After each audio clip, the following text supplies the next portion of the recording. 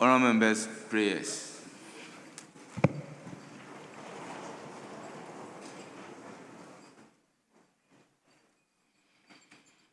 Almighty God, we humbly beseech thee to look with favor upon this Parliament of the Republic of Ghana. Grant that it may perform its high duty as in their sight. Give divine guidance to the President of the Republic. Endow members of Parliament and ministers of state with discernment and vision, integrity and courage, that through the labors of government, this land and people may be well and truly served. Their good purposes for the common human life be realized in our midst.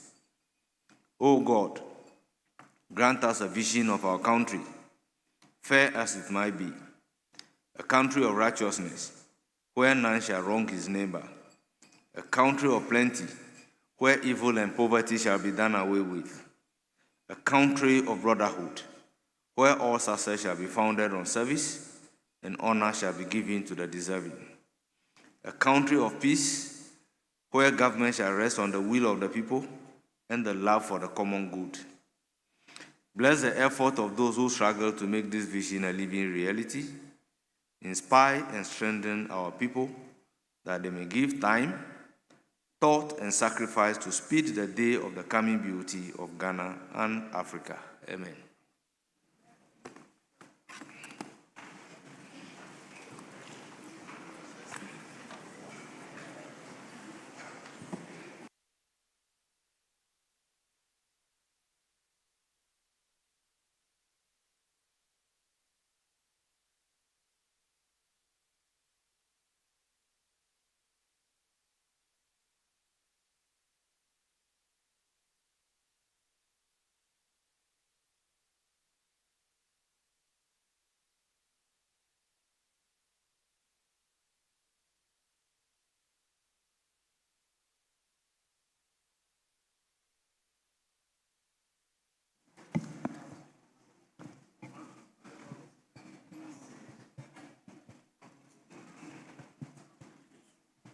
Honorable members, we are all invited to the festival of the 9 lessons and carols. The Speaker of Parliament will be hosting the President of the Republic of Ghana, His Excellency John Dramani Mahama. The time is 6 p.m. and we are all cordially invited. We should be there in our numbers. Yes, it's tomorrow, 6 p.m. at the forecourt of Parliament of the Republic of Ghana. Honourable members, that being the communication by the Speaker, we then take item numbered 5, correction of vote and proceedings. And all members are holding in my hand the vote and proceedings of Tuesday, 16th December 2025 for corrections.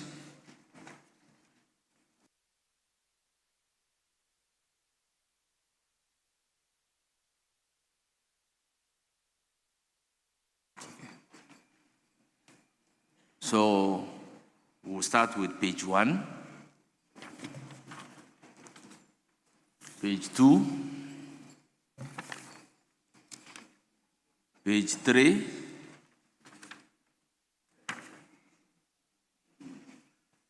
page 4, page 5, page 6, page 7, page 8, page 9. Yes, Honorable Asafo, page 9. Thank you very much, Right Honorable Speaker. Page 9, item number 8. second paragraph to clause A. Report of the Committee on Economy and Development on the Bank of Ghana Amendment Bill 2026. The correct rendition should be 2025. 2025. Thank you. Thank you so much for that observation, Honorable Member. Page 10. Table office, take note of it. Page 11. Page 12. Page 13. Page 14. Page 15. Yes. Honorable Minority Leader. Speaker, with respect, on this rising, I want to address an issue at paragraph 21 on page 15. Mr. Speaker, I think we spent some time on this matter, and when we finally adjourned, it came to light that the figure there was not the accurate figure. In fact, we were duly assisted by the member for Okere, who was very dutiful and very vigilant in putting the numbers together. The indication I got from colleagues on the other side was that same will be addressed. I've not seen the Interior Minister, neither do I see the chair of the committee in the... Yes. So, Mr. Speaker, I would, in the circumstances, pray that the majority leader takes this matter up so that the right numbers are provided. Mr. Speaker, I want to proceed to say, and it shouldn't be taken lightly, that there are major errors in the budget. We raise them. We don't want the majority side to overlook it. They should draw the attention of the finance minister and his team to do the necessary corrections, because these are very substantive matters. If you don't have a ministry for works and housing, and you write ministry for works and housing, and then you bring the 2024 budget narrative, it is cut and paste. We all understand that there can be some errors, but since we raised Honorable these Minority matters, Leader, respectfully, what are you seeking to correct? what I am seeking to correct is the 3.75833888 figure that we approved yesterday in the budget. This figure is in error, and then we pointed it out to them. You recall, Mr. Speaker, that when we raised it, there was some intervention, but later, the Honorable Member for Okere, through his vigilance, we all sat together and looked at the numbers, and it was in error. What is the correction Mr. you are Speaker, trying that is to what, effect Mr. Speaker, with respect, on the with vote and respect, proceedings? the understanding was that members on government side will raise it and then move for the correct figure to be considered. That is not my place. I am drawing attention to the House that this was in error. In fact, there was a long debate. You were in the chair. So, yes, I was here exactly. And this was the figure that we put the motion on. That is so. And this was what the House approved. That is so. So if you feel strong that this one is not correct, then the correction doesn't lie in vote and proceedings, since this was the correct figure. Mr. Speaker, I so concede you can rightly do it so. in the Mr. appropriation. Speaker, that is why I cited the leader of government business. Normally, these things, we ferry them through the leader of government business. So my prayer is that he takes it up, because for the time being, the chair of the committee is not here.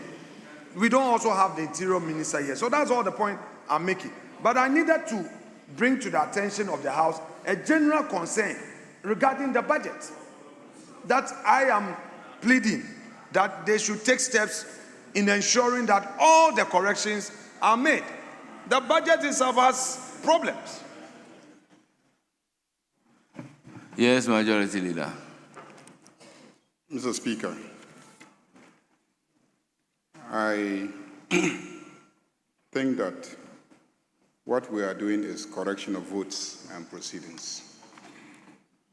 There's absolutely no mistake in the presentation of the figures. No mistake. The motion taken, which has been captured in the votes and proceedings, and the figure in that motion is exactly what is reported in these votes and proceedings. What you are talking about is not a mistake of figures. What you are talking about is whether the estimates for the National Security Council should be embedded in the global estimates of the Ministry of Interior. Please. The reason why I'm aware of this is that I've had a discussion with the Interior Minister. And even I raised it the first time. The clerk at table will recall that I raised it the first time because after we took the motion on the Ministry of Interior, then the clerk at table brought me the estimates for the National Security Council. And I then said, I would have preferred that the estimates for National Security Council should have been embedded in the estimates of the Ministry of Interior. So the question then was, do we amend the motion for the estimates of the Ministry of Interior to now include the National Security Council, or we should just leave it as it is and come and lay also the estimates of the National Security Council? And the decision was that, just lay the estimates of the National Security Council. And that was what was done yesterday. And this is what is being reported in the votes and proceedings. So this your struggle and attempt to create an impression that we brought a flawed budget to this house is totally misplaced. No flawed budget was brought to this house. And your attempt to rake in, arguments that you had made at the dispatch table about, the Ministry of Works and Housing and a number of agencies that were mentioned in the budget statement is also misplaced, because in every budget statement, when you now go to sectors, you have to report on last year what happened in that sector, and then this year what you intend to do in that sector. Then you now go to the figures and then you make your allocations. The year before, there was a Ministry of Works and Housing. And so, properly speaking, there were, parts and paragraphs that captured the activities of that Ministry of Works and Housing. And you raised it here. And the Minister for Finance was sitting here. So he himself was a bit surprised the way that you were raising it, that he had continued in existence the Ministry of Works and Housing. But when we went through and read it, we noticed that it was more of a reportage of what the Ministry of Works and Housing had done. But if you say that there are mistakes, can you now go to the figures and show us specifically where the error is in terms of appropriations made for a Ministry of Works and Housing, and which committee considered it and reported on it in this house for us to take it? Show us. So don't keep on that tangent of trying to create an impression that an erroneous budget was presented to this house. In any case, you had the opportunity to debate that erroneous budget and the estimates, and you refused to participate in the debate. You refused. You came here wearing face masks on that day and singing and disrupting proceedings and chanting and being worried about somebody serving a third term, a matter that does not exist or even arise. Today you are trying to bring us back and say that we approve erroneous budget. we did not approve any erroneous budget. The figures are accurate, the sectoral allocations are accurate, there's no mistake, and the votes and proceedings captured what happened yesterday. Thank you, Mr. Speaker. Honorable members, I've also not seen any mistake about page 15, paragraph 21. Further, there was nothing also corrected when the issue was raised. So let's make progress. Paragraph 16, page 16, page 17. Yes. Speaker, thank you so much. Speaker, with respect, may I draw attention to item 3, V. Mr. Fred Asiedu Date, Head, Freight and Logistics, Ghana Shipper Authority. Speaker, it should be Shippers Authority. Page 17, item 3, V. Table office kindly take And notes. consequentially on VI. Thank you. Page 18. Yes. Yeah, Mr. Speaker, before raising the issue on page 18, I think the majority leader has committed himself by making certain statements on the floor. I want to assure him that when we get to appropriation, we would expose all those inaccuracies, the inefficiencies contained therein. Mr. Speaker, I am surprised that he says that everything in the budget was accurate. And now he refers to last year's Honorable Minority provisions. Leader, Mr. Speaker, with that's all what he due said. respect, Mr. Speaker, but he says so. with all due He says so. respect, we are not debating the budget, we are correcting votes and proceedings. Page 19, page 20,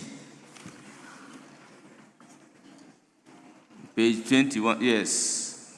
Speaker, thank you. Page 20, item X, that's paragraph XXXVII. Deputy Registrar, Ghana School of Law. The "of" is missing, so if we can insert it. Thank you. I have it here. Acting Registrar, Ghana School of Law.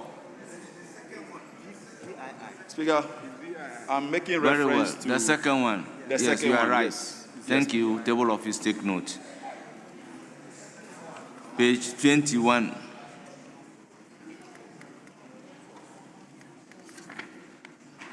Page 22.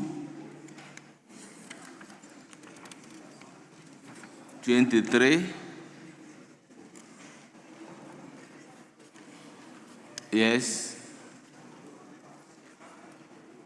21, Mr. Speaker.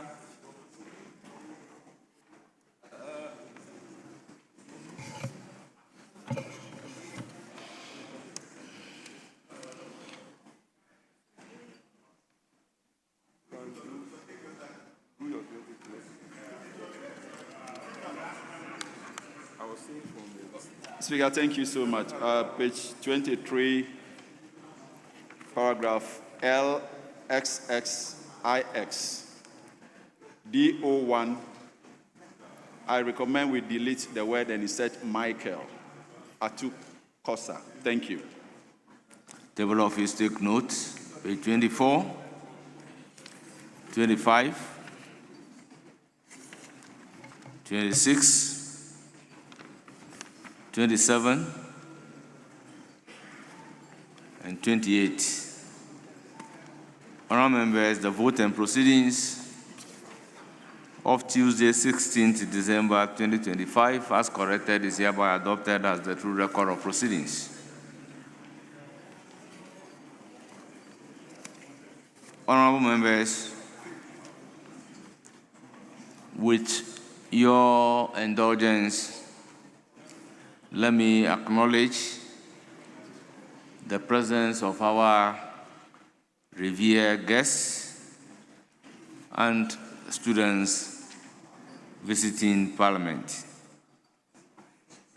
Honourable members, we have Messiah Titkenu School.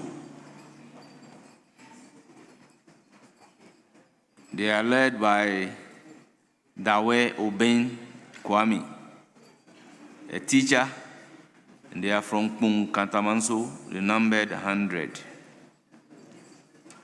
We also have Bisiasi Bethel Hill DA Basic School, led by Gifty Amnado, headmistress. They are from Inyan, Esiem. They numbered 60. We have Rosharon Montessori, led by Kwao Davis, a teacher. They are from Tema Central. They numbered 62. Honourable members, on your behalf, I welcome all of them to Parliament and urge them to have a fruitful visit. You may resume your seats. Honourable members, we also have visitors I may want to acknowledge. That's a steady visit by officer of the Parliament of Namibia to Parliament of Ghana from Monday 15th to Friday 19th December 2025. Honourable members, I have the pleasure to introduce to you officers from the Parliament of Namibia who are here on a steady visit. The objective of the visit is to understudy the operational procedures, operational, procedural, administrative, and communication frameworks of Parliament of Ghana. The visit is also to afford them the opportunity to build networks for future engagements between the two legislatures. Our visitors are Mr. Peter Tijramba, Acting Deputy Director, Security and Risk Management Services. We also have Mr. Joseph Ndinomu Ya, Chief Internal Auditor. We have Mrs. Selma Nangolo, Human Resource Officer. We have Ms. Evodia Mwilma, Senior Accountant. We have Mr. Nicholas Shimbalula, Security Operations Officer. We have Ms. Lizel Rome, Chamber Messenger. We have Mr. Benjamin Kandapara, Chamber Messenger. We have Mr. Alex Lukolwe, Transport Officer. Then we have Mrs. Quinth Totong, Library Services. Honourable members, on your behalf and on behalf of the House, I welcome the delegation to Parliament and I wish them a very fruitful deliberations. Once again, you are warmly welcome.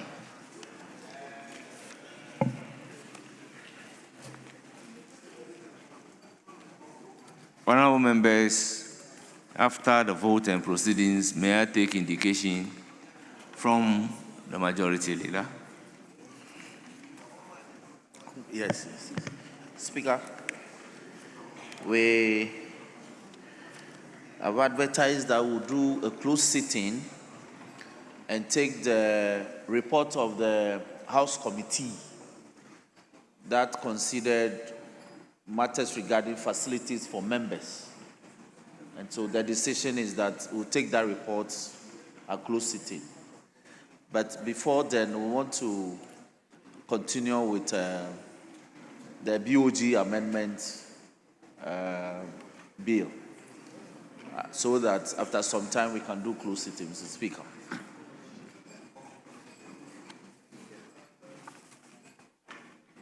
Honorable members, the Bank of Ghana,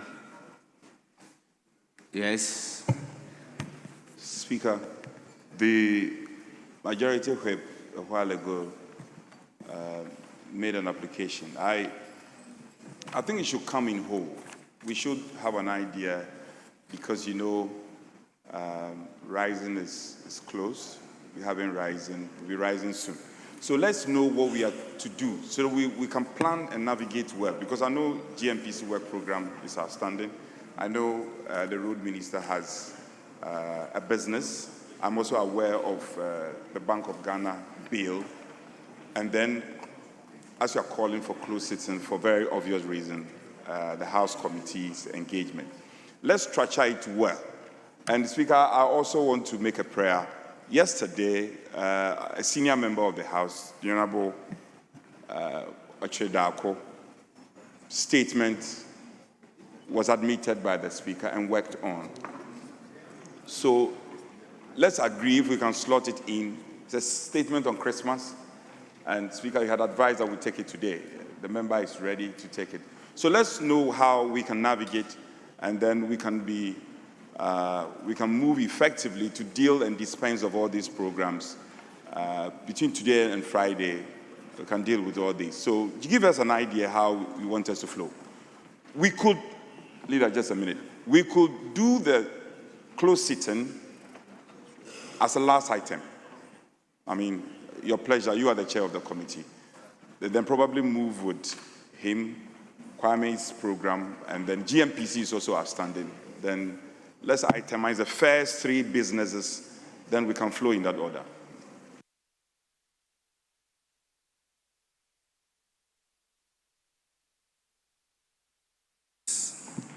Mr. Speaker, yes. When the Chief Whip was drawing attention to the issues, I think there was one thing that he forgot, and that was agreed upon. Mr. Speaker, we are aware that government is shipping some relief items to Jamaica. It's part of our bilaterals. I don't have a problem with it. But Mr. Speaker, in most jurisdictions, such matters come before Parliament, and we are the people's representatives. We haven't been briefed by any minister, be it the Interior Minister or the Foreign Affairs Minister, regarding all these items that are being shipped out of the country. Mr. Speaker, yesterday, we read in the news that some relief items were being shipped, and the Military High Command had gone to inspect these items before shipment. I've checked with my colleague, the ranking on Defense and Interior, as to whether or not the committee on this, of the committee has been involved in any of these. He says no. Mr. Speaker, I think that the major policy decision like this must receive at least the blessings of Parliament. We are here as part of the ecosystem in the governance of the country. It cannot be that the members of Parliament would have to be reading this in the news. And when we have ministers who are first to come and signal us of this policy, that look, there is some disaster, the hurricane that struck Jamaica, and Ghana has a bilateral relationship with the good people of Jamaica. As part of that, we are committing $10 million, $5 million in relief items, and list the various items that are going to be delivered. Mr. Speaker, if the ministers decide not to take this house serious, then what other forum would they take serious? So, Mr. Speaker, I am, as a matter of urgency, praying this house to invite the minister responsible, particularly the Minister of Foreign Affairs. He should come and brief this house. And I do so through the majority leader, because it cannot continue this way. The Foreign Affairs Committee in this house was not in any way involved. They were not briefed. There was no special meeting to brief them. And Mr. Speaker, all we hear is some amount of relief is being provided. We don't know how these items were procured, the processes involved in the procurement, which agency is donating these items to central government, how these items came about. Mr. Speaker, no. In this country, we have serious disasters. The recent flooding in the country, we know that people have been calling for relief. NADMO has been telling us that they don't have stock. So we need to understand, we know that the government would have to balance its obligation in foreign relations. But when you do not have enough to feed your own at home, doing international charity will require a curious concern. Mr. Speaker, I am asking, Mr. Speaker, it is very important that we are briefed the extent to which this is being done. Honorable Majority Leader, I believe that the ball is in your court on this matter. Thank you. Honorable Majority Leader, just hold it. Just resume your seat. Honorable members, this morning at pre-sitting, the Minority Leader raised this particular issue. The leaders at your side can bear testimony. Soon after raising the issue, the Majority Leader placed a call that the minister responsible for foreign affairs should immediately come to this house and brief the House. He indicated to us that the foreign affairs minister is on the way coming to brief the House. So before foreign affairs minister comes to brief the House, honorable leaders, you have to help us steer the affairs of the House. Why do we open a debate on this issue before the foreign affairs minister comes to brief us? Honorable members, let's come together and steer the affairs of this House. The situation would have been different if you waited for some time and the Minister for Foreign Affairs did not turn up to brief the House. So, honorable members, I will urge all of us to exercise some patience and restraint as we wait for the Minister responsible for Foreign Affairs to come and brief us. So, honorable members, I will plead with you to hold the status quo even until the minister responsible for foreign affairs comes to brief us. It is on this note that I ask the majority leader to then resume his seat as we wait for the foreign affairs minister to brief us. I thank you very much. Yes. We then have to take the Bank of Ghana Amendment Bill as indicated. Yes.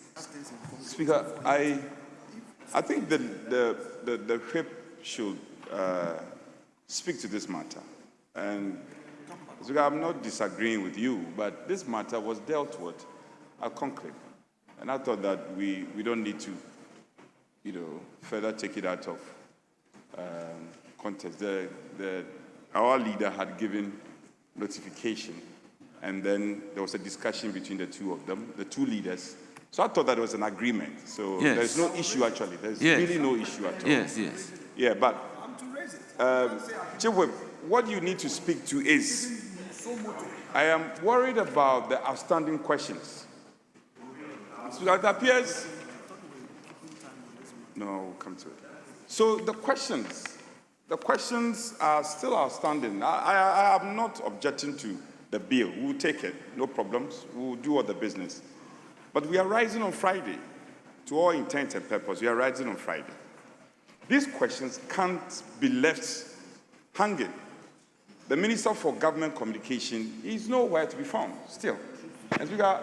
So, Chief Whip, you may have to step out of the chamber and call Honorable Felix. He must find his way. He should move from Jubilee House, find his way to Parliament. He has questions to answer. And then we can program the business we plan or agree to do. The Bank of Ghana bill, we got no problems, we'll do it. So, Chief Whip, give us a litany of the business we are supposed to prosecute. And then I'm sure the matter on the foreign minister, on the items you have shipped to Jamaica and its environs, we should have the majority leader speaking to it for the records. He must speak to it. Then we can get a confirmation of, okay, we can allocate some time for him to also come brief the House. This is a matter we have to speak to. Okay. Yes, Majority Chief Whip. Mr. Speaker. Oh. Don't be in a hurry. Speaker, he should be patient. That is why he's the Chief Whip of government. Again, to corroborate what the leader said, we've also committed troops to Benin. These are very important international relation matters. And it's all a stony silence from the Foreign Affairs Minister, the Minister for Defense. We are not hearing anything. Apparently, the Finance Minister is acting as the Minister for Defense, right? So we are aware our Black White is coming. He shouldn't come and only speak to Jamaica. He should prepare for Benin too. How many troops so that we know the number of troops that have been sent and the financial implication to the country, the taxpayer, and all that. You said you are resetting Ghana. Do we have to tell you this? No. Do we have to tell you this? You don't have access to tell you this. Majority Leader, you look very calm this morning. We don't have to tell you this. Tell your ministers to come to the chamber. Foreign minister must find his way here. Wherever he is, must come with the next available flight to come to Parliament. The defense minister must come here. You said you are resetting Ghana, and we should be telling you this before you do it. Majority, are you looking at me? Don't stop staring at me. You should be working. So get the ministers here, and let's be sure how you are going to deal with the questions. Government Chief Whip. Don't distract me.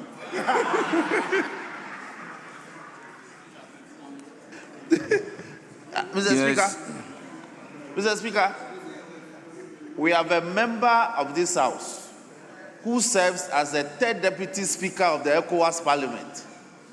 I believe he should be briefing us regarding the troop situation in Benin. He is the best person to brief us. No, he's holding an official position in ECOWAS. Should be briefing the Parliament of Ghana regarding the situation in Benin. But we'll do the needful, Mr. Speaker. The Foreign Minister will come. Honorable Majority Chief Whip, if you want a member in his capacity as the third Deputy Speaker of ECOWAS to brief this House about the situation in Benin, the rules allow you, and you know what exactly to do? Mr. Speaker, I'm guided. I know what to do. Mr. Speaker, now regarding the issue, the leader has indeed placed the call. So we'll schedule the foreign minister to come. Honorable member, he was called to come today. Yes. So now when we deliberate on this particular issue, what else is the House going to hear from the Foreign Affairs Minister? So all we need to do is to wait for him to come and brief us. So when we open the box, that the matter be discussed, after discussion he walks in, what happened? Speaker, I agree with you. So they shouldn't belabor the point. Mr. Speaker, the next point is that the businesses that we've slated for today include the completion, hopefully, of the BOG amendment bill. We'll do that. If we get the clearance, we'll consider the GMPC work program, which is also advertised, Mr. Speaker. The Honorable Anodompre, I believe you asked for some details, so I'm trying to provide the details. Honorable Habib, let me have the ears of your leader. Then we can have this matter. So, Mr. Speaker, my brother, the minority chief whip, knows that we'll try and complete the BOG amendment bill. We'll try and take the GMPC work program if we get the clearance.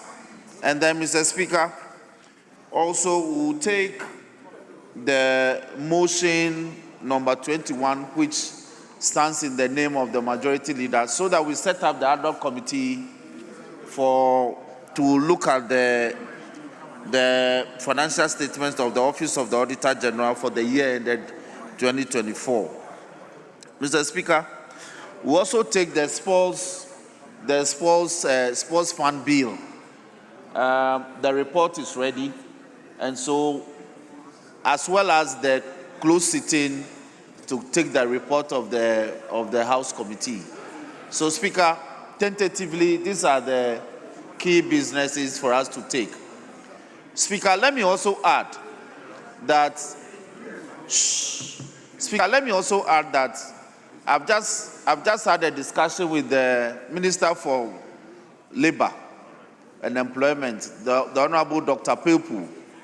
So he will be here to answer some questions that stand in his name. And so, Mr. Speaker, mainly these are the matters that the businesses will be dealing with on the floor, tentatively, Mr. Speaker, for the attention of my brother on the other side.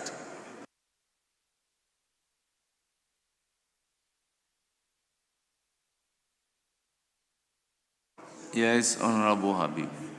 Mr. Speaker, we have heard the majority chief whip on the businesses that he wants to do. I will not move further, so we can start. But, Mr. Speaker, I want to draw our attention normally to certain things that we want to make it a practice.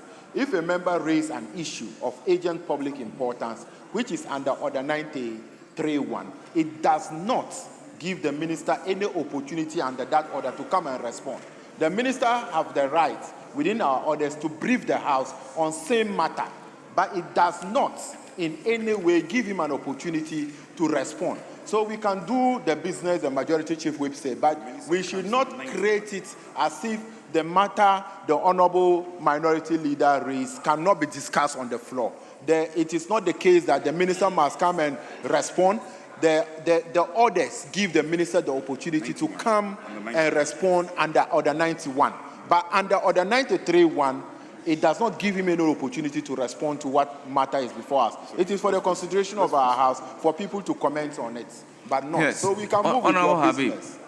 Honorable Habib, you see, if a leader comes to conclave to demand that this is an issue that the Foreign Affairs Minister is needed to come and brief the House. This is briefing of the House. And he demanded so. and the Foreign Affairs Minister was invited to come and brief the House. Do you want the House to discuss the issue before the Foreign Minister comes to brief the House? What then is the essence of raising the issue before your request is acceded to? Please, let's all do things right. You asked that the man should come and brief the House.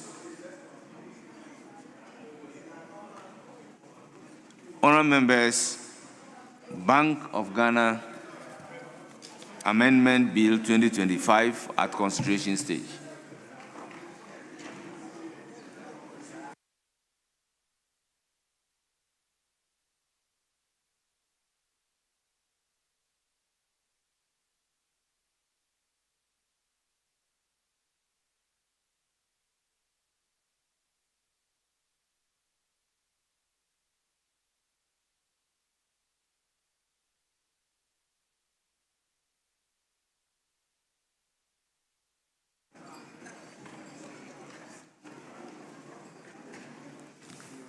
Honourable members, I think we'll give consideration up to clause 8.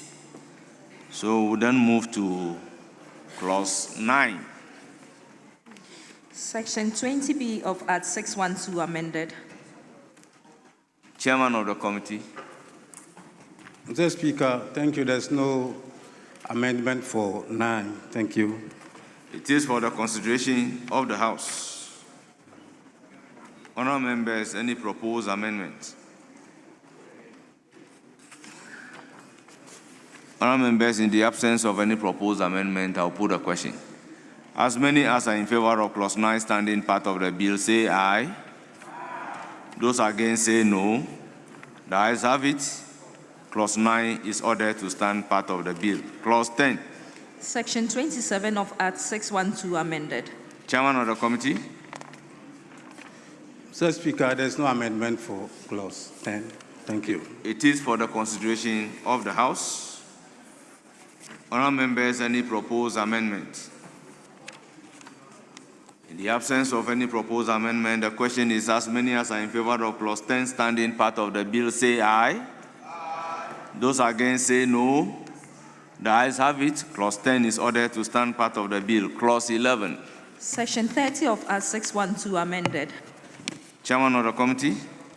Mr. Speaker, there's an advertised amendment. Please move the advertised amendment. In subclause 8, line 3, after Governor shall delete notify, and insert within 7 days, give notice in writing to. Mr. Speaker, the new rendition will read like this. The governor shall within 7 days give notice in writing to the minister of the attainment of the limit under subsection 3. I so move, Mr. Speaker. Yes, Honourable Kwajo Apom Nkrumah. Thank you, Mr. Speaker. Mr. Speaker, I agree with the chairman, except that there is a proposed further amendment, which would amend his proposal. So it will read as such: within 7 days, give notice in writing to the minister and parliament, and then the rest of the words continue. Mr. Speaker, the reason is that in the Act 918, the reportage is concurrent. It's both to the minister and to parliament. In the new standing orders, we even now have made express provisions to allow heads of independent constitutional bodies to appear. And so if we remove parliament, then we are lowering the bar for reportage.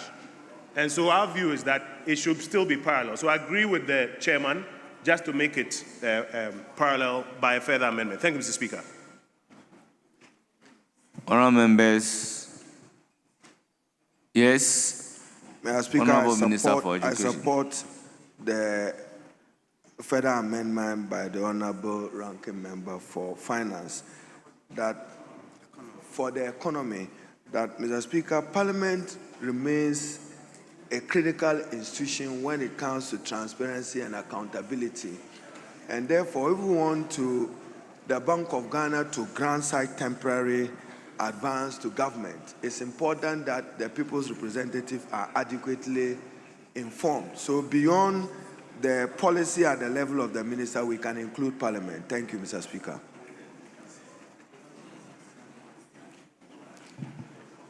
Honourable members, it is for the consideration of the House.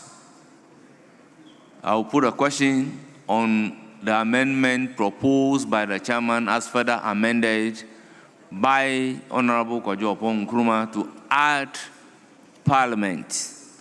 As many as are in favor of the proposed amendment say aye. Aye. Those against say no. The ayes have it. The amendment proposed by the chairman and further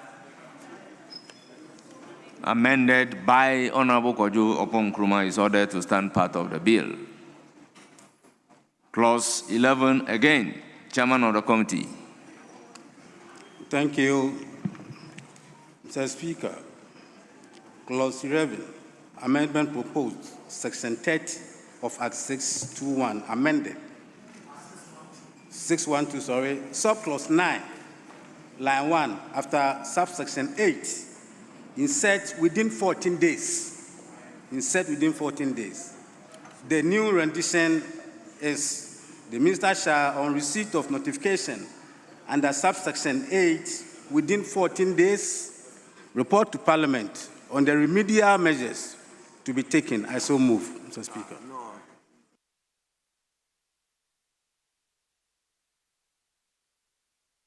Yes. Mr. Speaker, Honorable. if I were minded that the chairman will move further to these 14 days to Parliament, then his original rendition carries, because after the minister, then the minister has 14 days to report to Parliament. That would be neater than wanting to do it simultaneously, the minister and Parliament. So my support for Honorable Kojo Oppong Nkrumah was without knowing, Mr. Speaker, that this matter has been dealt with by the chairman of the committee.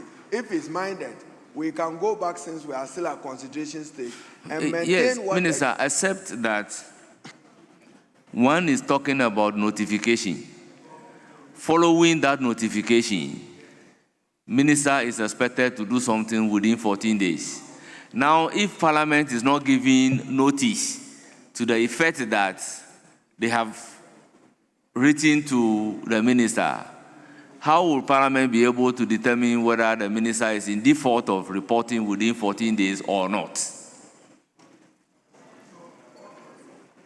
Yes, Honourable Kojo Oppong Nkrumah. Additionally, Mr. Speaker, the new subclause is dealing with the fact that the notification, or upon receipt of the notification, the minister, when he's now coming to Parliament, is coming to discuss the remedial measures to be taken. So, as the chairman has mentioned, it is right, and I think we can proceed with this, as has been mentioned.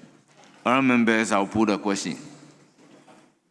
All those in favor of clause 11.9 as amended by the chairman of the committee say aye.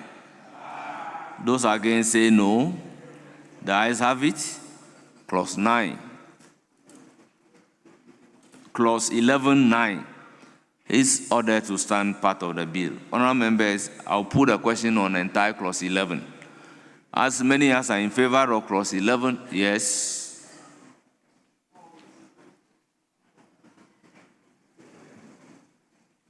Mr. Speaker, I just want the chair to pay attention to the following observations so that he can help bring clarity. Mr. Speaker, under this new amendment, the prohibition that it introduces, Mr. Speaker, if you pay attention, the words seasonal shortfalls, that the clause 11, Mr. Speaker, what the amendment does is that it is now providing a new framework to govern temporary advances to government and prohibit direct lending and primary market purchases, etc., etc. What I find a bit curious is that the amendment leaves key concepts undefined and grants excessive discretion. And in my view, that could possibly be exploited. Now, if you say seasonal revenue shortfall, I think that we need to properly define it. What do we mean by seasonal revenue shortfall? Because after that, you are having this seasonal shortfall of budgeted revenue of government. Is that what you are seeking to do? That when it comes to shortfall in revenue, as projected by government, as for that one, it is permissible to, borrow from Bank of Ghana or what? Mr. Speaker, I want that clarity, because I'm not moving to propose further amendment, but I want clarity on this from the chair, so then it will guide me on the next step to take.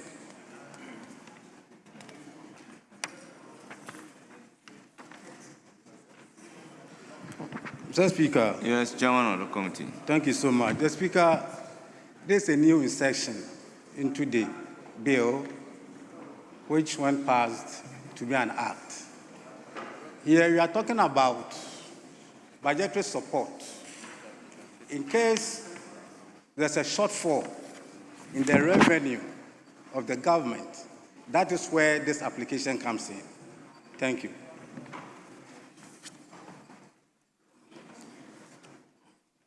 Honorable members, yes, Minister. Mr. Speaker, if you take the Ghanaian economy, there are no enough safeguards against external volatilities. So, for instance, today, gold and cocoa are doing very well in the world market. So a Minister of Finance, on the basis of that, will project what his revenue may be. Under some circumstances, it may appear that the price of gold and cocoa may nosedive. The economy will still need to run, and that will qualify for those exceptional circumstances where the temporary advances may be given. Thank you.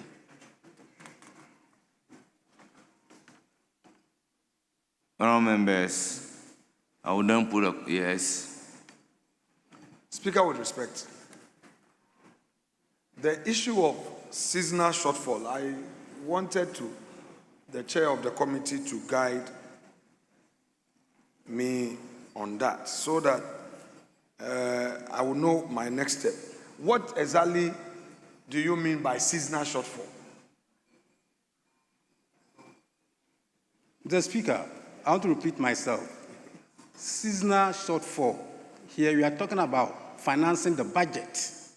So in case there's a shortfall in the revenue of the budget, you see, that is what we are talking about.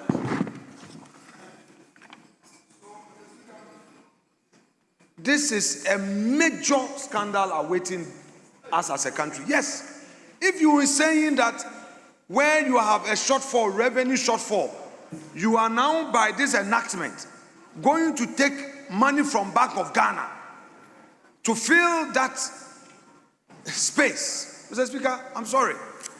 Chairman of committee, what you are introducing is very dangerous.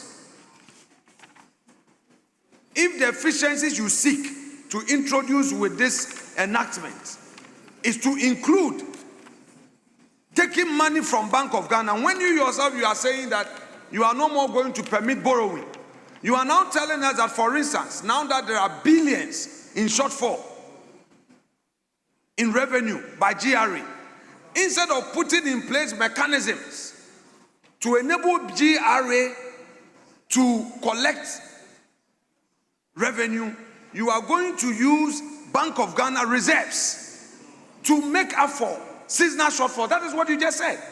Colleague, I gave you two opportunities. I wanted clarity. You said the first time, then you came back to repeat yourself that when we have revenue shortfalls contained in the budget, these are your words. So you are going to use money from Bank of Ghana reserve. That's what you are going to do. It's a major scandal awaiting us as a country if we pass this law. A major scandal awaits us. Mr. Chairman, please, no, I'm not saying, understand the language used, the context. You can't say that when there's revenue shortfall, the reserves, the savings made at Bank of Ghana, you just that the minister will direct the central government bank to release the money. Chairman, is that why you brought the bill? No. Clarify. Mr. Speaker, Honorable I want- Minority Leader, I will respectfully urge you to look at Section 30 of Act 612. And you again look at Section 16 of Act 918. Then you will come to a realization that the essence of introducing this amendment was just to bring timeline, but not to change anything. So look at it. Look at it. It's not a matter of I'm asking the chairman. Honourable members, where there is no problem, let's not indicate there is one. So the only thing being introduced here is the reporting timeline and the fact that mandatorily within 7 days, notice should be given to the finance minister, and within 14 days, there must be a report to this house. Speaker, with respect. Speaker, with respect. You know, I cannot doubt your acumen when it comes to the law-making architecture in this house. You are well versed. I've understood you and I've heard you. Mr. Speaker, I ask for clarity. Seasonal shortfall. Seasonal shortfall. And the chairman of the committee says that what that means is that when there's revenue shortfall from GRE, what it means is that, no, so that is why I'm saying take the opportunity again to clarify. I wanted to come with a further amendment, but I wanted that clarification before I proceed. Honourable Minority Leader, you will take. Honourable Minority Leader, what is your amendment? Mr. Speaker, I want clarity first. I want clarity from you Well, first. honourable members, I have not seen anything ambiguous about the amendment being proffered. He is asking for clarity on the existing law. Yes? Thank you, Mr. Speaker. Mr. Speaker, to help the process, I think we should just create the chronology, trace the chronology, as you advised yesterday, so that we're all on the same page. The original Act 612, Section 30 is what deals with temporary advances. The subsection 1 talks about the conditions under which the bank may lend to government. A, the bank may make advances or loans to government on overdraft or in any other form that the board may determine. B, may direct purchase from the government of treasury bills or securities representing obligations of government. Then the subsection 2 says that the total of the loans and advances shall not be in excess of 10% of the total revenue of the fiscal year in which the advances were made. So the conditions were stated, and then the threshold of 10% was given. Mr. Speaker, then in Act 918, an amendment was made to the subsection 2, which deals with the 10%.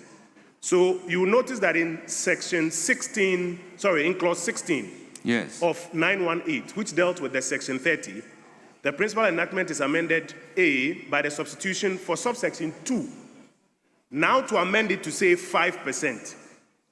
So if you read 612 and 918 together, the conditions in 612 prevail, and then the 5% threshold is now established here. Mr. Speaker, what the leader is saying is that by this new amendment under the current bill before us, they are seeking to replace the whole section. The whole section 30 is what is now being replaced. And the language that has now been preferred for the replacement of the whole section 30 now introduces a new basis which he's expressing worry about. So respectfully, Mr. Speaker, it's not just about the timelines, but it's a replacement of the whole Section 30. And that is what he's asking for clarity on. Thank you, Mr. Speaker.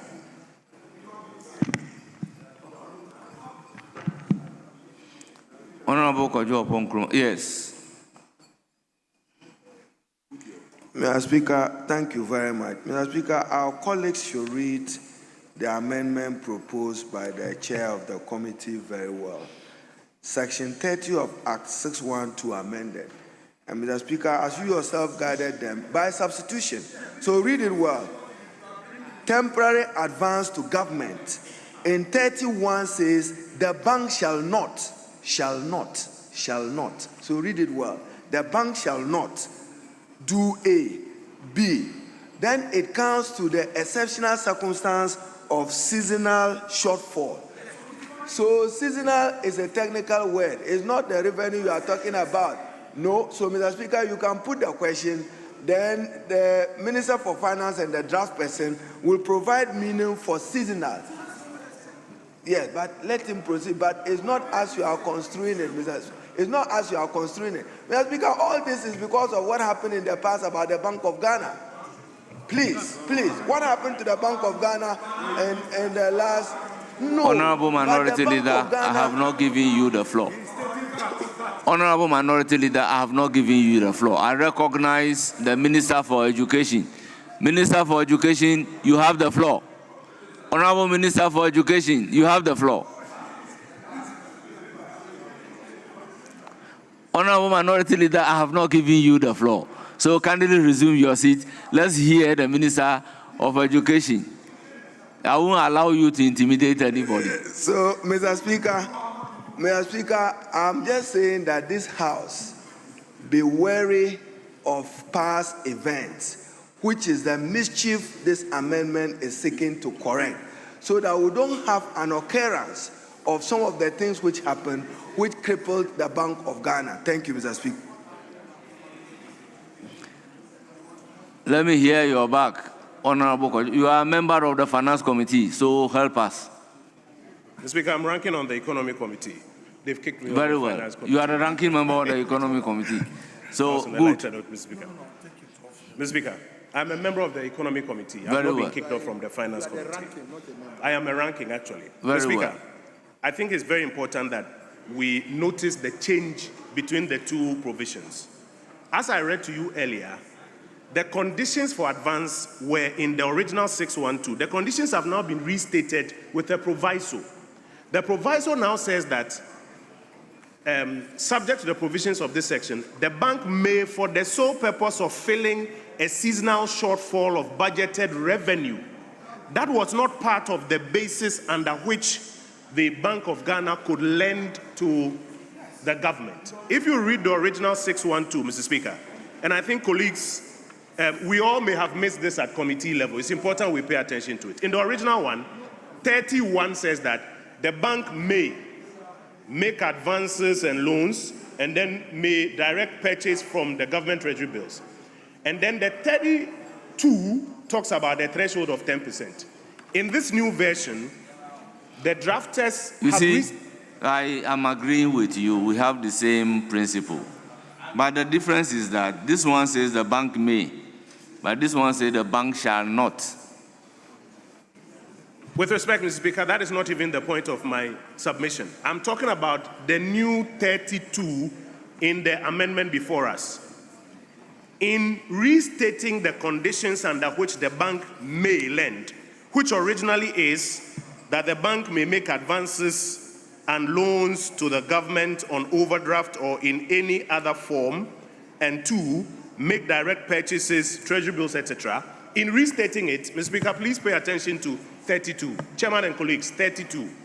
A new proviso has now been introduced, which says that, despite subsection 1 and subject to the provisions of this section, the bank may, for the sole purpose of filling a seasonal shortfall of budgeted revenue of the government. So now, a proviso has been introduced, which now becomes a preamble to making those advances. It is that preamble that the leader is drawing attention to the fact that it shouldn't be there. That is why I'm asking you, as the ranking member, what is the seasonal shortfall? Well, the government brought its bill. The government brought its bill. The bill that the government brought told us of conditions under which they want to be able to borrow from the Bank of Ghana. And the memo stated clearly that it is to tighten the rules and prevent the problems of the past. And so if you read the sections that follow, 2 conditions were given. One is a state of emergency. You have not answered my question. As a ranking member, what is the seasonal shortfall? Mr. Speaker, that is up to the government to tell us. The conditions that they gave us are the ones that we are protecting. And we are noticing that a new window has been opened. That's what the leader is drawing attention to, Mr. Speaker. Yes, Minority Leader. Speaker, with respect. Speaker, with respect. Earlier, you submitted that what is in the existing act, that is Act 612, is basically what we find in this new amendment, save that the time lines for notice is what is being amended. Mr. Speaker, I beg to submit that it is not the same. If you read the 32 in the principal enactment, is different from the new 32 they seek to substitute. And this new rendition, 32, reads, quote, for emphasis, because my colleague, the ranking, has already put this out. Despite subsection 1, and subject to the provisions of this section, the bank may, for the sole purpose of filling a seasonal shortfall of budgeted revenue of government, make A, an advance to government on overdraft or in any other form that the board may determine, or B, direct purchase from government of treasury bills or securities which represent obligations of the government. Now, Mr. Speaker, this is where the minority takes the view that we may be having serious problems in the future.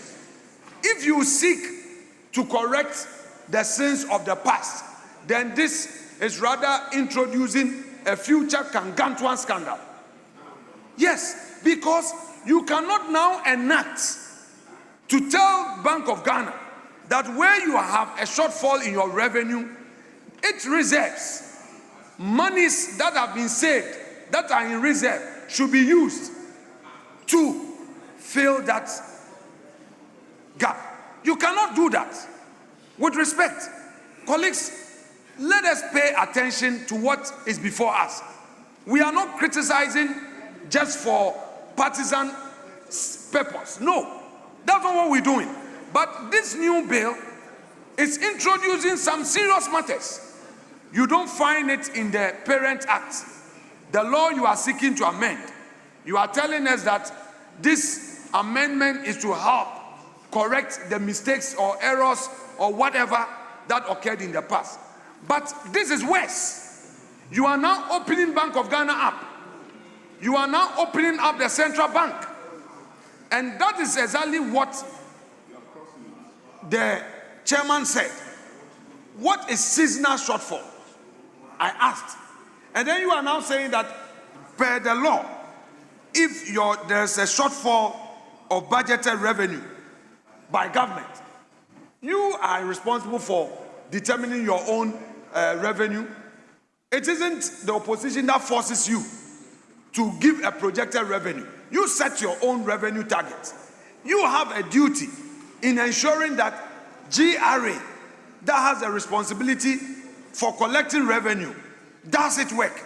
But if you now want to tell us that whenever there is any revenue shortfall, you go to Bank of Ghana and say, Bank of Ghana, we need X amount, give to us. Or you compel Bank of Ghana to buy government treasury bill. Mr. Speaker, that in itself comes at a cost. You cannot go into auction. It's here, colleagues. It is here. Let me read it one more time. I have the bill. It's not coming from me, with respect. It says, an advance to government on overdraft or any other form that the board may determine. 2, direct the purchase of government treasury bill. So, listen, colleagues, this is a serious matter. It's not NDC MPP. You guys are making mistakes and we are helping you. Honorable Mr. Speaker, Afanyo, let me proceed. if explanation is given to seasonal shortfall, other than what the chairman said, you will be okay. Mr. Speaker, first you of all, and I know Mr. Speaker, that what the chairman says is not the true and proper interpretation of seasonal shortfall within the meaning of this bill and at the financial sector. You know that seasonal shortfall has got to do with rule in banking activity that demand capitalization. That is the seasonal shortfall. Speaker, with respect, first of all, let the chair give us the correct interpretation or the correct meaning of the phrase seasonal shortfall. That notwithstanding, if we are to take the explanation you just gave as being the correct meaning of seasonal shortfall, then I beg to submit that the introduction of this new clause is very problematic because, Mr. Speaker, you don't find it in the existing law. It is now being introduced as an exception.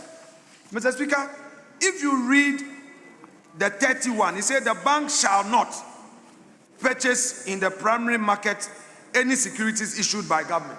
Now you say you cannot, but you are telling us that when you set your own revenue target and you are unable to meet it, you are now going to compel the bank to buy your own securities. Mr. Speaker, what are we saying? Approbate and reprobate. You take it with one hand, you give it with one hand and take it back. You have a prohibition clause that the bank is being prohibited from doing ABC. So then you introduce, what Mr. is Speaker, your let me land amendment? with respect. Mr. Speaker, let me land with respect. I would answer your question. Let me land. Or else I would have problem with my third party. If you are prohibiting the central bank from participating in primary markets, in participating in any securities issued by the government, because you claim that in the past there was this practice and it didn't augur well for central bank. We agree. 2, you were saying that but the bank shall not grant direct or indirect loan in advance to the government or any state-owned entity. We agree. You are saying that in the past these things happened and it didn't help. We agree. However, you are rendering these provisions odious by introducing the clause 2, that proviso. You are rendering the very good things you are seeking to do. You rendering it nugatory by introducing this provision that says that where there is revenue shortfall, Mr. Speaker, they are only playing on words, playing on language. Collection of revenue is the mandate of GRA. If you look at the existing acts, it does not talk about taking money from Bank of Ghana when you have revenue shortfall. And I'm saying that this even makes the situation worse, because now what you are going to say is that if Bank of Ghana Revenue Authority is unable to collect revenue, what you are going to do is that you compel Bank of Ghana to buy government treasury bill.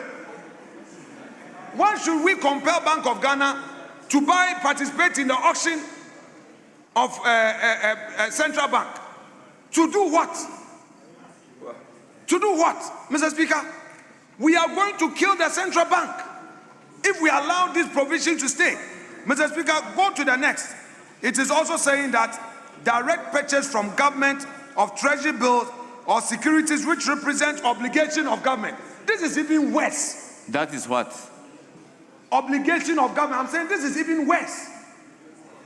Because, Mr. Speaker, let's pay attention to it again. I will read it one more time.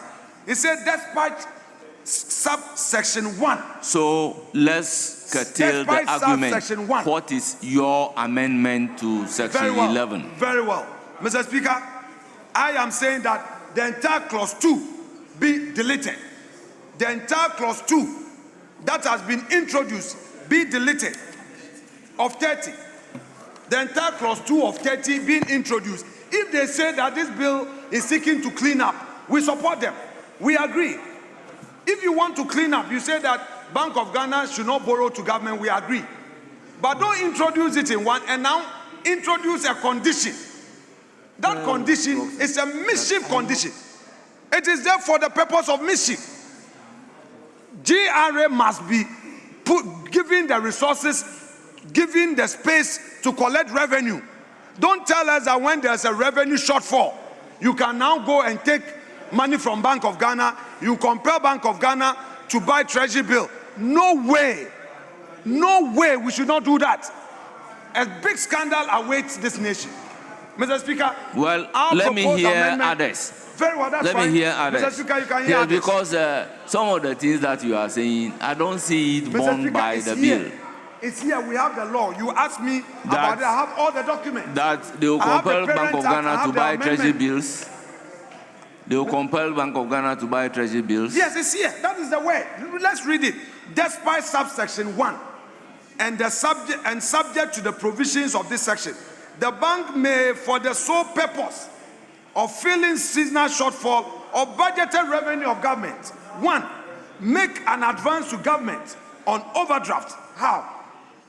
Or in any other form that the board may determine. 2, direct purchase from government of treasury bill or securities which represent obligation of government. Mr. Speaker, this is a serious matter. This is a serious matter. This is a serious matter. They should delete this. We can't accept it.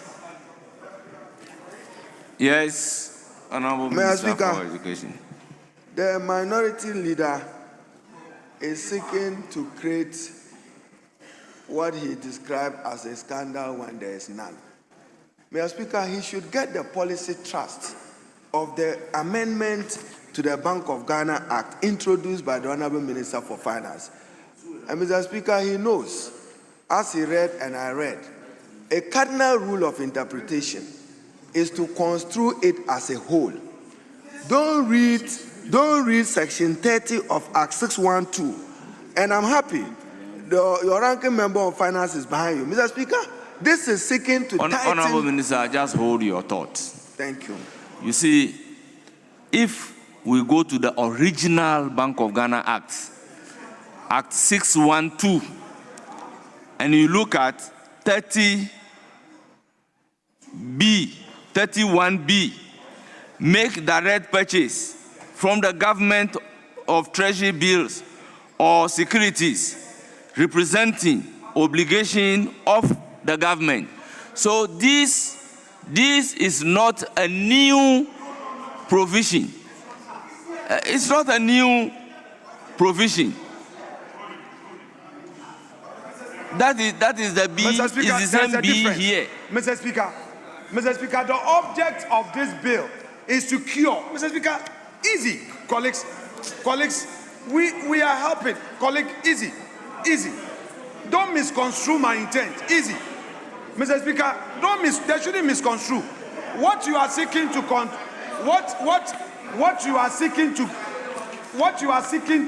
cure is what we have in the existing bill, 31A and B. So, Honorable Member. Now you say when you have your revenue shortfall, you are going to take money from Bank of Ghana. Honorable Minority Leader, take the old bill, read 31B, and read the amendment here. Some of the amendment is to reproduce the previous section, and read 11(2)B and tell the general public the difference between the two provisions. I'm asking Minority Leader because he also says he's asking the chairman of the committee. Yes. tell exactly whether there are differences in the old rendition, as in 31B, and reproduction in 11.2B here.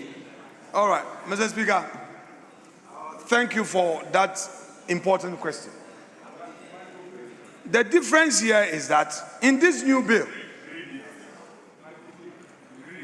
I've practiced law for many years, and I've been heckled at the Supreme Court not once but several. So I know how to manage my affairs. Honorable Kofi Adams. Mr. Speaker, in this new bill, we are told that despite subsection 1 and subject to the provisions of this section, the bank may, for the sole purpose of filling a seasonal shortfall of budgeted revenue of government. So the difference between this and the existing law is that whereas the existing law had the provision there as a standalone provision, this one is saying that when there is revenue shortfall by government, then the following will trigger. They will be compelled to buy treasury bill.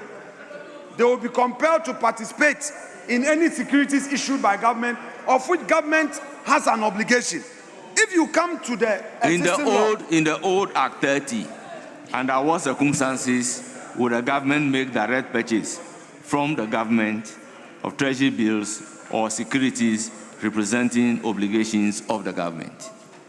Mr. Speaker, if you read the whole of Act 30, Section 30 of the existing enactment. Yes. Mr. Speaker, the condition is not there for government to trigger that liberty when there is revenue shortfall. And in fact, Mr. Speaker, the reason why, Mr. Speaker, the reason why the finance minister has appeared before us with this bill, per the memorandum accompanying the bill, he's saying that in the existing law, the provisions of Section 30 were abused. Mr. Speaker, the minister was clear that the provisions in Section 30 were abused. So he is coming to do away with those provisions that allowed previous governments to enjoy those liberties. I'm saying, and the minority's position is that if that is what you intend doing, then stay at the clause 1 that you are introducing, where you are saying that the bank shall not purchase in the primary market any securities issued by government or grant direct or indirect loan. Stay there, we are happy with that. But you have now introduced a new clause that is saying that when there's revenue shortfall, as for that one, it's allowed. But in the past, what was the condition? It means that you are approbating and reprobating.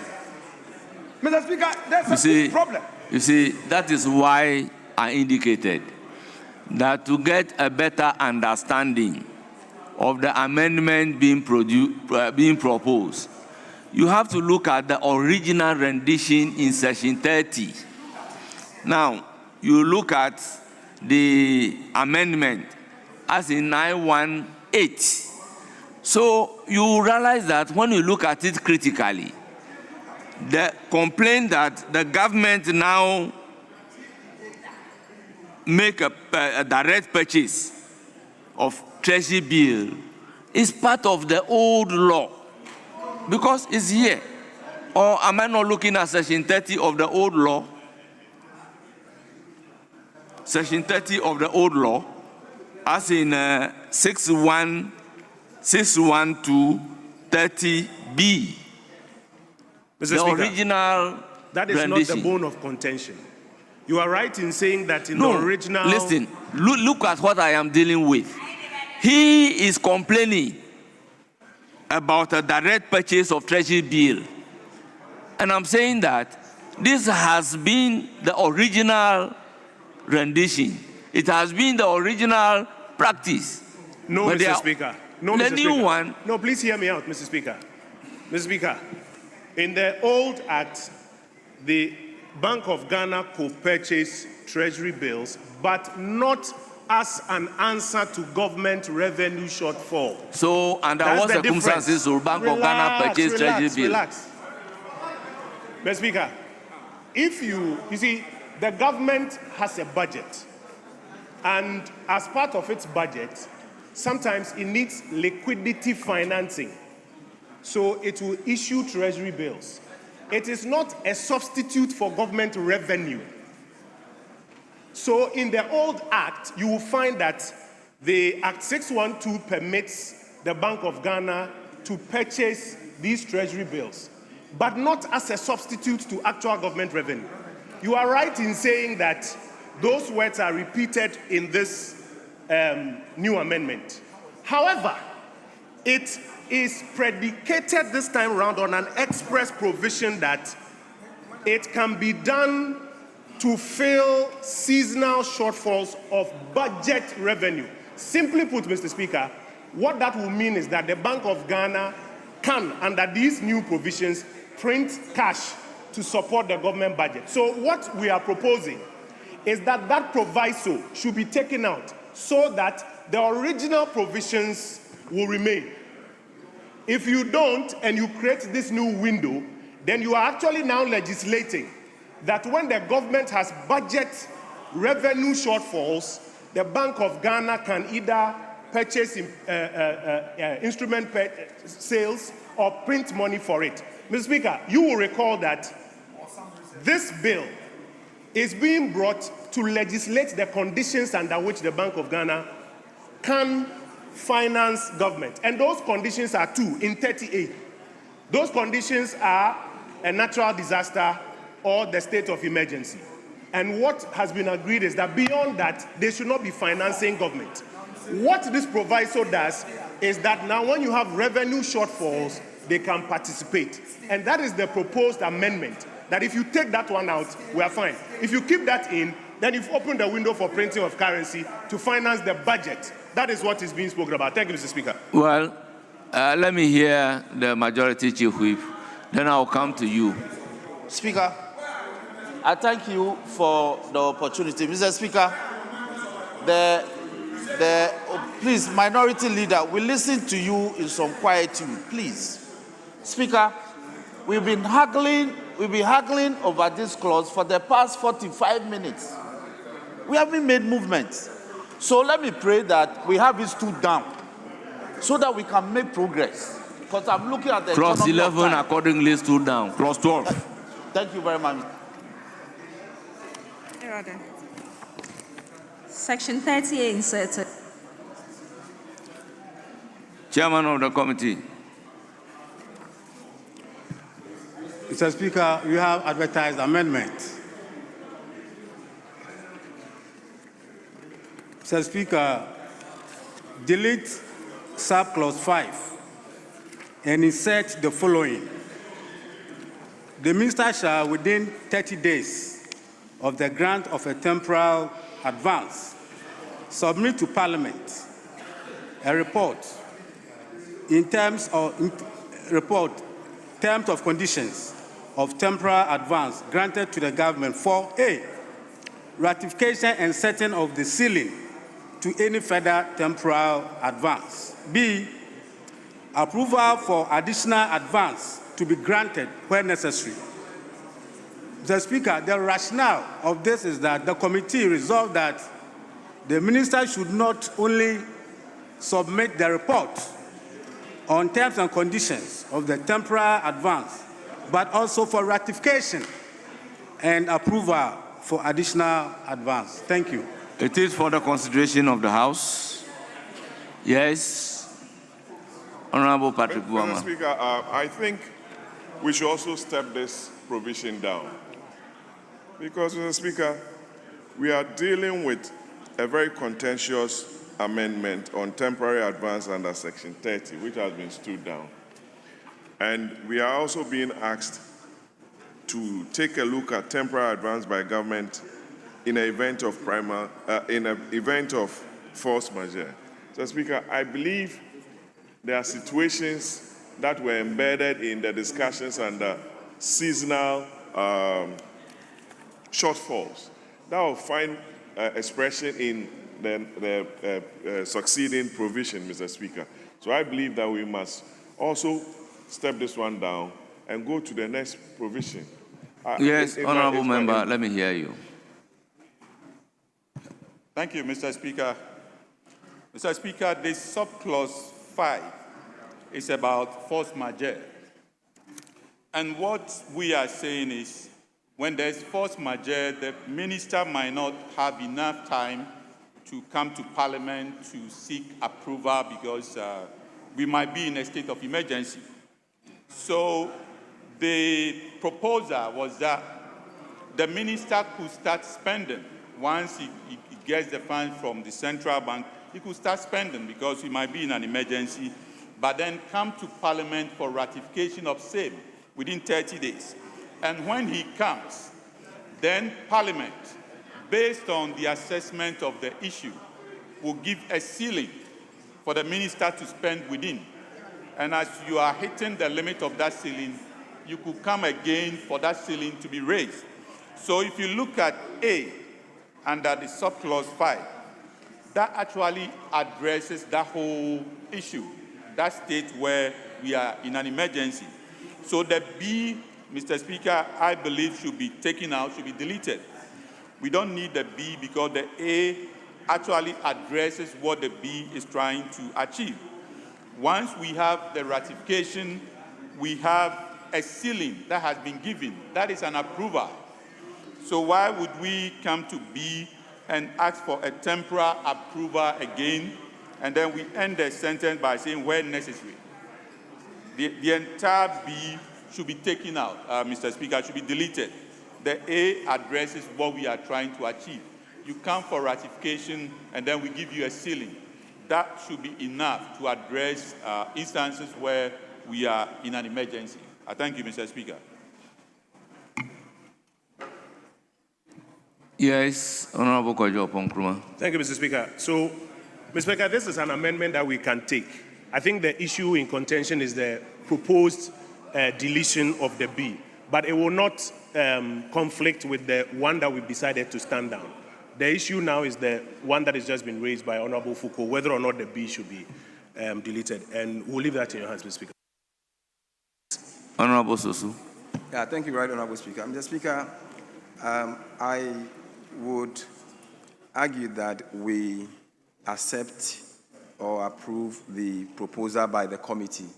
Mr. Speaker, the reason being that the entire 5A and B provides extra safeguard against the, I would say, the unlawful or discretionary use of the powers granted when it comes to emergency situation.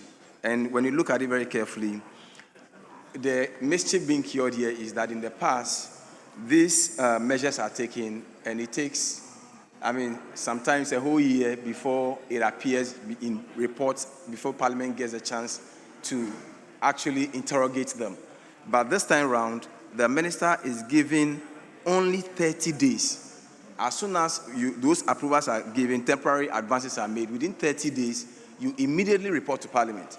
And not only that, Parliament then has the opportunity to ratify and then set ceiling for any further advances. And not only that, but Parliament then take extra step. That is because when the minister appears, the minister is going to now explain to us the reasons why they may need further approvals. Then Parliament will take further steps to then approve those, further additional temporary advances that they may need. So in my view, I believe that 5A and B satisfy the condition. Thank you, Mr. Speaker. Thank you. Yes, what I want, let me hear the Minister for Education. Then I'll put a question on the chairman's amendment that gives you the room to make a further proposal for the amendment proposed by the chairman of the committee. Then you can advance your reason, we'll debate it, and then I'll put a question. Mr. Speaker, I have a difficulty being persuaded by my colleague opposite that the B be deleted. Mr. Speaker. So, Honorable Minister, let me put a question on the entire amendment of the chairman of the committee. If that amendment is carried, the honorable member has the right to propose an amendment for a deletion of the B.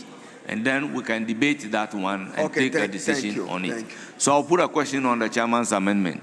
As many as are in favor of the amendment proposed by the chairman of the committee, say aye. Those against, say no. The ayes have it. The amendment proposed by the chairman of the committee to clause 12 is ordered to stand part of the bill. Yes? Yeah, Mr. Chairman, Mr. Speaker, thank you very much. Mr. Speaker, in my view, if B under subclause 5 stands, which says approval for additional temporary advances to be granted when necessary. Mr. Speaker, there are issues with this. Even if we consider that after getting the ratification and also having a ceiling approved, we need additional approval. When we say when necessary, what does that mean? Does it mean there could be at times where the minister would actually need an approval, a temporary approval, but might not be necessary to come to Parliament for same to be approved here, or what are we talking about when we say when necessary? Because when we, Mr. Speaker, if you look at the A, like I said initially, you've come to Parliament for ratification of what you spent when you were in an emergency. That has been ratified for you. Then Parliament, having a sense of the sort of emergency that we are in, gives you a ceiling. That ceiling that is given, Mr. Speaker, that ceiling is an approval. That is a temporary approval for you to spend within. So which other approval do you need? Which other temporary approval? So the B is just repeating what the A seeks to achieve. It's superfluous. We don't need it. And the ending of the B, like I said, when necessary, means we are what? Choosing and picking.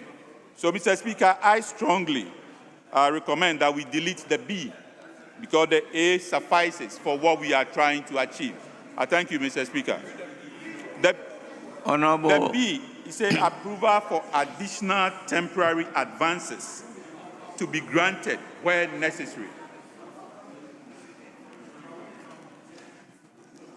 Honourable member, can you carry the House along as to what is temporary advances?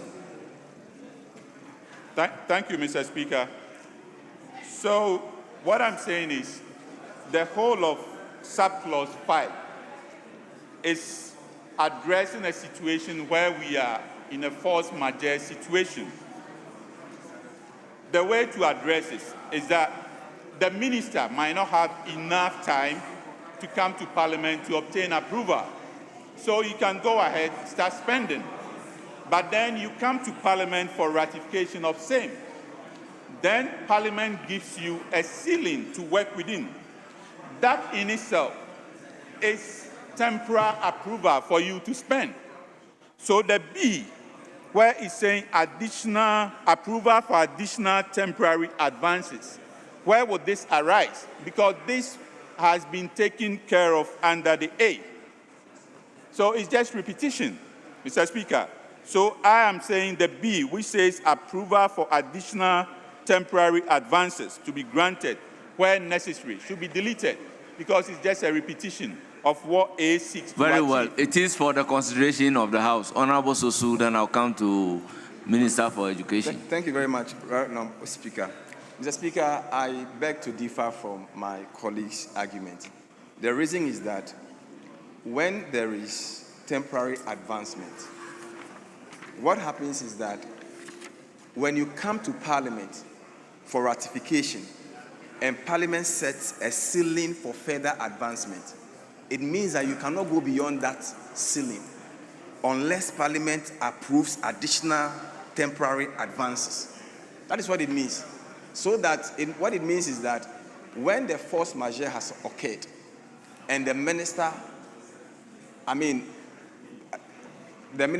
gets further temporary, or the minister receives temporary advances, you are under obligation to report to Parliament within 30 days. When you report to Parliament, Parliament will ratify your further advances and set a ceiling for you. If there is a need for you to go beyond that ceiling, that is going to be approval for additional temporary advances, so that you don't have the space and go and say that because there are challenges, you are always spending and coming back for ratification and coming back for ratification. So the ratification is one, ceiling is one. If you are going to have additional temporary advances, Parliament must approve them. That is what it means. And so I think that the proposal for the deletion, I don't think that meets the essence of yes, the bill. let me hear you, Gideon Boako. Thank you, Mr. Speaker. Mr. Speaker, I think the suggestion by Honorable Foucault is quite clear. The clause talks about temporary advancements, and that is agreed. What is provided in A is indication of the setting of limits for the temporary advancement. Mr. Speaker, if we introduce B, it's a bit unclear as to exactly what we are talking about, different from what has been granted and ratified or clarified in terms of the setting in A. That is why it is not necessary for me, if we still maintain B without proper definition, unless we are talking about a different temporary advancement. What is that advancement that we are talking about? And what is the definition of that advancement? If we leave this space, the minister at any point or the Bank of Ghana can do anything that is not properly defined here. So I think we should just do away with B. If we do away with B and we still maintain A, anytime there's a need for temporary advancement, then Parliament is consulted as to what limit we should set for that. Then we go for that. There's no need to maintain B here because it's not clear. There should be clarity in this. Other than that, we are just creating a space for decisions to be made arbitrarily without proper guidance. Honourable members, let's look at it this way. There is a problem. Let me use very well. Let me hear you before. Yeah, Mr. Speaker, I think the object is to deal with two issues. One is the issue of, in fact, three. One is the issue of ratification. Two is the issue of setting of ceiling. And three is the separate issue of temporary advancements within the ceiling set. Read it. It says that the minister shall, within 30 days of the grant of a temporary advance, submit to Parliament a report on the terms and conditions of the temporary advance granted to the government.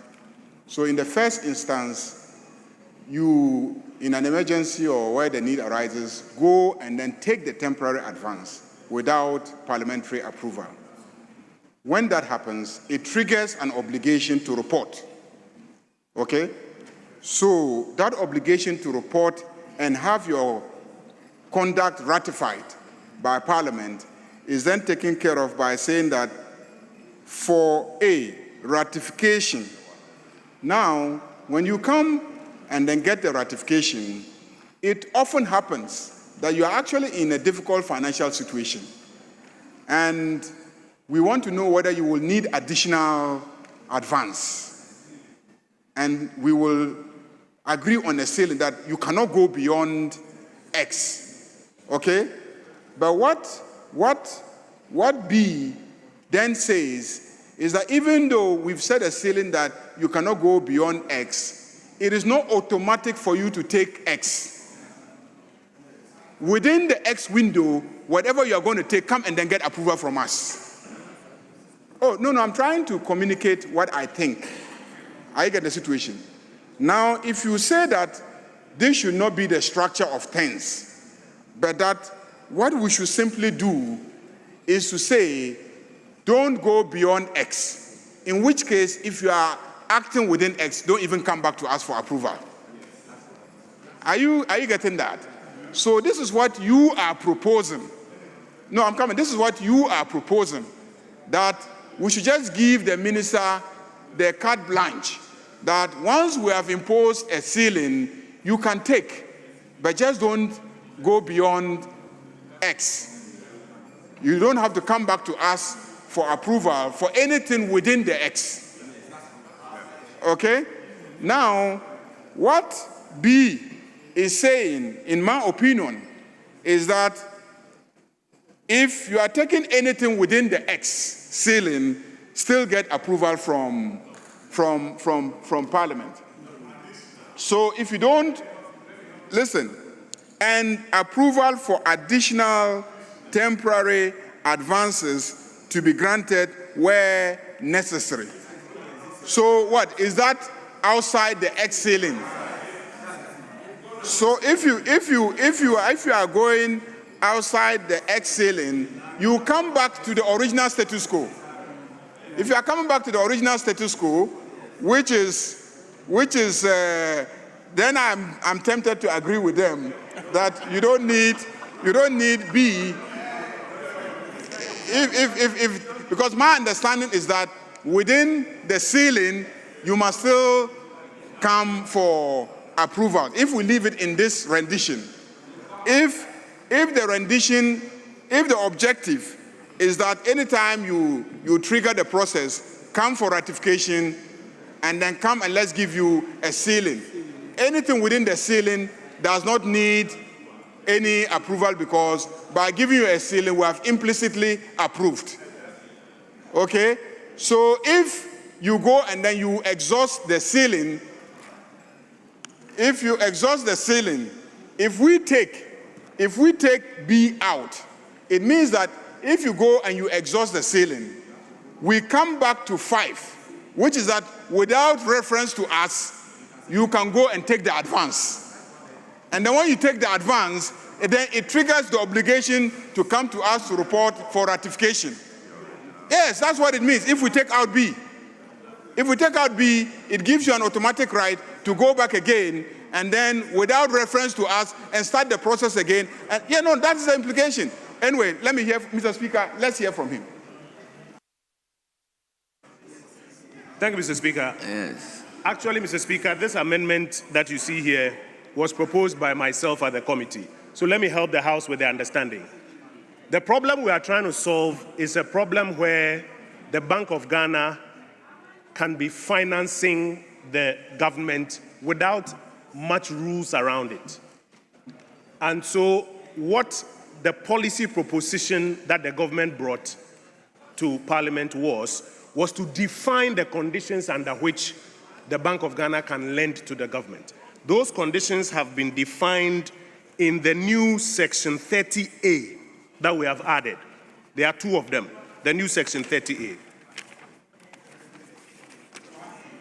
The new Section 30A, if you go to subsection 6, it spells out those 2 conditions: a catastrophic natural disaster or a state of emergency declared by the President acting in accordance with the advice of the Council of State by EI. B, a public health emergency declared by the Minister responsible for health under the Public Health Act 2012, Act 851. Those are the 2 conditions under which now the Bank of Ghana can come in and fund the government. Now, when we read the subclause 5, it said that within 30 days, and by the way, this funding is within now a cap of 5% of the previous year's total revenue. When we read clause 5, what it meant was that within 30 days, the minister shall report on the terms and conditions to Parliament. But the history is that the government borrows from the central bank when issues like this occur, and even the government doesn't have clarity on the cost of dealing with the issue. So that 5% may not even be adequate. That is why we now introduced this clause, that when they are reporting on the terms and conditions, they should also come, because when it happens, they can start borrowing. And it may be such that they may have to exceed that 5%. So we introduced this clause that says that they have to, within 30 days of the grant of the temporary advance, submit to Parliament the report on the terms and conditions. And if they need ratification for a limit higher than that 5%, they will request for it. But that, if they need a ceiling to go beyond that 5%, they will request, and Parliament will give a ceiling beyond the legislated 5%. But beyond that ceiling, the nature of the challenge they are dealing with, Mr. Speaker, there have been instances where initially government has put up a figure. Take the financial sector cleanup. Government gave a figure. As the cleanup went on, you realize that they were going to exceed that. Take the post-COVID program for economic recovery. Government gave a figure, 100 billion. As they were going, they realized it will not be adequate. So the B was then added that beyond that ceiling, if they will require further temporary advances, they will come under this new clause for approval. That is the intendment. It is not that within the ceiling, they have to come for approvals when they are good. So it is beyond the ceiling. If beyond the ceiling that Parliament has approved for them, which will go beyond the 5%, they think that they still will need further, they have to come to Parliament for those approvals. That's the context within which this was structured. So, with this, where lies the argument that the B should be deleted? Now, when the B is deleted, and there is the need to go above the ceiling, what happened?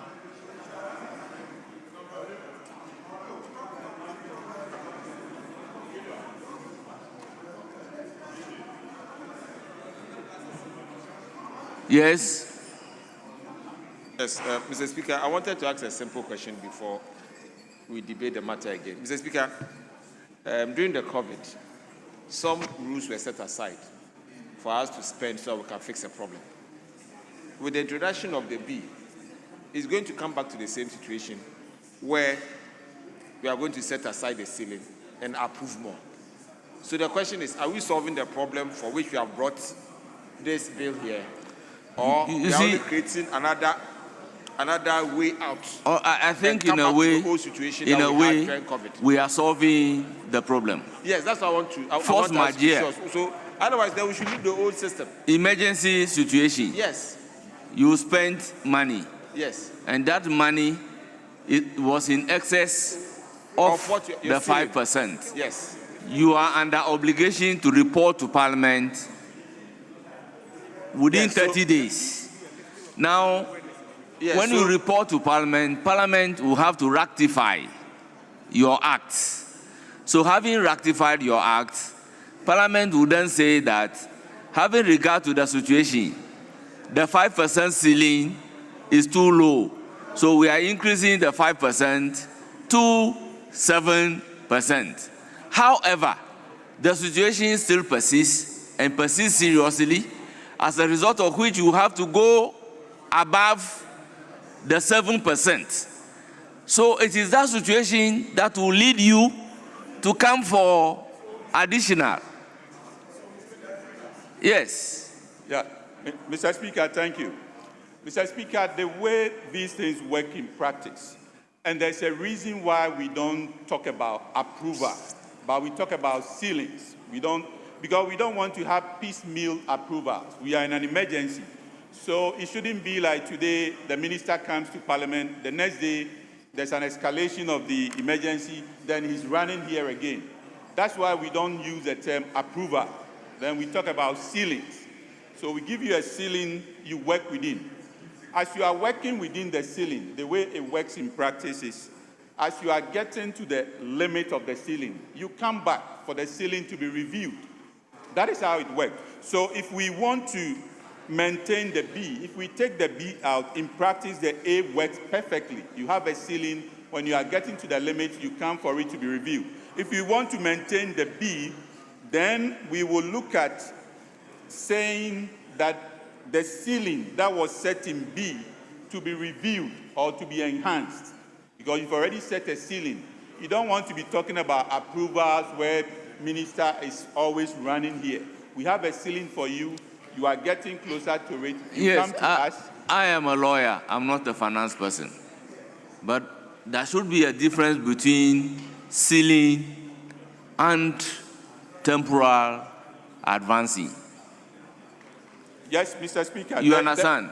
So my understanding is that, yes, you can come for a ceiling. However, there is the need that temporarily they should advance some money to you. Mr. Speaker, that temporary approval is what we are calling a ceiling. We are giving you a room to operate within because we are in a state of emergency and we don't want to be doing back and forth. So we give you a room. Normally that room or ceiling is bigger than the base of approvals that you would have come for. This is helpful to the country. If you are in an emergency, you come for a ceiling. That could be a significant ceiling, looking at the nature of the emergency. Let's say we are all brainstorming. Let's say you are the minister. There is an emergency. Parliament has given you a ceiling of 7%, as I indicated, which was accepted. And there was an urgent need before you can again come for a ceiling. Won't there be any advance to you? So, Mr. Speaker, the law as we are passing now is to give the government permission to take up to 5% of the previous year's revenue. Exactly. That's the first ceiling. Yes. That's the first ceiling that we are legislating today. Yes.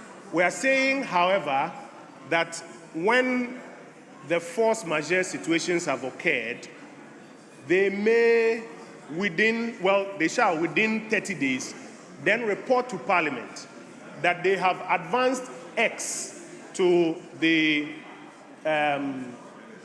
minister or to the government because of this emergency that fits under those two conditions, and that they envisage that they may need to spend this more. And so Parliament will then lift the 5% ceiling and give them like the 7%, like you're saying. His earlier contention was that the use of the word approval in the B for finance persons is inappropriate. So there's a rendition which is aimed at explaining it properly. That is a further lifting of the ceiling. And I believe that will solve the problem for us, Mr. Speaker.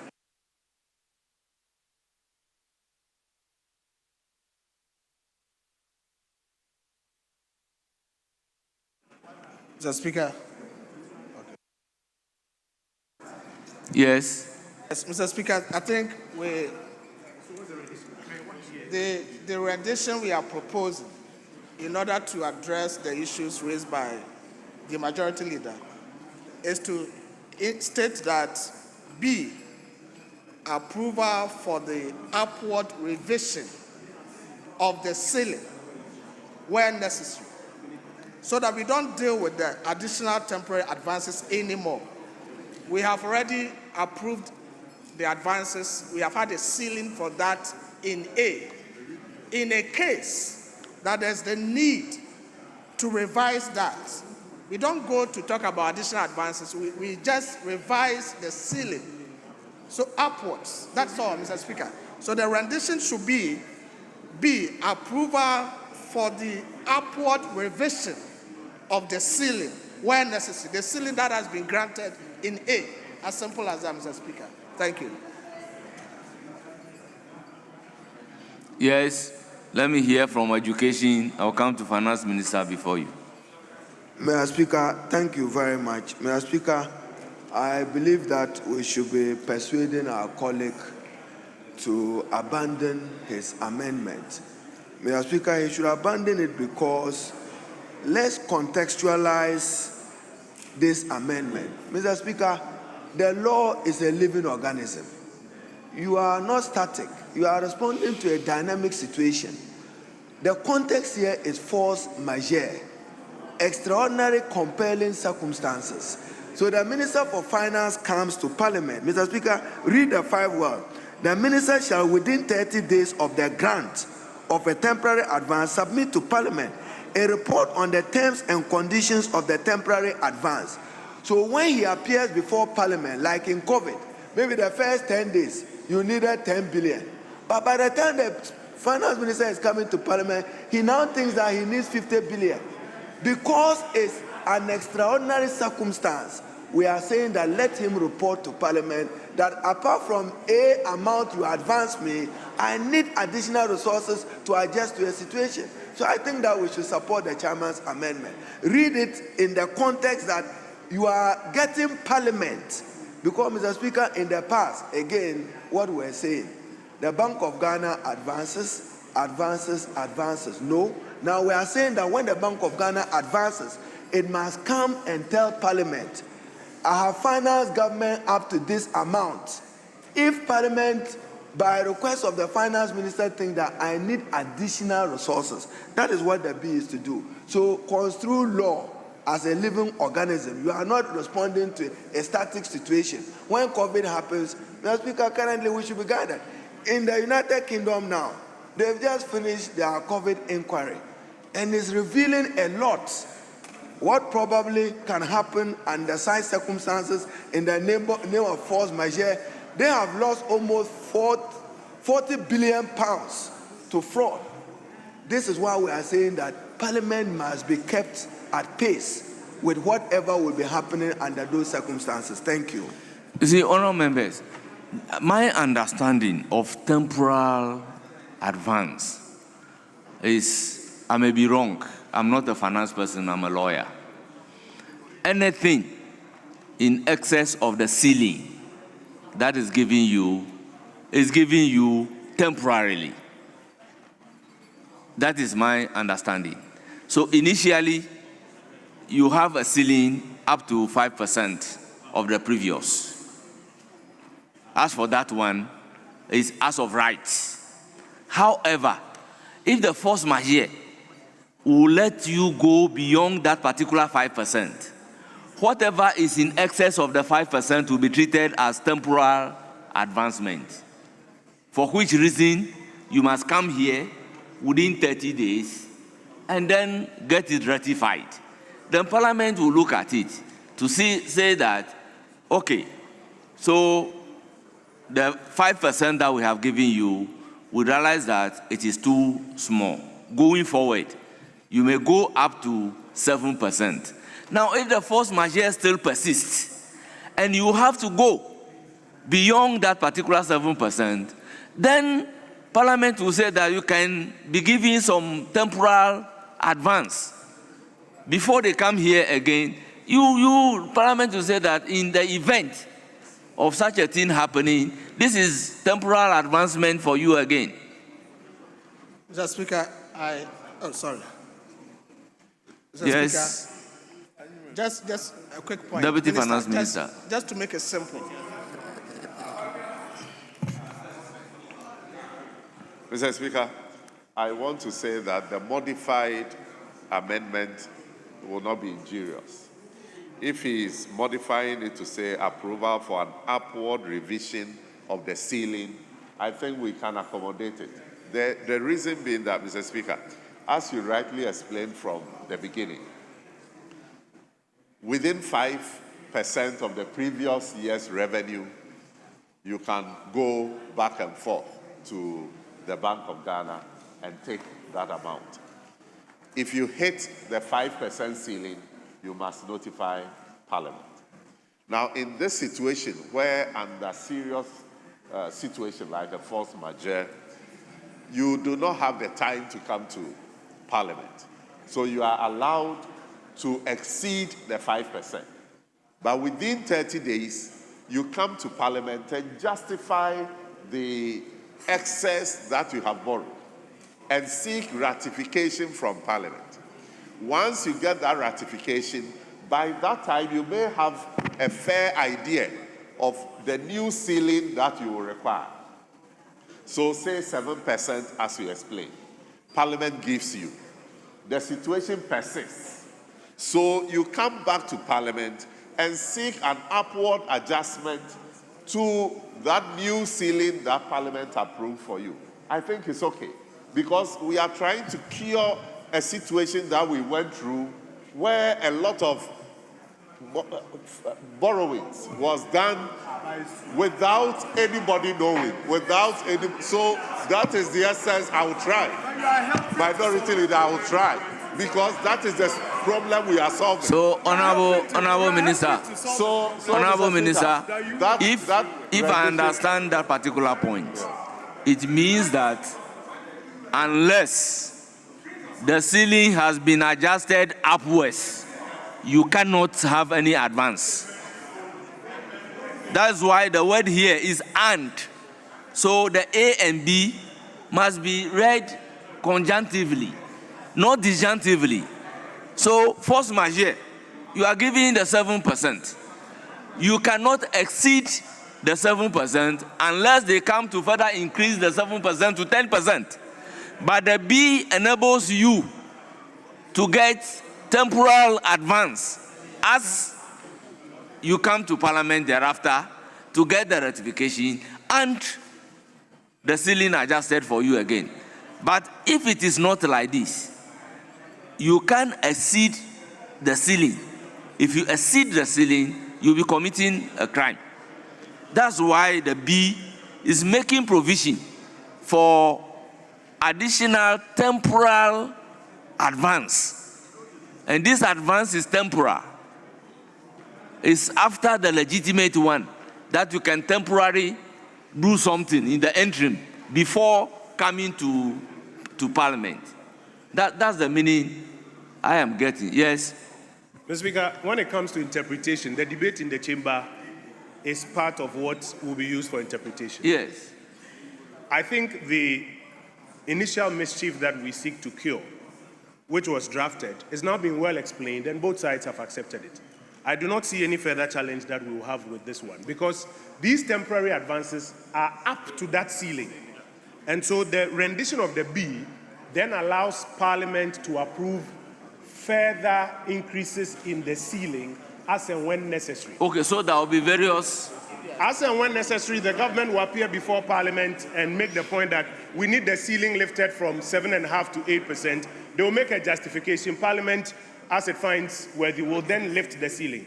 But it is not about approving temporary advances to be made. No, it's a ceiling. And then within that ceiling, they can go for the temporary advances that they require towards that ceiling. They'll work within that ceiling. Thank you, Mr. Speaker. Let me hear Honorable Sosu, then I'll come to you. Thank you very much, Mr. Speaker. Mr. Speaker, I don't think that is the purpose of B. Mr. Speaker, when you look carefully at the rendition, what the rendition is saying is that apart from your temporary advances that you take being ratified, Parliament then sets new ceiling for you. After Parliament sets new ceiling for you, you are under a duty to properly come before the House, having taken time to assess the enormity of the calamity and having properly budgeted for the calamity, to come back to Parliament for extra advances or extra temporary advances. This is what I think that rendition means. It means that we cannot continue working with ceilings, because I believe that working with ceilings actually opens a space for more, so many discretionary use of money. And that is why the B is saying that having set the ceiling, it is your duty as a minister to properly assess the situation and now come before Parliament to say that, no, when I look at the ceilings that Parliament has set for me, we believe that we may need this amount of money. Based on that, then Parliament then approves that additional advancement for you. That is what the rendition means. So when we change that rendition, what it means is that under A we are setting ceiling, under B we are increasing ceiling. So we'll keep increasing the ceiling to when? So anytime we increase ceiling, we increase ceiling, we increase ceiling. When would we assess the enormity of the situation and cost the situation and come to Parliament for approval?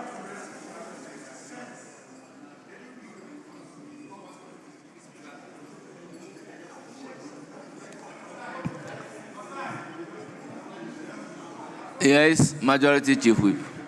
I'll come Speaker, to you. Don't worry. Yeah. Mr. Speaker, may I propose that we stand this one two down so we can make progress? Please. If there's an agreement, that's fine. Let me hear minority leader, then I'll come to majority leader. No, Mr. Speaker, he's no longer on his feet. Why are you forcing a man who is no longer on his feet? Because he was to get up and on then, his feet, but Mr. agitating Speaker, to speak.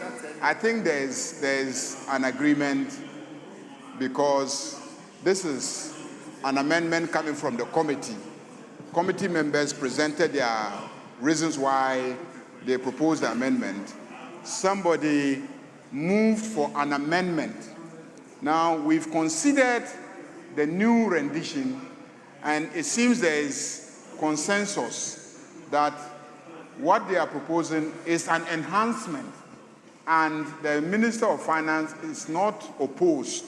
Because for us here, we are working for the Very Minister well, of Finance. honourable Yes. member, move your motion and let me put a question for the further amendment. Yes. Mr. Speaker, I want to address an observation that by giving information, by elucidation. Mr. Speaker, we on this side have observed that the Deputy Finance Minister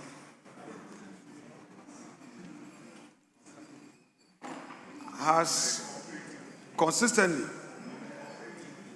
been using certain words and phrases very denigratory, and we want to plead with him. In the record? Yes, Mr. Speaker, I'm coming to that.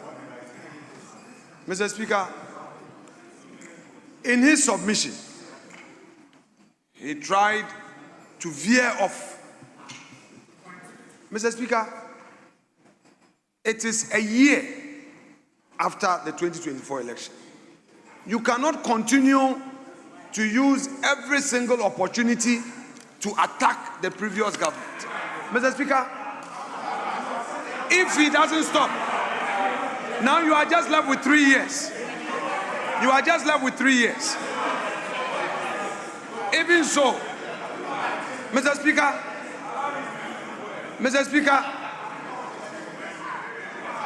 he, Honorable Ampim, Mr. Speaker, he knows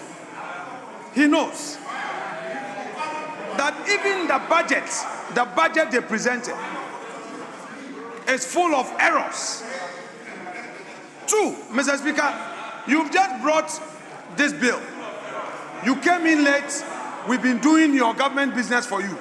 Then you come and attack the previous government. The Section 30 that you are seeking to amend, we have to stand it down. Look at that controversial provision. So please don't try to introduce that controversy. Look, Honorable Ampim, we take serious objection to certain words that you use in this chamber. If you've come to do your master's business, as in your minister, you are standing in for him, act like him. If you want to always be reducing serious issues into politics, we will respond to you. We will respond to you. We will respond to you.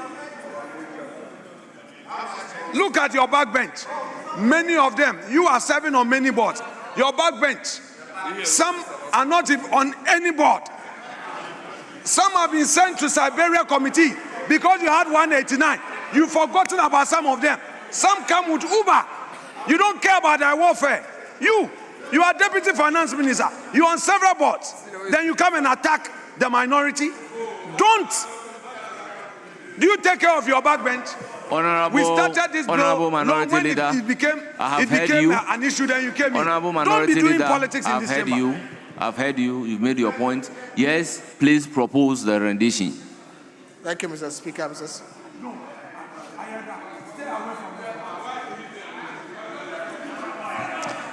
Honorable members, I don't want to digress from the bill. Honorable Yarga, please be brief. No, Mr. Speaker. We joke and laugh in the chamber about certain things. But you see, it's also not right for you to get up and attack the Deputy Finance Minister in those terms. No. Why? Mr. Speaker, the bill is all about correcting past problems in the management of the finances of this country. There was a problem. And if earlier on, Honorable Kojo Opon Nkrumah got up and explained the nature of the problem and made references to COVID-19 expenditure and how COVID-19 expenditure became unpredictable. And therefore, we had to go spending more than we had forecasted or projected. Went again to explain with other issues such as the banking sector cleanup. So now you are attacking the deputy minister because he got up and mentioned that when you were in government, you faced that problem. And we want to prevent this government from following that example, which is not a very good example.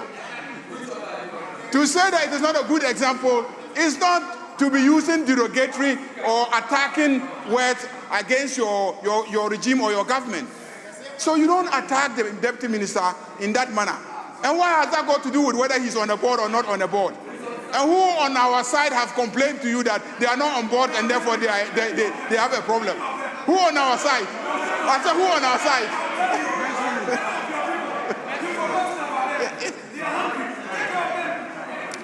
So, Mr. Honorable Speaker, I think leaders, we should both proceed. of you cannot be on your feet at the same time. So, honorable member, propose your rendition. Let me put a question on it. Thank you, Mr. Speaker. I am outside the leadership arena. Mr. Speaker, I propose that Clause 12, Subclause 5B be amended to read as approval for an upward revision of the ceiling set in A. Approval of upward revision of the ceiling set in A. Thank you, Mr. Speaker.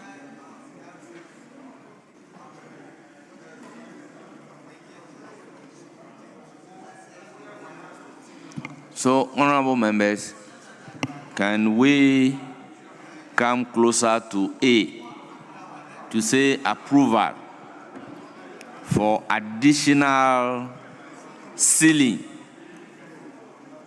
to any temporary advancement?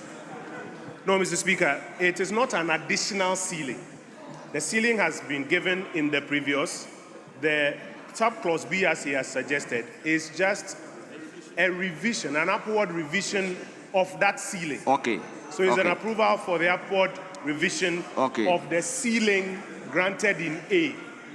And that solves the problem. All members, I will put a question. As many as are in favor of the proposed amendment, say aye. Those against, say no. The ayes have it. The amendment is carried. Clause 12, Chairman of the Committee. Thank you, Mr. Speaker. Clause 6 deletes paragraph A and inserts the following. A state of emergency. Are you talking about declared, clause 6 or subclause 6? Subclause 6. Delete paragraph A and insert the following. The state of emergency declared by the President in accordance with Article 31 of the Constitution. Oh, thank you, Mr. Speaker. Honourable members, it is for the consideration of the House. Honourable members, I'll put a question. As many as are in favor of the proposed amendment, say aye. Those against, say no. The ayes have it.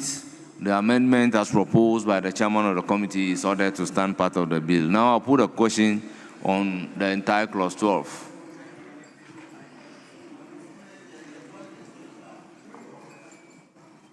Mr. Speaker, let me seek your leave. I don't have the power to arrest the question you are putting, but the chairman of the committee referenced Article 31 of the Constitution on the declaration of the state of emergency. And Mr. Speaker, we are dealing with the Constitution. 31(1) the president declares, Parliament also have a role. So I was asking for my copy of the Constitution so that we tie in the words that we meet the requirement of the Constitution in respect of the declaration of that state of Let me emergency. put the question and then we refer that to drafters. Okay, thank you, Mr. Speaker. So the draft person should take note and use the constitutional language. As many as are in favor of clause 12, say aye. Those against say no. The ayes have it. Clause 12 is ordered to stand part of the bill subject to the constitutional language being used by the draft person. Clause 13. Section 46A of Act 612 amended. Chairman of the committee. Speaker, no advertised amendment here. Thank you. It is for the consideration of the House. All members, I'll put a question. As many as are in favor of clause 13 standing part of the bill, say aye. Those against say no. Clause 13 is ordered to stand part of the bill. Clause 14. Section 49 of Act 612 amended. Chairman of the committee. Thank you, Mr. Speaker. In subclause 1, line 2, after the bank, delete may and insert shall. So the new rendition will be like this: except as authorized by the board and for the purposes of supporting the core function of the bank shall not. Thank you, Mr. Speaker. Honourable members, it is for your consideration. I'll put a question. As many as are in favor of the proposed amendment, say aye. Those against say no. The ayes have it. The amendment as proposed is ordered to stand part of the bill. Yes, clause 14, IX. There's additional proposed amendment to clause 14. Mr. Speaker, subclause 2, line 3, after years, delete or other period that the board may determine. Thank you, Mr. Speaker. It is for the consideration of the House. Honourable members, all those in favor of the proposed amendment say aye. Those against say no. The ayes have it. Clause 14, as amended, is ordered to stand part of the bill. I'll put a question on the entire clause 14. As many as are in favor of clause 14 as variously amended, standing part of the bill, say aye. Those against say no. Honourable members, clause 14 as variously amended is ordered to stand part of the bill. Clause 15, Chairman Section of the committee. 51 of Act 612 Mr. Speaker, amended. no advertised amendments. Chairman of the committee. Mr. Speaker, no advertised amendment. It is for the consideration of the House. Honourable members, in the absence of any proposed amendment, I'll put a question. As many as are in favor of clause 15 standing part of the bill, say aye. Those against say no. Clause 15 is ordered to stand part of the bill. Clause 16. Section 53A of Act 612 amended. Chairman of the committee. Mr. Speaker, in subclause 2, line 1, after within, delete 30 and insert 7. The new rendition will be: the minister shall, within 7 days of receipt of the report, forward report to Parliament. Thank you. Honourable members, is for consistency. I'll put a question. As many as are in favor of the proposed amendment, yes. Mr. Speaker, I think there's been an omission of a very important provision that I think the chairman ought to have looked at. We are looking at the reporting to Parliament, and I believe that a very important clause in C on the budget of the central bank ought to be brought to Parliament. Mr. Speaker. Honourable member, you know the rule. Let's put a question on the chairman's proposed amendment. Then you can come to do whatever amendment that you want to propose. All those in favor of the amendment proposed by the chairman say aye. Those against say no. The ayes have it. The amendment as proposed is ordered to stand part of the bill. Yes?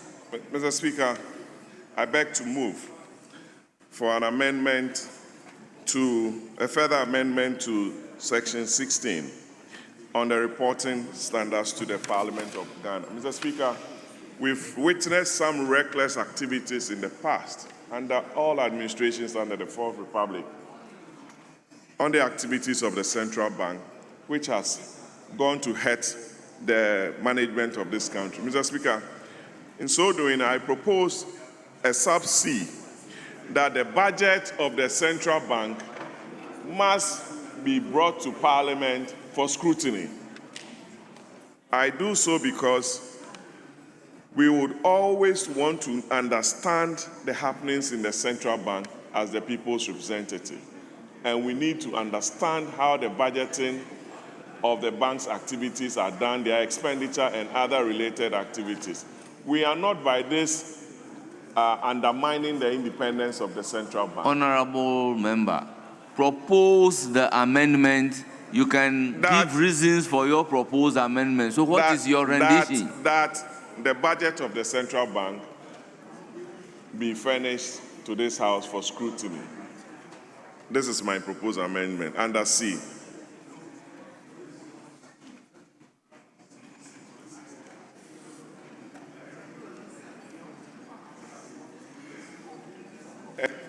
Honorable, because of the word, the report under subsection 1 shall include. So you cannot say that.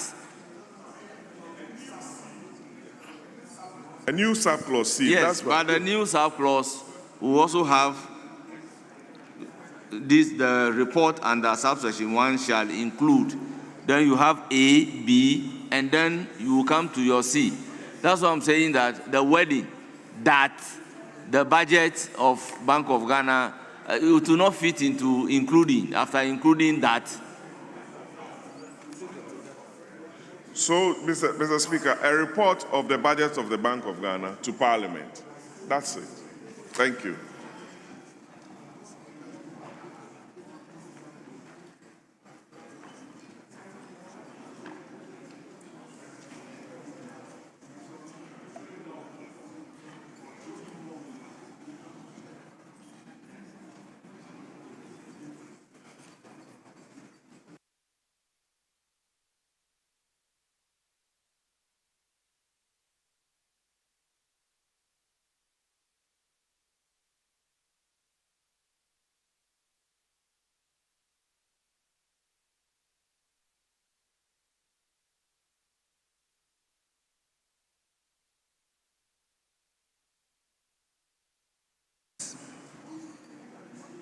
Yes. Mr. Speaker, I have a further amendment, but I want us to close this chapter before I come. You've not put a question on this Yes. amendment. So Yes. if you put a question, then the new C is introduced. Yes. You see, if you look at 1, because this is the report under subsection 1 shall include, and we are saying the bank shall submit a report to the minister once every 6 months. And then we say the report under subsection 1 shall include a report of the budget of Bank of Ghana every 6 months? Yes. Well, Finance Minister, what's your view on this?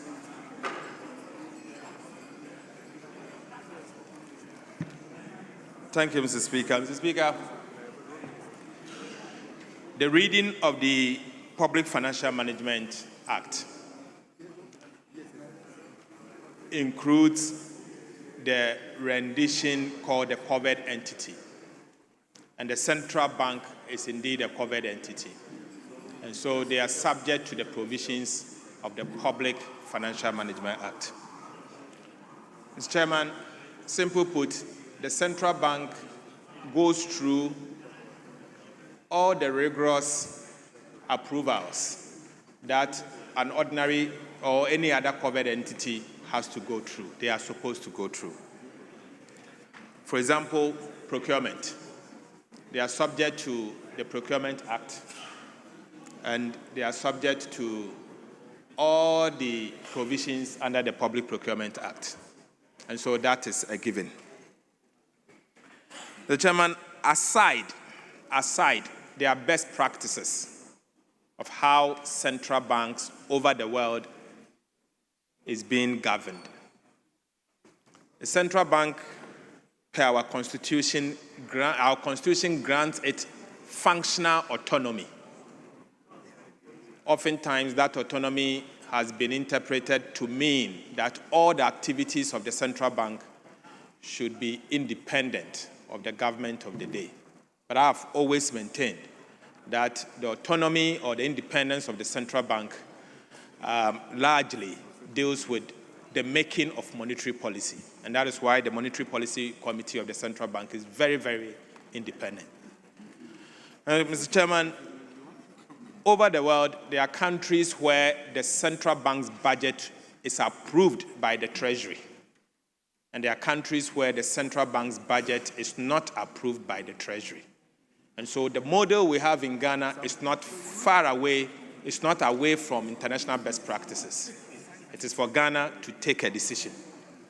The Chairman, largely, since inception, since the formation of the central bank, their budget is not subject to parliamentary approval. And so, asking that the central bank should bring its budget to Parliament for approval is a big departure, a policy departure. And it's a matter that I think we should be sure before we take that decision. The Chairman, ideally, asking them to bring their budget to Parliament for approval, because the public, whatever they receive constitute public funds. The money doesn't belong to them. It's public funds. And per the Constitution, it's only Parliament that has the power to give people the authority to spend. But my concern is that if you are asking the central bank to come to Parliament for approval for their budget, in which form are they going to come? Part of the annual budget, of which their revenue is not part of the revenue? Or how are you going to appropriate them in the Appropriations Act? And what about if there is emergency, state of emergency, that Parliament is not sitting? Because, Mr. Speaker, even in times of war, the only state institution that survives is the central bank, because the currency doesn't go. So who approves it at the time? And so there is a lot more that we need to think through it before we make that enactment. It's a major one. It's very major. It's a complete departure from the old. The PFM in me feels things that the central bank must be subject to proper transparency and approval processes. But thinking about the broader good of the country, we should tread cautiously. Tread cautiously on it. Broader good. Mr. Speaker, let me add that if, for example, the central bank had brought their budget for approval, the variations we saw in the construction of their head office may not be the case, because maybe we could have stopped it from here. But that does not mean that we should use one mistake and kill a bank. I just want us to be careful about it. There are argument for, argument against, argument for or argument against. But largely, if you look at what has happened in the past, you may think they should bring their budget. But, Mr. Speaker, let's be careful about the proposals before us. Thank you very much, Speaker. Honorable Patrick Yabuama. Mr. Speaker, I don't want to abandon my proposal. Mr. Speaker, the minister believes this is a major shift in policy. I agree with him. But he said to this House that the PFMA that is in him believes that there's going to be a major shift. But, Mr. Speaker, for the purposes of public information and scrutiny, for the purposes of public information and scrutiny, and the noise that was made on the new central bank head office, that the people of Ghana were not informed about the cost. There's been cost budget overruns, there's been inflation of cost and what have you. We have an opportunity as a house and as a people to let Ghanaians know the activities of the central bank and its budgets for the purposes of public scrutiny. We need to know, and the minister must be bold to make that very important shift or departure from this age-old policy. Mr. Speaker, it is for this reason that I make this proposal, that for the purposes of public information and scrutiny, this House must be made aware of the budget of the central bank. Even if we are not going to capture it in this bill, this House, through its Committee on Economy and Budget, must be made aware of it. But I still stand on my amendment that this House must have the opportunity during its reporting, even annually, the budget must be brought to this House for scrutiny. Because, Mr. Speaker, the Bank of Ghana, under the independent constitutional bodies, do appear before us for questioning. So why shouldn't we have an opportunity or a bite on their budget, Mr. Speaker? Yes, but so long as I may agree with the principles that we are trying to establish, as to whether it should be amendment under this provision is another matter entirely. Because the provision is saying that, one, the bank shall submit a report to the minister once every 6 months. If it is a budget that we are talking about, budget is annually, so it cannot be reported to the minister once every 6 months. So it may not fit here if it is a budget that we are talking about. Now, 2 is saying that the minister shall, within 30 days of receipt of the report, forward the report to Parliament. The question is whether a budget can fit into this. So the 3 where you are putting this is that the report under subsection 1 shall include. So if you put the budget there and you read the provision as a whole, it will not fit into it. So please, I will beg you to do the Mr. Speaker, yes. I abandon it now, but I come under the second consideration. Very well, very well. So it can be an entirely a provision on its own. Very well. So on this note, Chairman, you may move amendment in XI, clause 16. Sorry, Mr. Speaker. Yes. Mr. Speaker, to draw the attention of the House to a fact which I believe should cause us to make a small amendment to this 53A1. My proposal is that we add Parliament to the 53A1 and rather delete the 2. That's my proposed amendment in furtherance of what the chairman has proposed. And Mr. Speaker, here's a history. In the original Act 612, there was no provision for reporting to Parliament. In the original Act 612, 53 just dealt with the holding of state foreign exchange. And then in the Act 918, there was a whole section introduced on reporting to Parliament. That provision said that the bank shall submit a report to Parliament once every 6 months, including, and then there was a list. So that may be where, if there's an interest in seeing the financial performance of the central bank, you could insert that. But Mr. Speaker, this new amendment is now seeking, in my view, respectfully, to lower the standards of reporting. Because now it is saying that the Bank of Ghana should not be reporting to Parliament, and that the Bank of Ghana should first report to the minister, and then the minister will report to Parliament. Why, Mr. Speaker? If there's a provision that says that the Bank of Ghana should report to Parliament, I would imagine, because that provision does not include the minister, I would imagine that the amendment will just be rather to add the minister, not to put the minister as a fetter between the Bank of Ghana and Parliament. And so my proposal, Mr. Speaker, is that this be amended to read, the Bank of Ghana shall submit a report to the Minister and Parliament once every 6 months. And then we delete the 2, which gives another time frame for reporting to Parliament. And all of the others can follow. Thank you, Mr. Speaker. Very well. Yes, let me hear you, Minister for Education. Then I'll come to Majority Leader. Mr. Speaker. And then Finance Minister will follow. Mr. Speaker, it is to be noted that this Parliament should desist away from wanting to use an act of Parliament to amend the Constitution.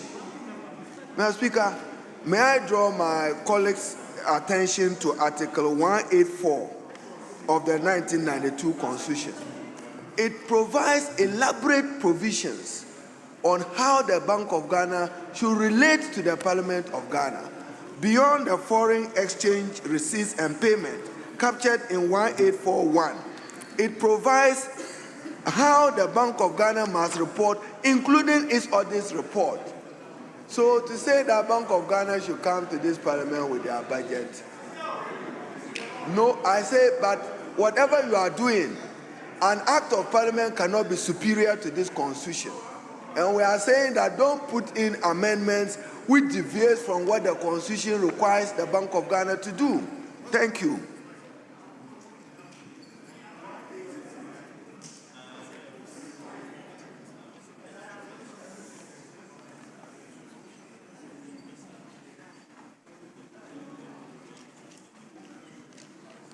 Yes, Honorable Kwajo Nkrumah, what do you say to the issue raised by the Minister for Education? Yes, Majority Leader, let me hear you. Mr. Speaker,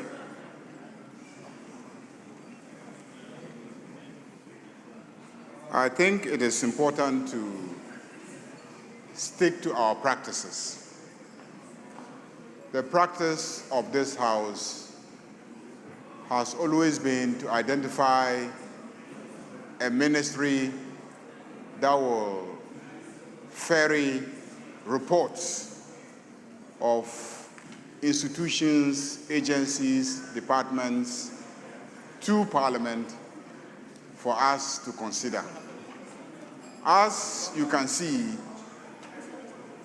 whatever it is, this report is supposed to end in Parliament. If you give it to the minister for him to study, and within 30 days, he must also present it to Parliament, or you even say that they must give it to Parliament directly, ultimately it gets to Parliament. But our practice at all times has always been to allow reports to be presented to ministers, and ministers obliged to present the report to Parliament. So I think that on that score, let us just maintain this proposal, which says that it shall be given to the minister, and within 30 days, the minister must give it to Parliament. Yes. Mr. Speaker, I'm willing to abandon my proposal, except to say that the Bank of Ghana, if you read the Constitution properly, is not a subsidiary or an agency under the Ministry of Finance. In fact, there are those who argue that it's an independent constitutional body. And the provision under Article 184 that was stated by my learned senior is not about their general reporting to Parliament. It's about their audited accounts, which is a different matter. The proposal was about the original provision that was made for the Bank of Ghana to submit their reports to Parliament, which has now been amended. But I am willing to abandon it so that we can make progress. Thank you, Mr. Speaker. Very well. Yes. The proposed amendment is abandoned. Yeah, that's fine. Mr. Speaker, sorry to take you back to 15, but I noticed something that since the finance minister is here, I would want to bring Honorable Minority Leader, I've stated here severally that if a particular clause is under consideration and we did not finish that particular clause, how do we go back to another clause? We are now looking at clause 16. We haven't finished. We didn't put a question on clause 16. and you want us to go back to clause 15.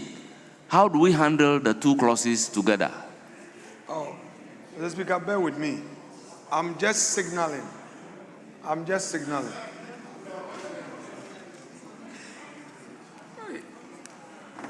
Deputy Governor.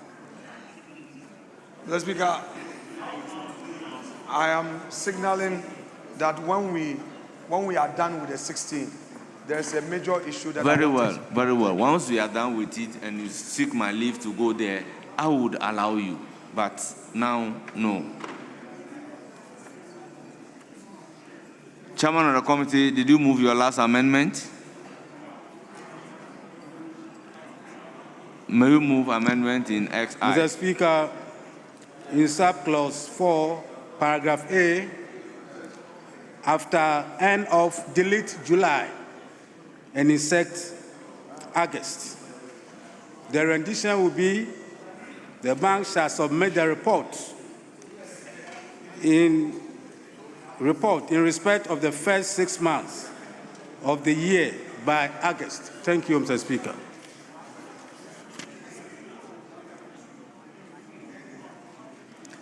Honourable members, it is for your consideration. Honourable members, I'll put a question. As many as are in favor of the proposed amendment, say aye. Those against, say no. Honourable members, the ayes have it. The proposed amendment is ordered to stand part of the bill. I will then put a question on the entire clause 16. As many as are in favor of clause 16 as variously amended, standing part of the bill, say aye. Those against, say no. The ayes have it. Clause 16, as variously amended, is ordered to stand part of the bill. Yes. Speaker, I'm on my feet on section clause 15. Mr. Speaker, we are being invited to amend the principal enactment. Honorable Minority Leader, you are very much aware that we have put a question on clause 16, clause 15. I am very much aware. Mr. Speaker, we are normally flexible at consideration stage. Please hear me. But you seek the leave Yes, your leave. of the Speaker. And I can decide not to grant you the leave. Mr. Speaker. Yes? Mr. Speaker, yes. I won't chip away your powers. I was one of the few who prophesied that one day you become a speaker. Yes, so seek the leave and the leave will be granted. Mr. Speaker, in fact, if I wasn't one of the few, I was the only one who prophesied. So I wish you well. I won't take away any or part of your powers. But I'm sorry, sir. Mr. Speaker. So leave is hereby granted. Please proceed. Mr. Speaker, I am prophesying further that having granted this leave, which doesn't come easily, God will bless you to rise higher. Amen. Mr. Speaker, if you come to clause 15, we are being invited to amend the principal enactment by substitution of section 51. And if you read 1A, B, and C, it's clear. However, if you come to 2, it says, and I find it curious, that the government may guarantee on behalf of the Republic a loan granted under paragraphs A or B of subsection 1. Meanwhile, in 1A, the provision is that the bank may, without prior approval of the minister, borrow money from foreign institutions for a period not exceeding 90 days for the day-to-day operations of the bank. Why would the minister ambush his fortunes that way? Why would the minister put himself in harm's way? You are giving them the space to borrow without authorization from you. Then you are further saying that in spite of not authorizing him to borrow, you will provide guarantee. Mr. Speaker, this is quite a serious matter. So you are talking about the A? Mr. Speaker, I am moving this House to delete the entire clause 2. Because to the extent that you are giving them the latitude to borrow without prior approval of the minister, you cannot come back and say that such borrowing. No, I've read the principal enactment. The principal enactment is here. It doesn't have the clause 2. Honorable Minister, I have the 51 here. The principal enactment 51 is here. If you read the principal enactment, you don't find the clause 2. The clause 2 is a new clause that has been introduced. And I'm saying that if you are giving them the latitude to borrow without prior consent or approval of the minister, you can't introduce that new clause that now gives you the power or requires of you to guarantee. When you don't know, how do you come in and say you are going to guarantee? So, Mr. Speaker, I move the House to delete the entire subclause 2 as been proposed. Thank you. Honourable members, let's take the bank as a juristic person. As a juristic person, you can, as of right, borrow money. Also, as a juristic person, Honorable Alexander Kwamina Afenyo Makin may guarantee Bernard Ahiafo taking a loan. How does it, no, you see, what they are saying is that the Bank of Ghana may on its own take the loan. However, if the need be, the government may provide a guarantee. That is all that the provision is saying. Now, may we hear from the minister?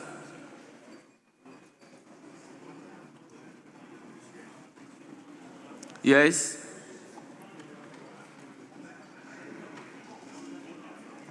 Mr. Speaker, clause 15(1) and 2 and 3 are saying 3 different things. In fact, 2 different things. Mr. Speaker, the one talks about the central bank borrowing without prior approval of the minister. And Speaker, obviously, the central bank's mandate of monetary policy allows them, price stability mandate, allowed them to undertake monetary policy operations, open market operation, what they call OMO, where they issue the central bank's bill weekly to control inflation. They cannot do that with the approval of the minister. Then it means it is the minister who is controlling monetary policy. Beyond OMO, the central bank also receive deposit and also give what we call send them, deposit to other countries. So all of that cannot be done with the prior approval of the minister. But Mr. Speaker, if you read 2 talks about the government may guarantee on behalf of the Republic a loan granted under paragraph A or B of subsection 1.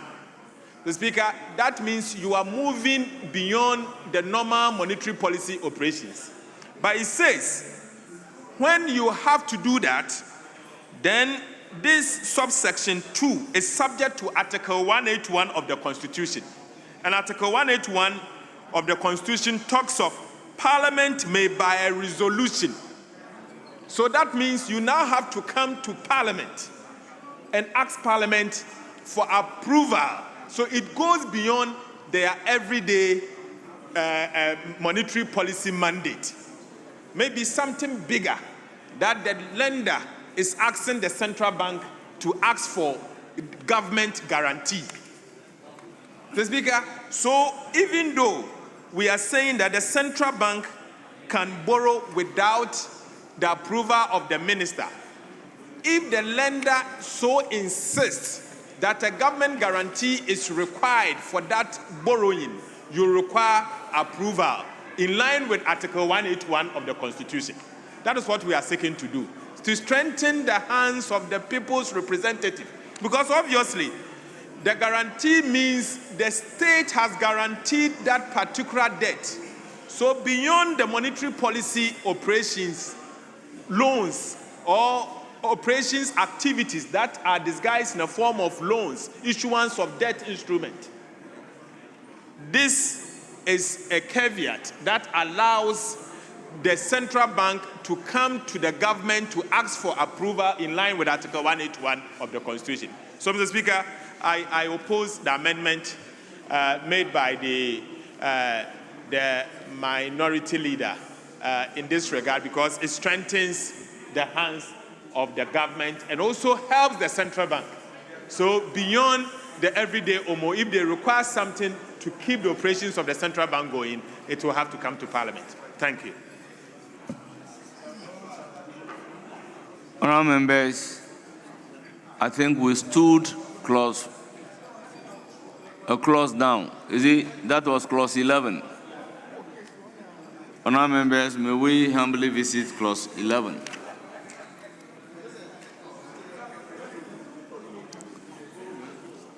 Mr. Speaker, let's suspend consideration at the moment and do other things, because the minister responsible for government communication is here. He has questions to Honourable member, we are left with just one clause. Mr. Speaker, not that. Passing that will still come back to second consideration on this bill. There was indication on clause 1 that will come back to second consideration. So doing that will definitely not cure it. So let's suspend consideration. Honourable member, if you don't finish the consideration, how do you come back to second consideration? Yes. Speaker, with respect, we in leadership, we have a role to help you guide the House. I have related to the deputy leader. And earlier on, we set out with a work plan, what we want to do for the day. We've been on this bill the whole day. It can be, there are other businesses we must prosecute. So we are not against. We will help you pass it. Honourable members, I have listened to you, but with all due respect, we defer consideration of this clause to get the finance minister to be here, so that the finance minister can explain certain things to us. Now that he is here, we don't want to take the explanation.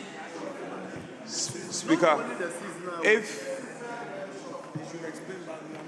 Speaker, of course we cannot stop him from explaining. But we want the minister to also answer the questions. We are writing on Friday. These questions cannot be left hanging. Who is saying, oh, speaking to the microphone? Who is saying that? We complete what? But the other businesses, if the minister has to speak to it, that's fine. Speaker, maybe you should listen to me in whole. Honourable minority, Speaker, you're not listening to me. on all fours, I agree with you. But on this occasion, the minister was having a meeting. We have to ask the minister to leave the meeting and come to the chamber in order to offer explanation to clause 11. Speaker, you listen to me. You realize that I'm rather even corroborating your point. Yes. But Speaker, the minister leaving a meeting and coming to Parliament, it's not a justification for us to stop our business and prioritize the minister. The minister is our friend. We like him. No. Parliament is important. You are rather asking the business to stop. Speaker, if you say he left a meeting, he should have been here in the first place. He's a member of Parliament. His appropriation has not been passed. He wants his appropriation passed. That's why he left the meeting. Speaker, so I like you. We like you. But on this occasion, wait. Speaker, he should wait. He should wait. The whole day he has not been here. He just came 30 minutes. He wants to leave. No. Felix has been sitting here the whole day. Honorable Minister. No. I think we have. No, Speaker, let me conclude. I'm also pleading with you Speaker, on this I agree. occasion.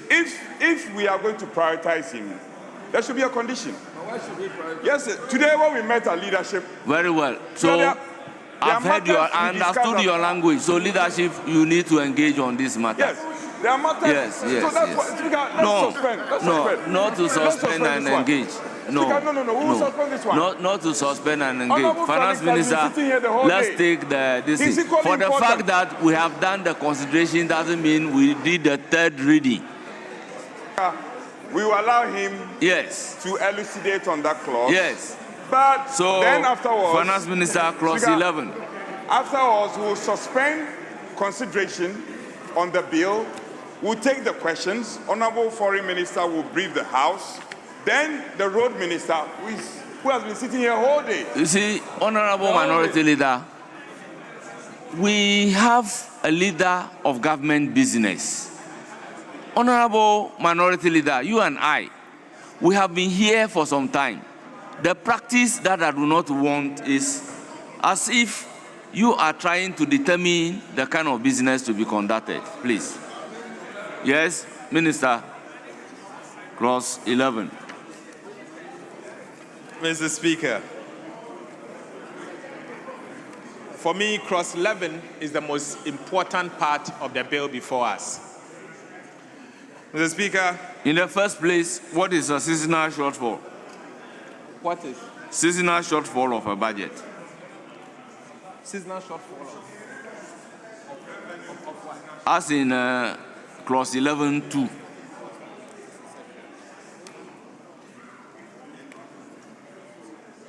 Okay, Mr. Speaker, seasonal shortfalls of government revenue or budget revenue may be because, Mr. Speaker, you know that there are seasonalities in the revenue that we collect.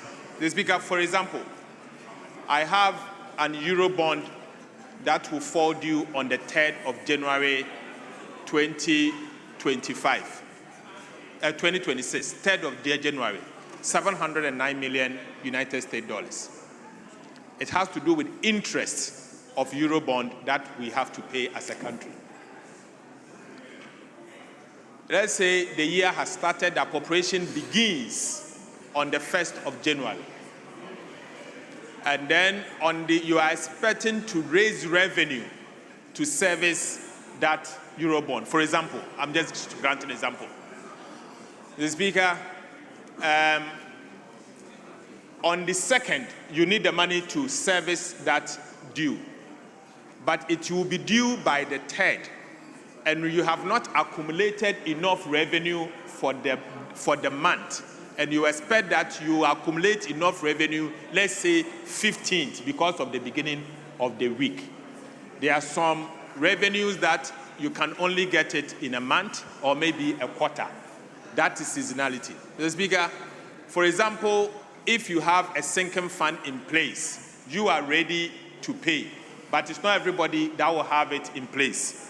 Mr. Speaker, the rationale here in this amendment, for me, is the most important, is to restrict monetary financing. And improve, in other words, printing of money by the central bank. Mr. Speaker, what we are seeking to do here is to cap the 5% of previous year's revenue to only take care of emergencies.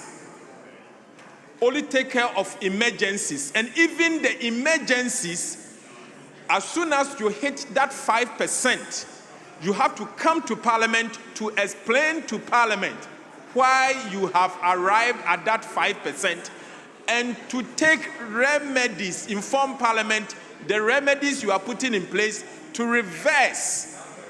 And in the law, it says that you have up to 3 months to correct it. And so all what we are seeking to do is to strengthen the old act, and even if you are going to allow monetary financing, a very small element, then it is under extreme emergency. Mr. Speaker, I recall in 2015, I brought a bill here to reduce the monetary financing from the 10% of previous year's revenue to today's 5%. But Mr. Speaker, it did not provide enough safeguards. And so since 2015, particularly in recent past, we saw abuse of that provision, where at a point the central bank supported government by over 30% of previous year's revenue. And so this provision is to strengthen it, even though we are enjoined under the fiscal agency agreement between the Ministry of Finance and Government of Ghana to do zero monetary financing. Emergencies can happen. There can be emergency tomorrow. Tomorrow, God forbid, Ghana, there may be an emergency. And then maybe the central bank will have to come in. But if you reach that 5%, you have to come in. So in as much as we don't want to allow monetary financing, you want to restrict and make sure that monetary financing is only for an extreme emergencies, where in the case of, Mr. Speaker, we have said that one of the reasons why monetary financing can be allowed is during a state of emergency, as declared by the Commander-in-Chief and in line with the Constitution of the Republic of Ghana, or health emergency like what happened under COVID-19.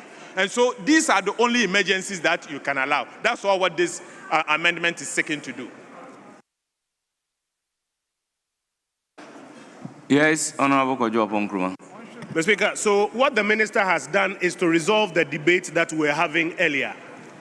That the intendment, Minister, if I have your attention, the intendment of this amendment is to legislate the conditions under which monetary financing can take place, which is under the force majeure conditions that have been prescribed.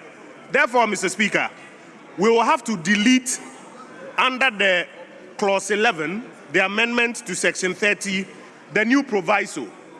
We'll have to delete the words "for the sole purpose of filling a seasonal shortfall of budget revenue of government," so that there's no ambiguity there. And then there's clarity that what we intend to do is what the minister has said.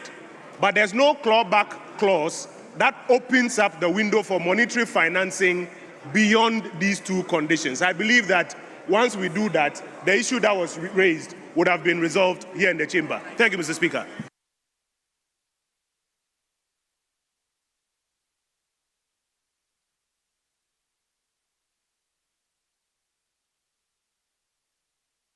Yes, let's take Honorable Osahin Togbi Alexander Fonyo-Markins, then we can come to the Finance Minister. Mr. Speaker, Togbi, let's hear you. The Honorable Finance Minister has resolved the problem for us. All the debates, all the arguments have been resolved through his submission. From all he's told us, it means that the introduction of that clause is needless, because, Mr. Speaker, just as the member from Ofuasia Yebri said, all other honorable members on their feet should resume their seats. If you are only honorable members, resume your seat before I start mentioning your name.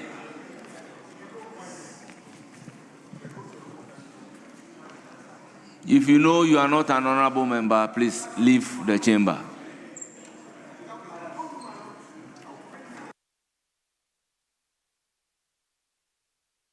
Please, you have the floor.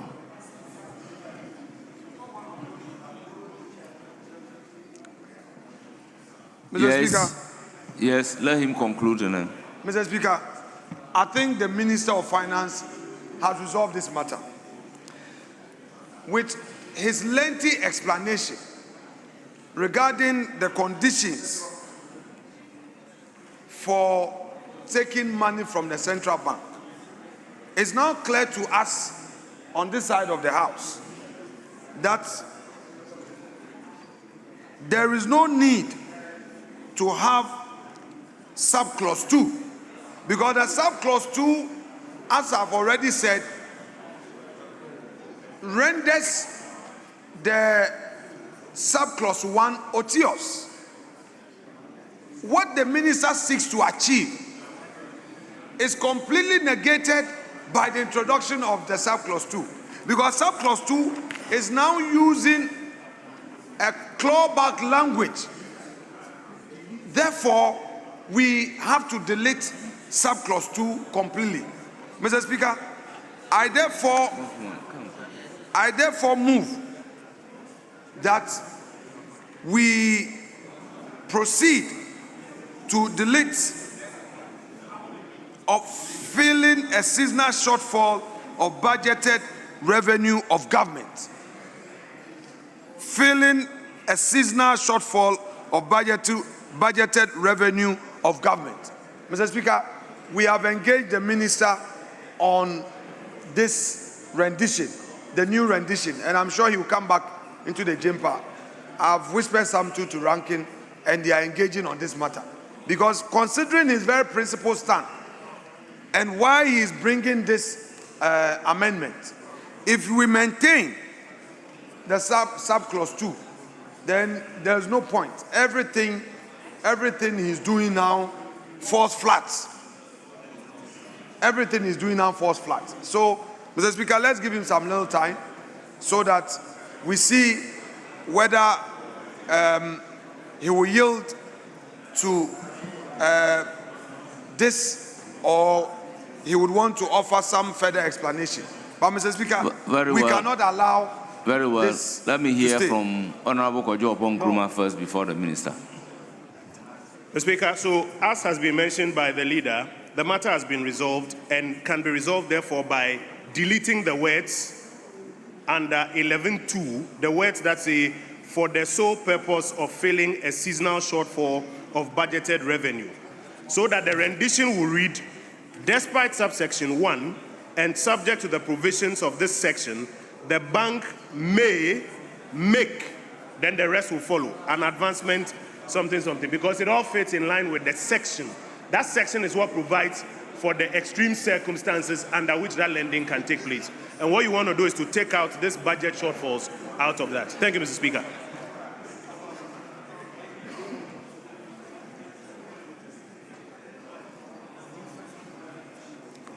Very well. Yes, Minister, let's hear from you.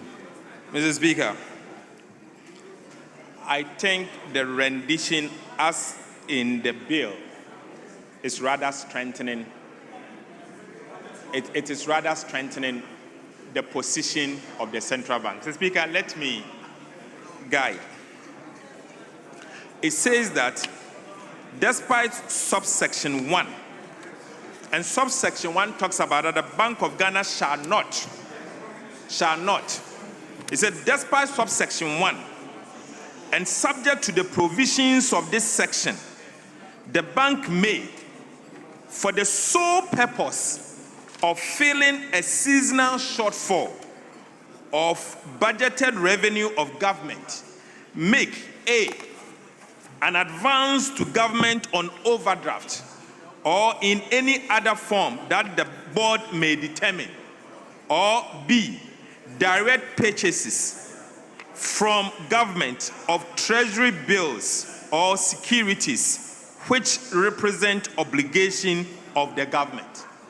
So, Chairman, Mr. Speaker, I say it strengthens it because the only reason why you can take this advancement will be that you have indicated and proven that you need it because there is a revenue shortfall. And so if there is no shortfall, you cannot do it. And it means there is no reason why you should do it. Rather, what you seek to do is to open it up for them. Because any reason the minister can go if there is no shortfall, he can still go and say that, give me 5% of previous year's revenue. But here, in this case, it says that for the sole purpose, you see, for the sole purpose of filling a seasonal shortfall. So if you take the seasonal shortfall, it means it is open-ended. It is open-ended. The minister can ask for it. And so before you ask for it, you have to prove that there was not just a shortfall, but seasonal shortfall. And it means that at the end of the season, you will pay back. So there should be a condition before you can have it.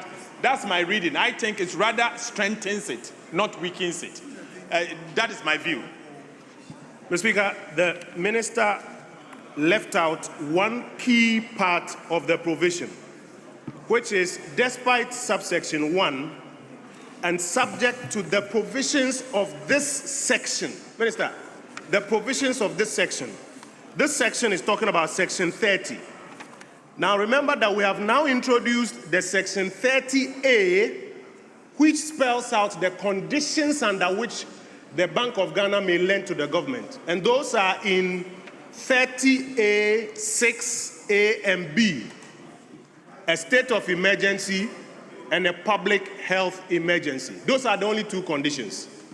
Now, if rather you include this, and Minister, let me explain why that is important.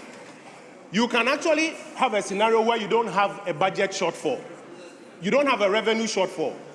But we are confronted with war or something that now requires you, please, that now requires you to spend.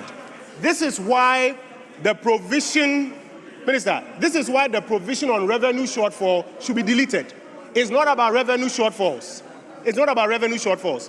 It is about when those two emergencies have occurred and you have issued the instruments for the occasioning of those emergencies, then you can borrow from the central bank.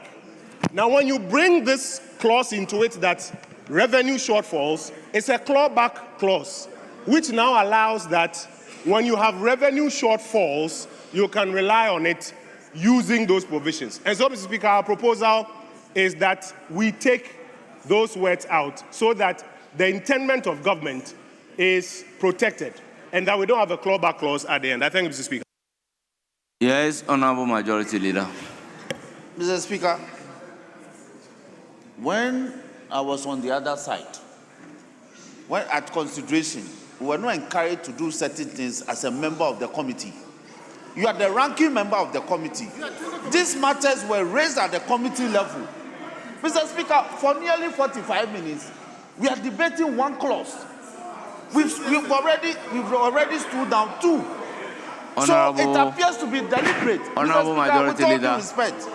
Honorable Majority. You ought to have done this at the committee level and would have been factored in. Honorable Majority Chief Whip. By practice, we don't do this. Honorable Majority Chief Whip. We don't do this. Do you know what is Bagbin's principle? We don't do this. What we are doing, you ought to have done it at the committee level. In practice, do you know the principle referred to as Bagbin's principle? Yes.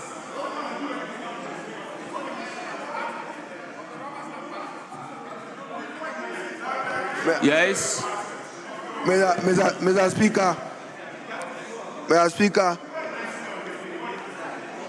Speaker, as I understand it, the Honorable Minority Leader, in the absence of the Finance Minister, was raising issue in the proposed amendment to 11, subclause 2, and the explanation he demanded at the time, Mr. Speaker, was on seasonal shortfall of budget revenue.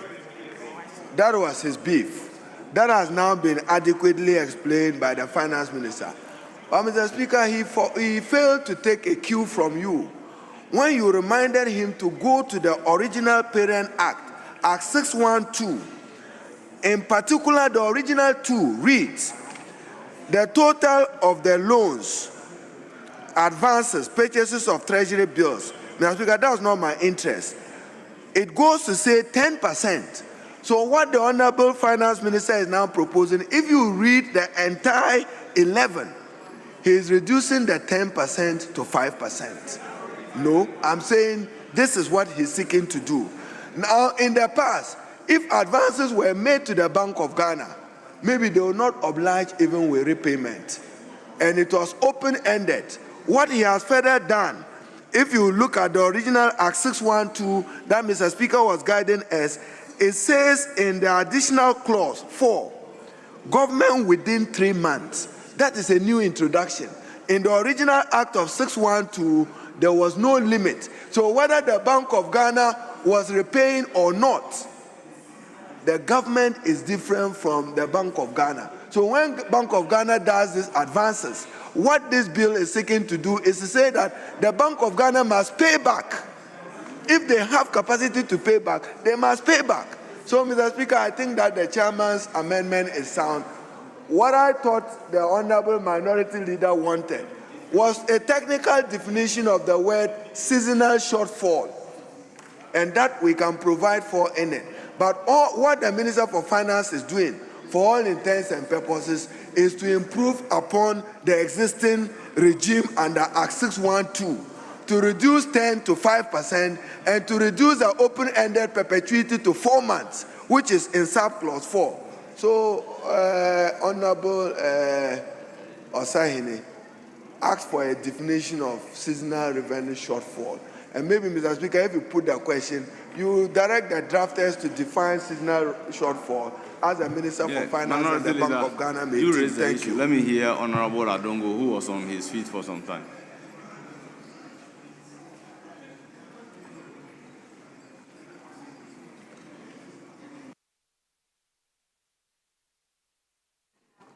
Mr. Speaker, thank you for the opportunity. Mr. Speaker, if you read the entire 11, the entire 11 is simply saying that the Bank of Ghana shall not give advances to government except under certain conditions. And it limits it under subsection 2 to 5%. What A and B is doing is to show you how you operationalize up to the 5%. Look, as we speak today, the central bank sets an overdraft limit for government at 5% of previous year's revenue. It is an operational activity that happens. But this time we are saying that whereas in the past, at the end of the year, what they simply do is to convert this overdraft into a medium-term loan and put it on the balance sheet. Now, this law is saying that if you operationalize the 5%, don't carry it forward as a medium-term loan, but the government must come and make sure that it pays off because it's a seasonal activity. So this is rather strengthening the arrangement to make sure that you don't set an overdraft limit for government to accommodate government's own cash flow difficulties, and then it becomes a permanent loan to the government. And that when that happens, you should come back and clean the books so that you start the following year with a zero balance. I think that is good enough in order to protect the monetary financing that is already going on. And I don't see how this is becoming a problem. Thank you, Mr. Speaker. Honorable, I'll come to you. Don't worry. Yes, Honorable Soini, you are on your feet. Thank you very much, Mr. Speaker.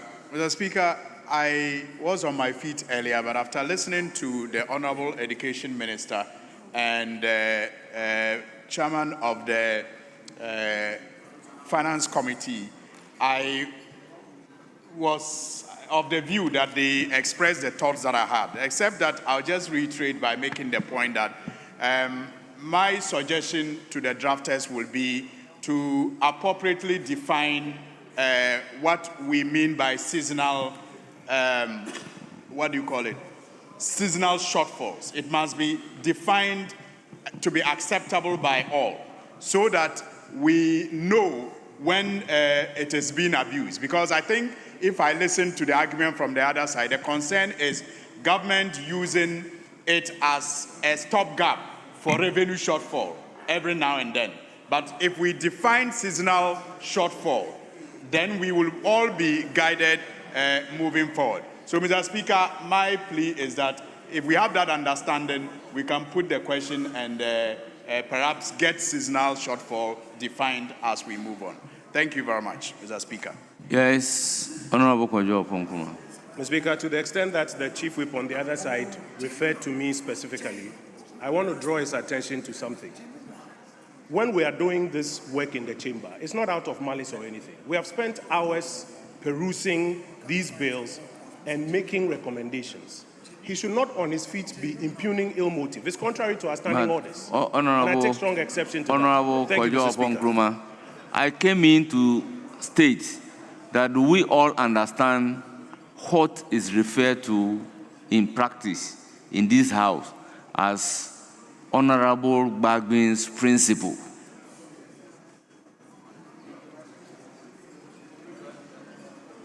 You see, the principle states that the fact that you have raised an issue at a committee does not prevent you from coming to raise the issue on the floor.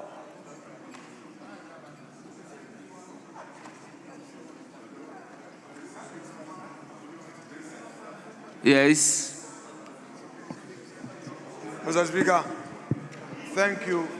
Thank you for your guidance thus far. Mr. Speaker, when this bill was introduced, I was not in the country, but I participated in deliberations. The second deputy whip showed interest, and our colleague, the member from Ofuasia Yebi, was our anchorman. He was our arrowhead on this So you are matter. not in the country, but you participated in spirit? Mr. Speaker, you allow me to flow. Mr. Speaker, all of these we did as stakeholders in the governance of our country. Mr. Speaker, in all of these, the majority side knows the role that the minority played in this. Mr. Speaker, I'm not re-echoing the concerns of my respected colleague, but it is completely out of place, and we want it for Hansard to record this. Mr. Speaker, you can help. Sometimes when things get out of control, you would calmly come in and say that submission should be expunged from the record. Mr. Speaker, yesterday, maybe I may have to say this, yesterday, my respected colleague, the Chief Whip, was here. I had to drive from constituency because I did a program. He himself was in his constituency. When I called him that I've spoken to Honorable Anodompre and the BOG bill is to be considered, he drove to the chamber. I came from Winneba. Well, you, Kwame Agboja, Mr. Speaker, Kwame Agboja, you did worse things as a minority chief whip. Today you are enjoying the Rose Ministry. Many of your colleagues are at the backbench. You are not even reachable. They call you, you don't pick your calls. And then you want to intimidate me. You want to mark my grammar. Keep marking, I will get you. Mr. Speaker, Honorable Oponkruma had to drive to Parliament and rush into this chamber. All to make sure, Mr. Speaker, all the brains in this house are not equal. Talents are not equal. We have shepherded this bill through by supporting your chairman. We've supported Honorable Afo. We've supported him. We are saying that all the talents are not equal. The weaker must be supported. We've supported him. And all you come and tell us, we don't know. But we're saying that the strong must support the weak. And that is what we've done. We have not mentioned any name. Mr. Speaker, Kojo Kojo is an industrious member of parliament. We have worked together. Mr. Speaker, if I told you when your party won, I told you that stay in leadership. You said you're going to the ministry.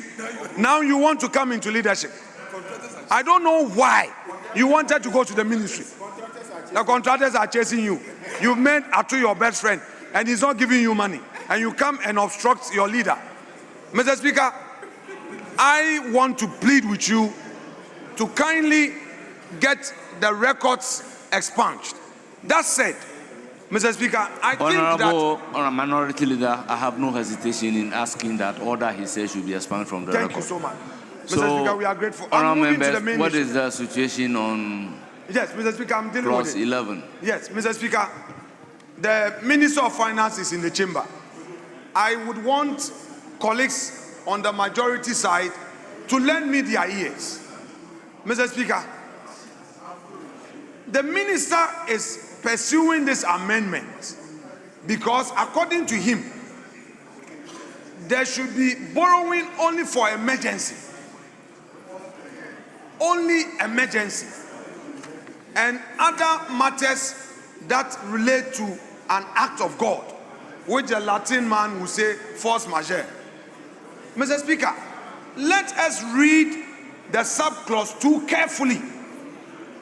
It is a proviso. The subclause 2 is departing from the initial prohibition and is now saying that there is a waiver being given for the act being prohibited to be done. You are saying that under this new dispensation, you don't want Bank of Ghana to lend to government. We agree. Under this new dispensation, you're saying that government should not borrow. We agree. But the proviso, which now allows you to leverage, is saying something else. What is it saying? Please, let us hear the rendition carefully. It says, despite subsection 1,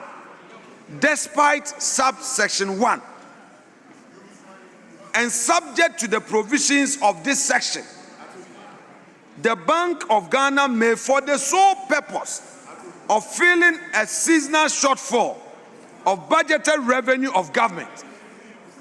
Stay there. You are saying that if you have a budget and you are expecting some revenue and you have a shortfall, you can go to Bank of Ghana and borrow by participating in government treasury bills. Mr. Speaker, this does not come under emergency. Some of my colleagues are not reading this provision carefully, and they think that they must oppose us, and some are saying that, Mr. Speaker, put the question. Mr. Speaker should put the question. You would have to produce a minimum of 138.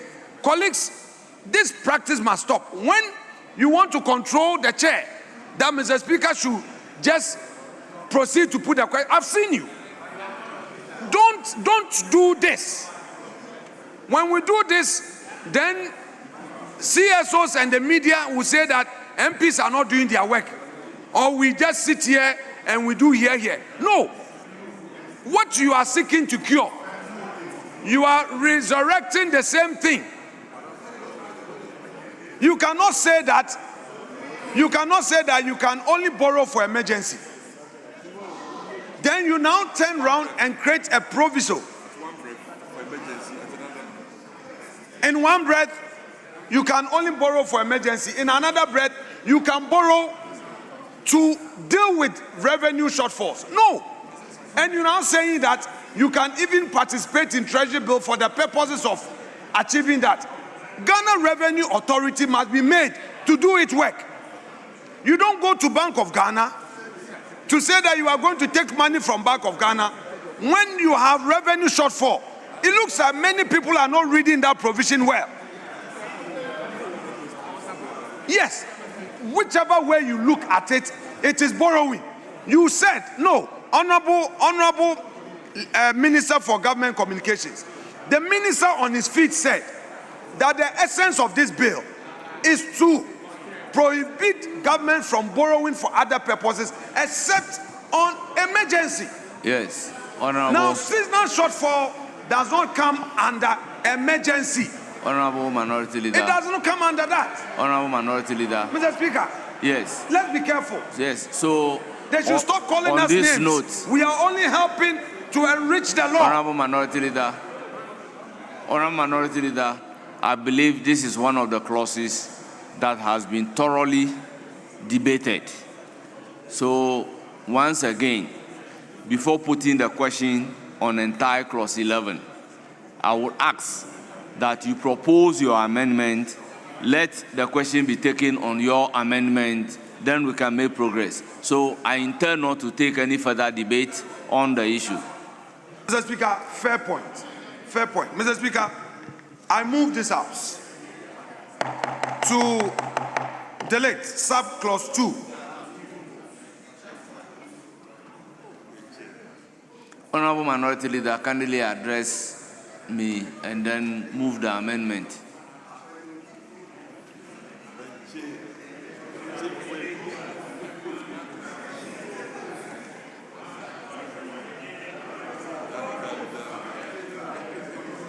Honorable Minority Leader, if you don't move your amendment, should I put a question on entire clause 11? Mr. Speaker. Mr. Speaker. Honorable members, order. Honorable members, order, so that we can listen to the amendment. Mr. Speaker. Mr. Speaker, this proposed amendment must be moved. And I have to move the House on the amendment. So, Mr. Speaker, I rise to move the House in terms of clause 2. Subline 2, after filling, after purpose, we should delete filling a seasonal shortfall of budgeted revenue of government.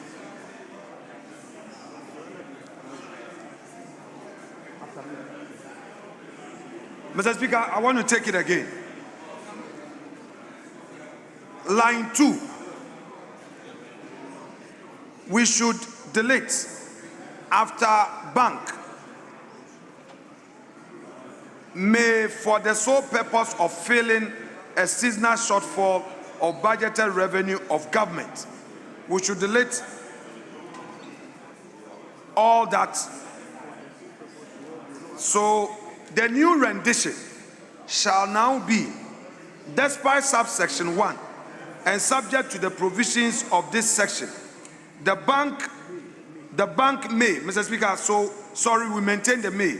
So we are deleting for the sole purpose of filling seasonal shortfall of budgeted revenue of government.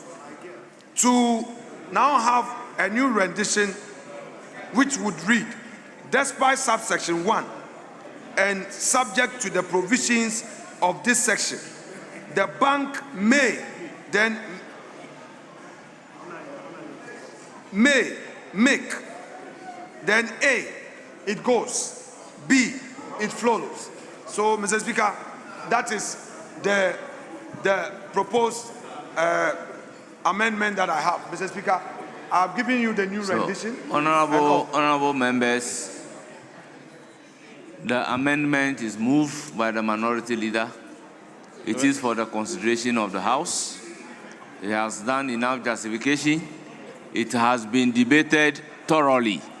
So I will put the question on the proposed amendment moved by the Minority Leader to delete after May the words for the sole purpose of filing a seasonal shortfall of budget revenue of government, so that the new rendition, honorable members, let's observe Standing Order 126. So the new rendition will read, despite subsection 1 and subject to the provisions of this section, the bank may make Then A and B will follow. All those in favor of the amendment proposed by the majority leader say aye.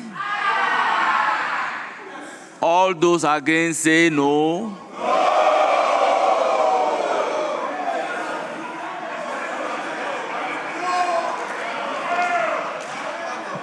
Honourable members, it is obvious the noes have it. I will then put a question on the entire clause 11. All those in favor of clause 11 standing part of the bill say aye. Aye. Those against say no. The ayes have it. Clause 11 is ordered to stand part of the bill. Honourable members, the long title. Honourable members, the long title. Honourable members, sorry. Honourable members, we need to do clause 17 and 18 up to 20. Honourable members, clause 17. Section 62A inserted. Chairman of the committee. Chairman of the committee, clause 17. Speaker, no advertise. No, we don't have advertised amendments. It is for the consideration of the House. Honourable members, as many as are in favor of clause 17 standing part of the bill say aye. Aye. Those against say no. The ayes have it. Clause 17 is ordered to stand part of the bill. Clause 18. Section 69 of Act 612 amended. Chairman of the committee.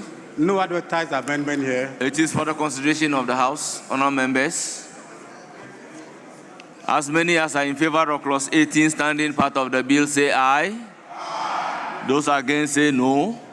The ayes have it. Clause 18 is ordered to stand part of the bill. Clause 19. Consequential amendment.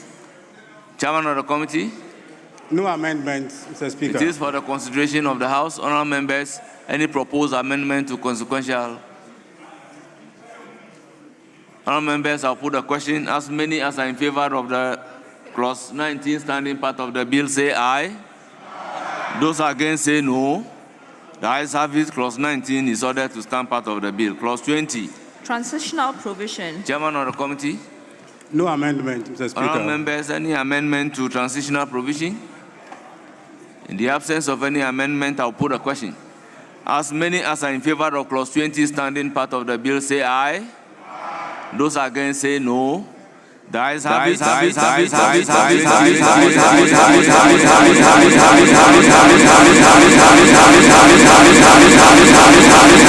Honourable members, before coming to the long title, can we revisit clause 1 of the bill? Mr. Speaker, you've been guiding us on procedure, and I think let's move on. We had indicated that we'll come back to second consideration. Honourable members. So we can come back to second consideration, but if I am exercising my discretion at consideration stage, why are you challenging my discretion? Mr. Speaker, I'm not challenging your discretion, except that we had indicated that we'll come back to second consideration. Honourable Kwajo Opon-Nkrumah, may you please move clause 1 for further consideration.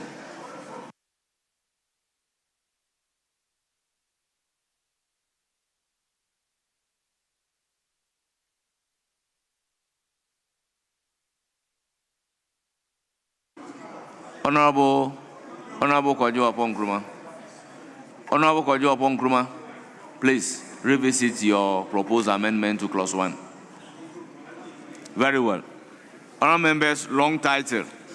An act to amend the Bank of Ghana Act 2002 at 612 and provide for related matters. Chairman of the committee. The Speaker, no amendment to that. Honourable members, the long title, committee, no amendment. It is for the consideration of the House. Honourable members, I'll put a question. As many as are in favor of the long title standing part of the bill say aye. Aye. Those against say no. The ayes have it. The long title is accordingly ordered to stand part of the bill. Honourable members, this brings us to the end of the consideration stage of Bank of Ghana Amendment Bill 2025.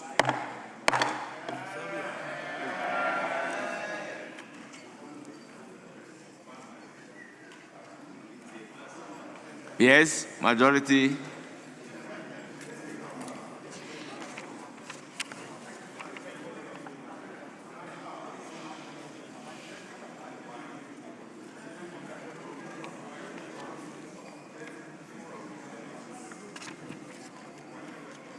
Yes.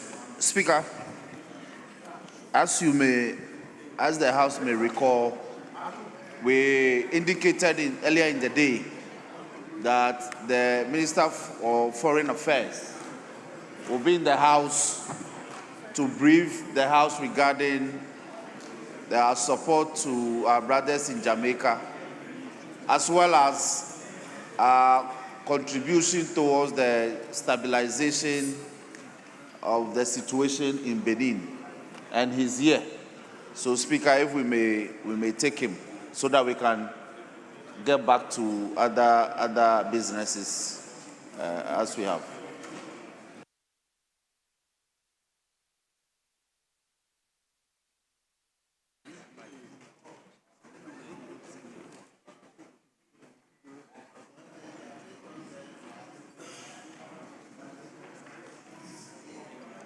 Yes, Minority Chief Whip. Speaker, we are aligned on this side. We are aligned. Very well. Very well. Mr. Speaker, as a further agreement, we agree that after his briefing, members will have the opportunity to maybe contribute or two questions from either side or comments. All members, this one, it's a plea. Before taking the decision, can we take the item numbered 1, presentation of papers for distribution, so that as we are taking the Foreign Affairs Minister, the paper will be distributed. Speaker, as in order paper addendum? Yes. Great. Yes. So that they'll be doing the distribution as we take the listing. Order paper addendum. There's the Kumasi Expressway. Kumasi Expressway. It passes to a faster. Just the report of the committee. We just want to lay the report. Minority Leader, we are laying. Only the report. Laying. Honourable members, we are still at commencement of public business. Item numbered 1 on the order paper addendum, presentation of papers. Chairman of the committee. Speaker, the chairman has just stepped out, so I pray. Oh, Ajay has been here. Ajay has been here. Mr. Speaker, in any case, it was a joint referral. So any member of either of the committees could lay, Mr. Speaker. Speaker, yes. We will not object. But for the Chief Whip to say that the chairman has just stepped out. The whole day I have not seen the chairman. So you have the liberty to go ahead and even lay it yourself. But don't say the chairman has just stepped out. He has not been here the whole day. Where is the chairman? Go ahead. I've not seen him the whole day. Where is the chairman? Honorable Chiwete, may you humbly resume your seat. Mr. Speaker, the chairman was the one who presided over the consideration of the referral. So, Mr. Speaker, Honorable Minority Chief Whip, the application is for the Vice Chair to lay. Yes. Jetson. Honorable Vice Chairperson. He said the chairman has just stepped out, and I'm going to correct that. Yes, your point is well made. That's not correct. We appreciate it. So let's Honorable Vice Chair. From the records. Honorable Vice Chair, may you lay the paper for the chairman. Report of the Committee on Roads and Transportation on the concessionary contract agreement between the government of the Republic of Ghana, represented by the Ministry of Roads and Highways as the contracting authority, and Accra Kumasi Expressway Limited as the concessionaire. Honourable members, the report of the committee has been duly presented and it is for distribution to honourable members of the House. Yes, honourable members, the Foreign Affairs Minister has taken the designated seat, and I believe his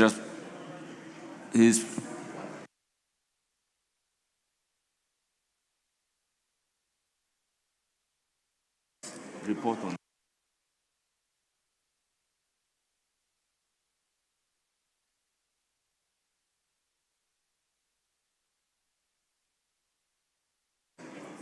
honourable members, the short report of the minister responsible for foreign affairs is also on the console.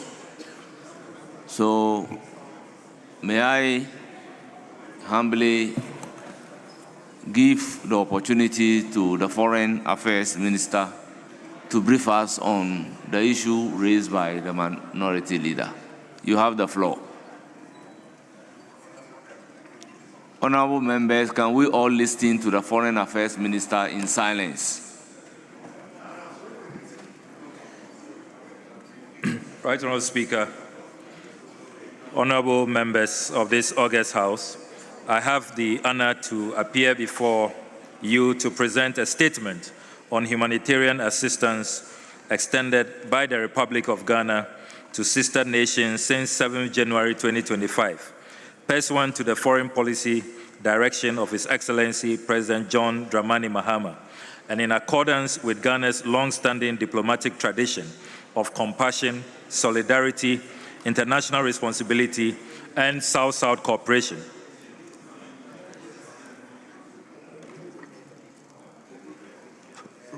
So, Right Honourable Speaker, Ghana's foreign policy has since independence been consistently guided by a profound sense of empathy and a commitment to the dignity of the human person. Our engagement with the international community has never been limited solely to the pursuit of strategic or economic interests. Rather, it has been informed by the conviction that Ghana's moral standing and credibility in global affairs are strengthened when we act with humanity in times of crisis. This enduring ethos reflects the foundational ideals of our republic and continues to shape our conduct in international relations. Ghana's foreign policy recognizes that humanitarian crises, whether arising from natural disasters, armed conflict, or socioeconomic collapse, demand collective responsibility. In responding to such crises, Ghana affirms the principle that the suffering of any people, irrespective of geography or political alignment, calls for solidarity. It is this principle that has underpinned Ghana's humanitarian engagements over the decades and remains central to our actions since 7 January 2025. Mr. Speaker, Ghana's humanitarian diplomacy is neither recent nor incidental. It is an enduring pillar of our foreign policy tradition that transcends political administrations and historical epochs. From the earliest days of independence, successive Ghanaian leaders have demonstrated a clear and consistent willingness to translate Pan-African ideals and global solidarity into concrete acts of material and moral support for people in distress. A seminal example of this tradition is found in the actions of the Osagefo Dr. Kwame Nkrumah, Ghana's founder and first president, who in 1958, when the Republic of Guinea courageously voted for immediate independence from France at significant political and economic cost, Ghana responded decisively. Dr. Kwame Nkrumah extended an emergency financial facility of approximately £10 million, together with strong political backing, to support Guinea during its most vulnerable formative period. This gesture, which later evolved into the Ghana-Guinea Union, was one of the earliest and most profound expressions of Pan-African solidarity, demonstrating Ghana's readiness to share its limited resources in defense of African self-determination and dignity. Mr. Speaker, Ghana's humanitarian ethos have also extended well beyond the African continent, following the devastating Great Hanshin Awaji, the Kobe earthquake in Japan in 1995, which claimed thousands of lives and caused extensive destruction. Madame Nana Kunedu Ajiman-Rawlings, then First Lady of the Republic, may her soul rest in perfect peace, mobilized nationwide support on behalf of the people of Ghana through coordinated efforts involving state institutions, civil society, and the private sector. Ghana, led by His Excellency Jerry John Rawlings, donated cocoa and other essential supplies to Japan. This act of solidarity was widely acknowledged as a powerful symbol of friendship between two nations, separated by geography but united by shared human values. In 2010, Mr. Speaker, under the leadership of President John Evans Atta Mills, Ghana again demonstrated its humanitarian resolve in response to the catastrophic earthquake that struck Haiti on 12 January 2010. Recognizing the scale of human suffering and infrastructure collapse, the government of Ghana pledged and delivered $3 million in official financial assistance, presented through a formal government check. This contribution reflected Ghana's commitment to international humanitarian responsibility and reinforced its standing as a country willing to act decisively in moments of global crisis. Similarly, in 2017, following the tragic mudslide in Freetown, Sierra Leone, which resulted in significant loss of life and displacement, the government of Ghana, under President Nana Addo Dankwa Akufo-Addo, extended humanitarian assistance valued at approximately $1 million United States dollars. This support included the airlifting of relief items as well as financial assistance aimed at supporting immediate relief and early recovery efforts. The gesture reaffirmed Ghana's solidarity with a sister West African nation and its responsiveness to humanitarian emergencies within the sub-region. Right Honorable Speaker, honorable members will further recall that Ghana's record in international peacekeeping and humanitarian action has long been notable. A salient example often cited is the conduct of Ghanaian contingents during the crisis in Rwanda in 1994. Ghanaian peacekeepers played a significant role in protection, evacuation, and humanitarian assistance efforts, even when overall international presence contracted.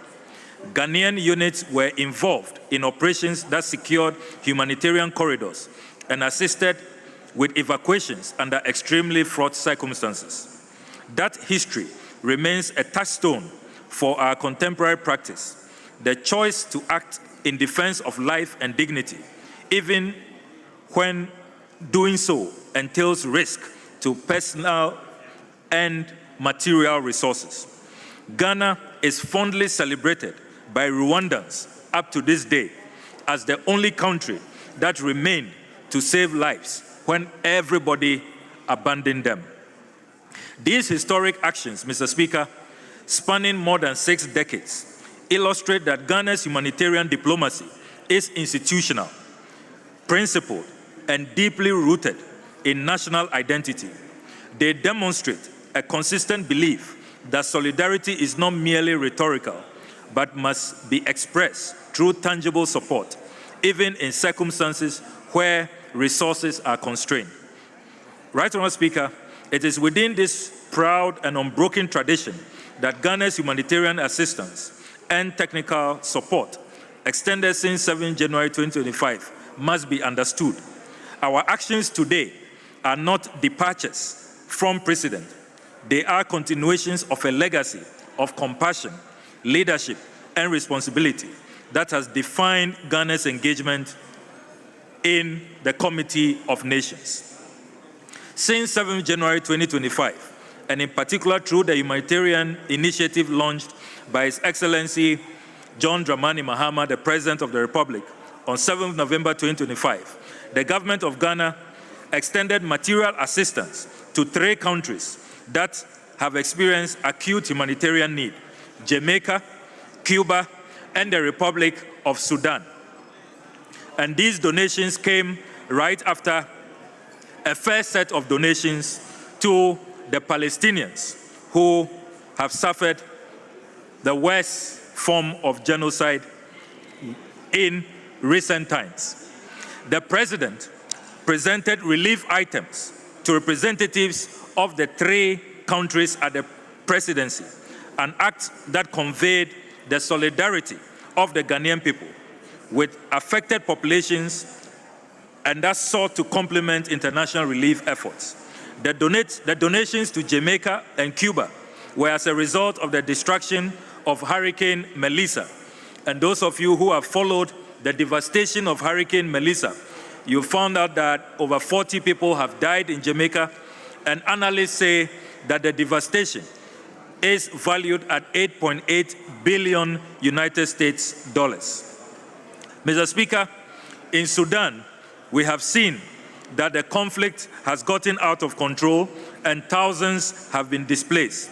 And once again, as a country that believes in reaching out and extending solidarity to our fellow Africans, we decided to make a donation to the good people of Sudan. The aggregate value of relief items presented by the government of Ghana is estimated at 10 million Ghana cedis. This donation was explicitly apportioned for distribution in the ratio of 50% to Jamaica, 30% to Cuba, and 20% to Sudan, reflecting the immediate and pressing needs identified in the respective contexts.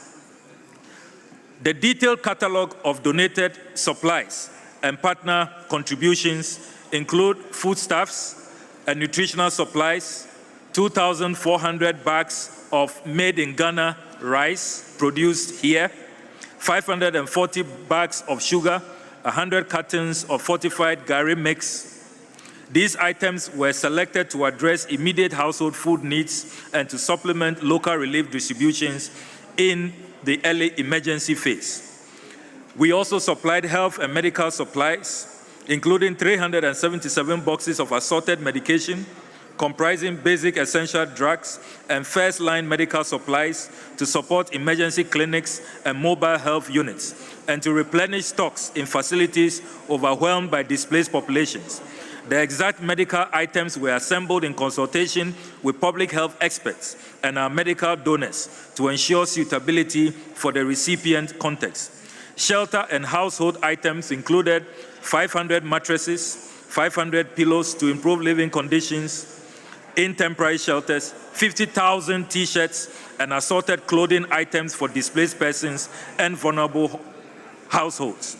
We also donated water, sanitation, and hygiene equipment, including 20 units of 500-liter water storage tanks, 20 hand washing stations, 10 emergency portable toilets, all intended to reduce the immediate wash risks, limit disease transmission, and facilitate basic sanitary services in shelter areas. Additional consignments, Mr. Speaker, and goodwill items include 3 20-foot containers of assorted Ghanaian products, including our famous cocoa and golden tree chocolates, which are, as you know, brands very much sought after beyond the shores of this country. Mr. Speaker, the delivery and assembly of these items were achieved through close collaboration between government agencies and private sector partners. Corporate and civil society contributors who supported the initiative included, among others, the Ghana Cocoa Board, Cocoa Processing Company, Pharma Nova Ghana, Latex Foam, Farm Masters Global, Terra Prime Group Limited, MTN, Mid-Atlantic, Stanbic Bank, Access Bank, amongst other individuals. Their participation supplemented government resources and enabled a more comprehensive relief package to be presented in a timely manner. So, Mr. Speaker, the selection of the items reflect rapid needs assessments conducted by the Ministry of Foreign Affairs in consultation with recipient diplomatic missions, multilateral humanitarian agencies, and sector specialists. Priority was given to items that, 1, meet immediate survival and health needs, such as food, water, medicine. 2, support short-term shelter and basic households comfort, such as the mattresses, clothing, and pillows we provided. And 3, reducing public health risks, such as the wash facilities that we supply. The distribution on the ground, Mr. Speaker, was entrusted to the recipient governments and, where appropriate, to recognize humanitarian implementing partners able to manage logistics and ensure that the goods would reach priority groups. The Ministry of Foreign Affairs and the Ghanaian diplomatic missions involved requested distribution plans and periodic utilization reports from recipient authorities to enhance transparency and to ensure that the intended beneficiaries receive the assistance. The humanitarian initiative, Mr. Speaker, was coordinated at the highest level. The Presidency and the Ministry of Foreign Affairs initiated a gesture and worked closely to assemble, package, and dispatch the items. Logistical arrangements for collection, packaging, and temporary storage were carried out through a combination of government warehouses and partner facilities, while the ministry ensured that diplomatic clearances, customs documentation, and transport protocols were addressed in advance to minimize delays at ports of exit. The United Nations agencies in Ghana and the International Red Cross Society assisted Ghana in shipping the relief items to their destinations. Right Honourable Speaker, this morning, His Excellency President John Dramani Mahama participated in a historic farewell parade at the Jubilee Lounge at the Kotoka International Airport to deploy a contingent of 54 Army engineers and 5 medical doctors drawn from the 48th Engineers Regiment and affiliated units to Jamaica to assist with the construction and recovery efforts. The mission's mandate also includes the assessment and repair of damaged public infrastructure, emergency restoration of critical access routes, stabilization works in landslide-prone locations, and support for shelter reconstruction. The medical doctors will provide surge medical capacity in coordination with Jamaican health authorities and humanitarian health partners, including primary care, emergency treatment, and public health interventions to mitigate disease risks among displaced and affected populations. The contingent have been airlifted by the United States military aircraft C-17 under agreed logistics support arrangements. The agreed movement schedule is as follows. The aircraft is scheduled to depart the Kotoka International Airport within the next few hours and to land in Kingston, Jamaica, tomorrow, the 18th of December, 2025. Right Honourable Speaker, upon arrival in Kingston, the contingent will operate under the coordination framework agreed with the government of Jamaica and with the support of Ghana's diplomatic representatives accredited to Jamaica.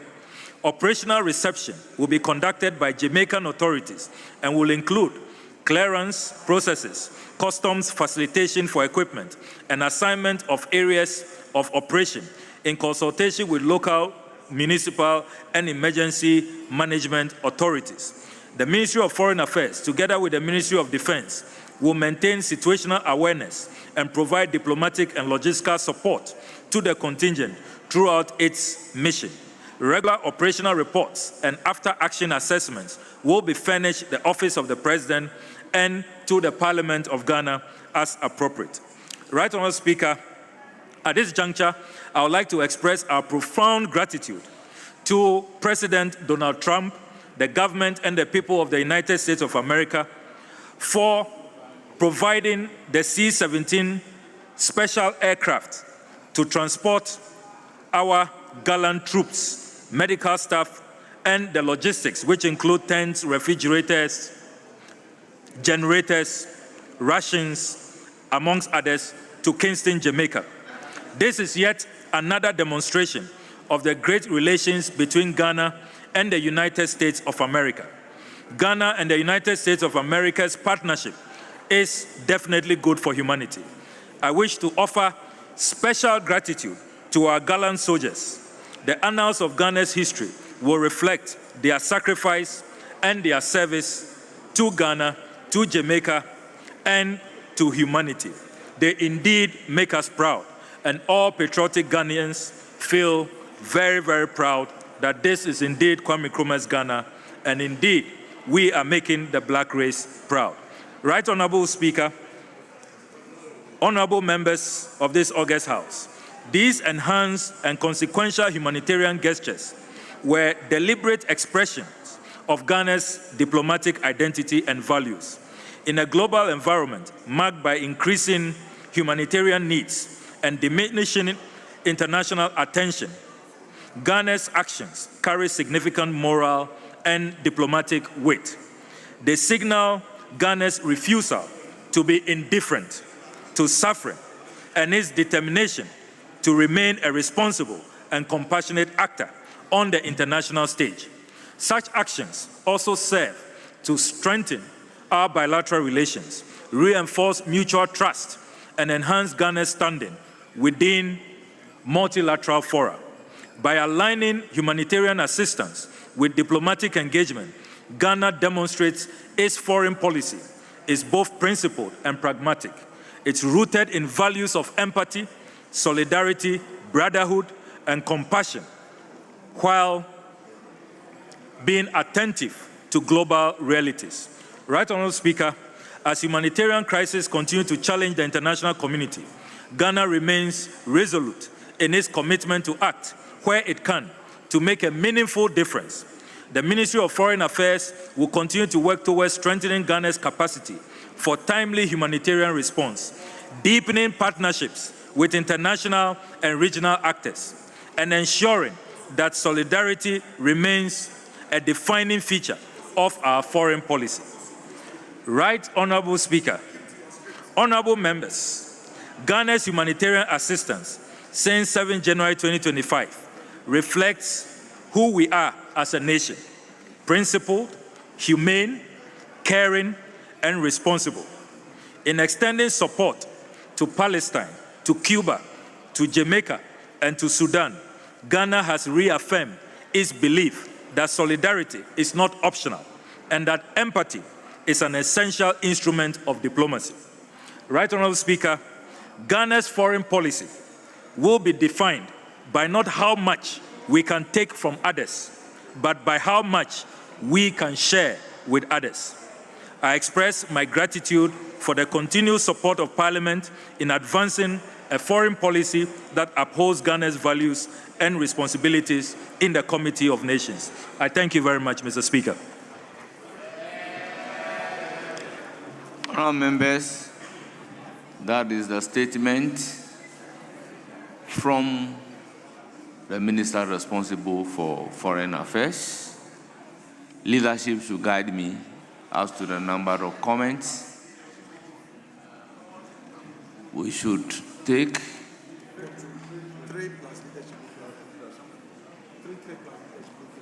Speaker, there's an agreement.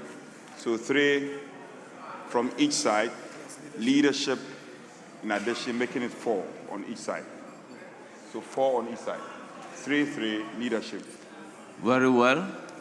I will now welcome comments, and the comments must be briefed and must not breach the rules. Yes, Honorable Samuel Abujinapo, you have the floor. Thank you very much, Right Honourable Speaker. Mr. Speaker, let me thank the Honourable Minister for Foreign Affairs for making this statement and updating the House on happenings relating to foreign policy. So, Speaker, there are 2 fundamental points which come out of the statement the Minister made. The first one, Mr. Speaker, is the absolute need and necessity that government and the exercise of executive power must be done, Mr. Speaker, within the framework of the legislature and parliament. And it's important that when government acts, particularly when government acts as it relates to foreign policy, the executive must carry Parliament along, where necessary must seek parliamentary approval, must appraise Parliament, and must update Parliament. Mr. Speaker, and therefore, I think it's important for me to underscore the point that it took the intervention of the Honorable Minority Leader for the Minister to come and brief this House.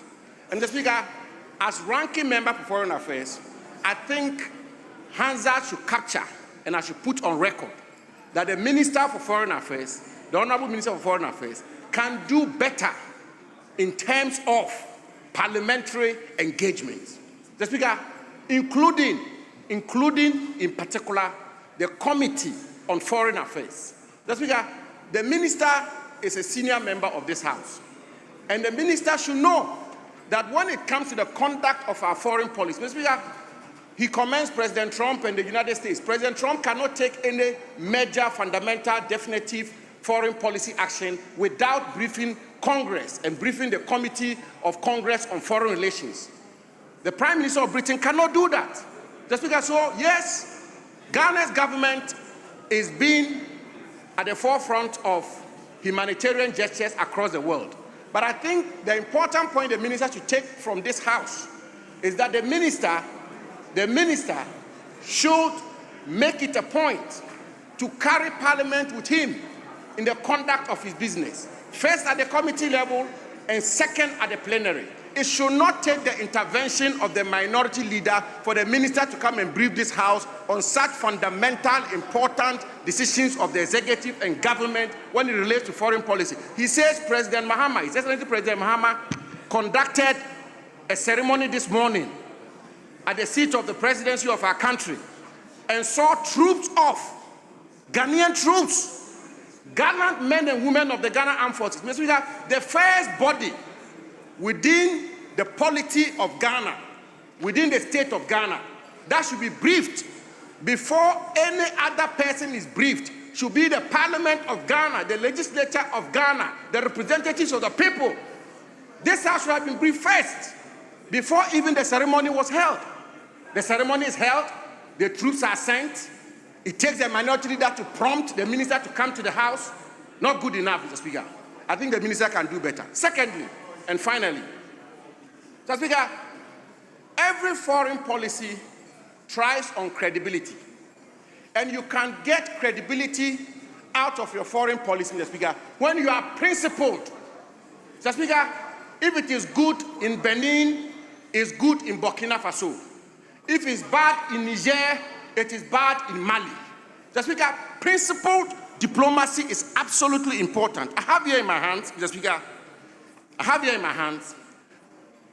a publication which indicates, the minister talks about sending troops to Jamaica, a publication which indicates that the government has taken a decision to send troops within the framework of ECOWAS to support the efforts by ECOWAS to Honourable restore... Member, you have done exactly 5 minutes, so conclude. Mr. Speaker, if I may conclude, just a minute to conclude. As a ranking member, as you know, Mr. Speaker, this is very much in my turf. With the greatest respect, if I could just conclude on this. Thank you very much, Speaker. Thank you for your indulgence. Mr. Speaker, and these are very weighty matters, and I believe these are matters of national importance. Mr. Speaker, the government is taking a decision to send troops within the framework of ECOWAS to help or assist in the restoration and consolidation of democracy in Benin, in the Republic of Benin. Mr. Speaker, I support that move. There's absolutely no two ways about that. That the government of Ghana should be working with ECOWAS to ensure that democracy prevails in the region. But Mr. Speaker, if a coup is bad in Benin, a coup must be bad in Burkina Faso, it must be bad in Mali, it must be bad in Niger. Mr. Speaker, it must be bad in Guinea-Bissau. Mr. Speaker, I am happy that the Honourable Minister for Foreign Affairs, the former ranking member for Foreign Affairs, 3-term member of Parliament, Mr. Speaker, 4-term member of Parliament, 4th-term member of Parliament, as Minister for Foreign Affairs, is found it necessary to move from the foreign policy of Juviasem to the foreign policy of interventionism. But it's important that if we decide to intervene within the framework of ECOWAS, Mr. Speaker, a coup in Benin is bad, We should restore democracy in Benin. So is it bad in Burkina Faso? So is it bad in Mali? So is it bad in Niger? So is it bad in Guinea-Bissau? We cannot flip-flop when it comes to foreign policy. We cannot have double standards when it comes to foreign policy. We cannot choose and pick. The principle must stand. A coup anywhere in West Africa is bad. And the Ghanaian government should insist on that and ensure that our foreign policy is credible and principled. I thank you, Mr. Speaker. Yes, Honorable Rashid Pelpo. Thank you, Mr. Speaker, for the opportunity to comment on this very important statement made by the Minister of Foreign Affairs. Mr. Speaker, of late, the Minister of Foreign Affairs took some key decisions about Ghana's foreign policy that has given Ghana a very important recognition throughout Africa and has made Ghanaians very, very proud of him. Mr. Speaker, of late, the support of Ghana, of the suffering people of Palestine during the period of their genocide is a key area we are proud of when he took key decisions along with the government of Ghana to support them and did so with a lot of commitment. Mr. Speaker, again, Ghana's decision to support Jamaica, Ghana's decision to support Cuba, Ghana's decision to provide scholarships for the rest of Africa needing support to come to read higher courses in Ghana, to study in higher courses in Ghana, are all key areas we'll commend the minister for. In fact, he has distinguished himself and has shown the real character of Ghana in our commitment to liberation, in our commitment to extend support, humanitarian support to other countries. Mr. Speaker, Ghana's foreign policy is properly defined during the Nkrumah's regime when we took up the real challenge of liberating Ghana and helping to liberate the rest of Africa. We recall very, very clearly what he did for other countries, that he opened up our universities for Mugabe and other people from ANC and other countries to come to Ghana, study how to fight and liberate their countries, to come to Ghana and do so freely, studied freely, and went back to help their liberation struggles. Mr. Speaker, in the case of the Democratic Republic of Congo then, we recall what Ghana did for them. Mr. Speaker, when Congo was deserted by the United Nations, Lumumba called on the president of Ghana to support him. We sent troops there, we sent our army there, we sent helicopter there, he asked for more, we gave him everything he asked for. The Ghanaian military was there in Congo to support them. Mr. Speaker, it distinguished Ghana as one country that will fight to the hilt to support another African country. Not very long ago, Mr. Speaker, we sent troops, we deployed troops to Liberia, we sent them police, we sent them army personnel, we sent them military observers. We did so for Sierra Leone, we did so for Liberia, we did so for the Côte d'Ivoire, we did so for Mali. If you see a combination of all these things happening, it tells you that this is not just a country seeking to mind its own affairs. It is a country willing to go the extra length to support another African country. That character of Ghana, Mr. Speaker, cannot be forgotten. And I'm very happy that throughout the present regime, administration of the present foreign minister, we have seen Ghana coming back to its real definition. Honourable member, conclude. To its real definition of fighting to give Ghana a place in the affairs of the world. Mr. Speaker, thank you for the opportunity, but let me just say that our commitment must stay beyond this regime. It has a definition of what Ghana's foreign policy is. It shouldn't just be a regime and then the next regime there is a complete changeover. And I'm happy that what is written down now by what they are doing must stay and be historical and will have a value in who we are. Thank you, Mr. Speaker. Thank you. Yes, Honorable Ntim Foyo. It's now 6 minutes after 6. You have the floor. Thank you, Right Honorable Speaker, for giving me the opportunity to comment. And at the outset, to commend highly the Minority Leader Osahin Afenyo-Markin for insisting, and the caucus, the Minority Caucus, for insisting that the minister comes to brief the House, and to thank you for your magnanimity in accepting that request. Mr. Speaker, the scripture says, love your neighbor as yourself. But the scripture did not say, love your neighbor more than yourself. The decision that was taken to deploy troops to Benin was taken without recourse to this House. The decision to deploy troops to Jamaica was taken without recourse to this House. We even had to force the minister to come and brief us. That is not good enough, Mr. Speaker.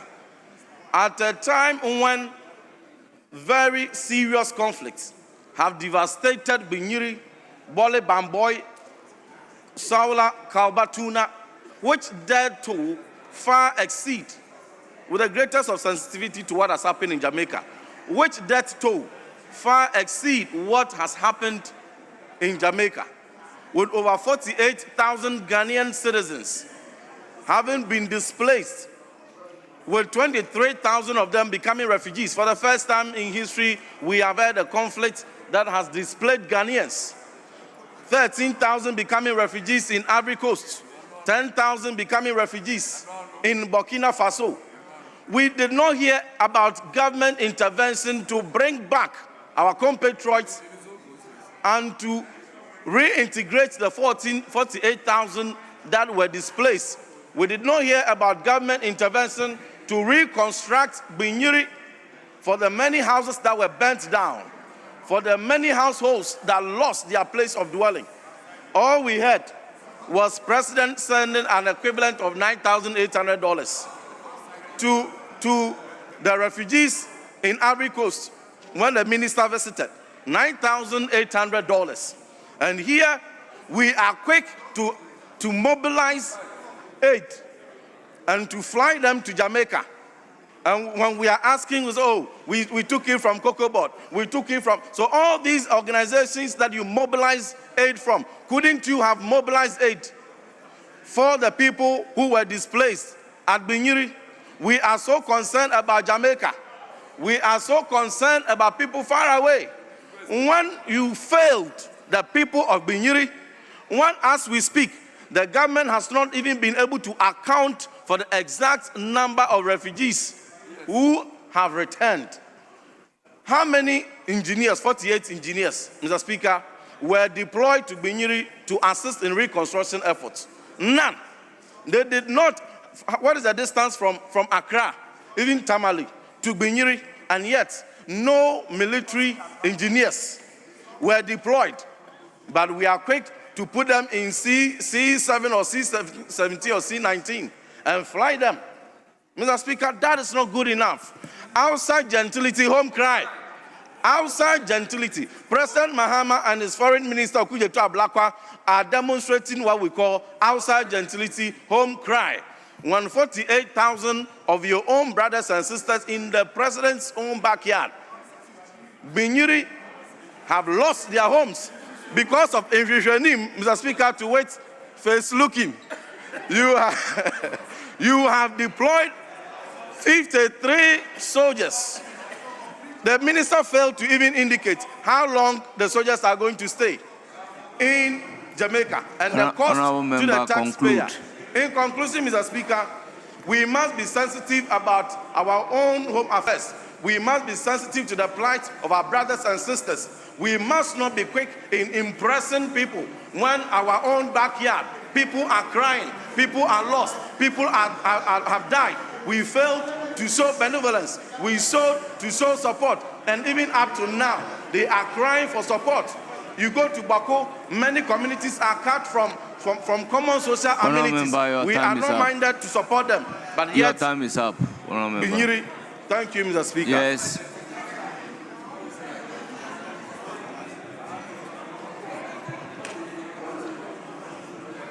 Let me be gender sensitive. Honorable Ablaji Fagomashi. Thank you very much, Mr. Speaker.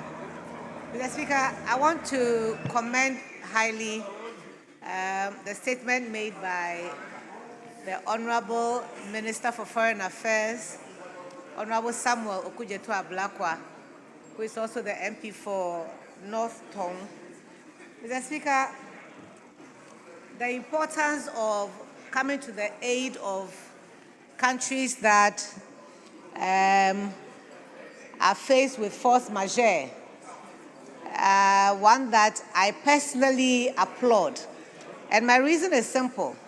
Mr. Speaker, you will recall the number of times I've called you yourself when, as a first-timer, I faced challenges with the devastation of the tidal waves, and the number of times you had to come to my aid to help me provide for my constituents. Mr. Speaker, I am not surprised that this policy, this humanitarian policy, is thriving under His Excellency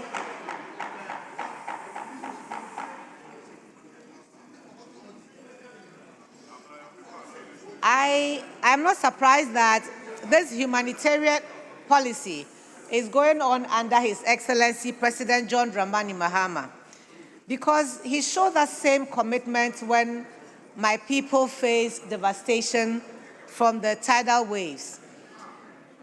Comrades and colleagues will recall the truckloads of support that came to us, and also when VRA spilled its water and our compatriots were struggling.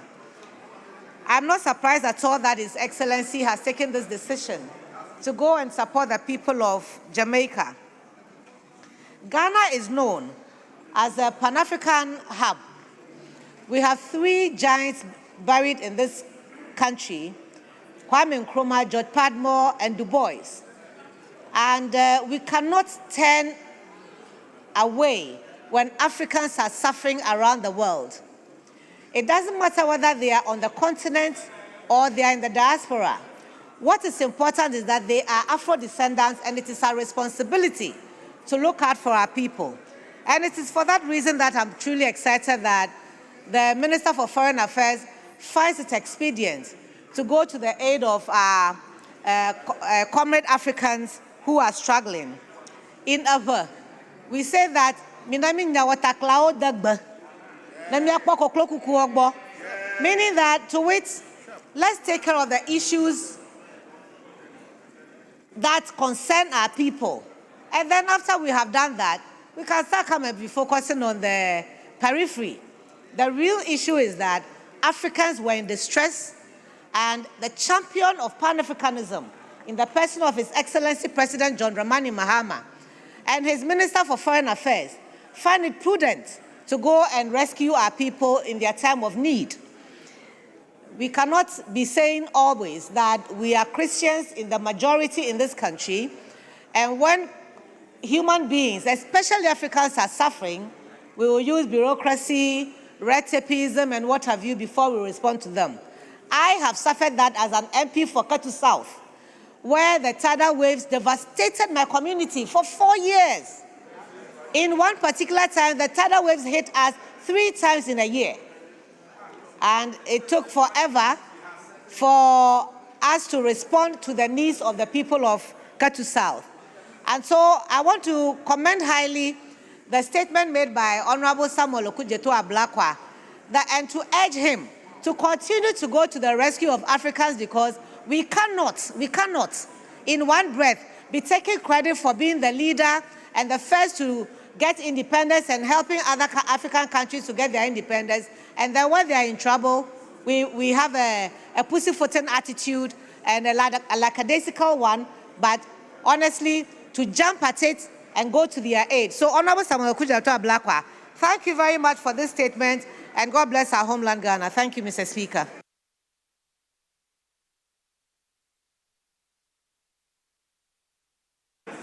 There is the last opportunity on my left side.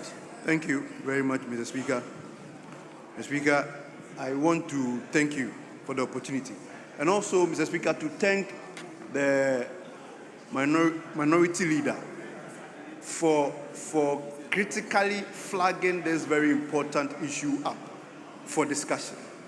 But for us, having the minister here is by virtue of his advocacy and the need for national issues sensitive like this to be discussed in this House.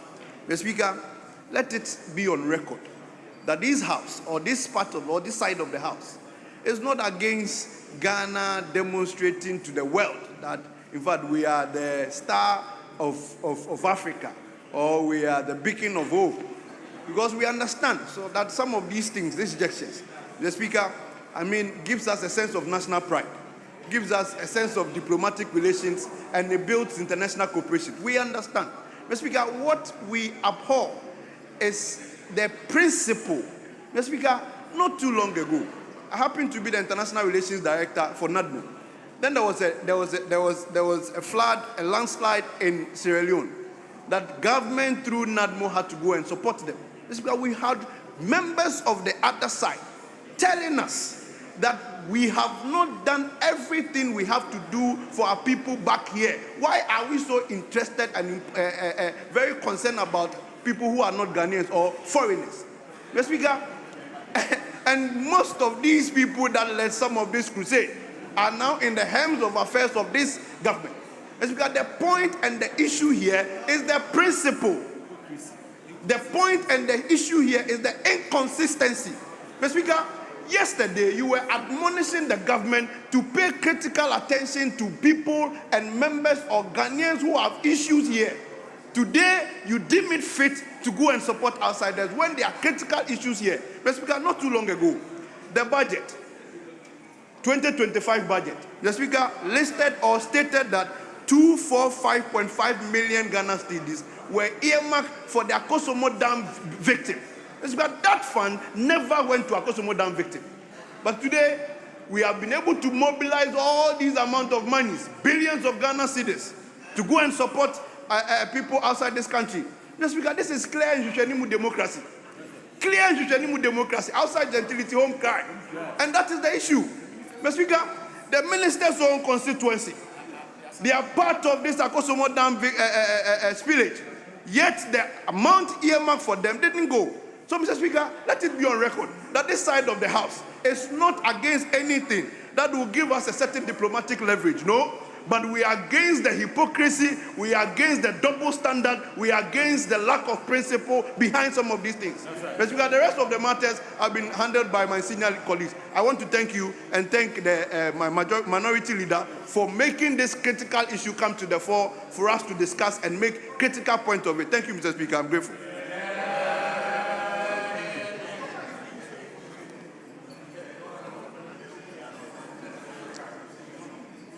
Honorable Sohini.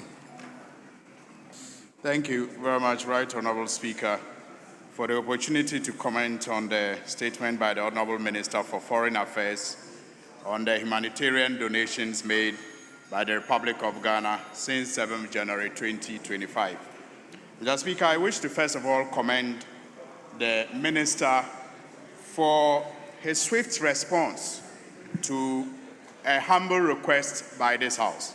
Mr. Speaker, first of all, it has to be pointed out that there is no law that my attention has been drawn to that requires the government of Ghana to come and brief Parliament before it takes action on any humanitarian support that needs to be provided.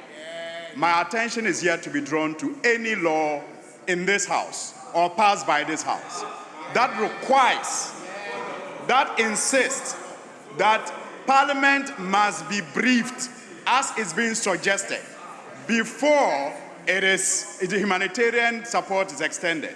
It is out of courtesy, Mr. Speaker, that over the period it is expected that Parliament will be carried along and informed of some of these very important interventions when done by government.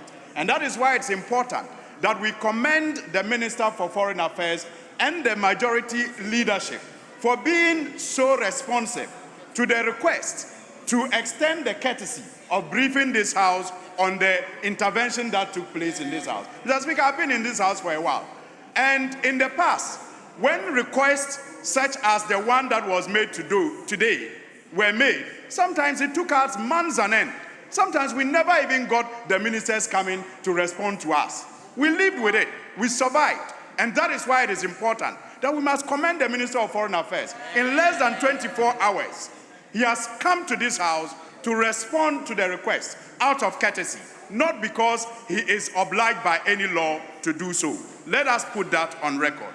Mr. Speaker, I also wish to state that I find it quite strange that we lived in this country where police brutalities, servicemen brutalities, sometimes led to the death of our citizens. And yet, people who took part in laying wreath at Du Bois Center, when George Floyd, the boxer, was killed in the United States, today are sitting on the other side, complaining that we are supporting, countries that are distressed. And yet, we have situations in this country that we have not even neglected, because this government has not neglected any, internal displacement of any of our citizens.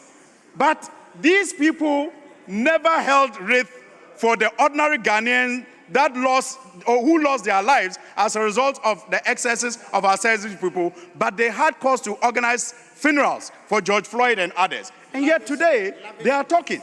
Mr. Speaker, when we had the Akosombo Dam spillage, it took this side of the House, then in minority, to mount pressure and lead donations to the affected victims.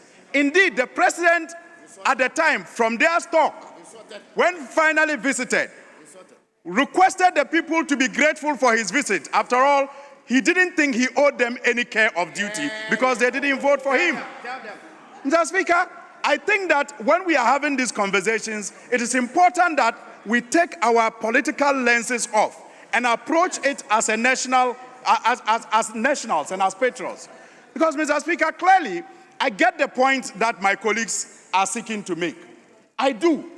Because, you see, what we suffer from, in my view, is what I call the poor social welfare network in our community, in our system. As for our humanitarian support to other nationals when they are distressed, it is legendary. Indeed, our Foreign Affairs Ministry sits on a land that used to host international students who had difficulties in their countries. So it is legendary. But yes, if there's need for us to improve similar humanitarian care when we have internally displaced issues, let us discuss it dispassionately. But let us not seek to score political points with it. Because, Mr. Speaker, clearly, yes, people were displaced in Binyiri, but the government responded swiftly, provided support, and ensured that security was, deployed to contain the situation. Honourable member, conclude. And again, in the case of the Volta Dam spillage, government made provision for budgetary support to the victims of that spillage. So, Mr. Speaker, we can have a conversation about how to improve our social safety networks in this country when we are faced with internally displaced challenges. But let us not do so with political lenses. Otherwise, when we do that, we know those who will not be looking very good. Thank you. Yes, minority leadership.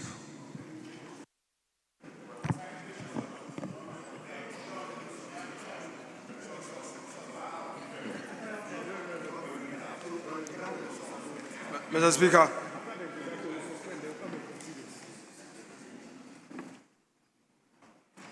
members of the Minority Caucus read in the news some troops being sent abroad for some operational support to those who have suffered in this Hurricane Melissa disaster in Jamaica. Mr. Speaker, we also heard of some relief items being shipped. We waited upon government to brief this parliament. That briefing never occurred. We therefore exercise our rights within the rules of this House, which rights the majority leader, as leader of government business, responded to, leading to the Minister of Foreign Affairs finally taking the time to brief this House. Mr. Speaker, let me, on behalf of the Minority Caucus, extend profound solidarity to the good people of Jamaica. And we say to them that we are with them in this difficult time. Mr. Speaker, our hearts are united in compassion for those suffering in the wake of Hurricane Melissa, a disaster that has shattered lives, homes, and hopes. Of course, without doubt, we have seen a Ghanaian tradition of humanitarian gesture being extended to them. But, Mr. Speaker, compassion must walk hand in hand with constitutional responsibility. And that is where we stand as minority. Our duty as a minority is not only to care, but to ensure that every exercise of state power, no matter how well-intentioned, is anchored in transparency and accountability. Mr. Speaker, whilst the government has not formally laid its legal justification before Parliament, it is widely understood that such deployments are typically defended under Article 57(1), which vests command of the armed forces in the President, and Article 2102, which permits military to perform, quote, such other functions as the President may determine. We do not seek to contest the constitutional authority of the President as provided for in the Constitution.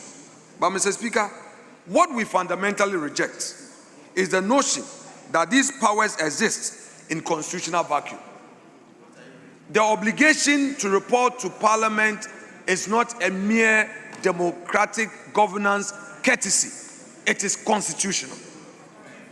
Mr. Speaker, we submit that the need to extend courtesy and support other countries in difficulties does not absolve the executive of the duty to form the people's representatives before or immediately after such a significant decision is taken.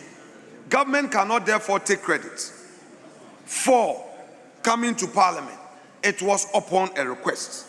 Mr. Speaker, the 1992 Constitution does not establish a one-man rule. It establishes a democratic republic built on separated powers and checks and balances. Article 93(2) vests legislative power in Parliament. The deployment of Ghanaian troops overseas is not a minor administrative act by the President. It is a weighty executive policy with profound implications. For Parliament to legislate and oversee wisely, it must be informed. Articles 174 to 179 grant Parliament the exclusive power of the purse.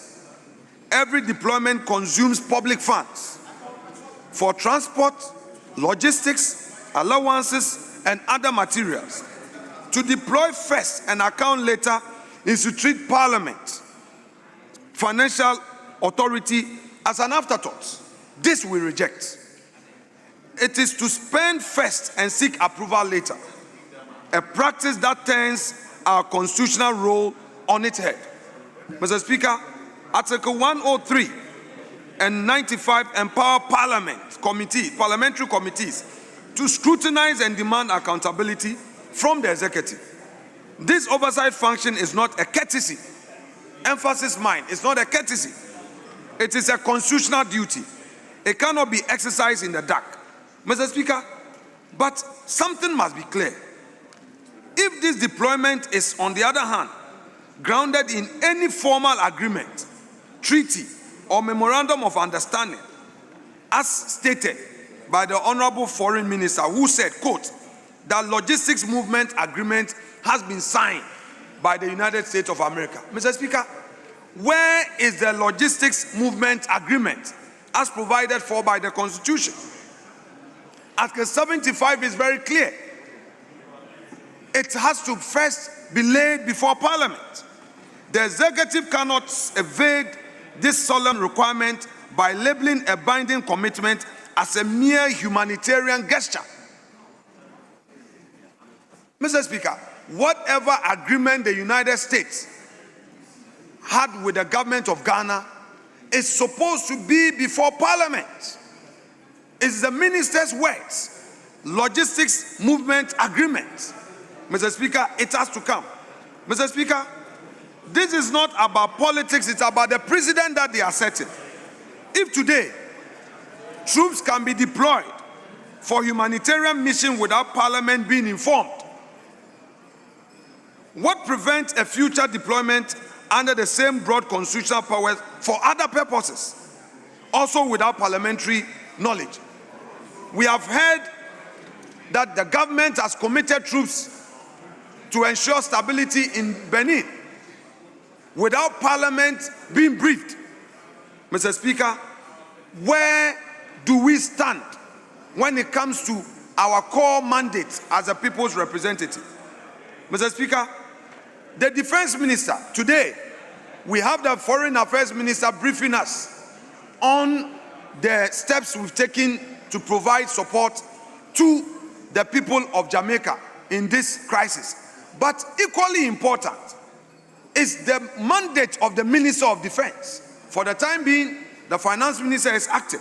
It is important that he also appears before us to give us detailed briefing, particularly on those who have been dispatched to Jamaica and those who are going to Benin. Mr. Speaker, how can this House fulfill its role as guardians of public trust if it is kept in the dark? Our concern is not with the mission to Jamaica. It is with the manner of governance. A decision of this magnitude taken without the basic courtesy of information to Parliament, which very importantly is anchored in the Constitution, weakens our democracy. It suggests that the executive alone defines national interest, and that Parliament's role is merely acquiescence. We are not here for the purpose of acquiescence. We have committee of Parliament made up of the majority and the minority. They deserve to be briefed, and they deserve to feed their people with information for us to understand what is happening. Mr. Speaker, not even leadership of Parliament in the past, say critical matters, the leadership were engaged, and that is a fact. Mr. Speaker, in the name of constitutionalism and in the spirit of democratic solidarity, the minority hereby calls on the government to do the following.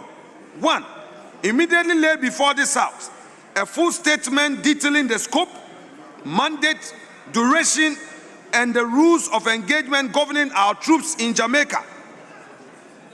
2, we demand government to lay before this House the rules of engagement governing the troops that are being deployed in the Republic of Benin. Honorable Leader, you've done 10 minutes. Yes, conclude. I'm concluding. Yes, conclude. Mr. Speaker, we also demand that government to provide complete financial breakdown of all costs, present and future, associated with this deployment, and seek the necessary parliamentary approval for any expenditure as required by Article 179 of the Constitution. Then again, Mr. Speaker, government must provide this House with the details of all the release items that have been shipped to Jamaica, the sources of these release items. Were they donated by individuals? Are they coming from government coffers? And what is the total cost? And were they provided for in the budget? Mr. Speaker, then we also demand that government to commit to regular briefing for the relevant parliamentary select committee, ensuring ongoing oversight in line with Parliament's constitutional mandate, including update on the welfare of our troops in Jamaica and every necessary welfare support to their families. Mr. Speaker, let no one make any mistake. We are a proud Ghanaians willing to help sister nations in distress. But where there are people displaced in our own country, Honorable Minority Leader, with respect of our own rules, please conclude. Mr. Speaker, I'm doing Order right. 91.4 is very clear. Mr. Speaker, 5 I'm doing minutes. so. You've done more than 10 minutes. Mr. Speaker, so I'm conclude. doing so. I brought the statement up. So let me conclude. Very well. Mr. Speaker, we have Ghanaians who are in exile in Cote d'Ivoire. They must be catered for. We know of the situation in Dollar Town. We have to cater for the people that ensure law and order there. Mr. Speaker, we stand with the people of Jamaica and we stand by the rule of law as well. To do otherwise, to act without transparency, is to build foreign goodwill on the weakening of domestic trust. Let us repair Jamaica without eroding Ghana's democracy. Let the executive lead, but Parliament must know. I thank you, Mr. Speaker, for the opportunity. Instead of 5 minutes, you spoke for 14 minutes. Yes, Majority Leader. Thank you, Mr. Speaker.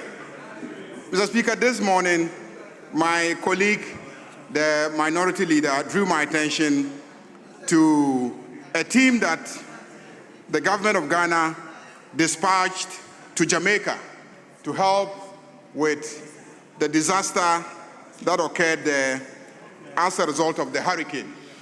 Mr. Speaker, upon his prompting, I did not hesitate. I immediately called the Foreign Affairs Minister, and he also did not hesitate. He immediately responded and indicated his willingness to expeditiously come and brief this House.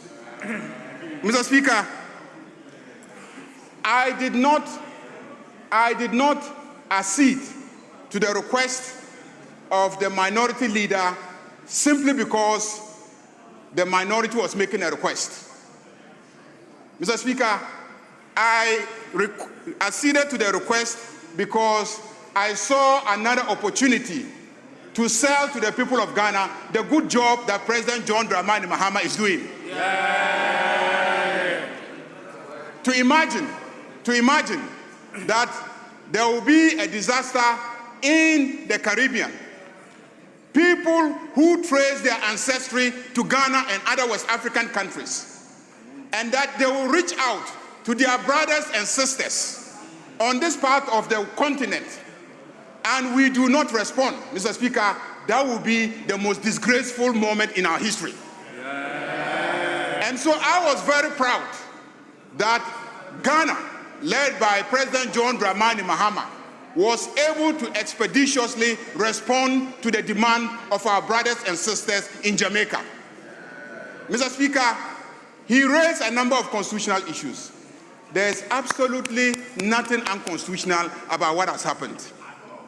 Nothing absolutely unconstitutional. Indeed, it is required of every nation in the Committee of Nations that when a fellow nation is in need after a disaster and cannot take care of its citizens, there is a moral obligation on every single one of us to go to their aid. And that is exactly what Ghana has done. So there's nothing untoward that has happened. On the issue of finances, Mr. Speaker, indeed, no financial regulation has been violated in this country.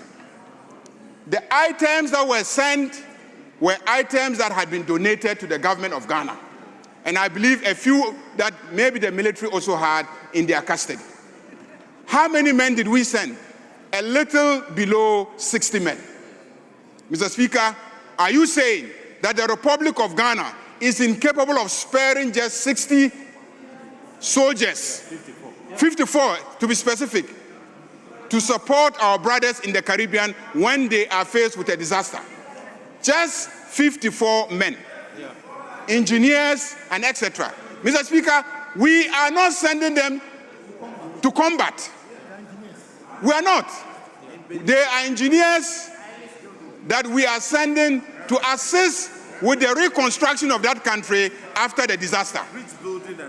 Bridges that should be built, homes that should be constructed, drainage that should be cleared, so that they could assist with their engineering and technical knowledge to assist the people.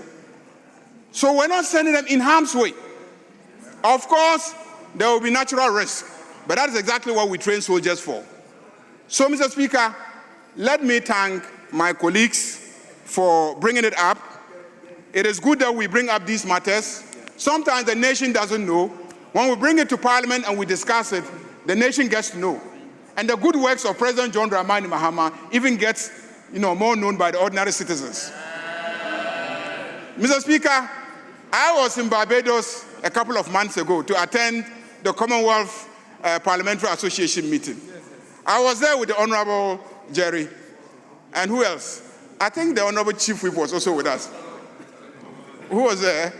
You and but I was there with the three other colleagues. Mr. Speaker, in Barbados, as I walked around the city, please, I didn't mention you. In Barbados, as I walked on the streets of Barbados, the people that I saw are not different from the people that I see when I walk the streets of Nsawam. Mr. Speaker, they are not different from the people that you see when you walk at Kejetia. And they are not different from those that I have seen when I attended ECOWAS Parliament sittings in Efutu. Mr. Speaker, every single person that we met told us that they believe that they come from Ghana. They said it. They told us that they believe that they come from Ghana. And I believe it is the same with many of the Caribbean nations. So they are our direct brothers and sisters. And so if we can spare our soldiers to go and assist them, let us do so. If we can raise funds to go and assist them, let us do so. Let us not clock our opposition to assisting our brothers and sisters in the gap of constitutional violations or threatened constitutional violations. Mr. Speaker, as for the question of Benin, there has been a request by ECOWAS. There has been no deployment yet.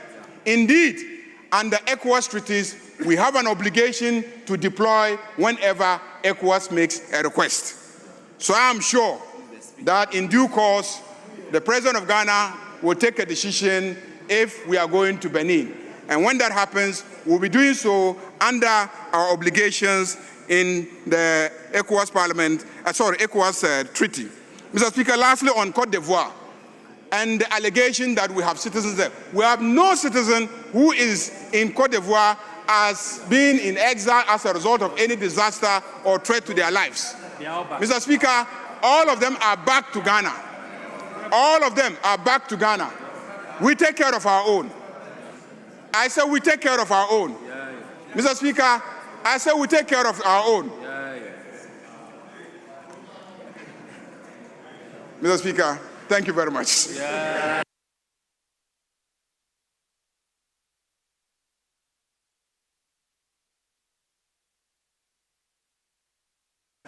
I will then give the Minister the opportunity to respond to some issues raised.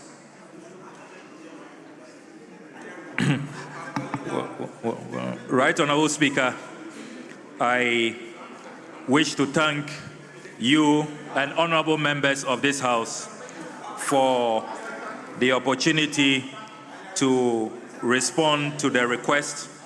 As has been duly acknowledged, I received this request today, and within an hour of the request, my statement was put together, and I hurried to this House to make this statement because of the profound respect that I have for the institution of Parliament, more so when I am a member of this revered House.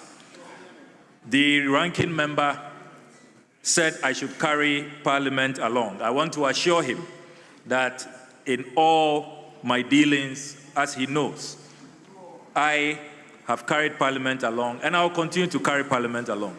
Indeed, during our deliberations to approve the 2026 budget, I did brief the Foreign Affairs Committee on all of these donations and humanitarian gestures that we have carried out under the leadership of His Excellency President John Dramani Mahama. Mr. Speaker, the minority leader said that if there is any agreement with the United States of America about defense cooperation, I should bring it to this House. I want to remind the honorable minority leader and this House that the Parliament of Ghana has already ratified a Ghana-UN Defense Cooperation Agreement, and we are operating within the paradigm of that agreement. So this House has already ratified the Defense Cooperation Agreement with the United States of America, and it is on that basis we are proceeding. Mr. Speaker, it is important to emphasize that as Foreign Minister, I have placed the interests of Ghanaians first, and at all times, the interest of all Ghanaians remains paramount. Mr. Speaker, the whole world is celebrating Ghana, and I believe all of us must be proud of what we have achieved. A few days ago, when our citizens were maltreated, were ill-treated, and were deported from Israel, Mr. Speaker, we retaliated, and we sent a clear message that the Foreign Ministry, the government of His Excellency John Dramani Mahama will not accept maltreatment, will not accept inhumane treatment, will not accept discrimination from any corner of this world.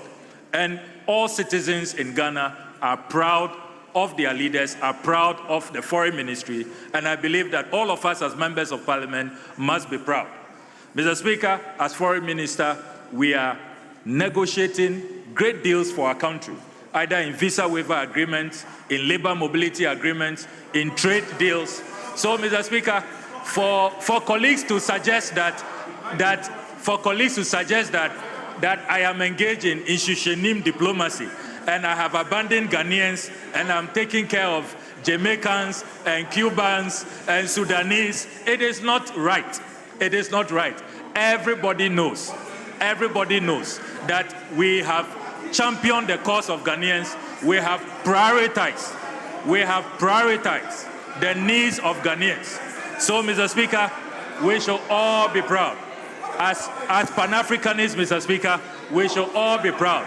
We are taking good care of Ghanaians, and we are taking good care of our fellow compatriots within the international community. And we must feel very, very proud. And Mr. Speaker, I conclude with the last words of my statement. Mr. Speaker, I conclude with the last words of my statement, that our foreign policy will not be defined by how much we can take from others. It will be defined by how much we can share with others. All of us should feel very, very proud that as a country, we are taking care of our own, and we are also able to reach out to support our fellow brothers and sisters outside who need humanitarian assistance. This is a great time to be a Ghanaian, and this is what the founder of our country, the Osajefo Dr. Kwame Nkrumah, admonished us to always pursue. And all of us, collectively, we should be proud of what we are achieving as Ghanaians. I thank you very much, Mr. Speaker. Honorable members, with all due respect, Order 91.5 indicates that the Speaker may, where appropriate, give directives to the relevant body or committee to give effect to matters arising out of the statement or comment.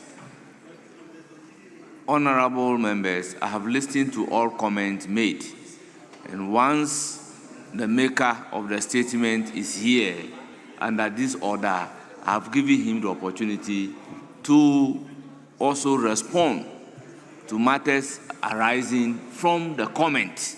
So I did nothing wrong calling on the Minister of Foreign Affairs to respond to matters arising from the comment to the statement. Honorable Minister, I thank you very much for attending upon the House proactively and urgently giving response to this matter by way of briefing the entire House. You are hereby discharged. Yes, Majority Leader, can we turn to motion number 2 on the order paper addendum? Motion number 2 on the order paper addendum after the distribution of the reports. Mr. Speaker. Yes. I know your relationship with Honorable Kwame Abuja, very cordial. I know your relationship with me, very cordial. Cordial relationship with all of us. Mr. Speaker, since he came this afternoon, all he's been doing is obstructing the thought patterns of the minority. Except that my record shows to the contrary. Mr. Speaker, stay out of this. Let me deal with him. Mr. Speaker, before we take his motion, I want to find out from him whether there has been any distribution of sufficient copies of the agreement to leadership. No, not the report. Listen, not the report. The agreement. I know this morning you went to the committee to furnish them with copies of the agreement. Meanwhile, yesterday, when you laid the paper, the contract documents were not ready. You only gave it to them this morning. They've had a meeting. I want to ask you, those of us in leadership, my chief whip has not received a copy of the agreement. The first deputy whip has not received a copy of the agreement.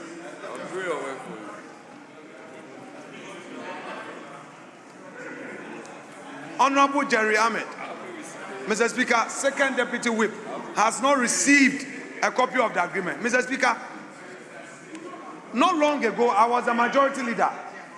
What I did was that any government business, I first furnished the leadership of the other side with copies.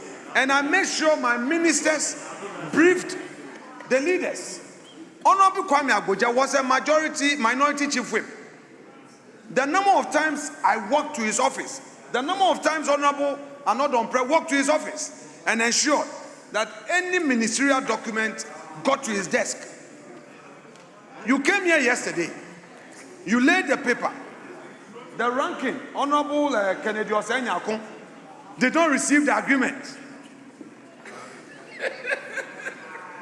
You only made the agreement available to the committee this morning. No, this morning for the meeting.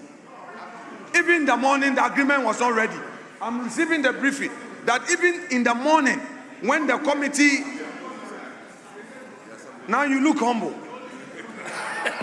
Mr. Speaker, and then you want us to suspend our rules and deal with this for you because you claim you have a special relationship with Parliament by virtue of your being a former leader. Mr. Speaker, very well. We will proceed. But be reminded that you demanded greater scrutiny when you were in opposition. You demanded Parliament being given unfettered opportunity to scrutinize. you need to commit. You need to commit to come back with the necessary amendment if major errors are detected. Mr. Speaker, I need that on record, and I need his commitment, because we are being rushed, and I have not read, but my committee members inform me that they've had the opportunity to peruse it, just as we spotted some major errors in your budget.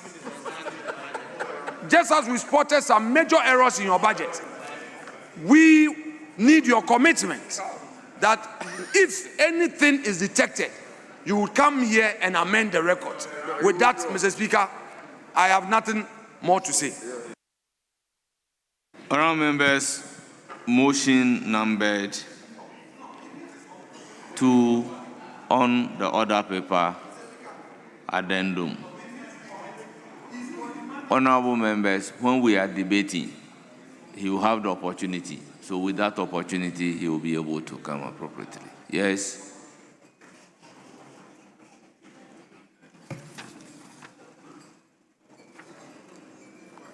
Yes, motion number 2 on the order paper, addendum. Chairman of the committee.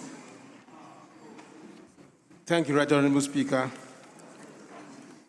That notwithstanding the provision of Order 1041 of the Standing Orders, which requires that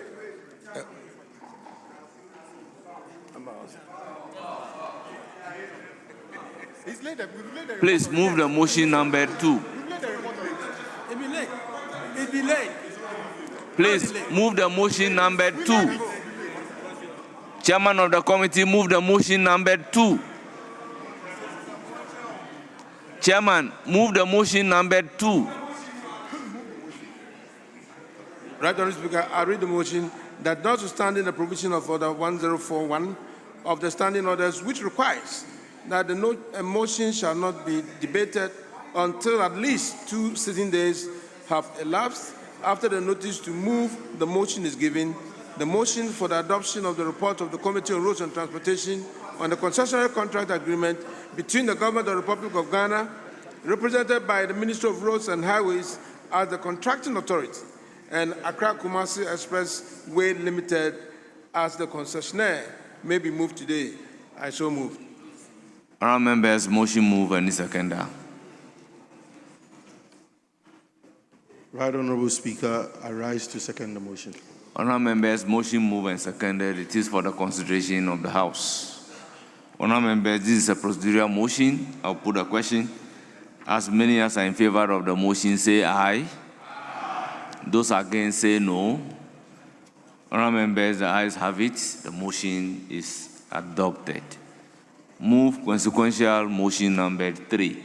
Chairman of the committee. Thank you, Right Honourable Speaker. I move that this Honourable House adopts the report of the Committee on Roads and Transportation on the concessionary contract agreement between the Government of the Republic of Ghana, represented by the Ministry of Roads and Highways as the contracting authority, and Accra Kumasi Expressway Limited as the concessionaire. Right Honourable Speaker, in moving this motion, I respectfully request to present your report. Following the referral of the details to the committee, your committee met. Indeed, the committee met on the concession agreement between the Government of the Republic of Ghana, represented by the Ministry of Roads and Highways, as the contracting authority, and the Accra Kumasi Expressway Limited as the concessionaire for the Accra Kumasi Expressway project. Right Honourable Speaker, in presenting the report, I request that the hazard section captures the entirety of the report, whilst I concentrate on key areas. Right Honourable Speaker. Honourable member, once the hazard captured the entire report, in conclusion. Yeah, in conclusion, Right Honourable Speaker, the committee respectfully recommends to the House to adopt the report and approve the commercial contract agreement between the Republic of Ghana, represented by the Ministry of Roads and Highways, and the contracting authority, and Accra Kumasi Expressway Limited as the concessionaire as the alternative route with Article, in accordance with Article with Article 8, Article 181, Section 5 of the Constitution of Ghana 1992. I so move, Mr. Speaker. Honourable members, motion move, report presented. Any seconder? Thank you, Mr. Speaker. Thank you. I rise to second motion, and in so doing, I want to make a few comments on the report. Mr. Speaker, your committee met with the Ministry of Roads and Highways and Ministry of Finance this afternoon to consider the Accra-Kumasi Expressway concession agreement that was referred to the committee yesterday. Mr. Speaker, a few observations were made. We were informed that the concession agreement spans to 50 years. And this concession agreement is between the Ministry of Roads and Highways and Ghana Infrastructure Investment Fund. And a special purpose vehicle has been set for this, for the construction of this Kumasi-Accra Expressway. Mr. Speaker, because it's a concession agreement, it doesn't come with the commercial or the financial aspect of it. We informed the respective ministry that they should ensure that when it is time for them to do the detailed funding and the contractual agreement, they need to be able to bring it to the committee to look at it. Mr. Speaker, one of my concerns is that it's an SPV which is 100% owned by government of Ghana. And if it is so, why would government, if government has the money to construct the expressway, why would government want to give the money to GIF? When the Ministry of Roads and Highways has its own agency, that's the Ghana Highways Authority, they have the technical know-how to construct it. Because even if you give it to GIF doesn't have the technical know-how. They have to also engage those with the technical expertise to be able to construct. That was one of my concern, which I drew the attention to it. But we were also informed that government has its own plans. And one of its own plans is that they want to use GIF to ensure that after the construction, they can leverage on that investment to also replicate it to other roads that also need some kind of funding. So they will use it to attract external funding from other investors. So that was the response given by the ministry. We, on this side, we believe the expressway is a very important road, which nobody on this side is against it. We believe that it will form one of the routes to Kumasi. We also drew the attention of the ministry that, well, yes, government has its own plan in constructing a new expressway.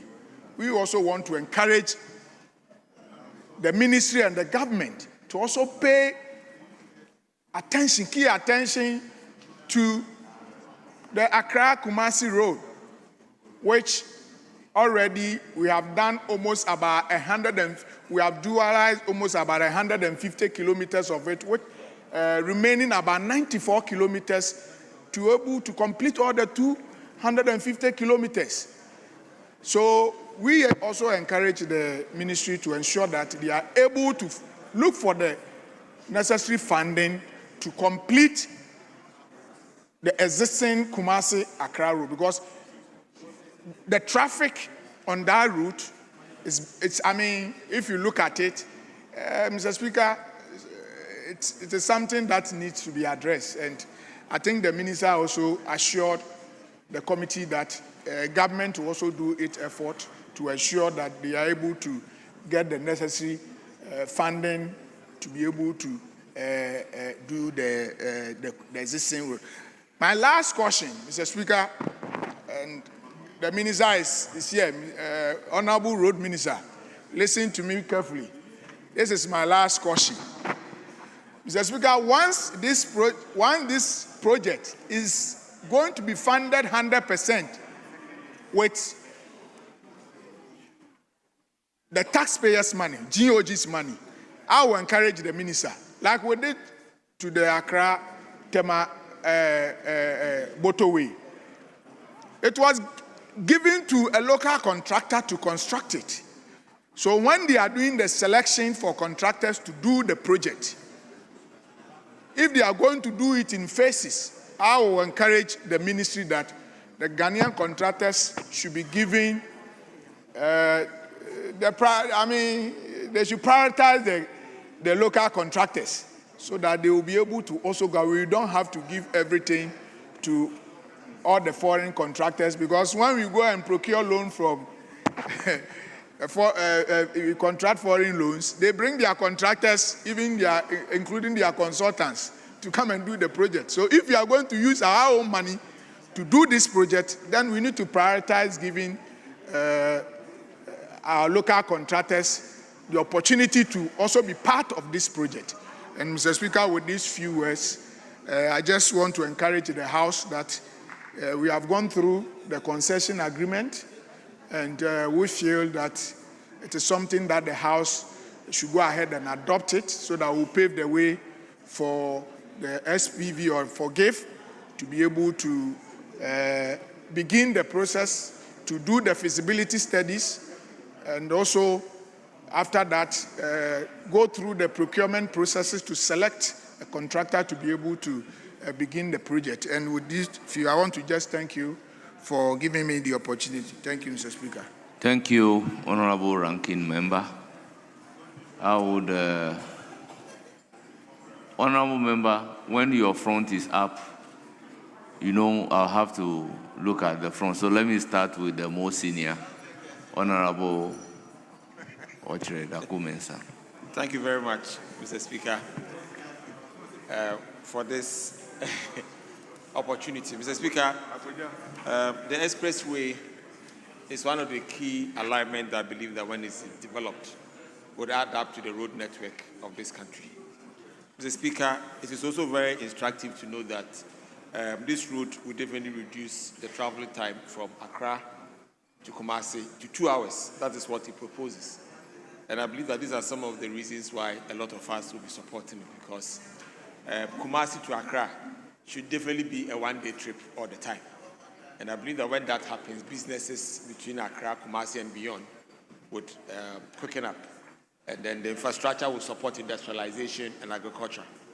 Mr. Speaker, what I've seen is that in this report, we are told that 13.8 billion Ghana cedis will be ring-fenced.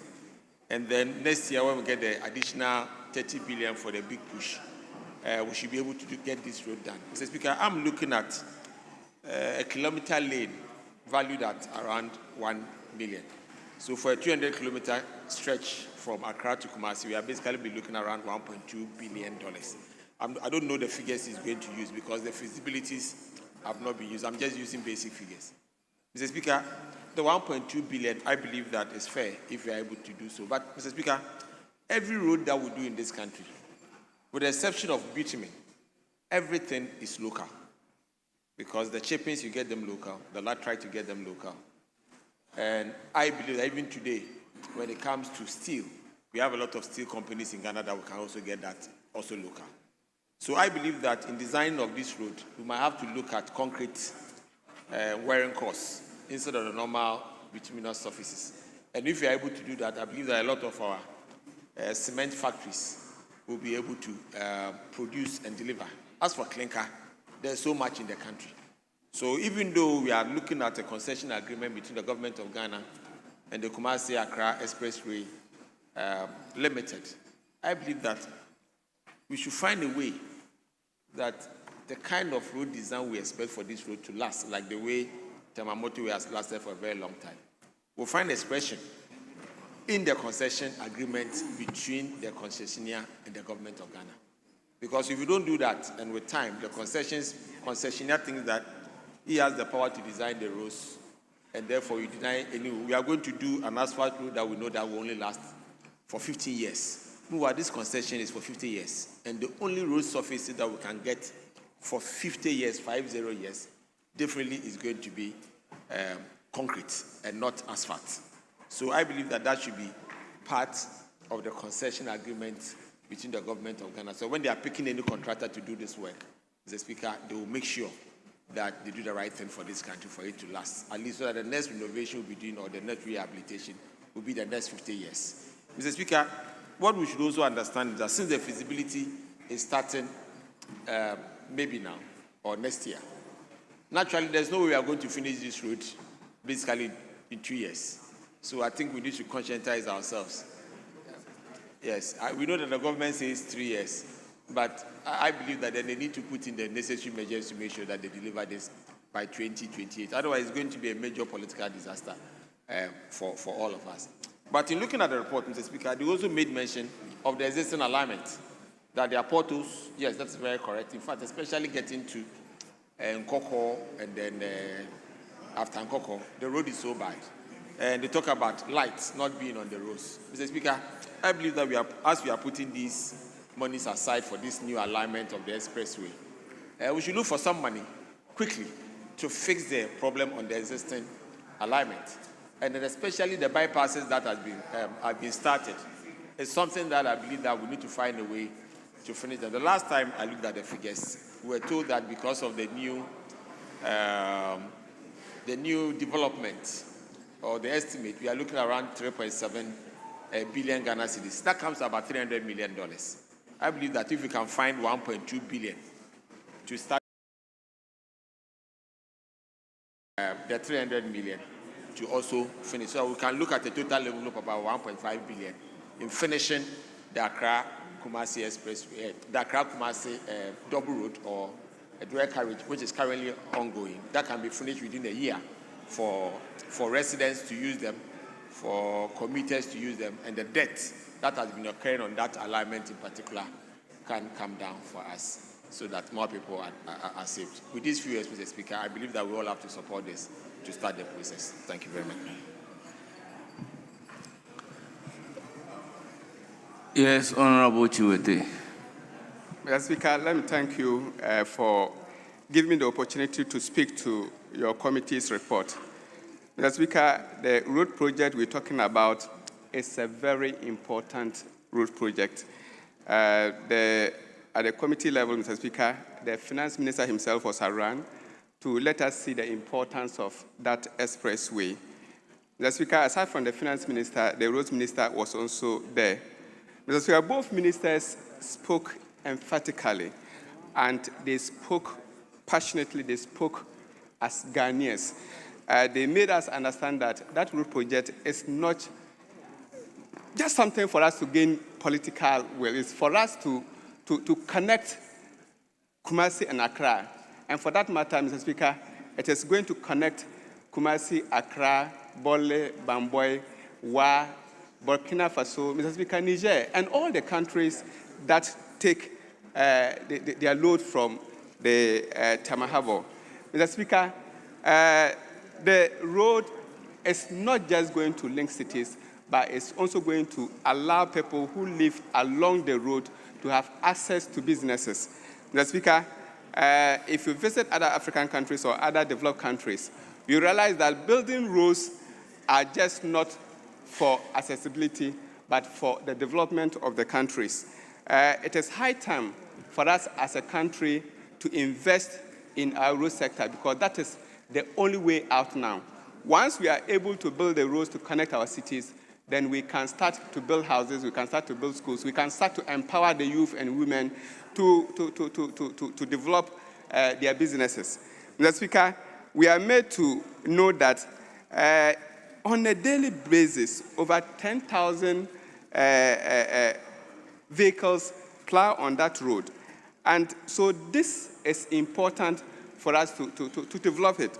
One fact about the project is that it's not going to take away the work that is already ongoing on the Accra-Kumasi Road. And so let's once again assure the people of Kumasi and for that matter Ghanaians that the express road is going to be worked on whilst we complete the existing road that we have. Let's also once again assure Ghanaians that this road project is going to benefit every Ghanaian because it's linking the north to the south. Mr. Speaker, I'm not going to waste time on it because I believe that the whole House, we are all in agreement to this project. And so there's no need speaking plenty about it, except to thank every individual, especially committee members, with the kind of zeal and the kind of enthusiasm and the kind of agreement we all had at the committee level to support this project. So, Mr. Speaker, I thank you once again, and I thank the House for all of us agreeing that it is time for us to build quality road for the people of Ghana. I thank you. Yes, Honorable Kwame Anyimeru-Antwi. Thank you, Mr. Speaker. And ordinarily, Mr. Speaker, I'm also supporting this laudable idea to build an express way from Accra to Kumasi. Mr. Speaker, I would want to just refer the House to the conclusion of the report, which says, and if I may quote, the committee has carefully examined the contract agreement and is of the view that the construction of an alternative route or a 6-lane expressway will cut the travel distance between Accra and Kumasi by 50 kilometers. Mr. Speaker, I just want to be here. The committee reports that there must be an alternate route.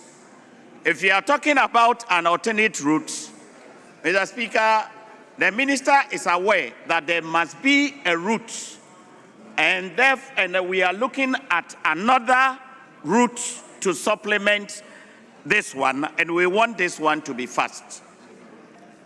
The committee never said anything and did not observe, Mr. Speaker, what is going to happen to the present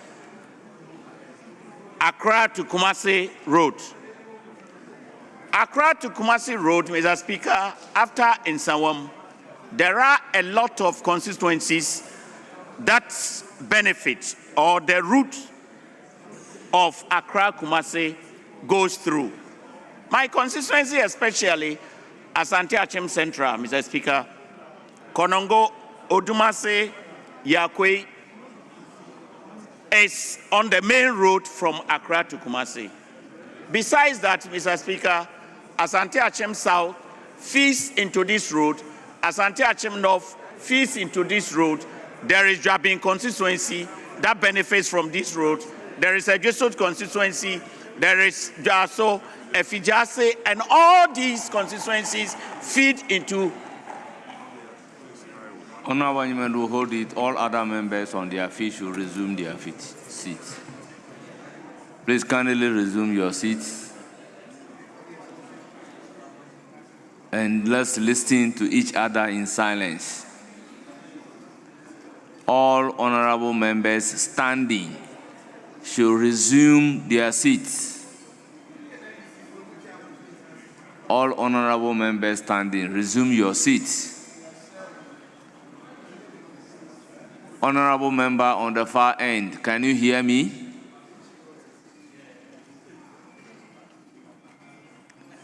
Yes, Honorable Anyimeru-Antwi, you have the floor. Thank you, Mr. Speaker.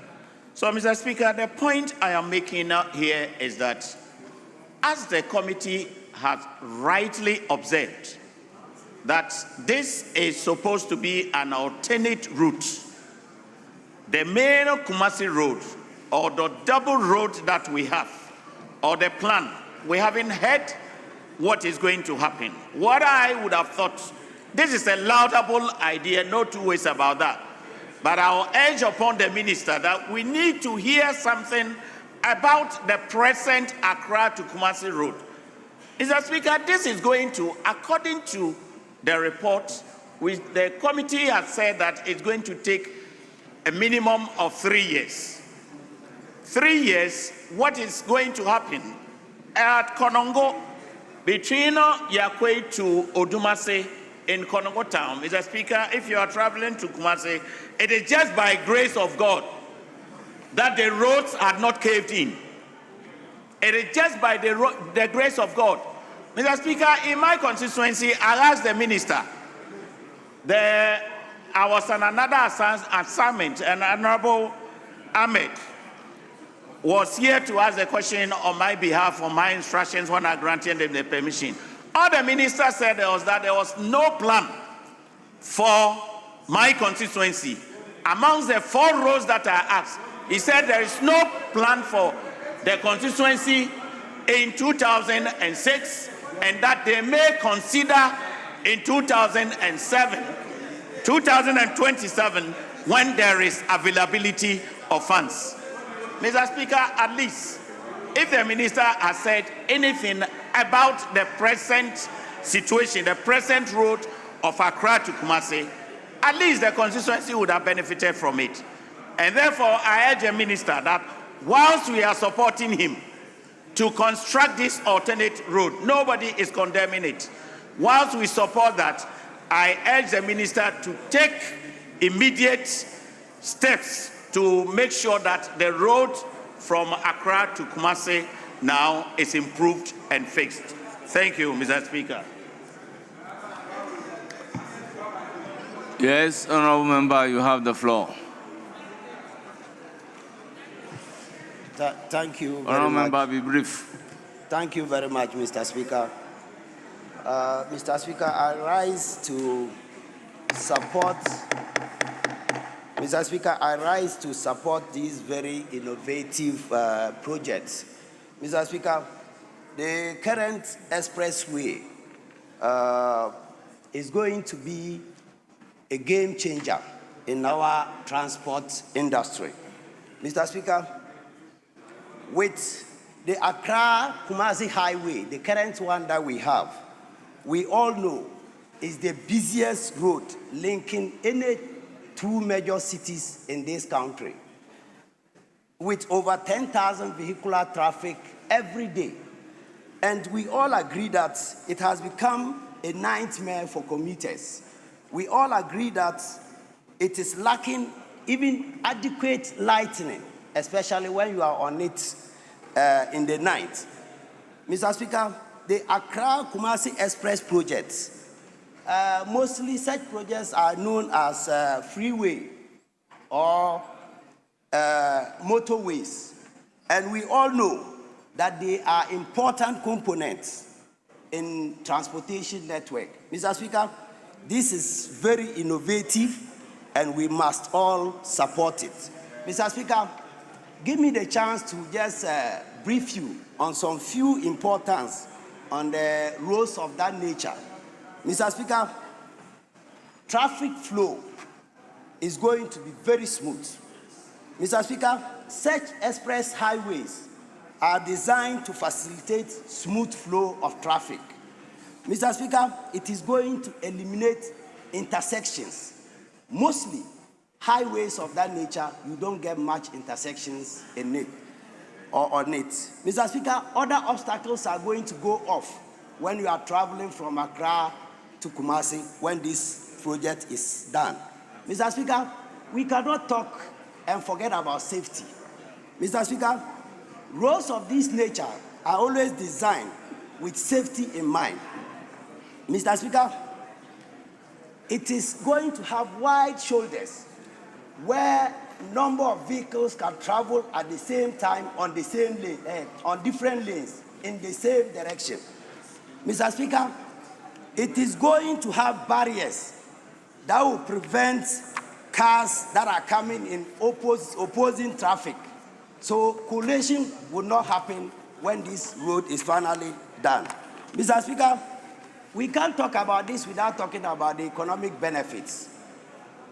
The time that people take, especially the long vehicular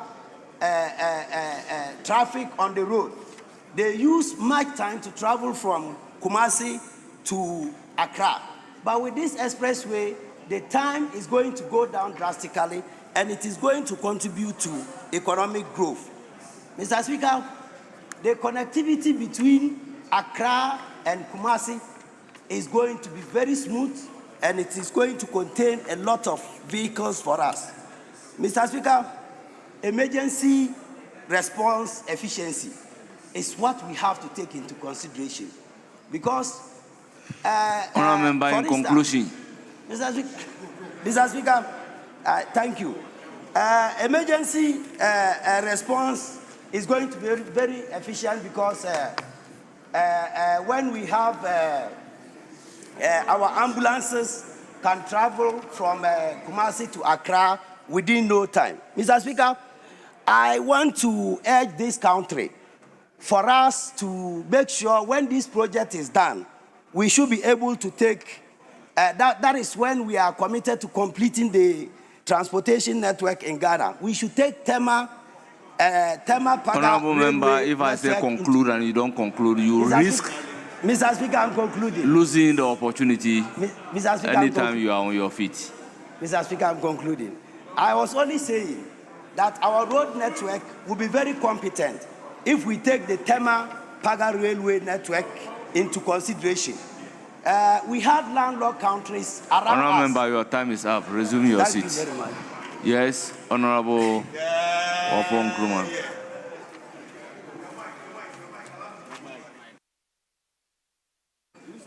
Mr. Speaker, thank you for the opportunity to make some very quick comments in support of this report. My uncle who spoke earlier was complaining about the old road because that's through his constituency. I am excited about the new road because that will come through my constituency. Mr. Speaker, while we support this report, this will not be the first time that the government of Ghana is attempting a big project. Hope City project, Saglemi project, Accra Tema motorway. Hear me out, hear me out, hear me out. I speak as somebody who has just exited government, part of the government of Ghana that has in times past touched big projects, but has not been able to complete it because the risks associated with some of these projects have not been well managed. And so in supporting this, Mr. Speaker, I want to share some risks that I think the government should pay particular attention to so that it doesn't become one of those projects that are left hanging. First, Mr. Speaker, is the fact that contrary to the impression in many people's minds that this is a project ready to go, actually, even the feasibility for this project has not been done yet. It is the first obligation now being contracted under this concession agreement.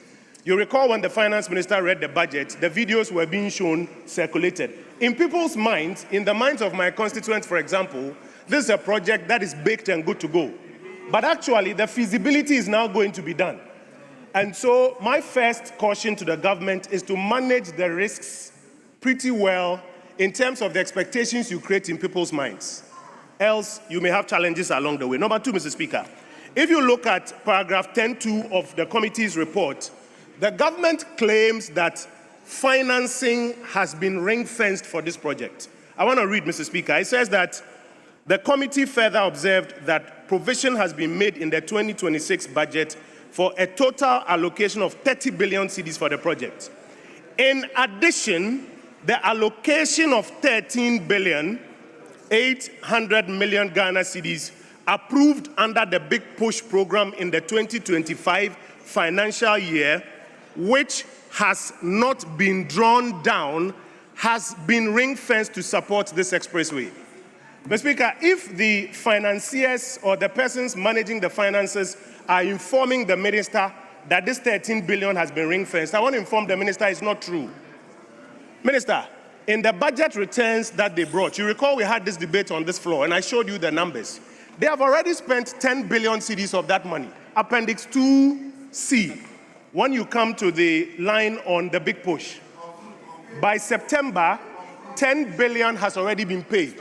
So, Minister, if they are informing you that they have ring-fenced this 13 billion and it's available, please check, else they may disappoint you at the end. My final point, Mr. Speaker. This project is GOG funded through GIF, and I think it's a beautiful framework so that the money is made available to GIF subcontractor, and GIF can take the money back as a commercial project. But it is GOG still. And the old Accra-Kumasi highway, if I'm correct, is also GOG. What it means is that the one that we are struggling to pay is about 65 to 70% complete, but there are difficulties in servicing the payment, is going to be drawing from the same pot that this supposed 30 billion plus 13 billion, which we are told is ring-fenced, are also drawing from. And Mr. Speaker, I think it is important that while pursuing this new one, the old road is not left to hang.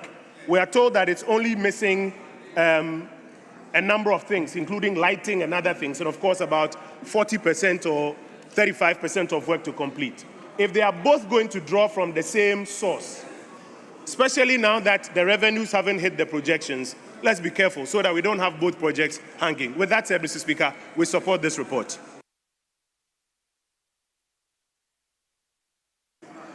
Yes, minority leadership.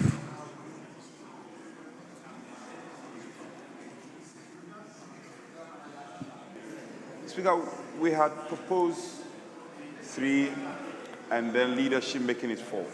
Honorable member, let me count the people who spoke on this bill. That's fine. Speaker, that's fine. Okay. So Honorable Kennedy Nyako, Honorable okay. Dako Mensah, Honorable Kwame Animedu Entry, okay. and Honorable Opon Kruma.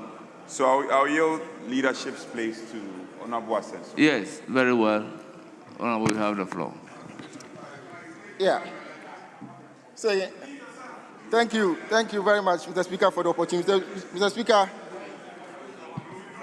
I thank you for your opportunity for me to comment on the report of the committee regarding the concession agreement before Parliament. Mr. Speaker, at the outset, I think it is important to reiterate the point that this side of the House is not against the construction of an Accra-Kumasi expressway. Mr. Speaker, no serious policymaker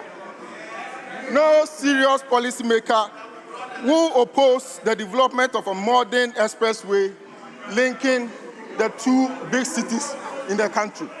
And Mr. Speaker, if there is anybody in recent times who has spoken passionately about the need to connect our 2 cities with the highway, it is me. In fact, in my first debate in this house, in December, I recounted how United States used the interstate expressways to accelerate their economic development. Honorable Abeja is here. He will underscore that. But Mr. Speaker, my concern was about the concern that the existing highway was going to be abandoned. That was the theme of my letter to the president.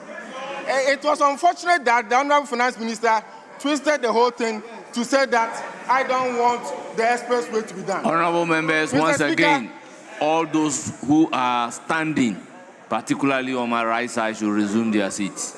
Mr. Speaker, I was particularly concerned. Please, kindly resume your seat before I begin mentioning your names.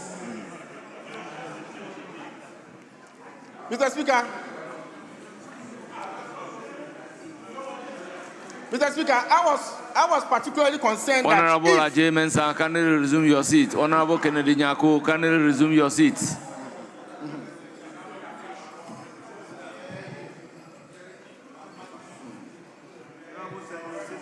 Honorable Zuera, resume your seat.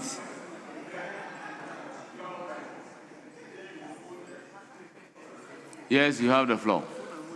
Mr. Speaker, earlier in the debate, I underscored that in the United States, when studies were done about the importance of their interstate highways, it was recorded that $1 investment on their interstate highways yielded 6 times in the economic returns. That underscores my understanding and the importance I attach to an expressway between our two cities. But Mr. Speaker, the theme of my concern was that the existing one was going to be abandoned. And Mr. Speaker, if it was going to be abandoned, then it was going to create a lot of problems for our country. I say this because on that route, there are critical towns and economic zones. We have in Sawam, we have Suhum, we have Koforidua, Chebi, and Yinam, in Koko, Kwau Mountains, Afram Plains, Konongo, and Ejoso. In this year's budget, one of the interventions that this government wants to do, in fact, is continue a plan of the Akufo-Addo administration, is to construct a bridge over the Afram Plains. The idea is to make the Afram Plains the bread basket of Ghana. And if you construct that bridge and we produce a lot of agricultural produce, and we are not able to transport these agricultural produce to Accra, Kumasi, and the rest of the country, whether for export or for local consumption, then what will be the purpose of making Afram Plains the agricultural bread basket of Ghana? So it was important, but Mr. Speaker, it is important to know that since my intervention, the finance minister has come to say that the existing road will not be abandoned. The road minister has come to say that the existing road will not be abandoned. And in fact, the president himself has come to say that the existing road will not be abandoned, except to say that it was an afterthought, because they've done 2 budgets. They did not capture the existing project in that 2 budgets. So I am happy that with my intervention, they've now realized that it is important that they factor that maybe in their next budget. It will be welcome. Mr. Speaker, one concern that I have with this project is the way that is hurriedly being done. It is going to be the single most important road project in the country, in the history of Ghana. And as such, it should not be hurriedly done. Look at the way that it was laid yesterday, without the agreement. It was referred to the committee for a meeting this morning. As at 2 p.m., the agreement was not ready. So, Honourable former Minister, conclude. Mr. Speaker, no, it is important that I make these points because this is central to the discussion. It is hurriedly being done, and when we went to the committee, we were told that the special purpose vehicle is now going to conduct feasibility studies. What it means is that there is no feasibility study now, even though the minister had indicated earlier that they are now in the process of hiring a consultant to do it. This shows that there's a lot of, back and forth, no straight direction, straight guidelines as far as this project is concerned. Mr. Speaker, what it means is that we don't know the cost of the project. No engineering design, we don't know the alignment, where it's going to pass. My advice is that let us take our time and plan it well. Because if you plan it well, the benefits will be enormous for us all. Mr. Speaker, in conclusion, I want to say that I welcome the assurance by the President that the existing road project to Accra will not be abandoned. And when that is done, it will be faster, it will be easier to complete than the one that they are proposing to do. But having said all that, Mr. Speaker, Mr. President has assured that it will be completed and also the new one will be completed. At the end of the day, it will enhance the economic development of the country. With these few remarks, Mr. Speaker, I support the concession agreement before the House. Yes, majority.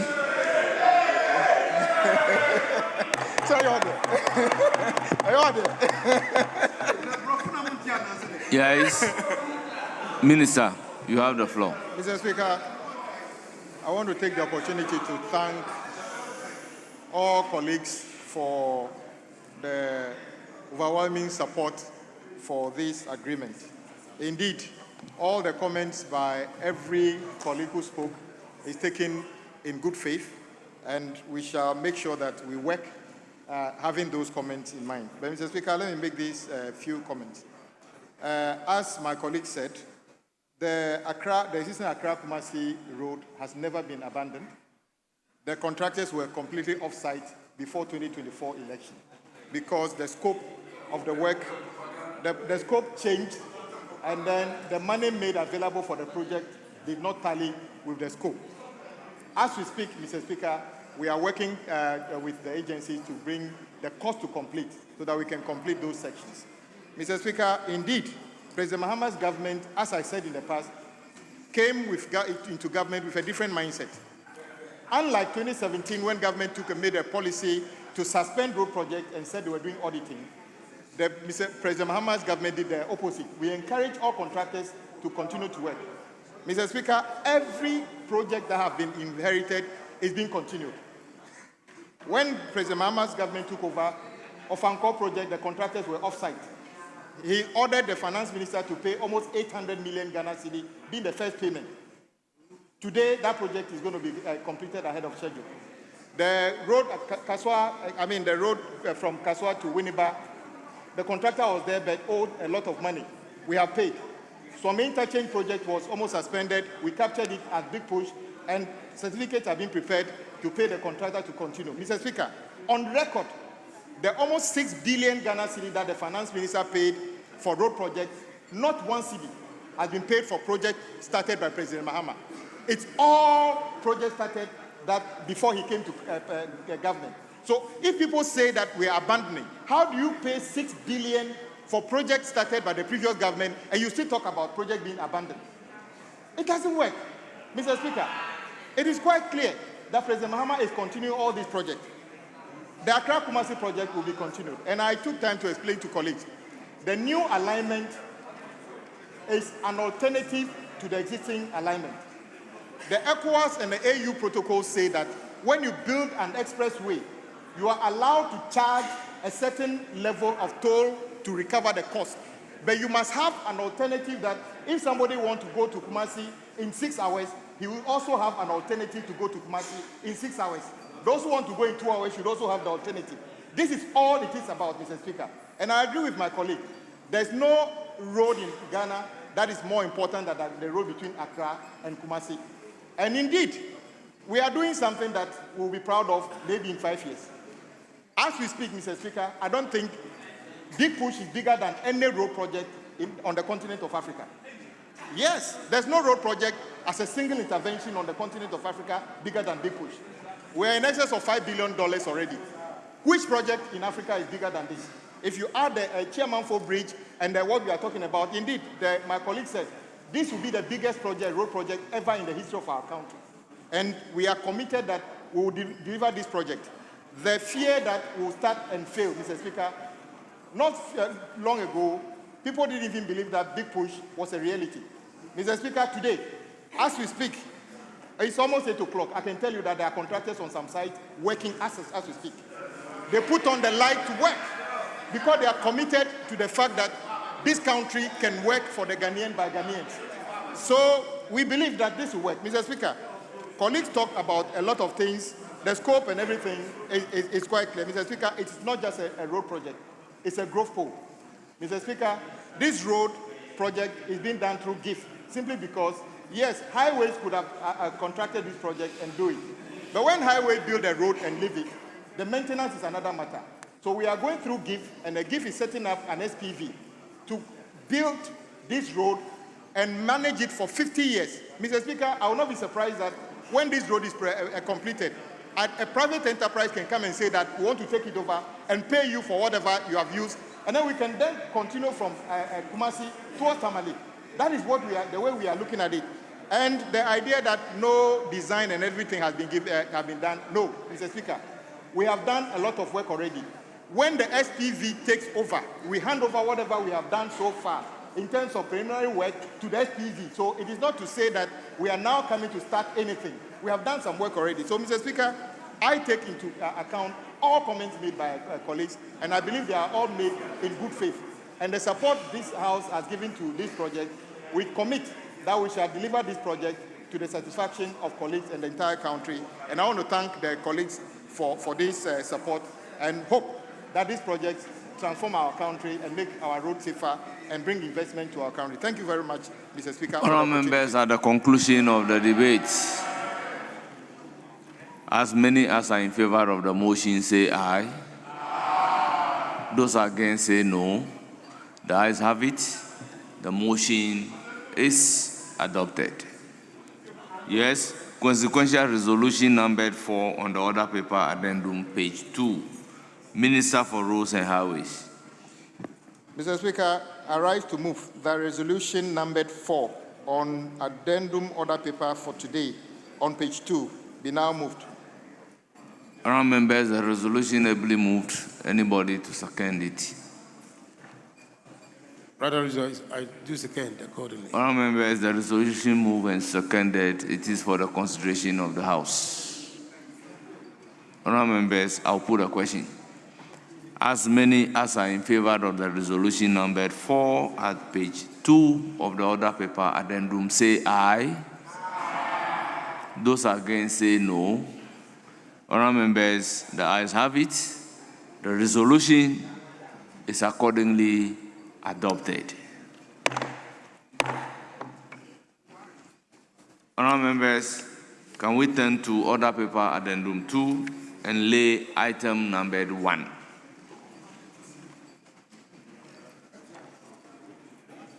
Chairman of the committee. We don't have a copy of order paper addendum 2.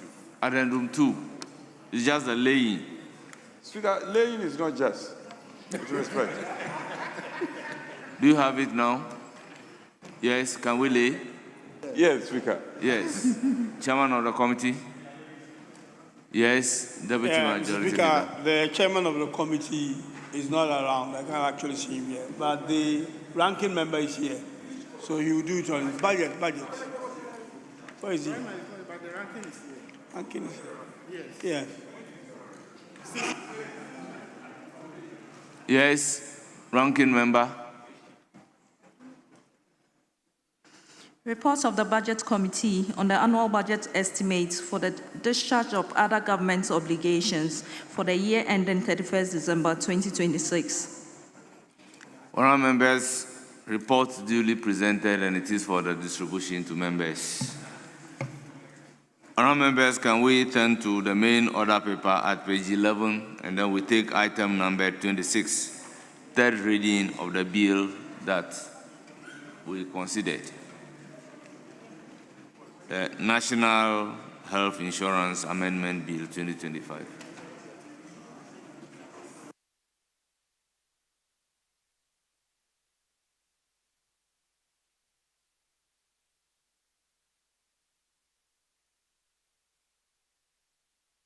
Honourable members, I will suspend for just 2 minutes.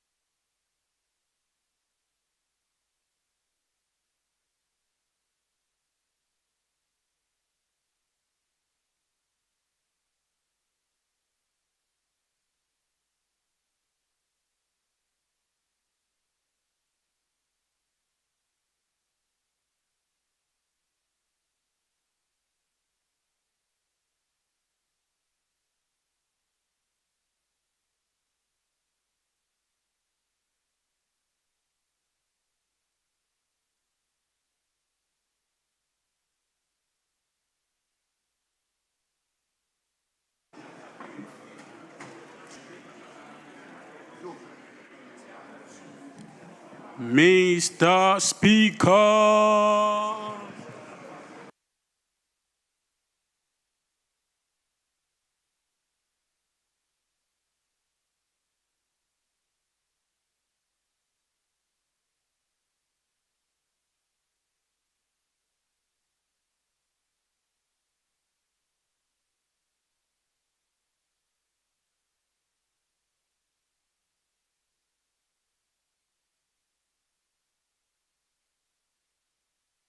Your seat.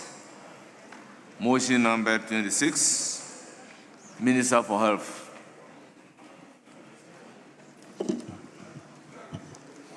Thank you, Mr. Speaker.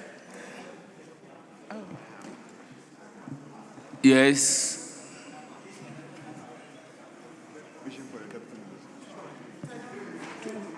26. Health insurance, yeah.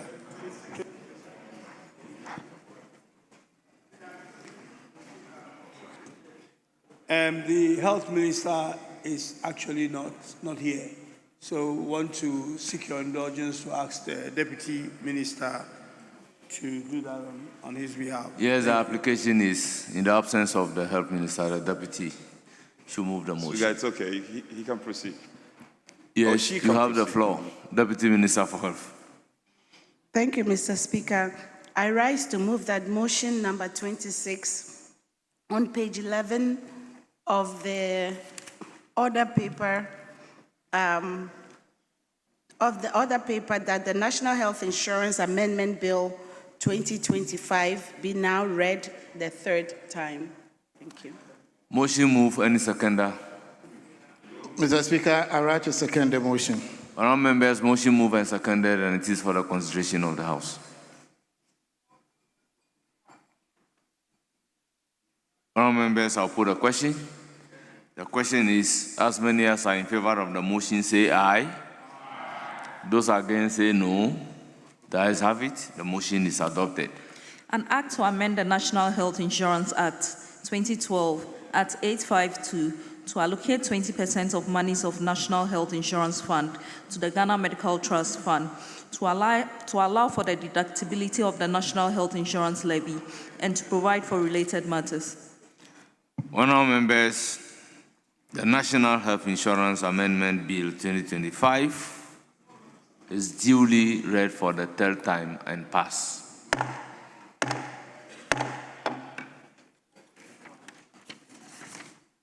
Honourable members, still on the main order paper, item numbered 7. The Kwame Nkrumah University of Science and Technology, Kumasi Bill at consideration stage. Item numbered 37, page 15.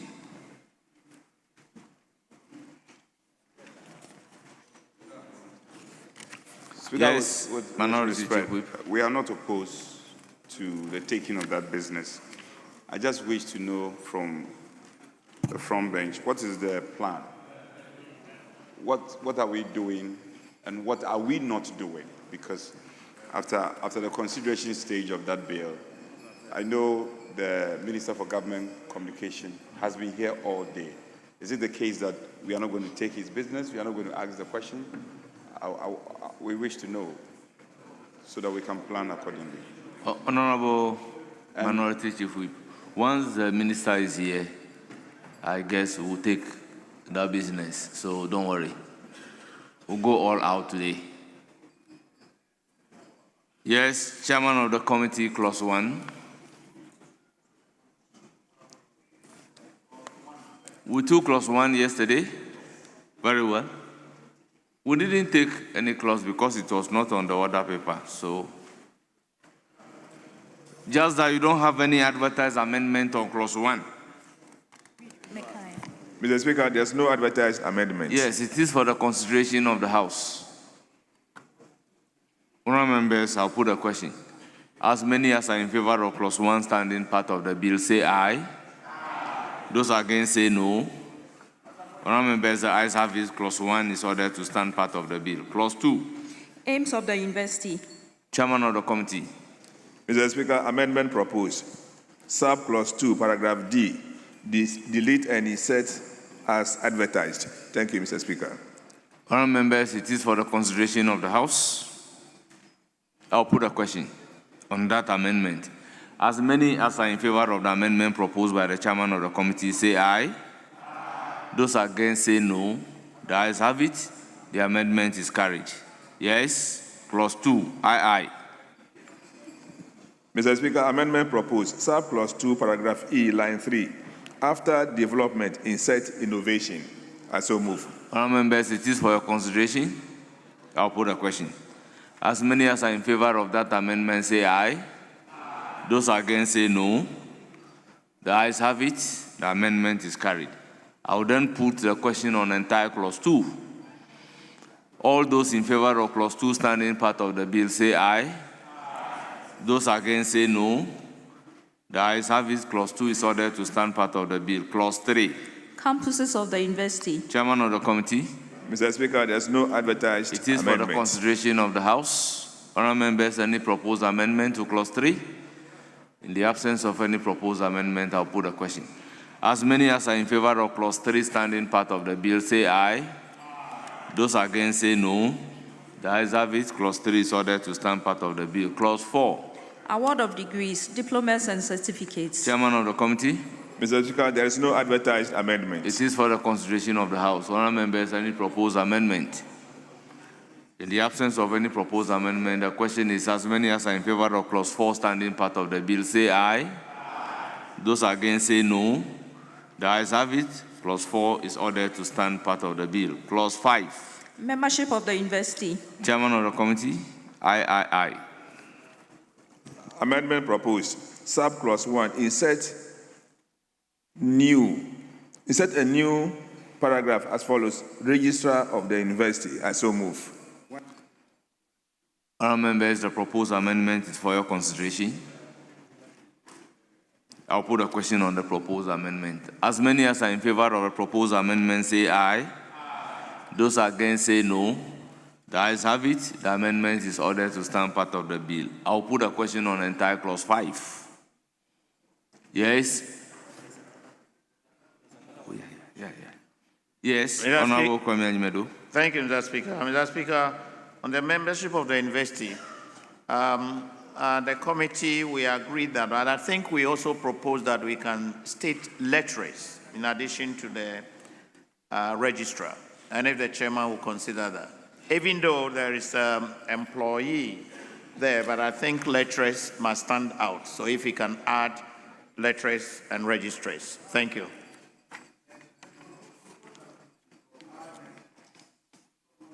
I think the amendment that has just been carried out has the registrar of the university. So you want the employees to be changed to lecturers? Mr. Speaker, no, not to be changed. We are adding, we omitted the registrar. So now we are adding registrar. The registrar is an important member of the university, and so are lecturers. And therefore we wanted lecturers to stand out as one of the members, and then there will be other employees. So not to withdraw employees, but lecturers to be added as we are adding the registrar. Chairman, Minister, the proposal is to specifically add lecturers and again have employees. What is the standard in other university bills that we have passed?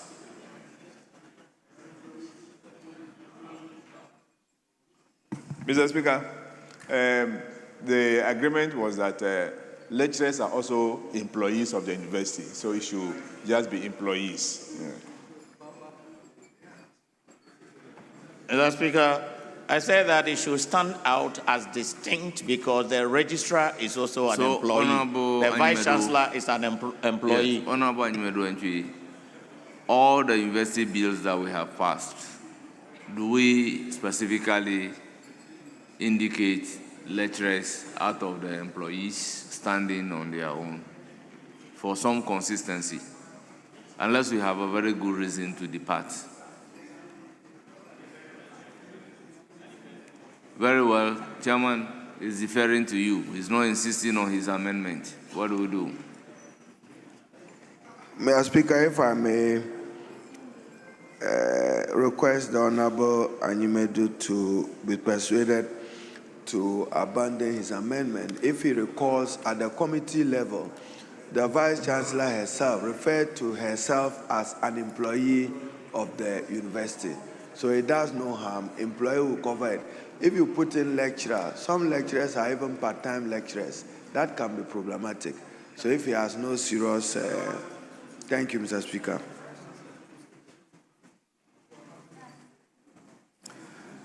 Yes.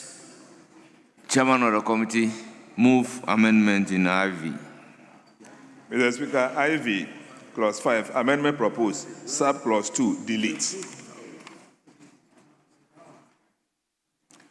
It is for the consideration of the House. Honourable members, in the absence of any further consideration, I'll put a question. As many as are in favor of the proposed amendment, say aye. Those against say no. The ayes have it. The proposed amendment is carried. I will then put a question on entire clause 5. As many as are in favor of clause 5 standing part of the bill, say aye. Those against say no. The ayes have it. Clause 5 is ordered to stand part of the bill. Clause 6. The University Council. Chairman of the committee. Mr. Speaker, we have proposed amendment, but I want to make a correction. I did that yesterday, but it has not been captured. If you read the first one, the University Teachers Association of Ghana should be corrected to University Teachers Association of Kwame Nkrumah University of Science and Technology. So it should be subsequential in the two proposed amendments. So I will read. Amendment proposed, sub-clause 1, paragraph D. Insert the following new sub-paragraphs. First one, the University Teachers Association of the Kwame Nkrumah University of Science and Technology, nominated by the University Teachers Association of Kwame Nkrumah University of Science and Technology. Then 2, Junior Staff Association of the Kwame Nkrumah University of Science and Technology, nominated by the Junior Staff Association of the Kwame Nkrumah University of Science and Technology. I so move. Honourable members, the proposal is to further amend the advertised amendment by deleting Ghana in the first one and also deleting of Ghana and replacing them with Kwame Nkrumah University of Science and Technology. I will then put a question on the proposed amendment. Yes, Minister. Mr. Speaker, I support the amendment, and for the Parliament of Ghana, currently government is grappling with a difficulty of managing two different teachers and educational workers union on the university campuses across the country. There is TEWU TUC and there is TEWU Ghana. So it becomes difficult if you ask them to do a nomination. I'm sure that's why Chairman have said Junior Staff Association. Then through an election, they may make a determination of who represent them on the council. Thank you. I'll put a question. All those in favor of the proposed amendment as further amended by the chairman of the committee say aye. Those against say no. The ayes have it. The amendment is carried. I will now put a question on entire clause 6. As many as are in favor of clause 6 standing part of the bill say aye. Those against say no. The ayes have it. Clause 6 is ordered to stand part of the bill. Clause 7. Functions of the Council. Chairman of the committee. Mr. Speaker, there is no advertised amendment. It is for the consideration of the House. Any proposed amendment? In the absence of any proposed amendment, the question is as many as are in favor of clause 7 standing part of the bill say aye. Those against say no. The ayes have it. Clause 7 is ordered to stand part of the bill. Clause 8. General powers of the Council. Chairman of the committee. Mr. Speaker, there is no advertised amendment. It is for the consideration of the House. Honourable members, any proposed amendment? As many as are in favor of clause 8 standing part of the bill say aye. Those against say no. The ayes have it. Clause 8 is ordered to stand part of the bill. Clause 9. Tenure of office of members of the council. Chairman of the committee. Mr. Speaker, there is no advertised amendment. It is for the consideration of the House. Honourable members, any proposed amendment? In the absence of any proposed amendment, I'll put a question. As many as are in favor of clause 9 standing part of the bill, say aye. As many as are in favor of clause 9 standing part of the bill, say aye. Those against, say no. The ayes have it. Clause 9 is ordered to stand part of the bill. Clause 10. Meetings of the council. Chairman of the committee. Mr. Speaker, there is no advertised amendment. It is for the consideration of the House. Honourable members, any proposed amendment? In the absence of any proposed amendment, the question is as many as are in favor of clause 10 standing part of the bill, say aye. Those against, say no. The ayes have it. Clause 10 is ordered to stand part of the bill. Clause 11. Disclosure of interest. Chairman of the committee. Mr. Speaker, there is no advertised amendment. It is for the consideration of the House. Honourable members, any proposed amendment? In the absence of any proposed amendment, the question is as many as are in favor of clause 11 standing part of the bill, say aye. Those against, say no. The ayes have it. Clause 11 is ordered to stand part of the bill. Clause 12. Establishment of committees. Chairman of the committee. Mr. Speaker, there is no advertised amendment. It is for the consideration of the House. Honourable members, any proposed amendment to clause 12? In the absence of any proposed amendment, the question is as many as are in favor of clause 12 standing part of the bill, say aye. Those against, say no. The ayes have it. Clause 12 is accordingly ordered to stand part of the bill. Clause 13. Allowances. Chairman of the committee. Mr. Speaker, there is no advertised amendment. It is for the consideration of the House. Honourable members, any proposed amendment? In the absence of any proposed amendment, the question is as many as are in favor of clause 13 standing part of the bill, say aye. Those against, say no.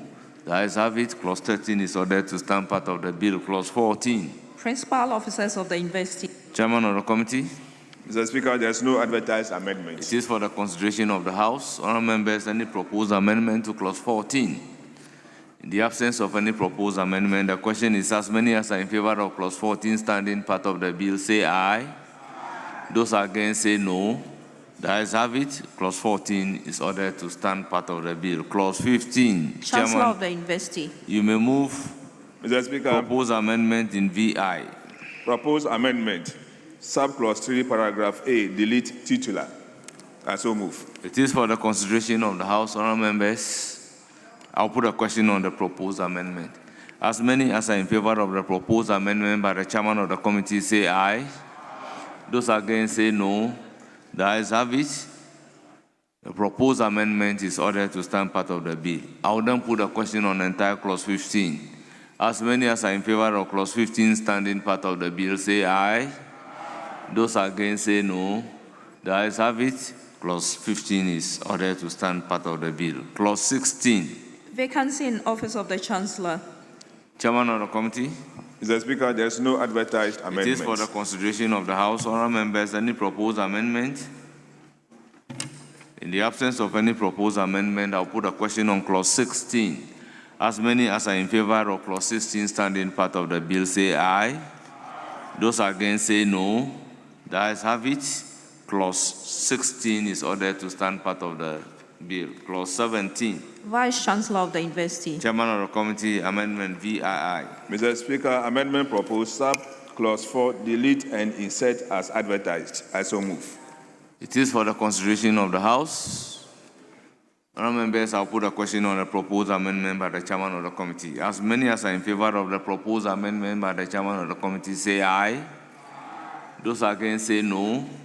The ayes have it. Clause 17 as amended. The proposed amendment is ordered to stand part of the bill. Now I'll put a question on the entire clause 17. As many as are in favor of clause 17 standing part of the bill, say aye. Those against, say no. The ayes have it. Clause 17 is ordered to stand part of the bill. Clause 18. Vice Chancellor of the University. VIII.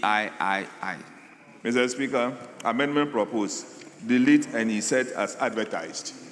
It is for the consideration of the House. Honourable members, any proposed amendment? In the absence of any further proposed amendment, I'll put a question clause on the proposed amendment. As many as are in favor of clause 18 standing part of the bill, say aye. Those against, say no. Honourable members, I have it. Clause 18 as amended is ordered to stand part of the bill. Clause 19. Academic Board. Chairman of the committee. Mr. Speaker, there is no advertised amendment. It is for the consideration of the House. Honourable members, any proposed amendment to clause 19? In the absence of any proposed amendment, I'll put a question. As many as are in favor of clause 19 standing part of the bill, say aye. Those against, say no. The ayes have it. Clause 19 is accordingly ordered to stand part of the bill. Clause 20. Composition Chairman, of the Academic Board. you have amendment I ask. Mr. Speaker, for clause 20, we have 20 amendments, but we have put the entire amendments together and seek your leave so that we delete entire clause 20 and then a new proposed amendment is given out for consideration. Yes, please do. Yeah, Mr. Speaker, delete clause 20 and insert a new clause as follows. 1, the academic board consists of A, the vice-chancellor as the chairperson, B, the pro-vice-chancellors, C, provosts, D, representatives of deans of faculties, E, representatives of professors and associate professors, F, director of student affairs, G, director of graduate studies, H, director, Institute of Distant Learning, I, director, University of Information Technology Service, J, dean, International Programs Officer, K, dean, Quality Assurance and Planning Office, L, dean, Obosi Campus of the University, M, the director of finance, N, the librarian of the university, O, the registrar of the university, P, a representative of the Students' Representative Council, and Q, a representative of the Graduate Students Association of Ghana. I so move, Mr. Speaker. Honourable members, what is happening is that instead of moving individual amendments in XI, XII, and XIII, all these amendments are taken together, and then the new rendition is as read by the chairman of the committee. I'll put a question and ask the chairman of the committee to furnish clerks a table and the drives person with the new rendition. All those in favor of the new rendition as in clause 20 say aye. Those against say no. The ayes have it. Clause 20 as amended is ordered to stand part of the bill. Speaker, with respect. Yes. With respect, on 20, I realized that when it came to the one here, the registrar was named as the secretary to the academic board. But what the Honorable Chair read, he did not state, I don't know whether it's an omission or it's deliberate to take the registrar's position as a secretary to the academic board. Is it on purpose or? Yes, Chairman of the committee. Speaker, we don't have an objection. Normally, the registrar is the secretary to the academic board. So we can make a further amendment. Drive person, take note of the new rendition so that over here, the registrar of the university as the secretary should still be maintained. So the draft persons are currently directed to effect the changes. Clause 21. Functions of the Academic Board.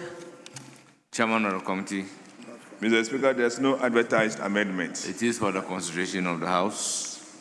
Honourable members, any proposed amendment to clause 21? As many as are in favor of clause 21 standing part of the bill say aye.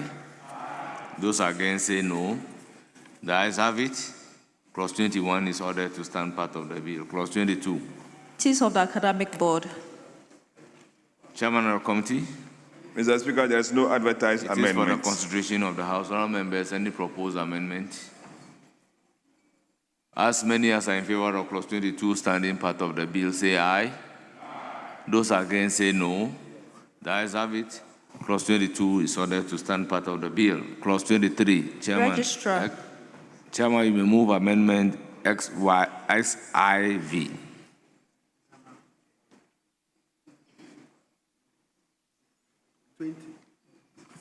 You have amendment to clause 23. Yes, Mr. Speaker. Mr. Speaker, amendment proposed, sub-clause 3, delete and insert as advertised. I so move. It is for the consideration of the House. Yes, Honorable Anyimedu Entry. Mr. Speaker, I'm happy that the minister is here. There was a disagreement on this. That the registrar shall hold office. And Mr. Speaker, the main argument that was put up by the Education Committee was that in previous bills of the various institutions, they had given registrars 4 years, even though the institution proposed 5 years. I personally requested that if there is any law that bars the KNUST from requesting that the registrar be appointed for 5 years, and especially when they had just appointed the registrar for 5 years. And therefore, I was of the view that there's nothing wrong because the registrars normally will start and go through the ranks. And when they are 60, they go on retirement. But I think the minister was given an assignment to educators on this because it's more or less of a policy so far as education is concerned. So I'll not move the amendment now until I listen to the minister, what he has to say on this. The chairman will obviously say no to what I'm proposing. That's why I wanted to hear from the minister. Yes, Minister Honorable Anyimedu Entry wants to hear from you. Mr. Speaker, at the committee meeting, we're told that the registrar had just assumed office and his appointment letter gave him 5 years. So there was argument that we could do 5 years, renewable for another 5 years. But best practice, Mr. Speaker, has been 4-4.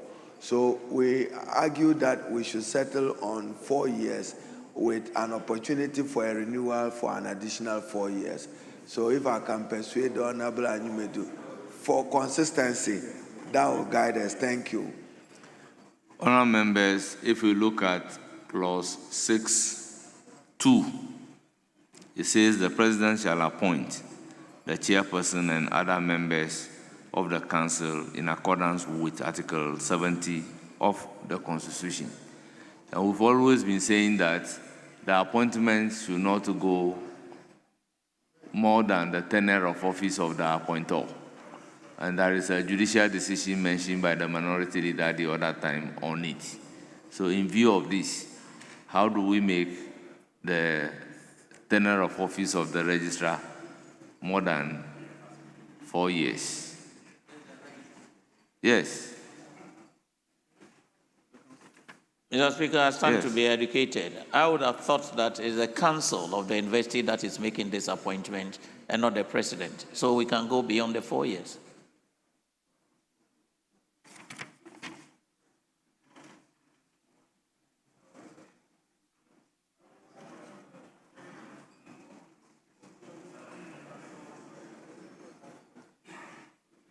Yes.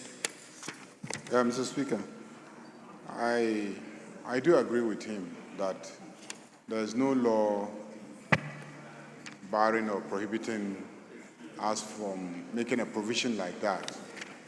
But given the number of public universities that we have that are doing the 4 years, immediately you start and give one university 5. All the others are going to come here asking you to amend their legislation so that they can also get 5. So that is where the problem will be, not that we are prohibited from doing so.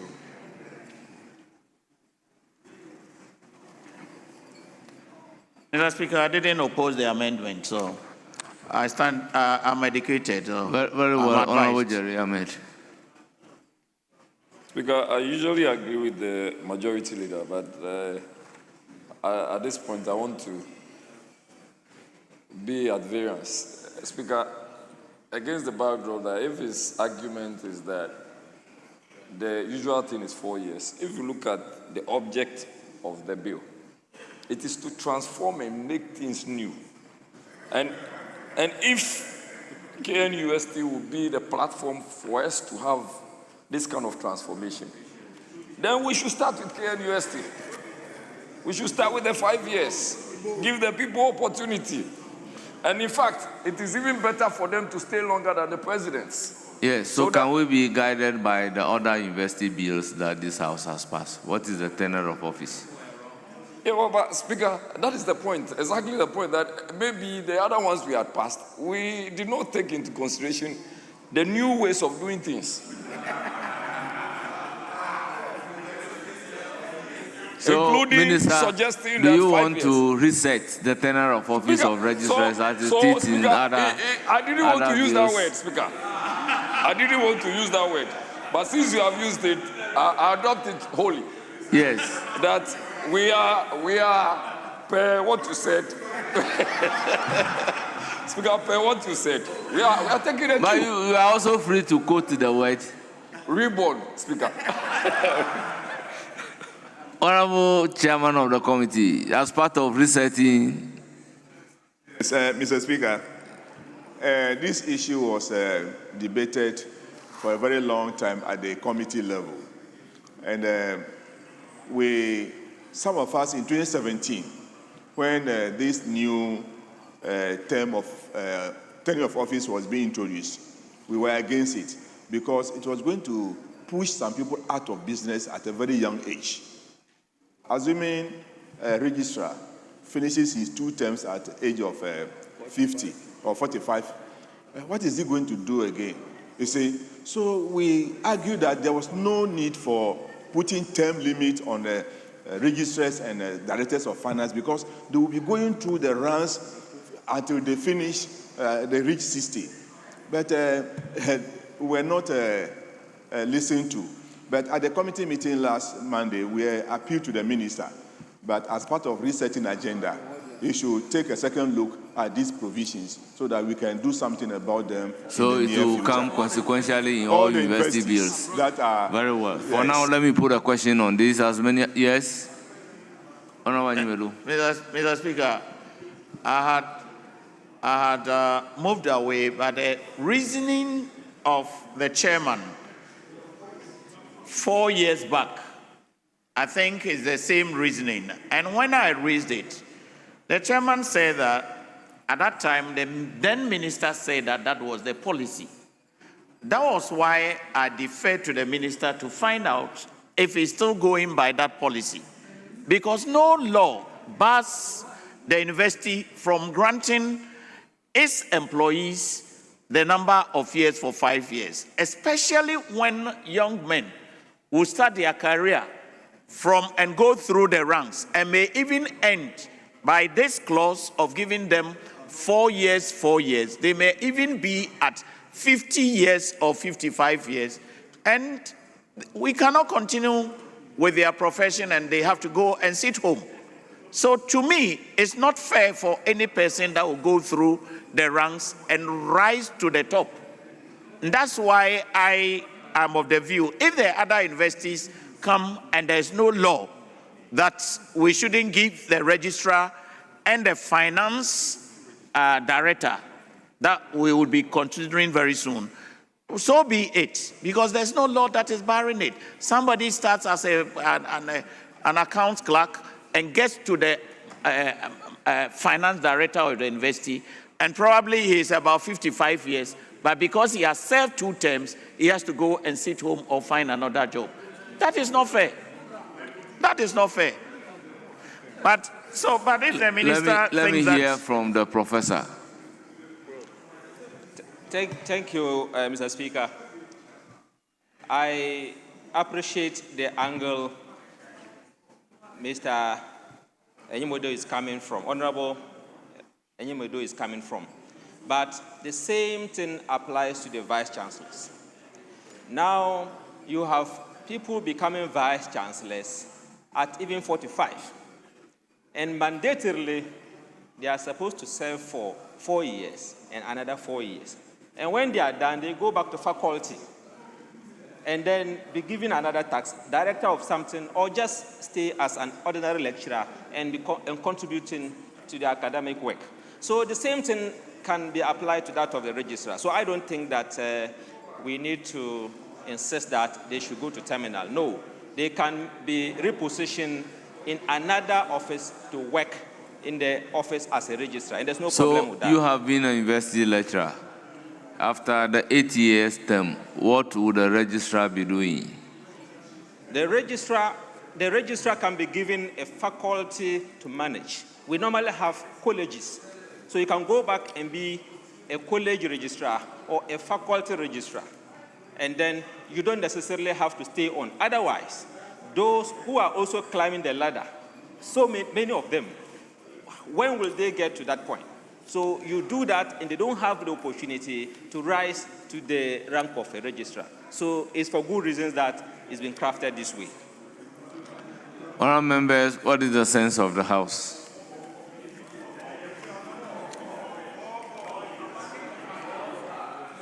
Yes, Honourable Telabi. Thank you, Mr. Speaker. Mr. Speaker, the fact is that the registrar is appointed. The registrar was appointed as a staff of the university, rose through the ranks to become the registrar. There is a designated, a position that he or she had before she became the registrar. So at the end of the day, if your term ends, you go back. And if it is, yes, not deputy registrar, but the university system has. So, I mean, like the vice chancellor, Mr. Speaker, when you finish, after your term, you go back and go and teach. Yes, so if I understand, yes. Let's say if A should get to the position of the registrar at the age of 30 years, which is we not need to possible, avoid a situation where A may be a registrar for another 30 years. Mr. Speaker, it is not possible. Yes, so that is what we are trying to guard against by limiting the tenure of office of the registrar. That is my understanding. Mr. Speaker, unless the registrar is appointed from, somewhere, otherwise going through the ranks to become, sometimes, is that the person should be of an age that he or she can have 2 terms. It is part of the conditions before the registrar is appointed. Because Honorable Anymedu is saying that the tenure of office of the registrar should be endless. Hey. Honorable Anymedu, is that not what you are saying? Mr. Speaker, like all other employees, yes, a lecturer would be a lecturer. Yes, until you attain the age of 60 years. Until you attain 60 years. Okay, yes, I agree. With the registrars. That is why I am of the view that I'm just creating a hypothetical situation whereby one can get to the position of the registrar at the age of 30 years. So it means when you get there at the age of 30 years, the next 30 years, you will be the registrar. Mr. Speaker, I think you are buying my argument. No, by what you are saying. Yes, so what I'm saying, it is possible for the person to be a registrar for the next 30 years. Mr. Speaker, in this case, we are saying that we don't want to truncate somebody's career. We don't want to truncate because because if it is 5 years that is proposed by the university, and the person is young enough and had risen through the ranks from assistant registrar to deputy registrar and now a registrar and is of a young age, let him continue for 5 years. If he gets 2 terms, that is fair. And then he goes off. Otherwise, a lecturer goes and So you are proposing that the tenure of office should be 5 years instead of 4 years? That. Okay. Yes. Speaker, if he's basing his argument on the 5-year term, I agree with him. For whatever it's worth, there should be some timelines. If you are talking about, oh, the person's job or whatever will be truncated, I don't agree. Because what is Akufo-Addo's position now? President Akufo-Addo? If you lose your opportunity, you have lost it. You go back. President Mama lost it. He went back. He's come back again. You can't say that because you are 30 years, we should keep you there for the period that you want. There should be some time limits. If you can actually come back as vice chancellor. Another question is that if all others are having a 4-year tenure of office, why do we treat the registrar separately?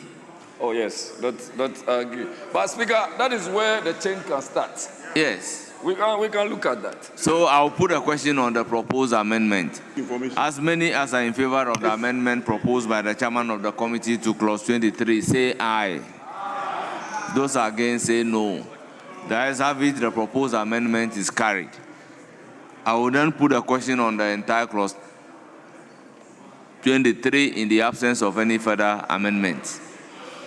As many as are in favor of clause 23, standing part of the bill, say aye. Those against say no. The ayes have it. Clause 23 is ordered to stand part of the bill. Clause 24. Director of Finance. Chairman of the committee.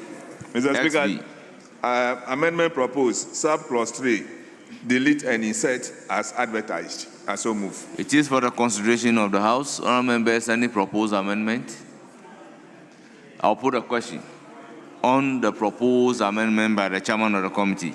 As many as are in favor of the amendment proposed, say aye. Those against say no. The ayes have it.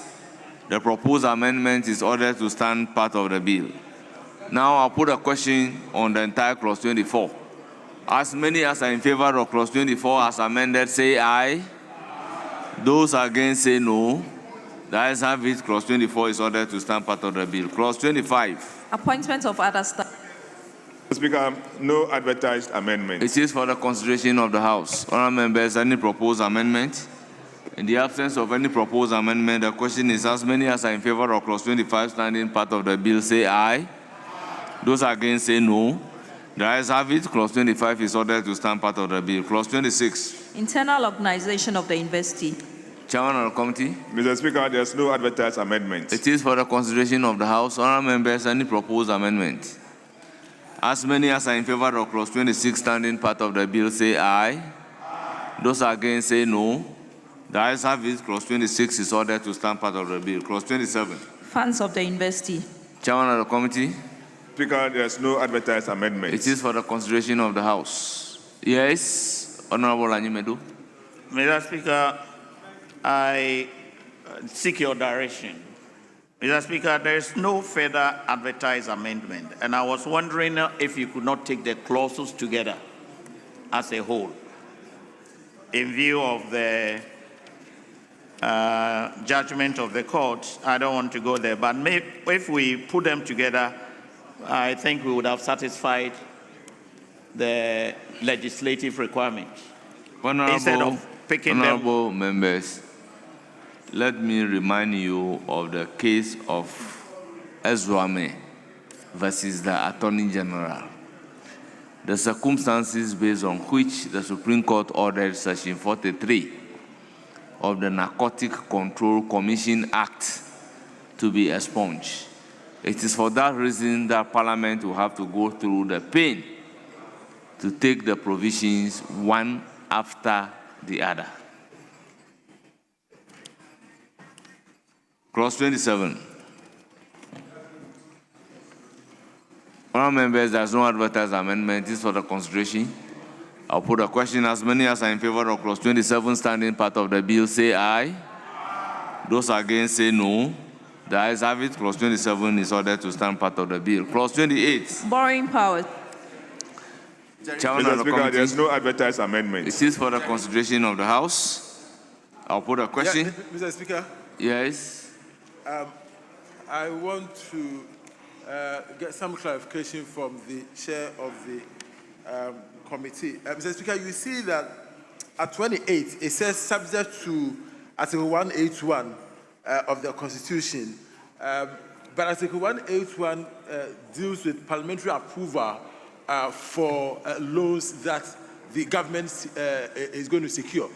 I want to find out from the chair if it is the intention of the proposers that when the university is seeking for a loan, the university will have to come for parliamentary approval. Honorable member, these are statutory universities. So if you are engaging in an international loan agreement, the law says the loan agreement through the Minister of Education must come to this House for approval. That is why they are saying that subject to Article 181, meaning that the conditions that apply in Article 181 and that of the Public Financial Management Act 2016, Act 921, the university may borrow money. Mr. Speaker, with respect, this provision is not talking about international business transaction. It says that if he's seeking for a loan can be domestic. It doesn't have to be international in nature. And so I want to find out if the university is seeking for a loan of, let's say, 100,000 Ghana cedis from Barclays Bank. Is it the case of the proposers? Honorable member, yes. If an institution is seeking loan internally and it is not an international agreement, does Article 181 apply? Does it apply? Mr. Speaker, my question to the proposers is to clarify that the 181. That is why I am giving you the clarification that this particular constitutional provision would apply strictly based on what the Constitution says. Once it is an international loan agreement, the law requires that Parliament must approve it. So in the same way, that's why it is subjecting it to Article 181 and Public Financial Management Act. It means that the conditions in those laws would apply to the university. So once Article 181 does not require you to seek parliamentary approval in taking loan from Barclays Bank internally, it will not apply here. Mr. Speaker, no, I am not here to argue with you. My question was to the proposers to clarify that for Yes, for that us. is why I'm giving you the clarification. And this provision is consistent in all the university bills that we have passed in this House. It's very consistent. Even the rest of the provisions are just replica of the provisions in other university bills that we have passed. I'll put a question on clause 28. As many as are in favor of clause 28 standing part of the bill, say aye.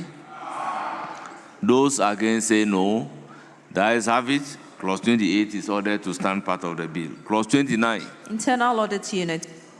Chairman of the committee. Mr. Speaker, no advertised amendment. It is for the consideration of the House. All members, I'll put a question. As many as are in favor of clause 29 standing part of the bill, say aye. Aye. Those against, say no. The ayes have it. Clause 29 is ordered to stand part of the bill.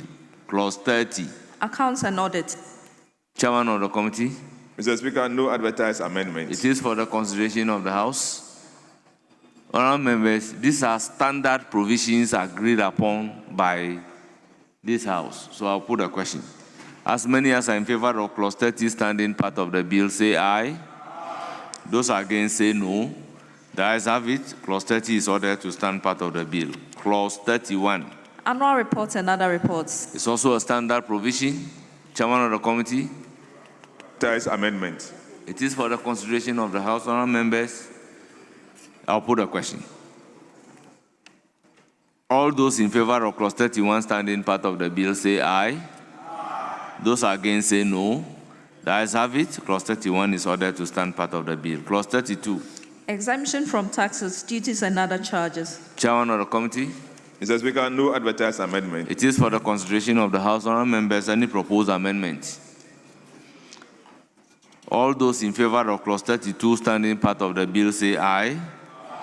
Those against say no. The ayes have it. Clause 32 is ordered to stand part of the bill. Clause 33. Statute of the investee. Chairman of the committee. Mr. Speaker, no advertised amendments. It is for the consideration of the House. Honourable members, in the absence of any further amendment, I'll put a question. All those in favor of clause 33 standing part of the bill say aye. Those against say no.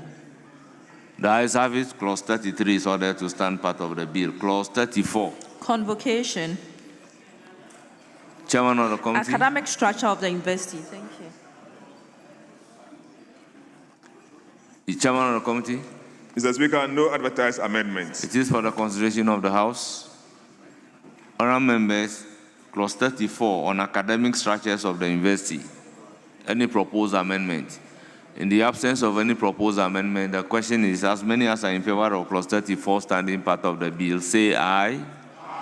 Those against say no. The ayes have it. Clause 34 is ordered to stand part of the bill. Convocation. Clause 35. Convocation. Chairman of the committee. Mr. Speaker, there's no advertised amendment, but the minister has an issue to raise. Very well. Let's hear you. Mr. Speaker, if I may indulge you with your leave to look at clause 20 again, is on convocation. Every university benefits from its experienced hands. So in clause 20, there should have been a new sub-clause.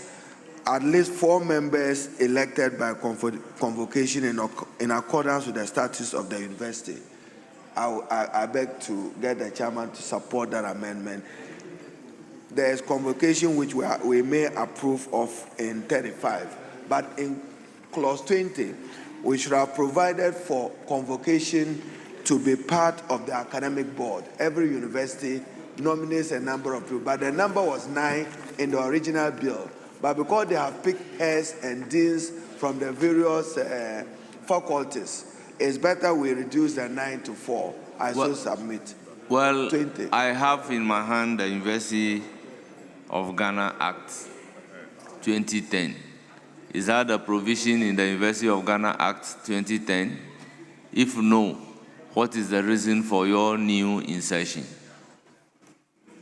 At least for consistency's sake. Yes, Honorable Minister. Mr. Speaker, I'll yield to the chair. Honorable members, I'll put a question on clause 35. As many as are in favor of clause 35 standing part of the bill say aye. Those against say no. The ayes have it. Clause 35 is ordered to stand part of the bill. Clause 36. Matriculation. Chairman of the committee. Mr. Speaker, no advertised amendments. It is for the consideration of the House. Honourable members, any proposed amendment to clause 36? Yeah, Mr. Speaker. Mr. Speaker, if you look at 36.2, 36.2 says that the university shall not permit a student who fails to sign the matriculation register to graduate. I feel that if somebody fails to sign the matriculation register, stays in the school for 4 years, and at the time of graduation, the person is not allowed to graduate, it will be a big problem for such a person. So I will propose that if the person fails to sign the matriculation register, he is not even allowed to register to start the academic year. And so, I will suggest a rendition to the committee if they will consider it, Mr. Speaker, with your permission. Yeah. Oh, Chairman wants to say something. Yes, Chairman of the committee. Mr. Speaker, it is only when you go through matriculation and sign the register that you are recognized as a student. So if you fail to do so, you can go through the course for 3-4 years. once you have not signed that matriculation register, you cannot graduate. So, Mr. Speaker, I appeal to him to abandon his position. Honorable members, if you look at clause 31 of the University of Ghana bill, clause 31(2), this is the way they put it. A student who fails to sign the matriculation register may be prevented from graduating by the university. And this act is 2010, Act 806. So it's a standard practice at our universities. Mr. Speaker, with respect, even in the University of Ghana Act, it says maybe. We are in 2025, this is 2010. We are progressing as a nation. And this particular one said, shall not permit a student who fails to sign the matriculation register to graduate. Now, my point is, why do we allow, yes, you fail to sign a book, you pay school fees for 4 years, and at the end of the 4-year period, you are told that because, and the person may have a first class, at the end of the 4 years, the person is told that because you failed to sign the matriculation register, you will not be permitted to register. So, Mr. Speaker, Honorable Member, I believe strongly you know the principle in Mark 4 versus UAC. Lord Mansfield.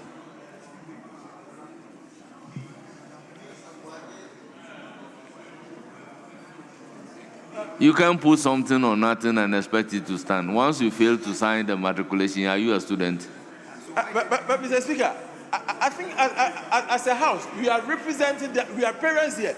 We are representing kids who may genuinely fail to sign a matriculation register.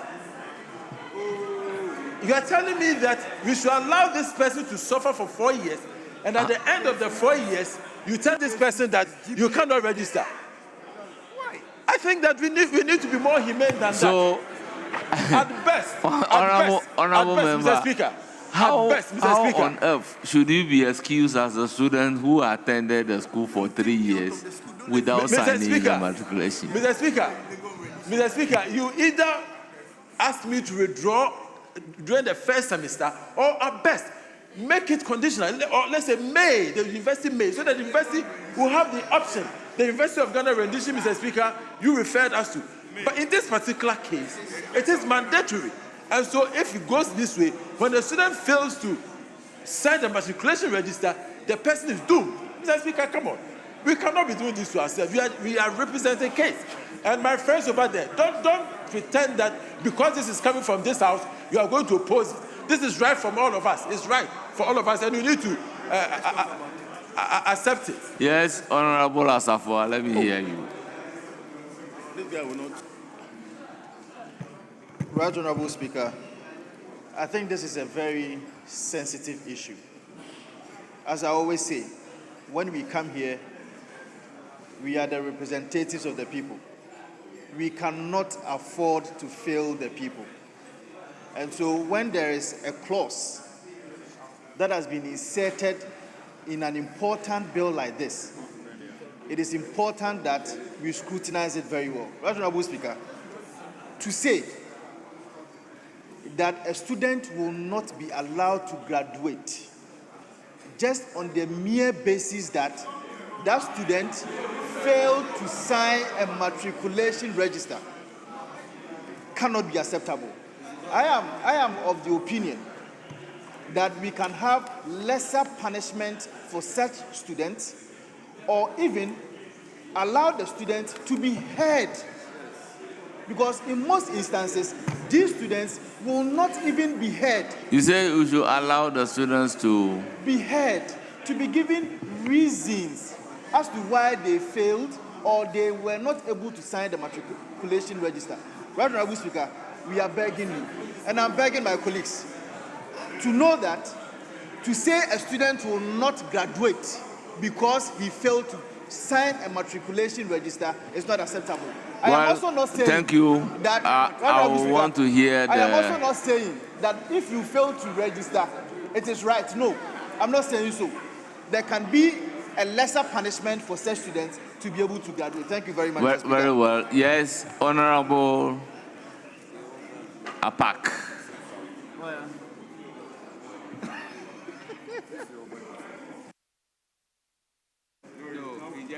Grateful, Mr. Speaker.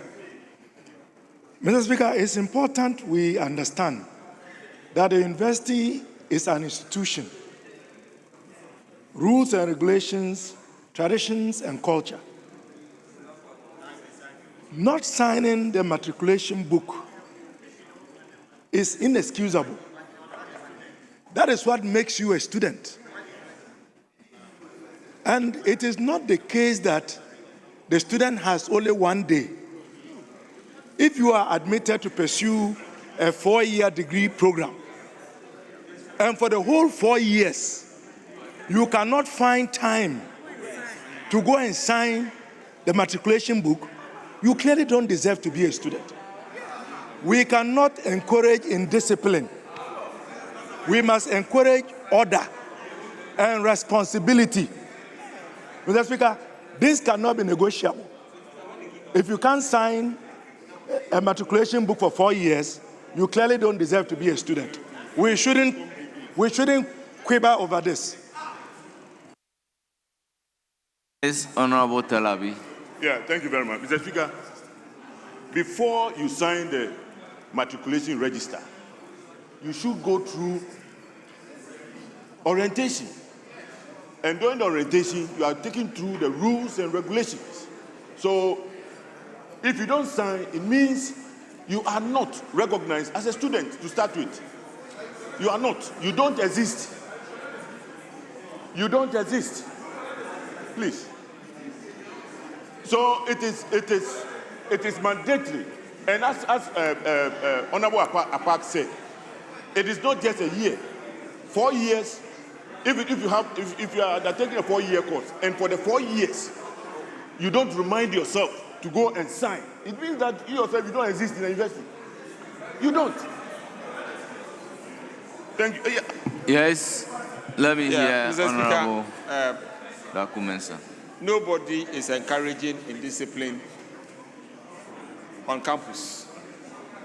But Mr. Speaker, this will definitely go against their human rights, the right to education.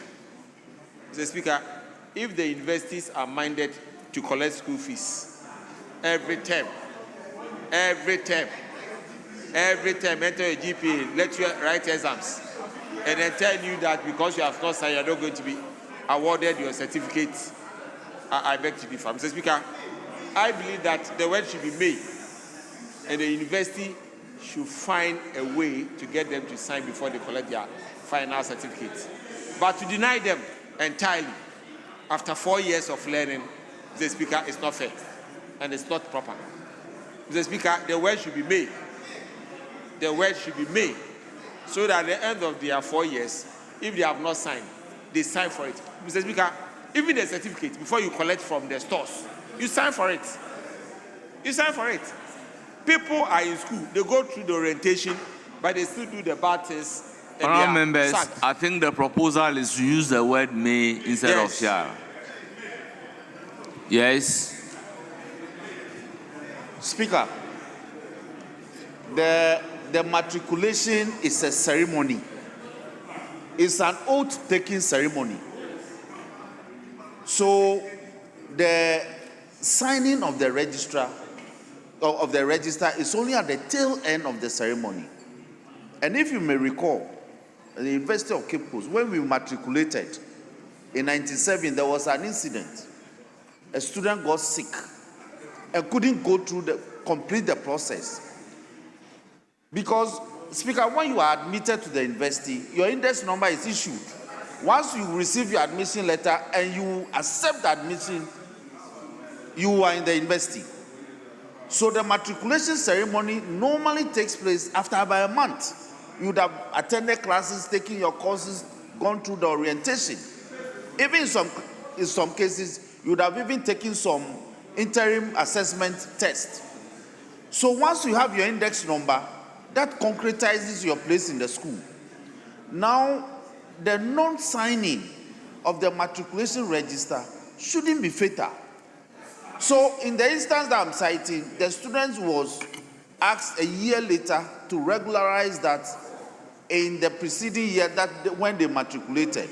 So we should be careful how, we should be careful how we do it, because you see, it's a process. Honorable Dafamako, when you enter the school, at what point do you graduate? Depending on the duration of the course. Yes. Yes. So what this law is saying is that has taken care of your concern. It doesn't mean that if you don't sign it at the day you did the matriculation, you can't graduate. You have all the period. It is at the point of graduation that if it is established that throughout the period you didn't sign the matriculation, that is where this particular clause will kick in. So when you are sick, but you can attend lectures and pass your exam for a whole year, provided you are able to sign it before graduation, you will be permitted to do so. It is only when you fail to do it before graduation. You understand? So when I look at it here, there is no date that is stated.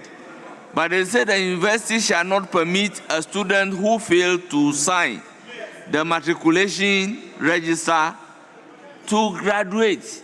So at this particular point, people who are asking of the time, Lord Dennis said the law is about common sense and common sense is the law.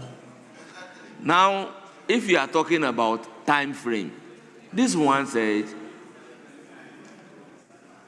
the university shall not permit a student who fails to sign the matriculation register to graduate. So at the point of signing the matriculation register at the beginning, and then the point of graduation, for that whole period, my understanding is that you have it to sign your matriculation form. So why are we asking for time? Mr. Speaker, respectfully, Mr. Speaker, our challenge is that the use of the word shall,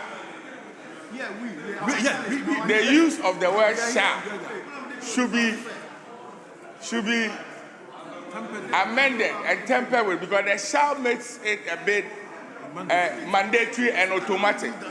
But Mr. Speaker, you guided us by reading the University of Ghana one, which used may, which means that at least the university has some room to... You see, sometimes when the guideline is given, I am not the one to be proposing the amendment. Somebody should own it and propose the amendment, then I can put a question on it. Mr. Speaker, respectfully... Yes, but in this case, you choose to argue instead of making the proposal. Mr. Speaker, respectfully, I will see to the original person to make his amendment, and then we'll continue. Thank you. So make the amendment. Let me put a question on the amendment. Consideration stage, you don't argue. You propose an amendment. Yeah, thank you very much, Mr. Speaker, for your guidance. And so the proposal is that the university may not permit a student who fails to sign the matriculation register to graduate, as so proposed. Honourable members, I'll put a question on the proposed amendment. Yes? Mr. Speaker, I beg to oppose this proposed amendment. Mr. Speaker, I oppose it because in the university tradition, if you don't matriculate, you are not recognized as a student. Now, somebody who had not been recognized as a student, why would that person be permitted to graduate? In the instance that the Chief Whip cites, Mr. Speaker, he cited that at the end of it, when somebody got sick, an arrangement was made for the person to sign the matriculation register. It is a tradition of the university. If you don't matriculate, it's a serious thing. A time to be born and a time to die. Mr. Speaker, These ceremonies are very, very important, and it is dear to the university because before you could sign the university matriculation register, you are allowed to go through the you start about 1 month. You go through orientation and whatnot, and you admit to be a student. If you are within the university community, you wouldn't play with this. And moreover, this proposal had come from the university. Mr. Speaker, unfortunately, at the committee stage, this did not come up for discussion. And I don't think that the minister here would be comfortable to say that what the university had proposed, they are changing it. This is the time that I want to hear about the chairman of the education committee in all the other universities, what you have done. Did you ever say that somebody, if he fails to matriculate, the person can graduate? Because that is not the tradition of the universities. Thank you.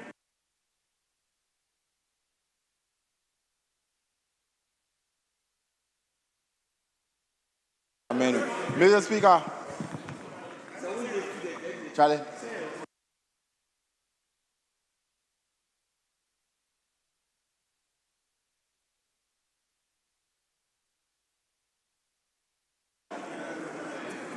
Honorable Habib. Mr. Speaker, I want to appeal to my colleague, Honorable John Darko, to abandon his proposed amendment because our senior colleague here is already against it. Mr. Speaker, many a time, the Supreme Court interpreted may to mean shall, and by application, the universities, if they are bent to do this, whether you give them may or shall, they will still interpret it to mean shall. So why don't we just leave it as shall, and then we can then continue, because it's a requirement. Things that are requirement cannot be substituted with shall. So I'll impress on you that if we can abandon this, and then we can be able to move on, Mr. Speaker. Honorable Asafwa. Thank you very much. Thank you very much, Right Honorable Speaker. Right Honorable Speaker, I want to avert your mind to Article 11 of the Constitution. Article 11 of the Constitution, which is supposed to be the primary sources of law in Ghana. The primary sources of laws in Ghana. Right Honorable Speaker, it is argued that it is supposed to be the hierarchy of laws in Ghana. If that is the case, when you check Article 11.1, it places the Constitution as the highest source of law for us as a country. The Act of Parliament follows as the next source of laws for us as a country. Right Honorable Speaker, if in this Constitution it is demanded that education is a right, how then do we use an Act of Parliament to amend a constitutional right? How then do we use an Act of Parliament, or if you like, a tradition or a guideline, to amend a constitution of the Republic of Ghana? Honorable member, So, I think you got the constitutional interpretation very wrong.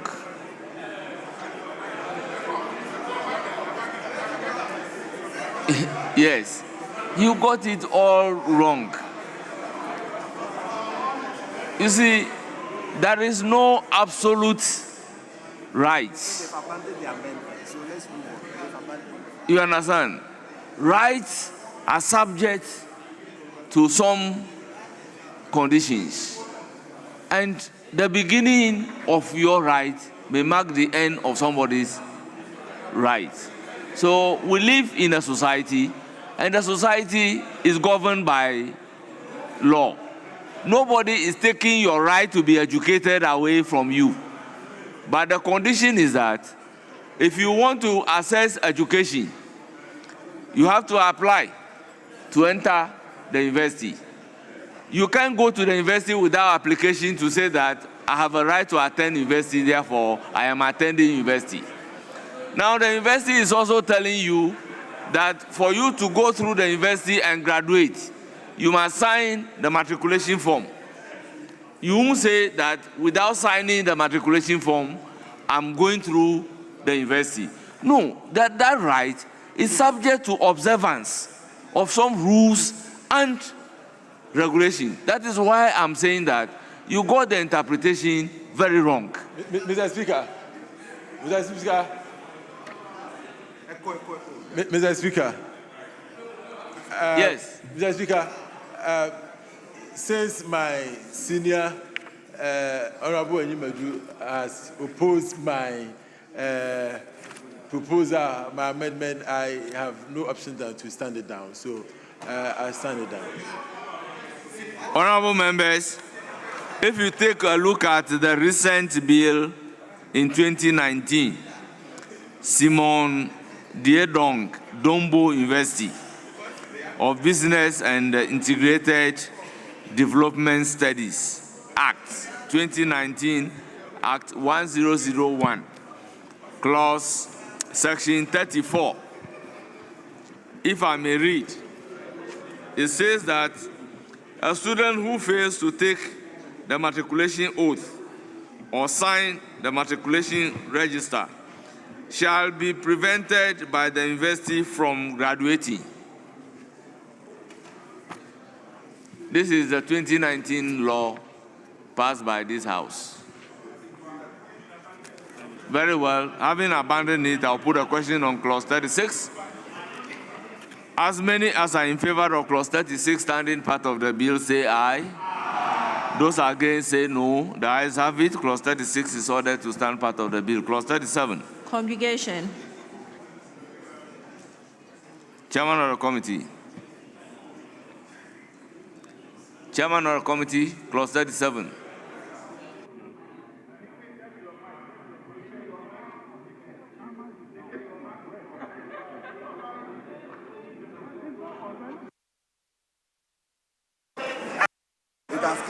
Okay, Mr. Speaker, there's no advertised amendments. It is for the consideration of the House. All members, any proposed amendment to clause 37? All those in favor of clause 37 standing part of the bill say aye. Those against say no.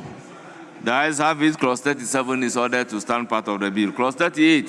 Student governance. Mr. Speaker, there's no advertised amendments. It is for the consideration of the House. All members, any proposed amendment? Those in favor of clause 38 standing part of the bill say aye. Those against say no. The ayes have it. Clause 38 is ordered to stand part of the bill. Clause 39. Intellectual property. Chairman of the committee. Mr. Speaker, there's no advertised amendments. For the consideration of the House.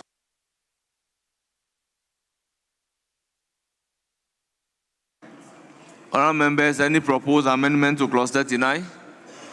In the absence of any proposed amendment, the question is as many as are in favor of clause 39 standing part of the bill say aye. Those against say no. The ayes have it. Clause 39 is ordered to stand part of the bill. Clause 40. Academic freedom. Chairman of the committee. Mr. Speaker, there's no advertised amendment. It is for the consideration of the House. Honourable members, any proposed amendment? In the absence of any proposed amendment, the question is as many as are in favor of clause 40 standing part of the bill say aye. Those against say no.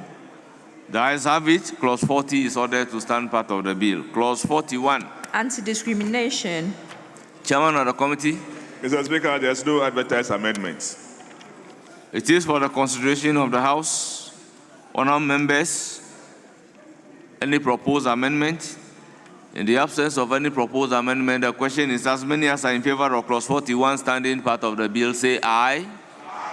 Those against say no. The ayes have it. Clause 41 is ordered to stand part of the bill. Clause 42.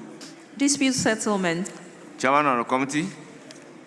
Mr. Speaker, there's no advertised amendments. It is for the consideration of the House.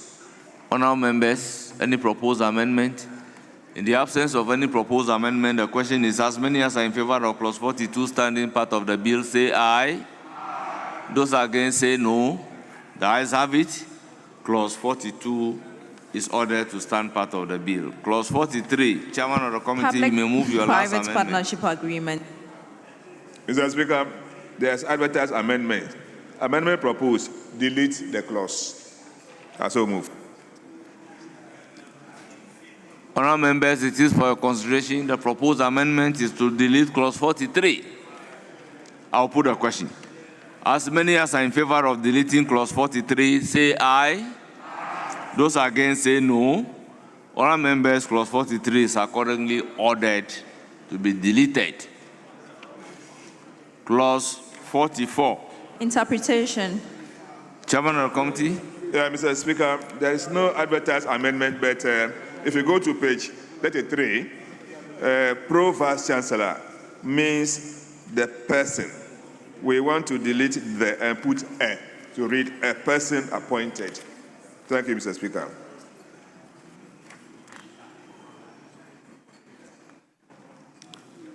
Honourable members, it is for the consideration of the House. I'll put a question.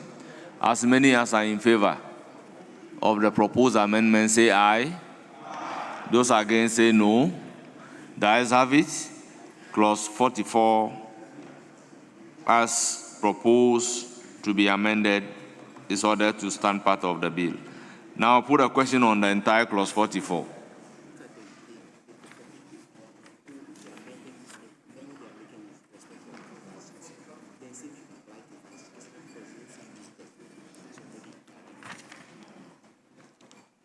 Honourable members, then that should apply consequentially to the Vice Chancellor. Yes. So drafted, it should apply consequentially. The deletion of the indefinite article. I'll put a question on the entire clause 44. As many as are in favor of clause 44 standing part of the bill, say aye. Those against say no. The ayes have it. Clause 44 is ordered to stand part of the bill. Clause 45. Repeal and savings. Chairman of the Committee. No advertised amendment. It is for the consideration of the House. Honourable members, any amendment to clause 45? In the absence of any proposed amendment, I'll put a question. As many as are in favor of clause 45 standing part of the bill, say aye. Aye. Those against say no. The ayes have it. Clause 45 is ordered to stand part of the bill. Clause 46. Transitional provisions. Chairman of the Committee. Mr. Speaker, there's no advertised amendment. It is for the consideration of the House. Honourable members, any proposed amendment? I'll put a question. As many as are in favor of clause 46 standing part of the bill, say aye. Those against say no. The ayes have it. Clause 46 is ordered to stand part of the bill. Schedules. Official oaths. Chairman of the Committee. Mr. Speaker, no advertised amendment. I'll put a question on the schedules. As many as are in favor of the schedule standing part of the bill, say aye. Those against say no. The ayes have it. The schedule is accordingly ordered to stand part of the bill. Long title. An act to establish the Kwame Nkrumah University of Science and Technology, Kumasi, and to provide for related matters. Yes, Minister for Education. Mr. Speaker, I'm still seeking your leave and indulgence to relook at clause 20 on the composition of the academic board. Mr. Speaker, originally there was proposition for 9 members to be elected by convocation in accordance with the status of the university. I'm reducing that 9, if I have your leave and the support of the chairman, to at least 4 members elected by convocation. Mr. Speaker, I've referred to an act. I think the University of Ghana Act had representation from convocation on the academic board, save that they had to divide it into teaching and non-teaching. So that's why I'm reducing the number from 9 to 4, so that at least some senior members will serve on the academic board. I so submit. If you can look at clause 20. University of Ghana Act 2010, So Act 8. You are proposing amendment to the K? Yes. There are at least 9 members elected by convocation. Should but be I'm 4 reducing the members 9 to elected by convocation in accordance with the statute of the university. Thank you. Rightly so, Mr. Speaker. Thank you.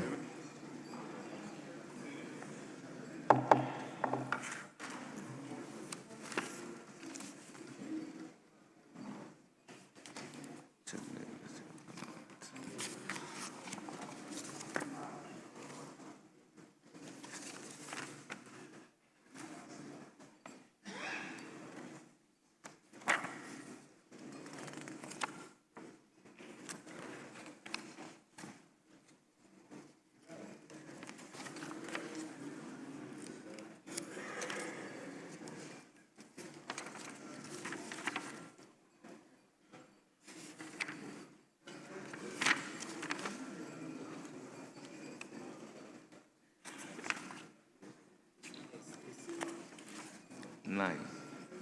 Is it the same 9? The same 9.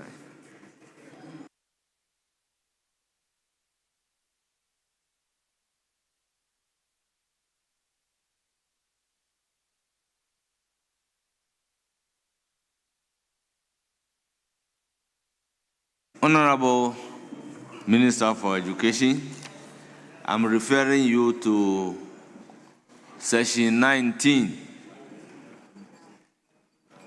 This one, not K, section 19I of the Dombo University passed in 2019. It also said 9 other members of the university, 5 of whom are non-teaching staff, elected by convocation in accordance with the statute of the university. Now, the University of Ghana, the K, also say at least 9 members of the members elected by convocation in accordance with the statute of the university. So why then are you reducing this one to 4?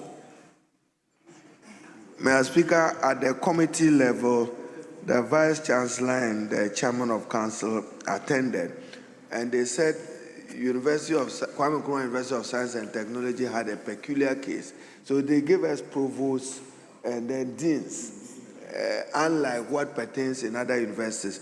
So if you have no objection, I can still say 5 instead of 4. But 9, you don't want the academic board to... But in the 2 samples that I have given you, it all sum up to 9. But Mr. Speaker, in the earlier submissions by the chairman, he's taking care of heads of departments who may be qualified to be members of convocation. So I'll still go with the 4. Thank you.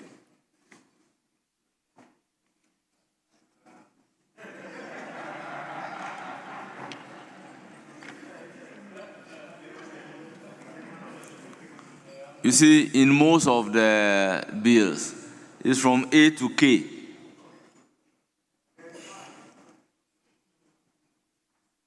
Yes, I think it is a repetition. Okay. So all the provisions, we are just lifting them. So if for me, I am a student of consistency. So to depart from the laws that we have established, I need to be convinced. But it's for your consideration, honorable members. If you are convinced that in all other universities it's 9, but for Kwame Nkrumah University of Science and Technology, we should limit it to 4 or 5, honorable members, we may do so. I hope the proposed amendment is abandoned. Mr. Speaker, I would propose that the K 4 members elected by convocation in accordance with the statutes of the university are so moved. Thank you. It is for the consideration of the House. I will then put a question.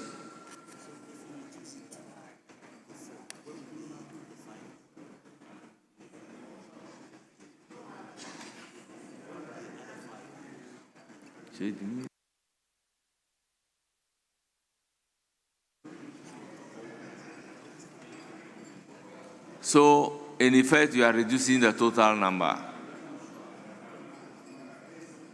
You are reducing the total number by 5. Very well.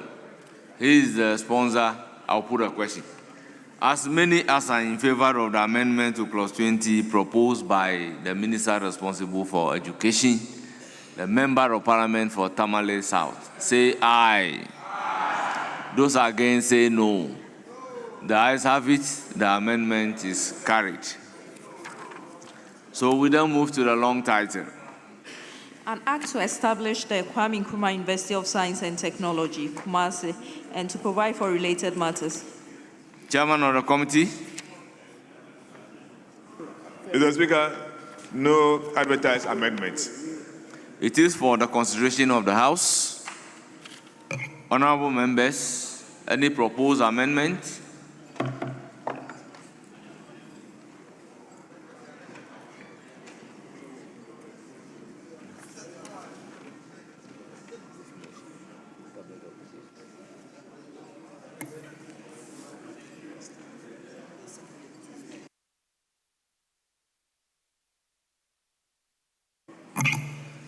Honourable members, I'll put a question on the long title. As many as are in favor of the long title standing part of the bill, say aye. Those against say no. The ayes have it. The long title is ordered to stand part of the bill. And honourable members, this brings us to the end of consideration stage of the University, Kwame Nkrumah University of Science and Technology, Kumasi Bill 2025.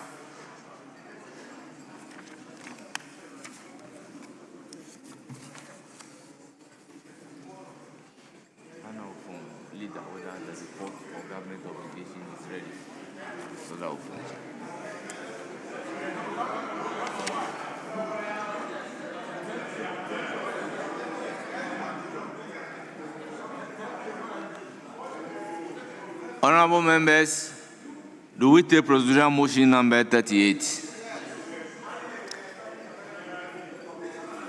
Yes, Minister for Education. Mr. Speaker, I beg to move motion 38, page 18 of today's order paper. I so move. Thank you. Honourable members, motion move. Any seconder?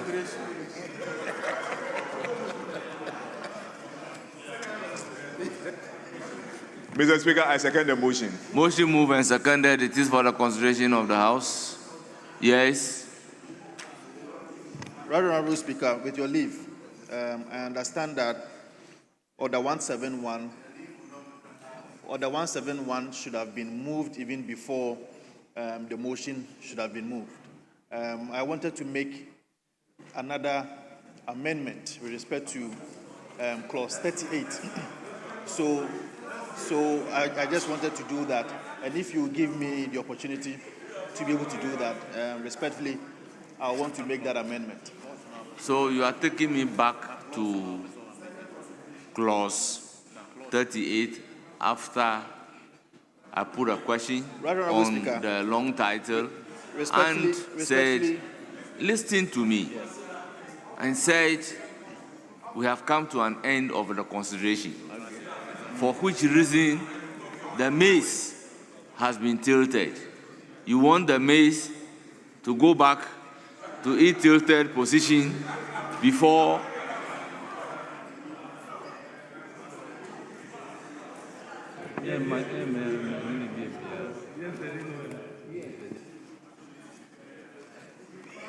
I was just asking for your leave. In fact, if you check 171 says that before the second reading, any member who would want to make an amendment could do so before the motion is done. And second reading? Do you know what is the second reading? Sorry, the second consideration. The second consideration. So I am just appealing that if you grant me the look leave, at it very well. Before a motion is moved for third reading, it's not second reading. Before, if the motion for third reading is about to be moved, a member can rise that he wants to take the bill through second consideration. That is the appropriate time. But now we are moving a procedural motion to get to the third reading. Yes. Mr. Speaker, let me assist my colleague.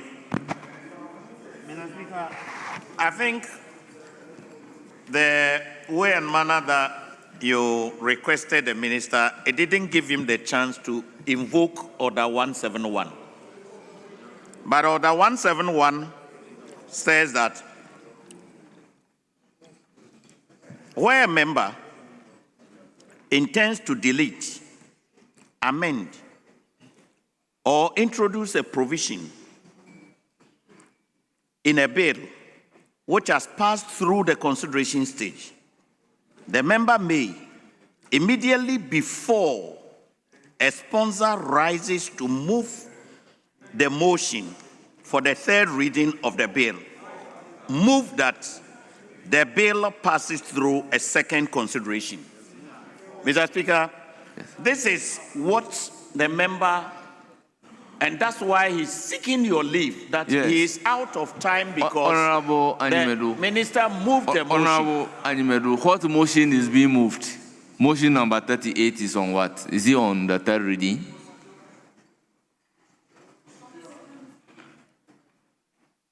Mr. Speaker. Yes.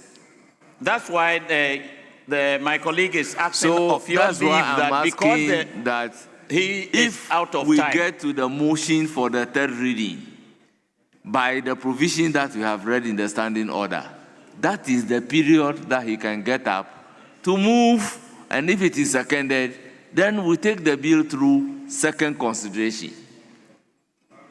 Mr. Speaker, you are right. Yes. That's why he's seeking your leave, that he was out of time. The minister was quick to move his motion. No, the minister before didn't move he the got motion. his You see, eye. there is a procedural motion, and if that procedural motion is carried, before we can get to the motion for the third reading, and when we get to the stage where the motion is going to be moved for third reading, it is then that the right of the member accrues. But when we are taking a procedural motion, it's not the third reading. You can do the second consideration that you are contemplating. Very well, Honorable Mr. Speaker. Habib, I'm what guided. mischief do you still want to cause? Very well, I'm guided. Honorable Habib. Mr. Speaker, by the rules, you are right. Mr. Speaker, by the rules, you are right. That at the time that he's supposed to raise... Mr. Speaker, Read the procedural motion. What's this? What's this? What's this?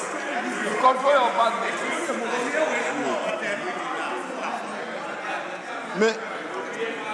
You want to do Mr. Speaker. Mr. Speaker.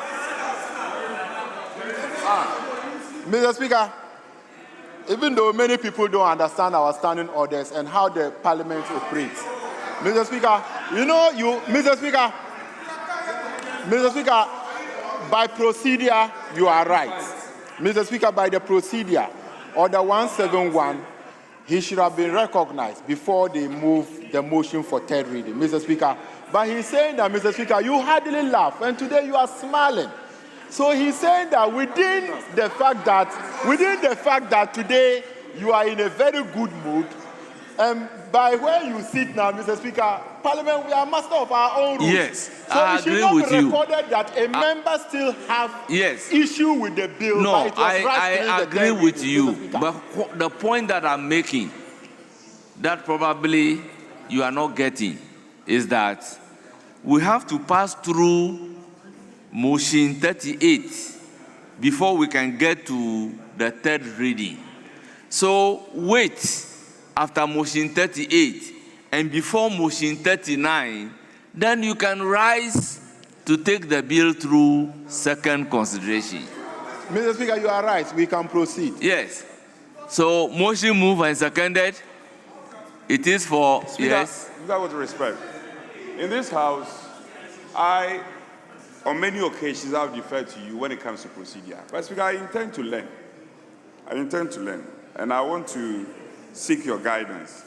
Speaker, if you are reading 171, it says, where a member intends to delete, amend, or introduce a provision in the bill which has passed through the consideration stage, the member may, immediately before a sponsor rises, to move the motion for the third reading. In fact, the honorable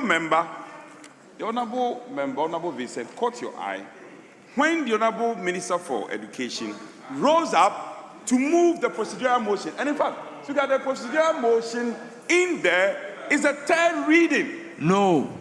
Procedural motion, No. procedural motion, even though it's a procedural motion. After the procedural motion, there will still be motion 39, which is the third reading. You can say procedural motion is the third reading, motion for third reading. Procedural motion is different from a motion for third reading. So it's not one and the same.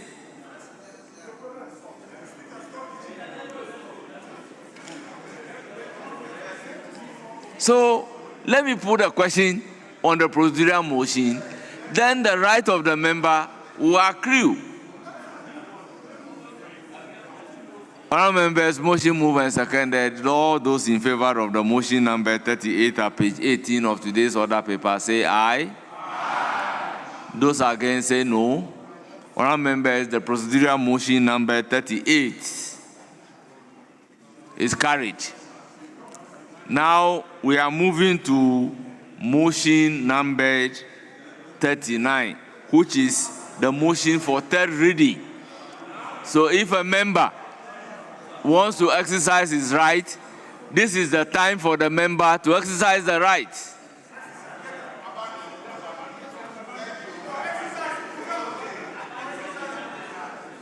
So, Honourable Safwa, this is the time for you to take the bill through second, he said.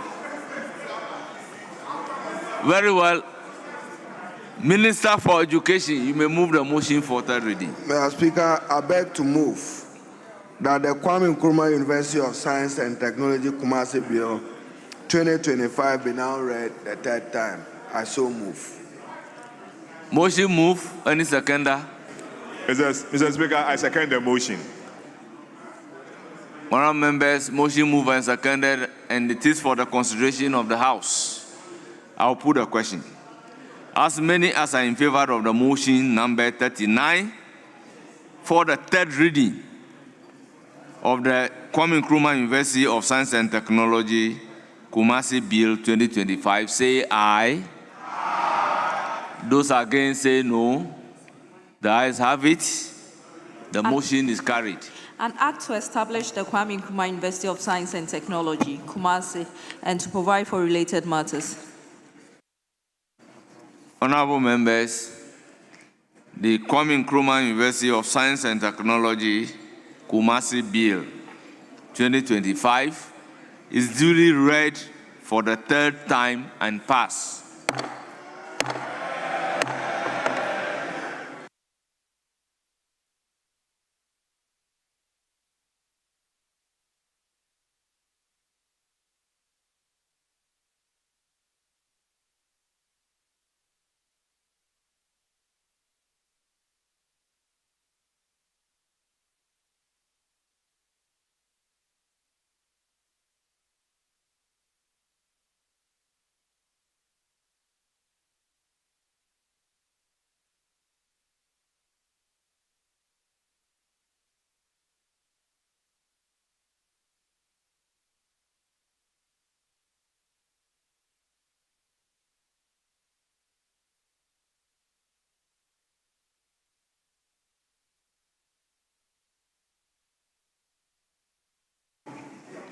Yes, Majority Leader, any indication?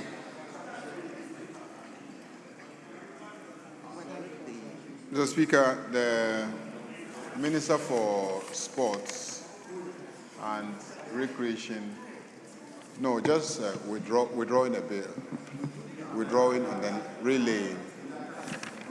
Just withdrawing and relaying so that tomorrow we can take it. Bachman. Yeah. And I don't know, you want to abandon your questions because you have some questions for the Minister for Government Communication. So, Minister for Sports, if we can withdraw and relay your bill. The committee worked on it extensively, and there were a lot of amendments. So, if they brought it to propose the amendments, it would take a very long time. So the usual tradition of withdrawing, incorporating the amendments and relaying so that we can go through consideration very fast. Yeah. Yes. Minority Chief Whip. The application of the Majority Leader is loud and clear. However, this tendency of printing addendum papers is becoming one too many. Oh yes, I'm an environmentalist. You printed addendum paper 2. And there's this space, you could have added your addendum paper 3. Then you went ahead to print addendum paper 3. Why? Why? Heavens know the number of addendum papers you are going to receive before we close today. Speaker, the application of the Majority Leader is that the Minister for Sports is intending to withdraw his bill for a reason he has spoken to. Well, in line with Order 173, he knows he must do it with the leave of the House.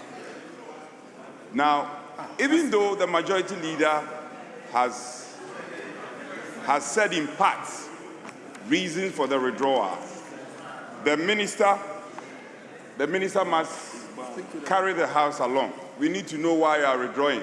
And he comes to the House, because the minister he comes to the House and goes. He comes and goes. We don't even know whether he's a member. You have a bill, you won't engage us. You engage, because you have qualified for the World Cup, you think you are on top of the world. We started it. He comes to the chamber and he goes just like that. It's not He must engage. It's not learning. Honorable Kofi Adam, you must engage us. He's not learning. Okay, you go ahead and do your withdrawal. But you must let us know why you are withdrawing the bill.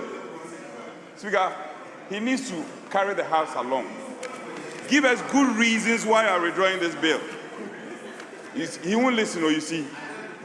Honorable Sports Minister, have you engaged your ranking? The ranking is not aware. The ranking is not aware. Nobody here is aware except the chief whip. You think the House is only one-sided House? You must engage us. You came here, you never come to this side and engage us. Otherwise, you will allow you to withdraw. The president is watching you. If you are not lucky, you'll be reshuffled. You'll be won.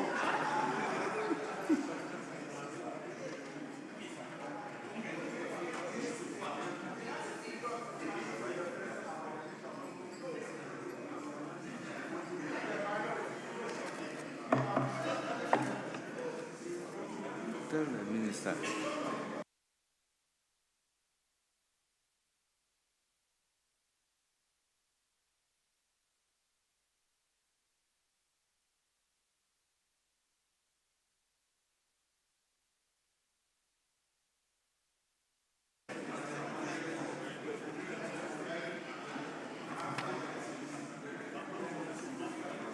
Yes, Honorable Minority Chief Whip, you rightly refer to the correct standing order.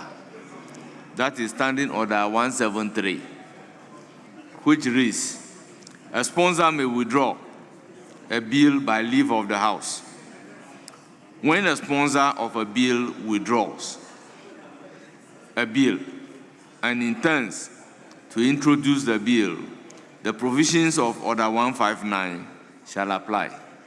And Order 159 is about the process of reintroducing or introducing a bill. Where is it indicated that the minister will have to carry the House along? Speaker, I will not debate you. But, Speaker, the first part of the order, 173, the 173 says, with the leave of the House. Speaker, may I seek your interpretation of that? The leave of the House. Yes. The leave of the House means we should have an input while So it's withdrawing. I brought a bill before you, and I said I'm no longer interested in pursuing that particular bill. Therefore, I'm withdrawing it. I'm the one who brought the bill. And I said I'm no longer going to do it. So I'm withdrawing it. Because the second part says that, and the member, the sponsor, intends. How do I judge the intention of the sponsor of the bill? By moving that he wants to have the bill withdrawn. Because you should proceed and do what they need for. Very well. Yes, Minister for Sports. Thank you very much, Right Honorable Speaker, for the opportunity. Mr. Speaker, I rise to withdraw the bill so late in the House on Thursday, the 14th. 11th of December from the House. Mr. Speaker, in doing so, I want to give indication that, well, Mr. Speaker, just to withdraw the bill. When I relay, I'll do the other. Honorable Member, the Minister on the stated date came to present a bill to the House. He wants to have that particular bill withdrawn by the leave of the House. Honorable members, in the absence of any contrary view, the yes, Honorable Richard Achampong. Yes, the minister said he wants to withdraw a bill. Are you opposed to the application? I have a different problem. So if you have a different problem, carry your problem. Don't bring it to the minister who is seeking to have a bill withdrawn. Honorable members, leave is accordingly granted, and the bill, the Ghana Sports Fund Bill 2025 presented to this House is accordingly withdrawn. Thank you, Honorable. Yes, it's also consequentially withdrawn from the committee. Yes, Majority Leader, any indication?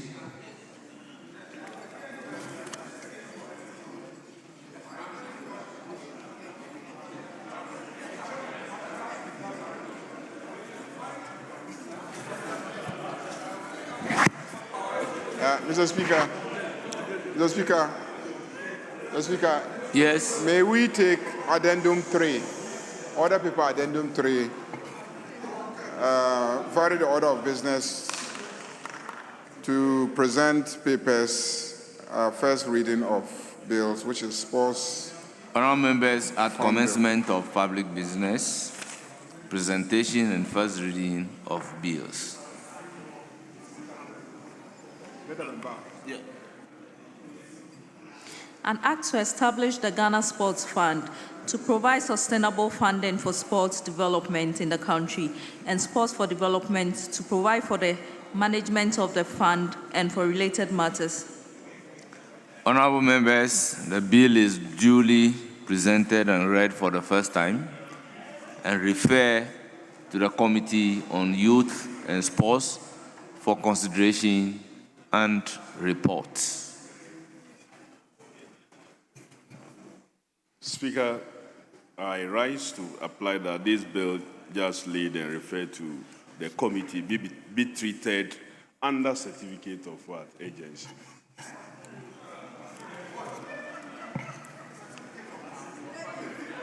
Yes. Mr. Speaker, I don't know any rule of this House that is telling a minister that a bill should go under certificate of agency. If it is a report from a committee, but the minister have no right to indicate, to tell us that he is going to do it under certificate of agency. Member, no. Honourable member, it is consequent upon the indication from the presenter of the bill that I can refer the bill to the committee to consider whether the bill is of urgent nature and should be taken under a certificate of agency. So it is that application that the minister is making. Yes. Mr. Speaker, the Honourable Member for Tolon must be understood in context. Mr. Speaker, this government was sworn into office on the 7th of January. It's been almost a year, so they are left with 3 years. We know that in this year one, every single bill that they introduced into this chamber came with this so-called certificate of urgency. Mr. Speaker, we are concerned, and that is what Honorable Habib was trying to draw our attention to. I recall the Gold Board. Today, Gold Board is having serious issues.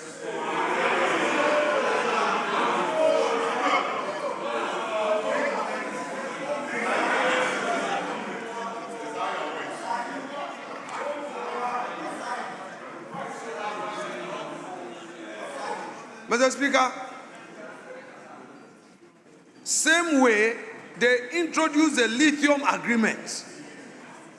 They wanted to rush it through, and we told them to take it easy. Today, they have withdrawn that agreement. Mr. Speaker,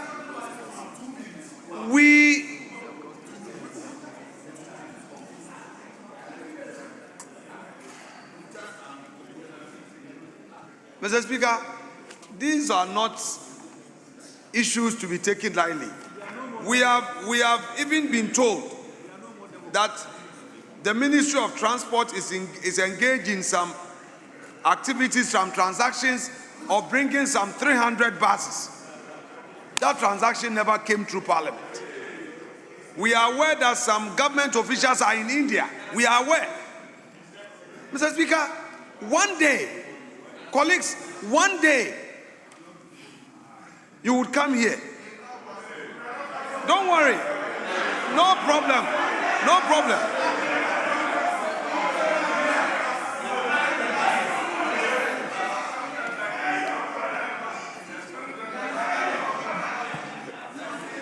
Mr. Speaker, I am not a prophet, but I can say on good authority, even your inability to manage your 189 is a clear indication that in the next election you are coming to this side.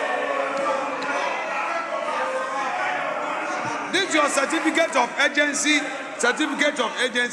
It will come back and haunt you.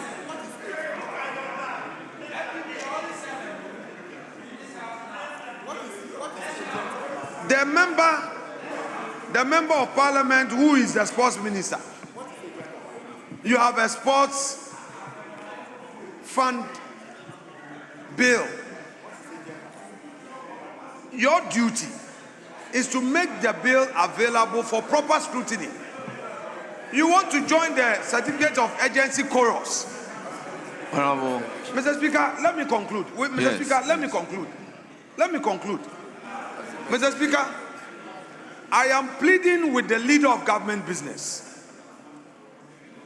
I know I have sat in cabinet where your colleague ministers would want their bills to go through Parliament as quickly as possible. But leader of government business, it is you and you alone who will be answerable to posterity. They will say, who was the leader of government business?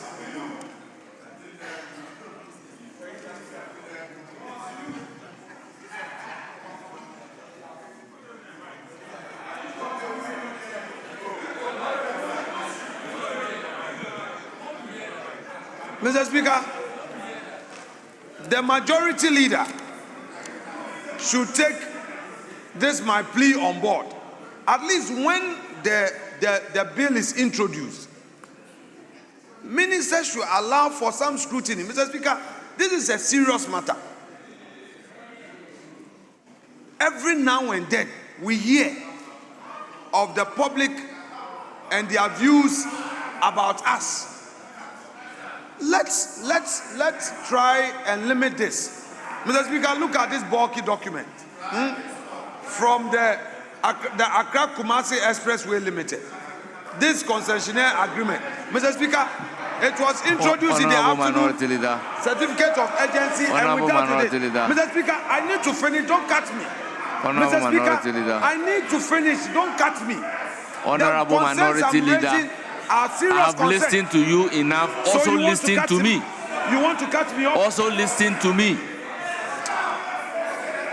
Honorable Minority Leader, I think we have to listen to each other. Mr. Speaker, we will not take some irresponsible backbenchers who do, yes, I will mention you, I will call you out. I will call you out. I will call you out today. I will call you out today. You cannot, when a leader is on his feet, it's not your duty to be shouting. Honorable you members, cannot do that. The two of you cannot be standing. All of you resume your seats. All of you resume your seats. You cannot do that. All of you resume your seats. You won't speak. You won't All read. of you, And when your Honorable leader is on Minority his feet, Leader, you want to be also shouting. resume your seats. And you are hiding your face. With all due respect, also resume your seats. Honorable members, Honorable Animedu, just a minute. Honorable Animedu, let me hear you. Mr. Speaker, my issue is on the referral that you made. Mr. Speaker, your committee on constitutional legal. Honorable Animedu, with all due respect, let's deal with the issue.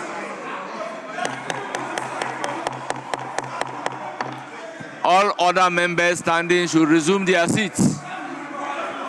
Honorable members, all other members standing should resume their seats.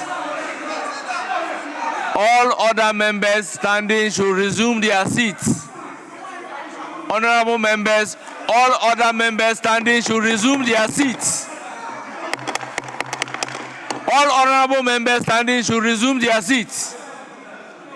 Honorable members, let there be order. Honorable members, let there be order. Honorable members, honorable members, honorable member from Kwesimintin, will you keep quiet? Honorable member, will you keep quiet? Honorable member for Kwesimintin, will you keep quiet?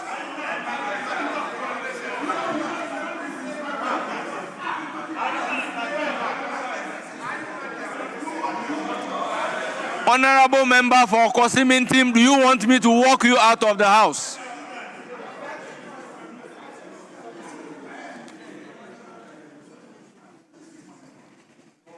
Honorable members, when the bill was introduced, Honorable Habib indicated that it doesn't lie in the mouth of the minister to indicate he wants the bill to be considered under a certificate of urgency.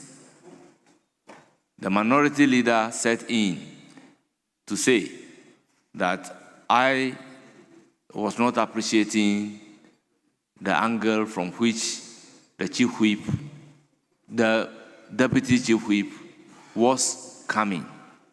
But honorable members, this is a house guided by rules. I will want us to look at Standing Order 160. And with your indulgence, if I may read. Yes. Mr. Speaker, I think the minority leader came in on a lighter note. The reason why I say so is that, we know what we do in this house. This is not a new bill. It was introduced, it was referred to the committee. The committee worked extensively on it. But Majority Leader, I'm not cutting you short, but it has gone to the record as if the person presiding did not appreciate. Yes, that is why I want us to look at the issue from the constitutional point of view and then the Standing Orders point of view. Let me say something so that you can carry that on board. And so this bill has already gone to the committee. The committee has worked extensively on it. Ordinarily, they would have had to bring it back to us in terms of proposed amendments through consideration stage. Then we would take them one after the other. So the decision was, let us withdraw it, incorporate all the provisions, and then bring it back. You all know that normally, when we do that and bring it back, we feel it's okay to take it through a certificate of urgency and then pass it. I think that is the context in which this bill is being reintroduced, and then the minister is asking for it to be taken under a certificate of urgency. So I am pleading with all sides in the House, let's calm down. Let's listen to the Speaker, and let's just have this done, because it's been a long day. It's 10 p.m., and we still have a few outstanding items to take. So we're pleading with everybody. Let's calm down. Mr. Speaker, let's listen to the Speaker. Yes, please. So, honourable members, Order 160 is on urgent bills. It states, a sponsor may submit a bill to Parliament without publication in the Gazette where the sponsor of the bill considers the bill to be of an urgent nature. 2, the Speaker shall refer a bill to the appropriate committee for determination of the urgency or otherwise after the presentation of the first reading. Therefore, within the meaning of these rules, if the presenter or the sponsor of the bill considers the bill to be of urgent nature and is making that particular indication to enable the Speaker refer the bill to the appropriate committee for determination of the urgency or not, I do not see anything wrong with it. Therefore, the issue raised by the Deputy Minority Whip is completely out of order, and consequentially, the additional issue raised by the Minority Leader, to the extent that the person presiding did not appreciate the angle from which the Deputy Minority Whip was coming, is also out of order. I would therefore refer the bill to the Committee on Youth and Sports to consider whether the bill is of an urgent nature or not, and accordingly report to the House. Thank you very much, Majority Leader. Any indication?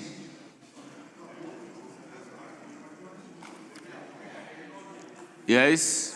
Mr. Speaker, thank you for your guidance. Majority Leader, if you may indulge me. Mr. Speaker, some of us, especially me, I have been very lucky that I entered this chamber as a leader of this House. I entered this chamber first as a leader of Parliament. Mr. Speaker, there is a reason why we have leadership. There is a reason why we have the Majority Leader, the Deputy Majority Leader, the Chief Whip, and 2 other Deputy Whips, and so be in the minority, equally to the Speaker having his deputies. Mr. Speaker, it is not by accident that this chamber is in a horseshoe form for us to be able to deliberate on issues. Continued disrespect to leadership of Parliament is a disrespect to Parliament itself. Mr. Speaker, when the Majority Leader, we are all colleagues, everybody have a constituency. Nobody is here. This is not a birthday party that you have been invited. We are all elected into this House. We know that, Mr. Speaker. When the Majority Leader,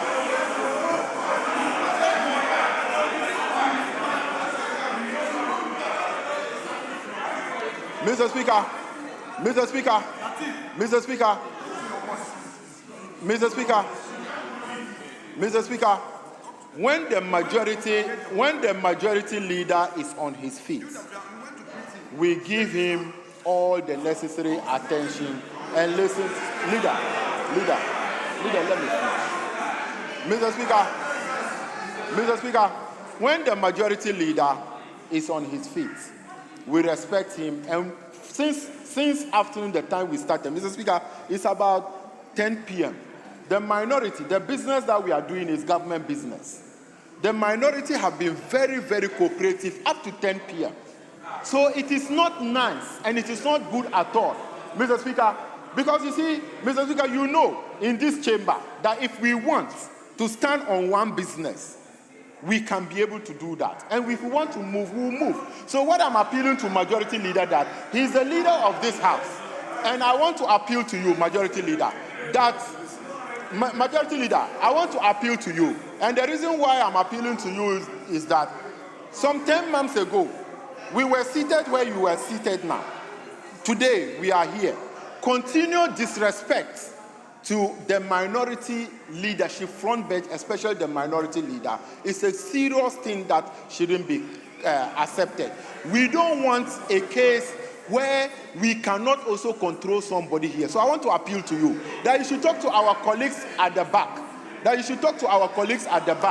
That when a leader is on his feet, there is a reason why they are given that opportunity. And for that matter, continue mentioning names and insults will not help us to project government business. So, Mr. Speaker, I want to appeal strongly to the leader of government business and the leader of this House that we want to help you to prosecute and make sure that government businesses pass. We have been doing things, we are left with about 48 hours to pass appropriation. We shouldn't mar the beauty of whatever we are doing. And Mr. Speaker, as a whip, I told Roxton, I enter here and being trained as a whip, and part of my job is to step on people's toes. So please, they shouldn't let us start whipping. I thank you, Majority Leader.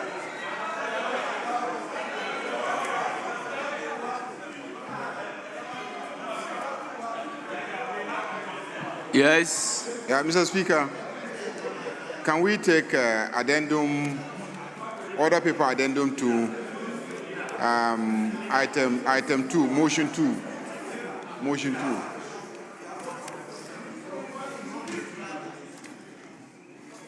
Honourable members, order paper addendum 2. Motion numbered 2 at page 1.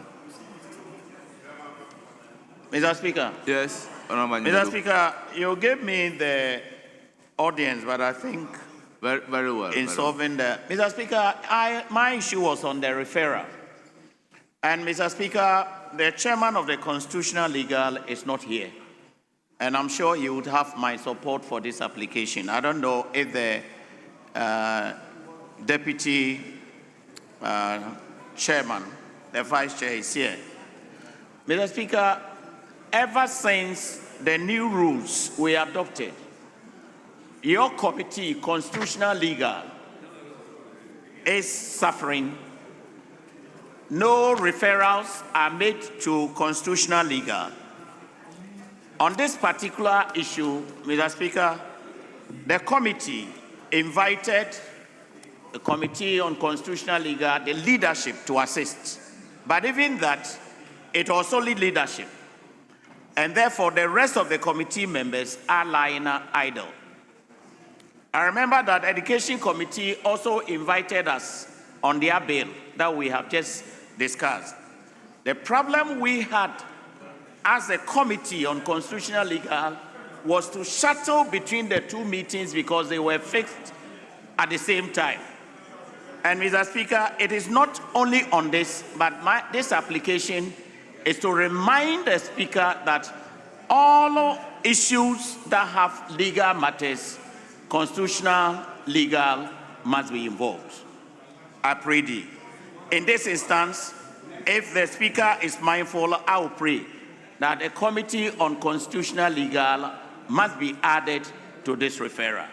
I pray thee. Thank you.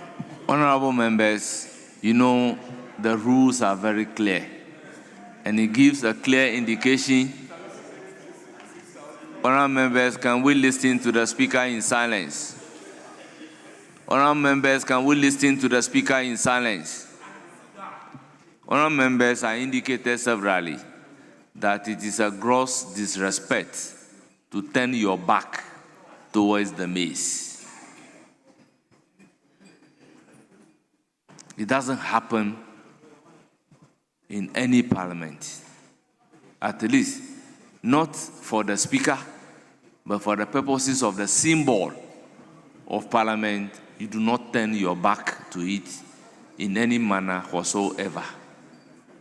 This is not done. But we've been flouting this with impunity. Honourable members, we shouldn't be doing so. Honourable members, the rules are clear, and there are clear indications as to the committee that a referral should be made to.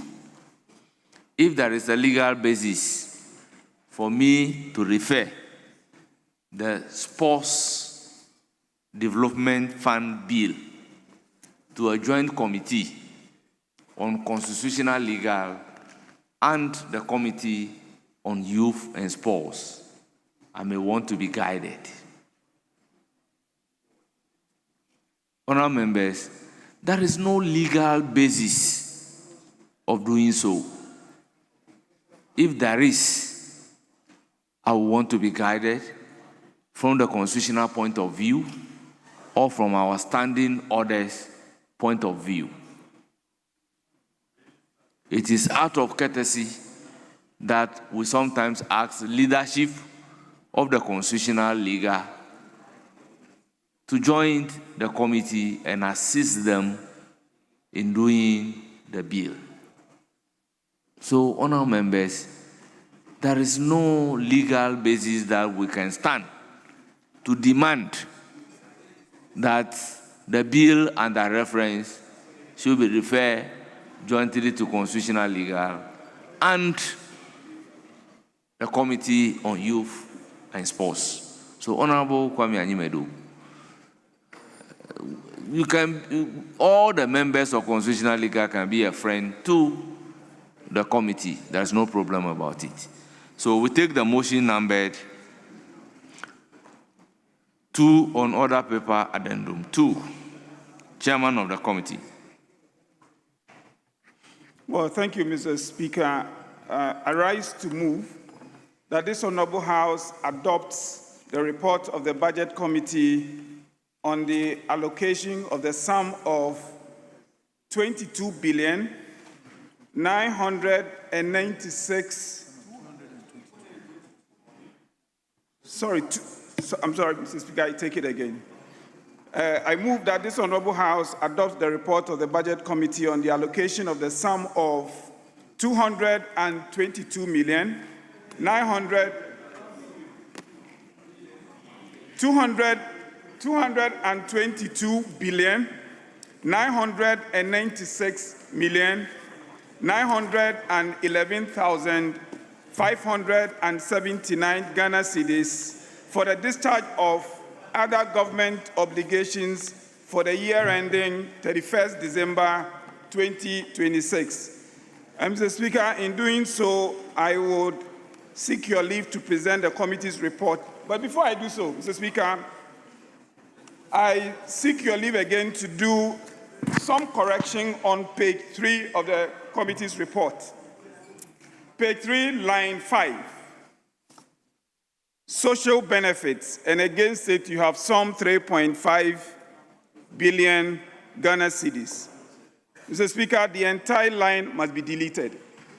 The entire line must be deleted so that the lines would sum up to the figure I just mentioned.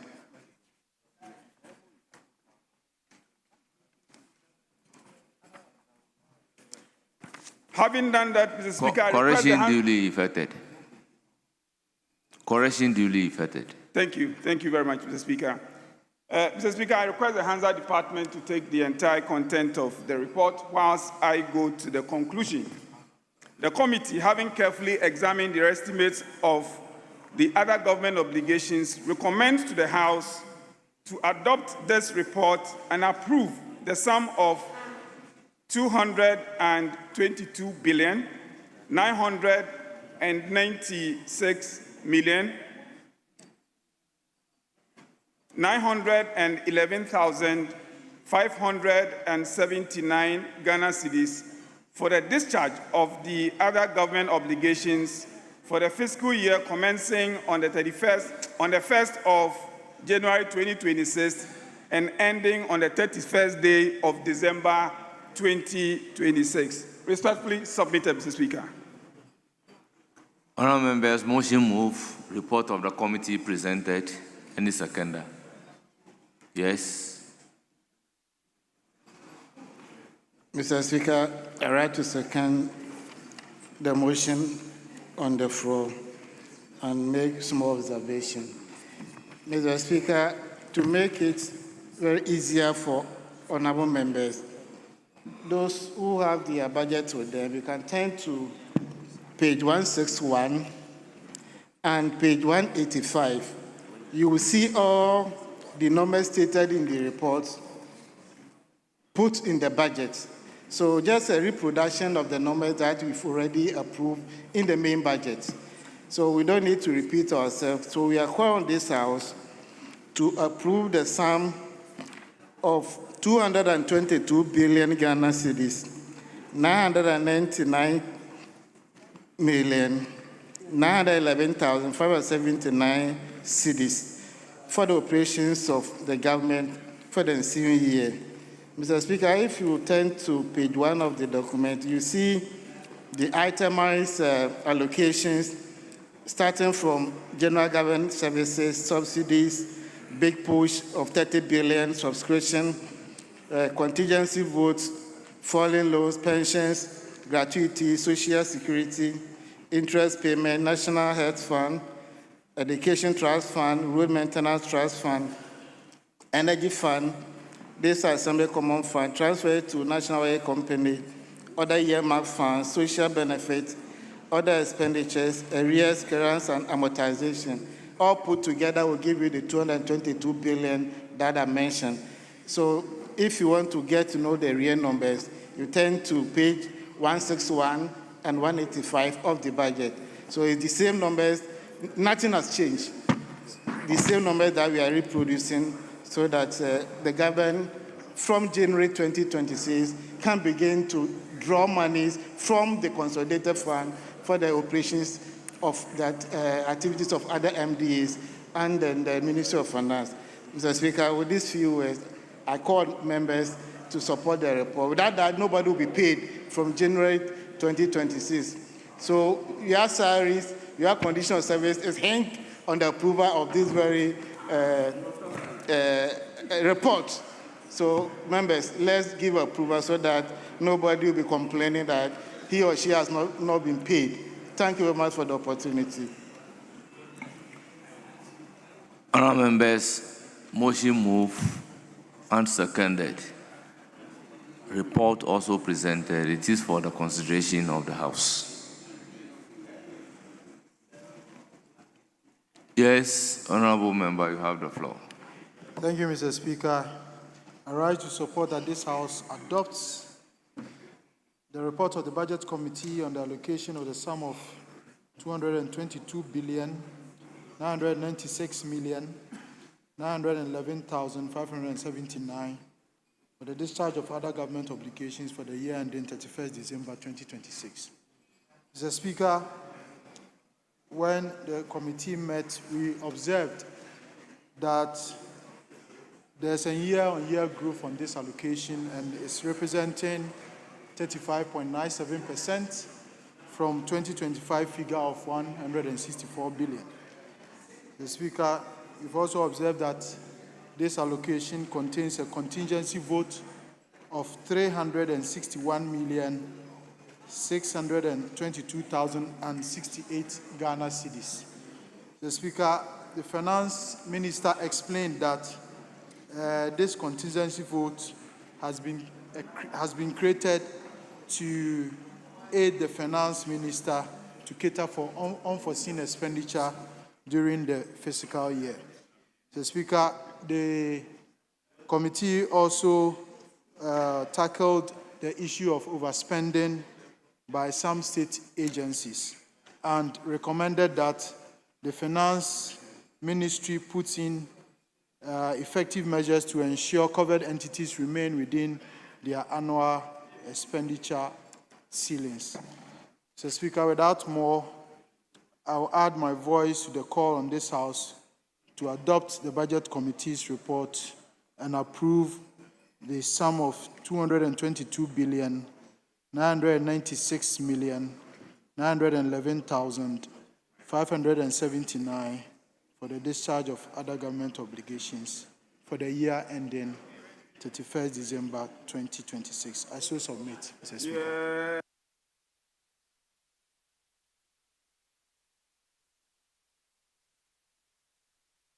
Honourable members, without any other person on. Yes. Mr. Speaker, I also rise to contribute to this report and wish to express some few concerns. Mr. Speaker, at page 2 of the report, we are told that some 30 billion cedis is going to an item called Big Push. Mr. Speaker,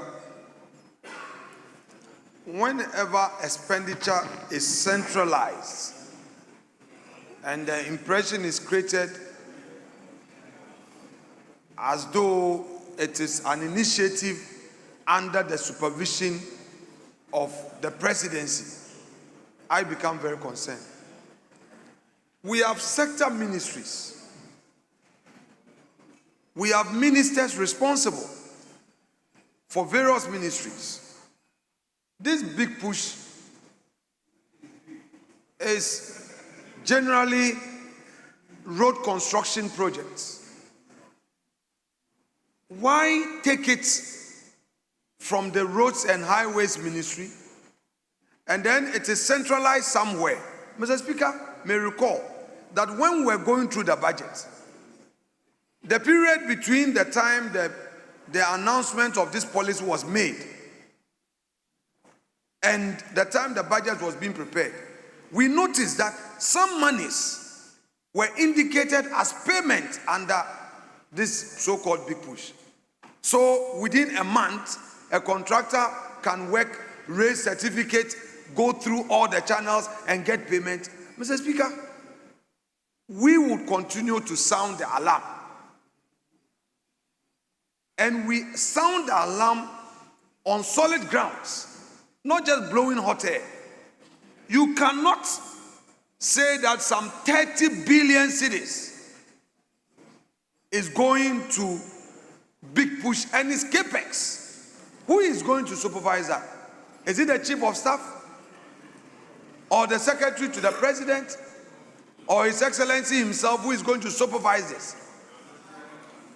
Mr. Speaker, the things that our friends criticized when they were in opposition, they should avoid them under this reset dispensation.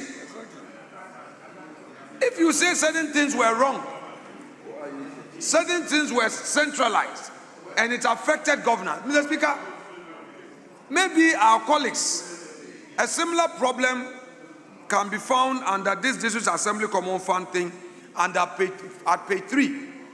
Now, all of us know what is happening in our various districts. This is not about an MP complaining. About what is happening in our various districts, the DCs and the MCs. Funds that go there, and there is no proper governance structure where various stakeholders will have an input. So, if you are an MP and you are not lucky, your MC dictates how public funds are spent, and the next moment he's going to remove you during your primaries. And that is what, if you don't help us to straighten things and clean things up, you are going to be the first casualty, not me. Not me. Let us be careful, colleagues. When we rise on our feet this side, it's not for you to be in a hurry to say, sit down, or be giving gestures to the man above that says, stop him, stop him. We see all those body language. But maybe it's for the good of you. It's for the good of you. Mr. Speaker, this thing, government must review this matter. The Big Push and then the District Assembly Common Fund. Look at how disbursements are going to the MMDCs. You must be at his mercy to be involved in the governance architecture. Else, he begins to pack money, takes influence, redirect activities and make it very partisan, and you, the MP, whilst you are here working for the state, you become unpopular. So you go for a weekend. So for instance, if you're a backbench without any portfolio, if you're a backbench, you are not on any board, and then if Doyo, you are not lucky to get weekly 5,000 from Doyo, you go. Your MMDC has some 100,000 spending. You can't pay school fees. You cannot pay medical bill. Primaries in 2027, you are going home. So sit there and be shouting. Mr. Speaker, let me also deal with another item. they say transfer to National Oil Company. Me, in this house, I have never come across any entity called National Oil Company. National, it is not gold, please. This is not gold. Gold is on a stock exchange, please. The government does not have any obligation to gold. Gold is on its own. It's not gold. They should tell us, the Deputy Finance Minister, tell us what you mean by transfer to National Oil Company. You provided the details. This is not the chairman's duty. It's not the chairman. All the document came from the Ministry of Finance. It is not the chairman.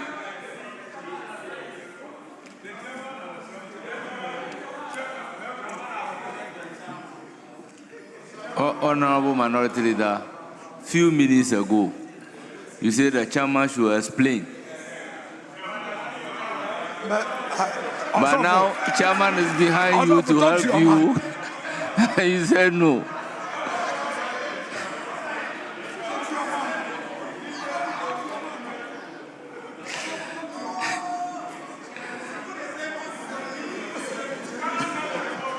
Chairman, do you want to explain? Mr. Speaker is my senior brother. The chairman wants to explain. Mr. Speaker, we are talking about the origins of the document. Chairman is not the originator of the document. He deals with the document as a section. Mr. Speaker, the guy is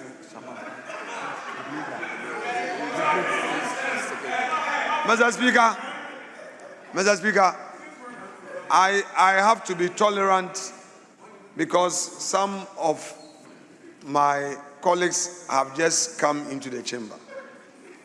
Honorable Blay of Secondary, I don't want to, please. Mr. Speaker, can the Deputy Minister of Finance share with us the details of this National Oil Company? And then after that, I can proceed with my... No, you need to explain before. Because the Fiamakwa has just exited the chamber.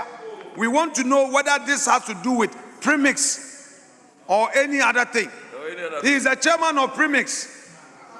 Some of your people, somebody is chairman of a committee, he is also chairman of a fund. The same person is at some ECOWAS or Pan-Africa. Some people don't have any position at all.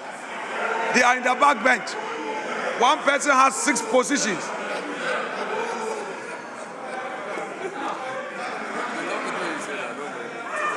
Some of your back bench. Mr. Speaker, some of you have even been forgotten. Some of you have even been forgotten. They only know the 189. They don't know your names. They don't know your committees. Meanwhile, one person is serving on some 6 committees. On juicy boards. Some of you have no boards. So allow us to do the work. Especially as it will serve your good interest. Mr. Speaker, the Deputy Minister of Finance should explain to us what is National Oil Company. Then after that, I can come back.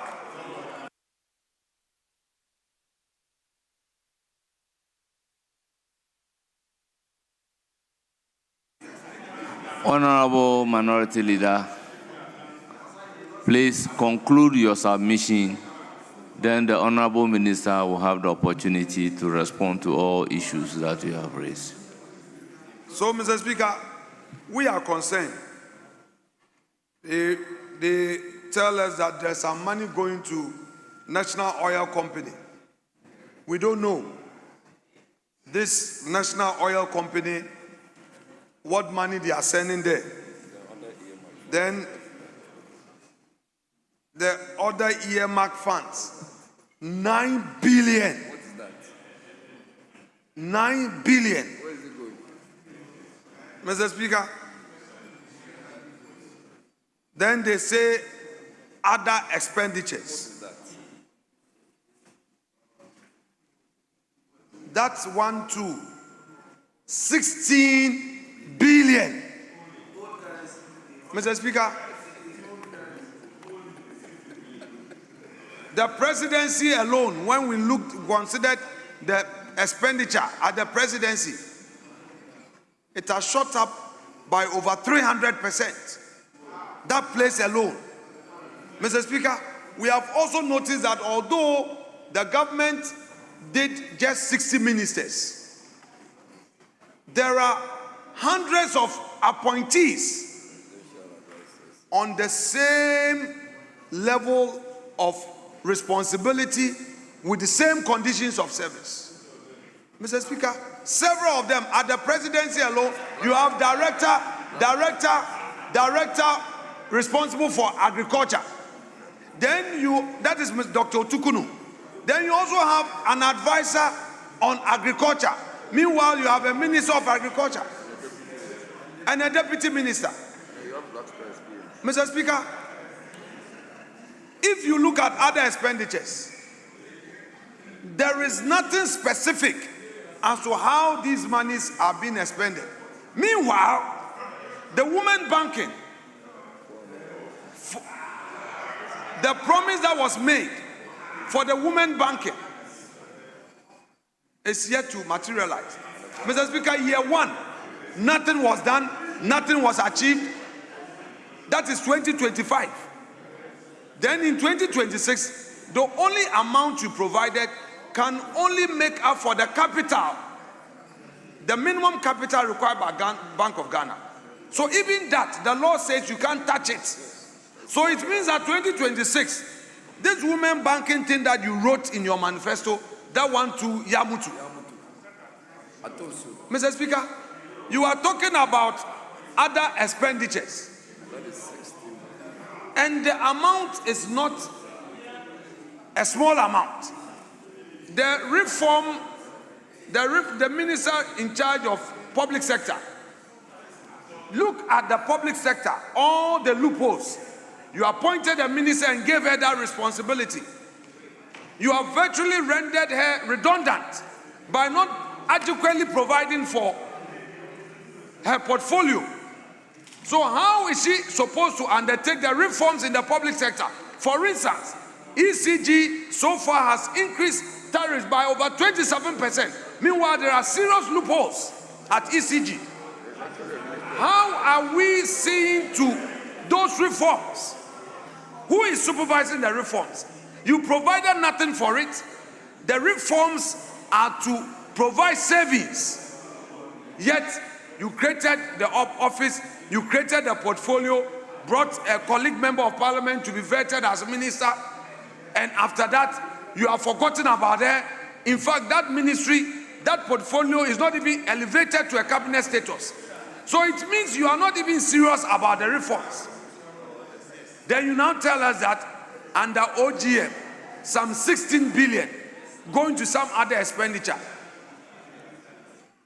You are now going to buy a new presidential jet. When you criticize the purchase of presidential jet in opposition, Mr. Speaker, I think that the government must get its priorities right. We have seen this, and they want to implement, spend these monies. Mr. Speaker, they are responsible for their own actions. We are not part of this rather questionable expenditure. We will not be part of it. Yes, this side of the house is distancing itself from this questionable expenditure. These OGM, indeed, you're right. This OGO, with a lot of questionable expenditure, we cannot be part of it.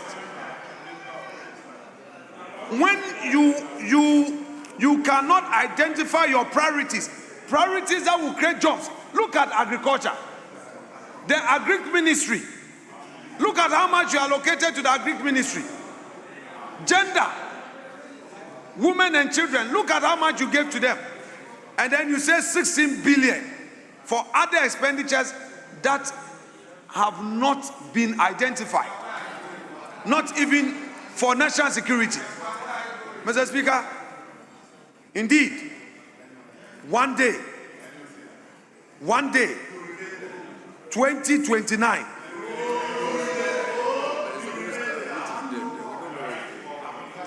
Minister of State in charge of special. Mr. Speaker, very soon, Ghanaians will call on you to account.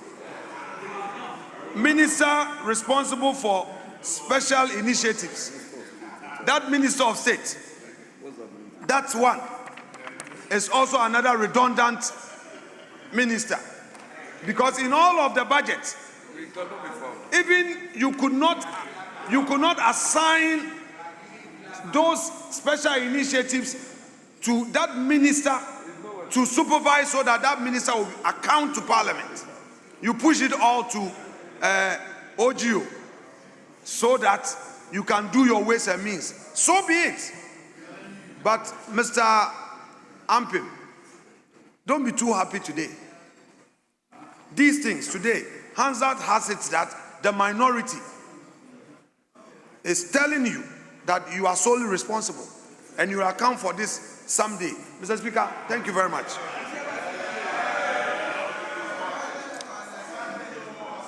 Yes, Honorable Deputy Finance Minister, please be brief.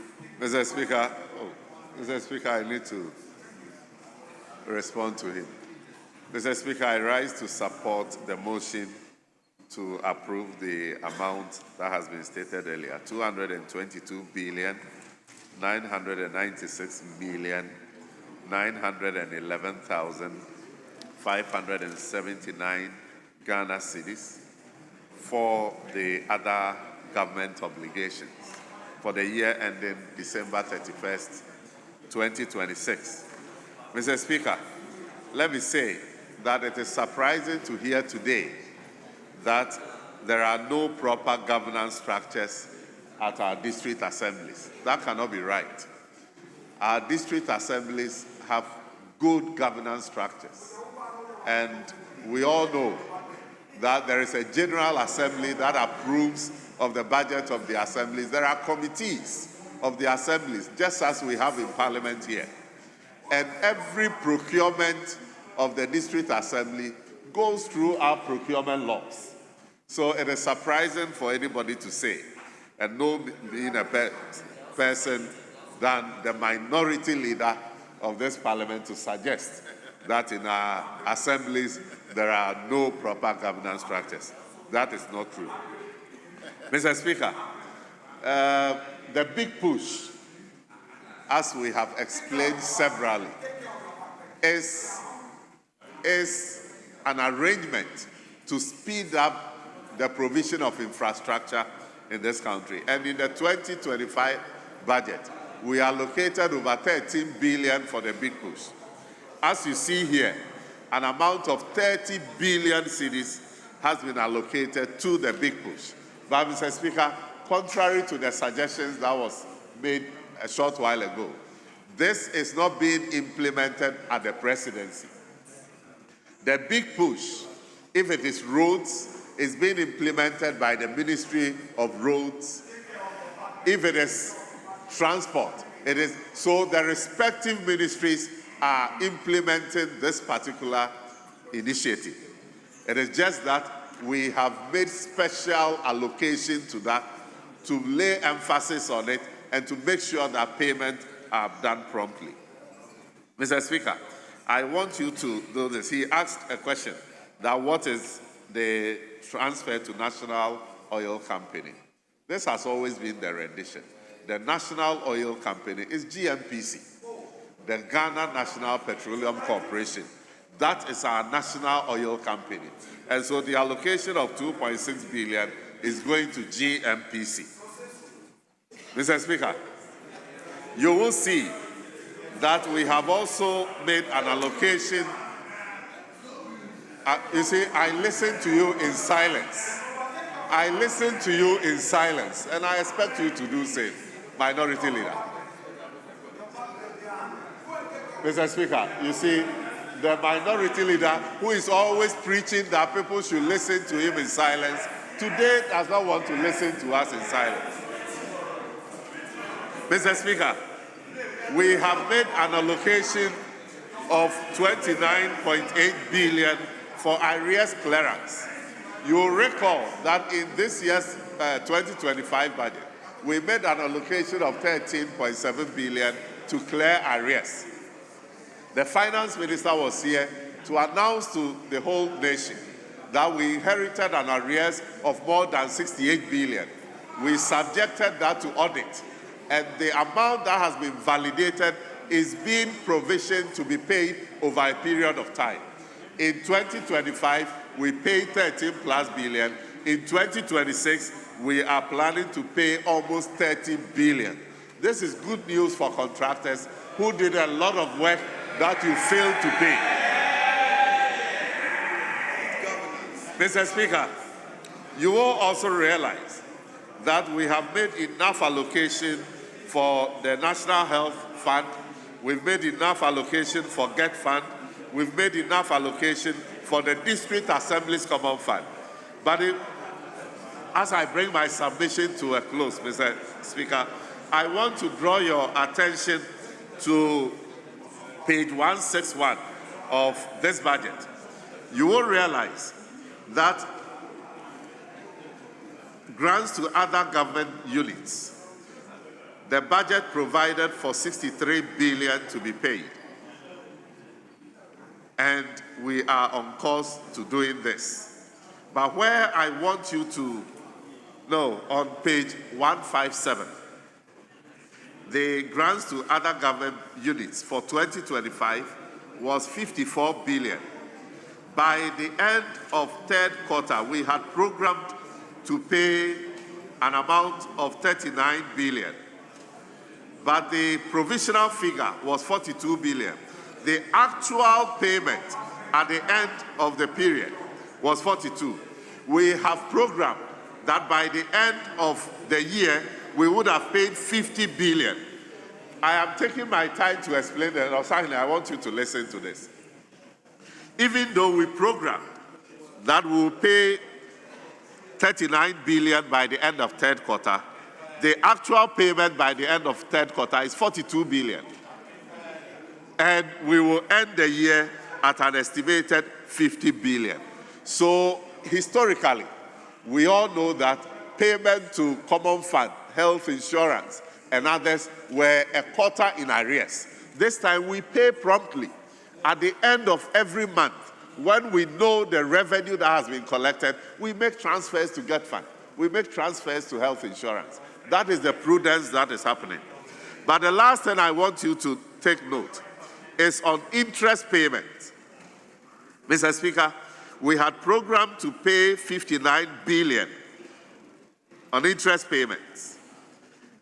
But by the end of third quarter, even though the programmed amount was 52, we had paid only 42 billion.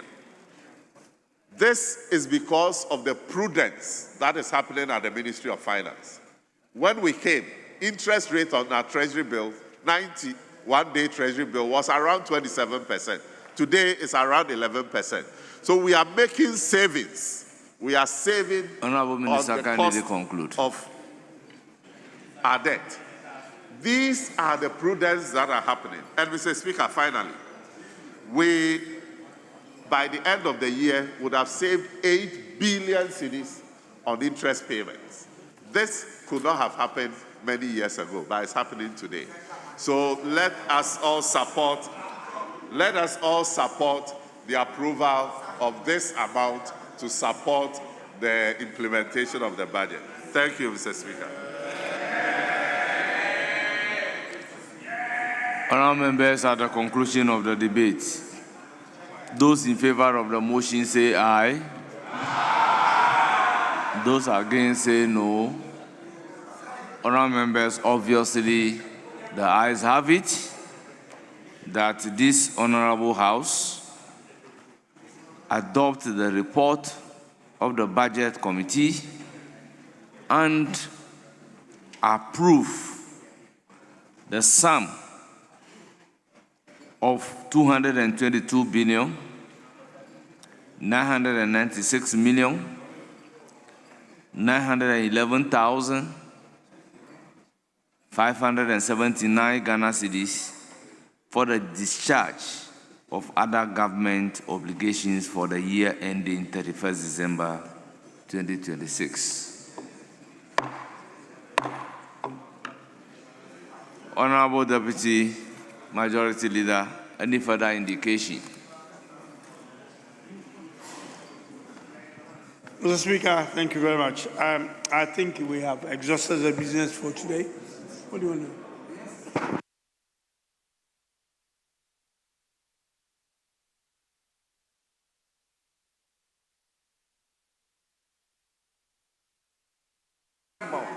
Mr. Speaker, we indicated as part of the things to do today to take Honorable Ochidaku's statement. Statement time, Honorable Ochidaku. Thank you. May we take Mr. your Speaker, statement?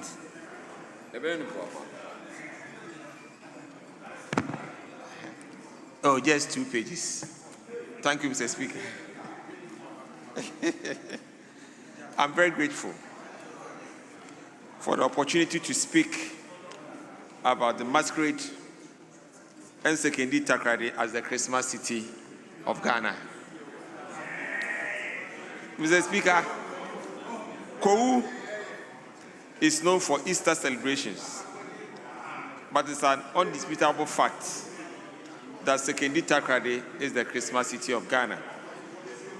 One of the most popular events that has earned Sekendi Takrady this title is the Masquerade Festival, which people refer to as Kaka Motobi, Tetete, Fancy Dress, Ankos, West Side Carnival, and Tardy Fest.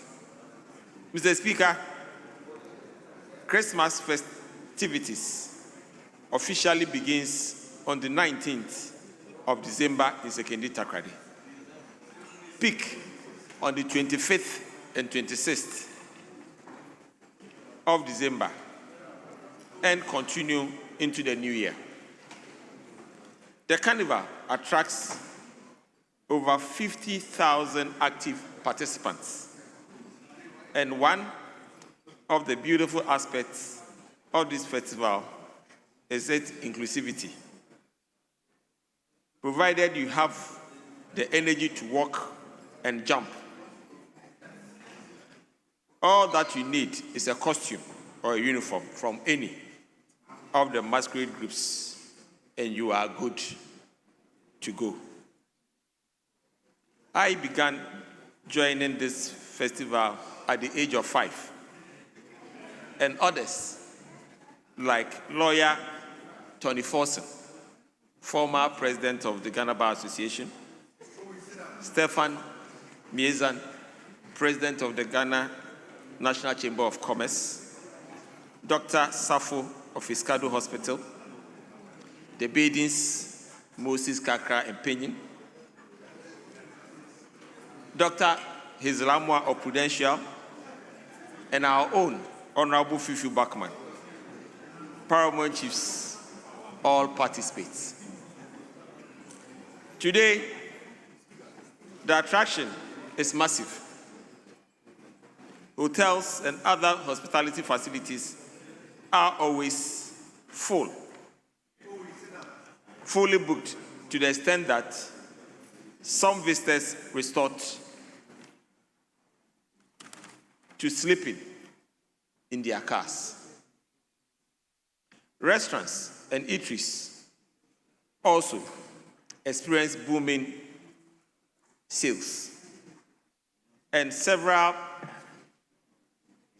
parties are organized at various homes and centers.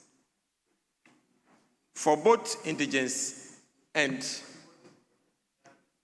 tourists, giving people the opportunities to connect and renew relationships. Historical background. Mr. Speaker, a notable pioneer of the masquerade is Mr. Barnes of Anchor's fame. Modern-day champions of the Carnival initiatives include the late Efu Maugbe of blessed memory, Mr. Wilsonata of Sky FM, who remains a key pillar to date, Kofi Jetua Ankuma, and Madam Margaret Insia, my own mother. This festival was born out of the Ahanta War formation and ceremonies that were led by Nana Jan Kwao. Mr. Speaker, Jan Kwao was the war general of Bedu Bonso's Ahanta, whose army was crushed by the Dutch in 1724 for his anti-slavery activities. He escaped to Kumasi during the reign of Otumfuo Opokuwari I and created the village which is presently known as Kwa Daso. His other military men and slaves were captured and sent to the Bahamas and the other parts of the Caribbean. In celebration of their war leader, Jan Kwao, the people held the Jan Kanu Festival.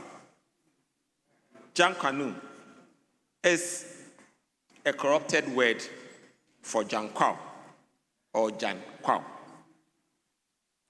Some seamen from Takrady inquired into the history behind the celebrations and discovered it was in honor of their native for his fight against slavery and indignity against black people. The seamen told them they'll come. The seamen told them they came from a hunter, and as such, they will bring the celebrations back home to Takrady. That is why the first noted group of the masquerade was called Ankos, a name chosen from their term of art, anchorage. Mr. Speaker, more than 50 masquerade groups and their accompanying brass band exist.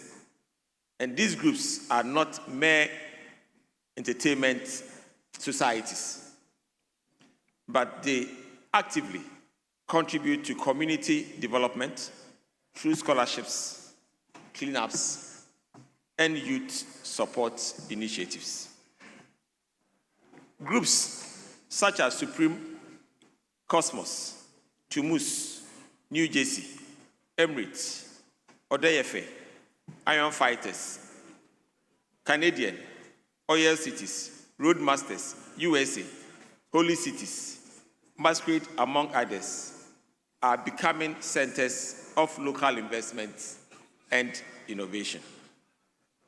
The movement has spread beyond Takrady to Takwa, Cape Coast, Elmina, Tema, Bekwai, and now Kumasi, and even to the Ghanaian diaspora. In Canada, at the Calgary Stampede, UK festivals, among other, showcase our culture globally.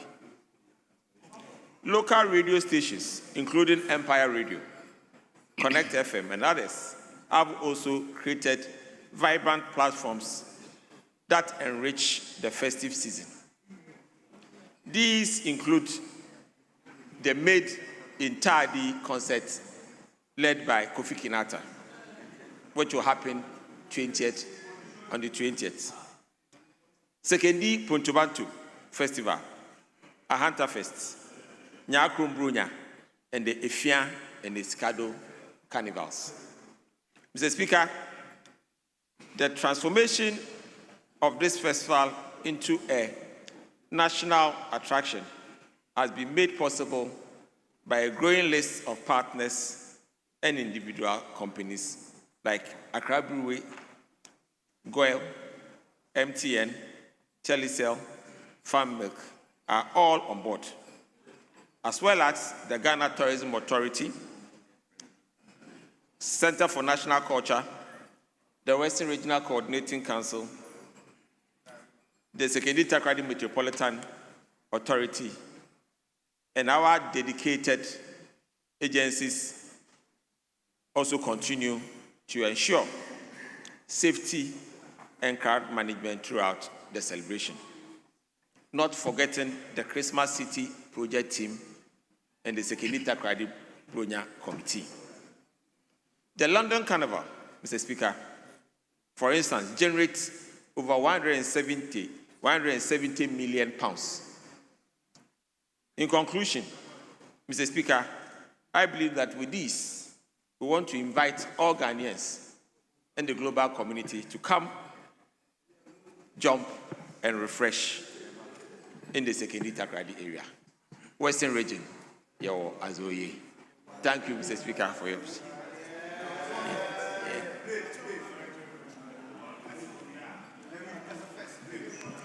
Honourable members, statement ably made. Honourable members, can we take one comment? Yes. Thank you very much, Mr. Speaker. Mr. Speaker, may I commend my former regional minister, Honourable Kobna Ochre-Dakun, and the Member of Parliament for Takoradi constituency for bringing this to the attention of the whole world through his statement. Mr. Speaker, there is this song, he says, maybe a dope on to 25th na New Year Tadi from the legendary Kofi Kinata. Mr. Speaker, it starts the Christmas celebration, in fact, starts with the seminar by this legendary Kofi Kinata, which is going to start on Friday, that is, God willing, on the 19th, that is Friday morning. Then the high-spirited Made in Tardy on the 20th, where we are going to have great artists going to join. And Mr. Speaker, I must say that on 25th of December, the whole world looks up to Takoradi, where we celebrate the West Side Carnival. The West Side Carnival, Mr. Speaker, which I have participated as a member of one of the groups, Sanato, for 25 years. So I am celebrating my 25th anniversary as a member of this masquerade group. Mr. Speaker, the maker of the statement, when he was a regional minister, I must say, helped in elevating the program to a certain level, which I believe that the current regional minister will take also to higher heights. Mr. Speaker, the feeling in Sekendi Takoradi from 25th, 26th to January 1 is something that is incomparable. It cannot be compared with any celebration anywhere. We have serene hotels, like the Serene Best Western Atlantic Hotel. We have the Group, we have La Palm.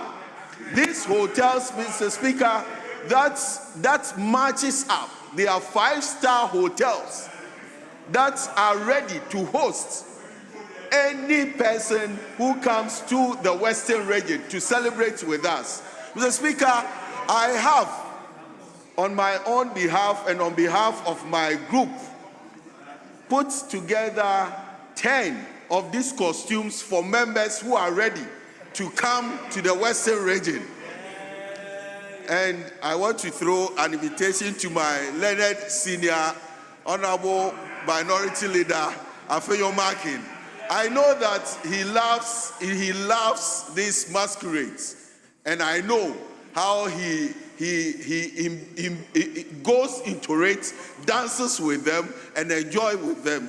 And Honorable Jerry too is invited. Mr. Speaker, baby, you don't want to 25th the new year or tardy. Honorable member, the House is not a music studio. Kindly conclude. Mr. Speaker, please kindly conclude.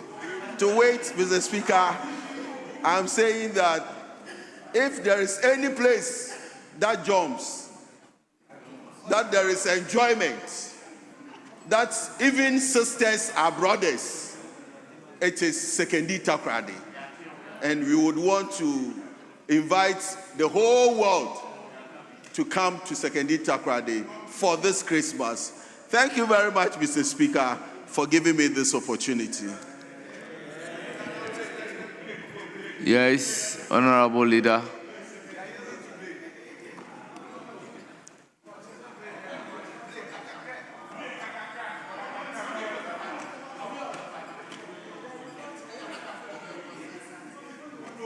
Mr. Speaker, thank you for the opportunity to comment on the statement by our senior colleague, Honorable Otreda Kuminsan. Mr. Speaker, the colleague took a great deal of time to mention names of individuals who have contributed to make the Sekendi Takrady Masquerade Festival, the Carnival,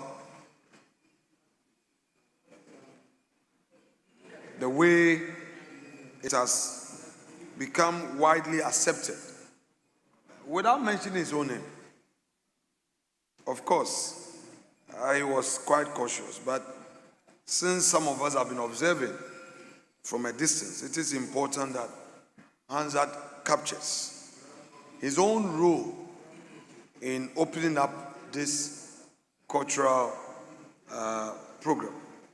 Mr. Speaker, we often depend on so many other things to promote investment, create opportunity for business, and we forget that tourism plays a critical role.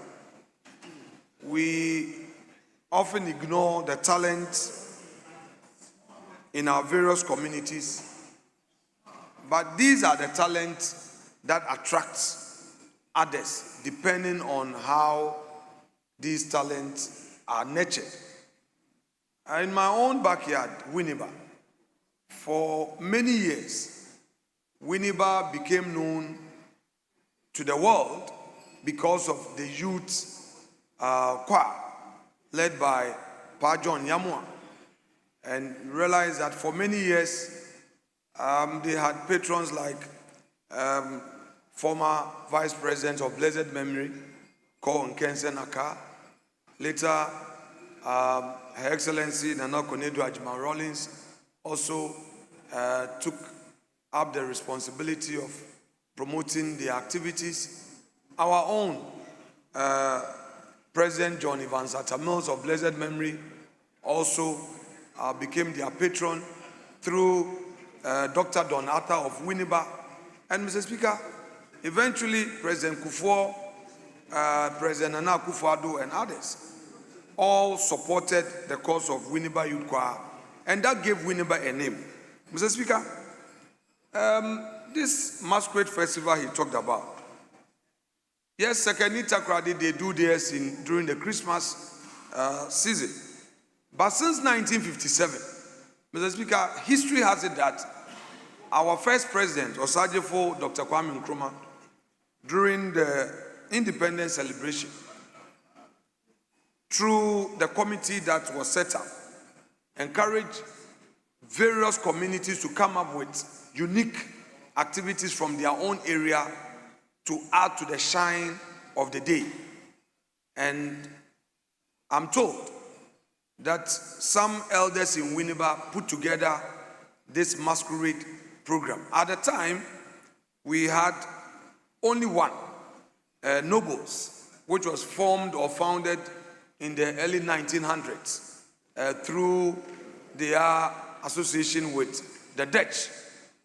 Eventually, Winneba now developed 4 groups: the Nobles number 1, the Eja number 2, the Tumus number 3, and the Red Cross number 4. For over 50 years, on the 1st of January of every year, the people of Winneba celebrate this masquerade festival, just as our friends or brothers and sisters in Sekeni Takrady have been going about theirs by way of street carnival. The difference here is that in Winneba, there is no uniformity in terms of the costume. Each group has its own unique, costume. And in Winneba, it's a competition. And the 4 of them compete for a trophy. And it's been so all these years. Recently, a new group was added, the Royals. So now we have 5 groups. So, Mr. Speaker, as my respected senior colleague is inviting us to get to the West and enjoy the carnival, I take this opportunity to also remind this House and the country that in my constituency, Futu, in its capital, Winneba, we are celebrating a unique masquerade festival, fancy dress, they call it, on the 1st of January. And it's going to be a great family and friendship for many. All of you colleagues are being invited. I am going to host you if you make it to Winneba, to at least after your 31st night in the afternoon, you come to Winneba. It's a place to be. Winneba is a beautiful city. It has hosted ECOWAS Parliament on 4 occasions. It's never happened in the history of ECOWAS Parliament where sessions are held outside of the capital of member states. Winneba was the first city to host the 115 parliamentarians, at least on 4 occasions for their parliamentary sessions. So, Mr. Speaker, the facilities are there. There are great hotels in Winneba, Gloriaca Hotel, Windy Lodge, Fairmont, and the rest. Mr. Speaker, members will get a good hotel to relax. Perhaps I may have to commit by saying that if a member comes to Winneba, I will ensure that you enjoy free hotel accommodation. Yeah, that, Mr. Speaker, that I can commit. And all other good things that would make... Honorable Minority Leader, is there an offer or invitation to treat? Mr. Speaker, it is 11:10. I don't want to get into the area of law. Mr. Speaker, I am inviting them, and they know that I am a man of my words. I can host my colleagues.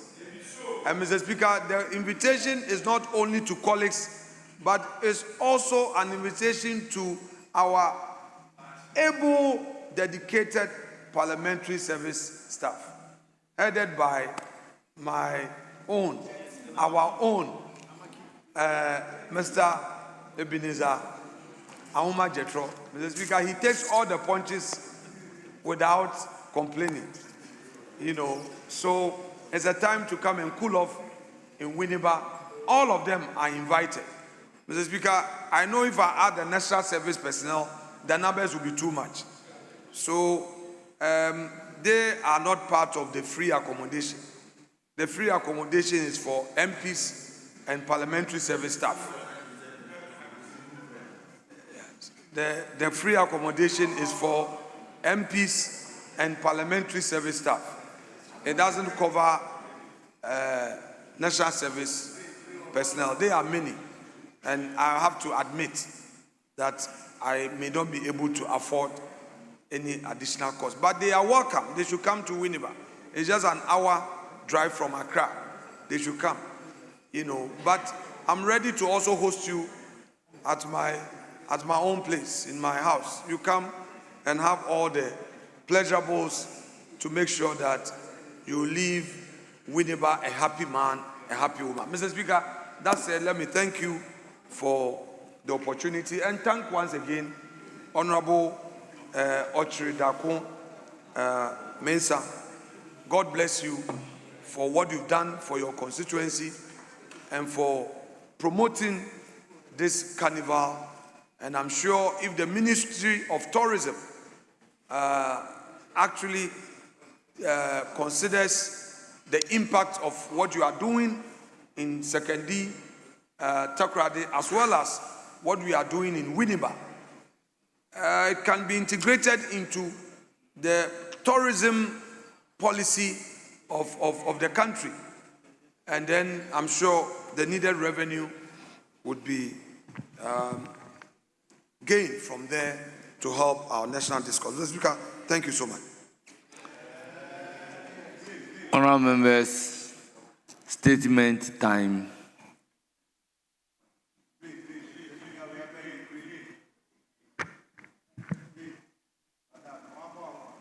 Speaker, we'll pray you that we yield the opportunity of leadership. Honourable member, bear with me. Honourable member, statement time is ended. Minority leader, having failed to invite the speakership, we shall invite ourselves.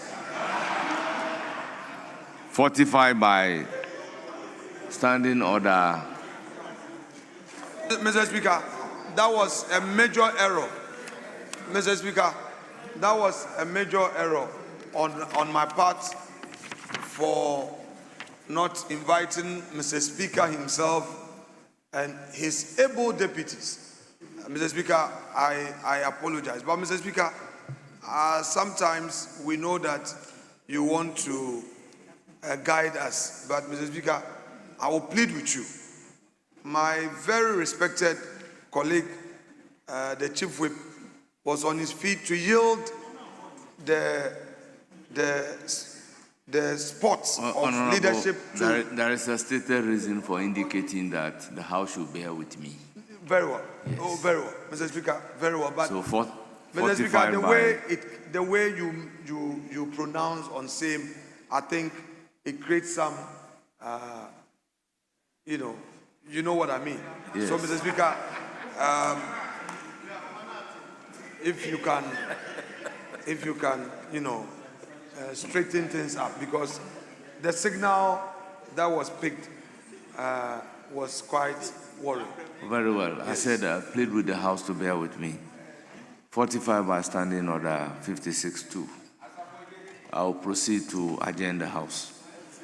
The House is accordingly adjourned till Thursday, 18th December 2025 at 12 o'clock in the forenoon.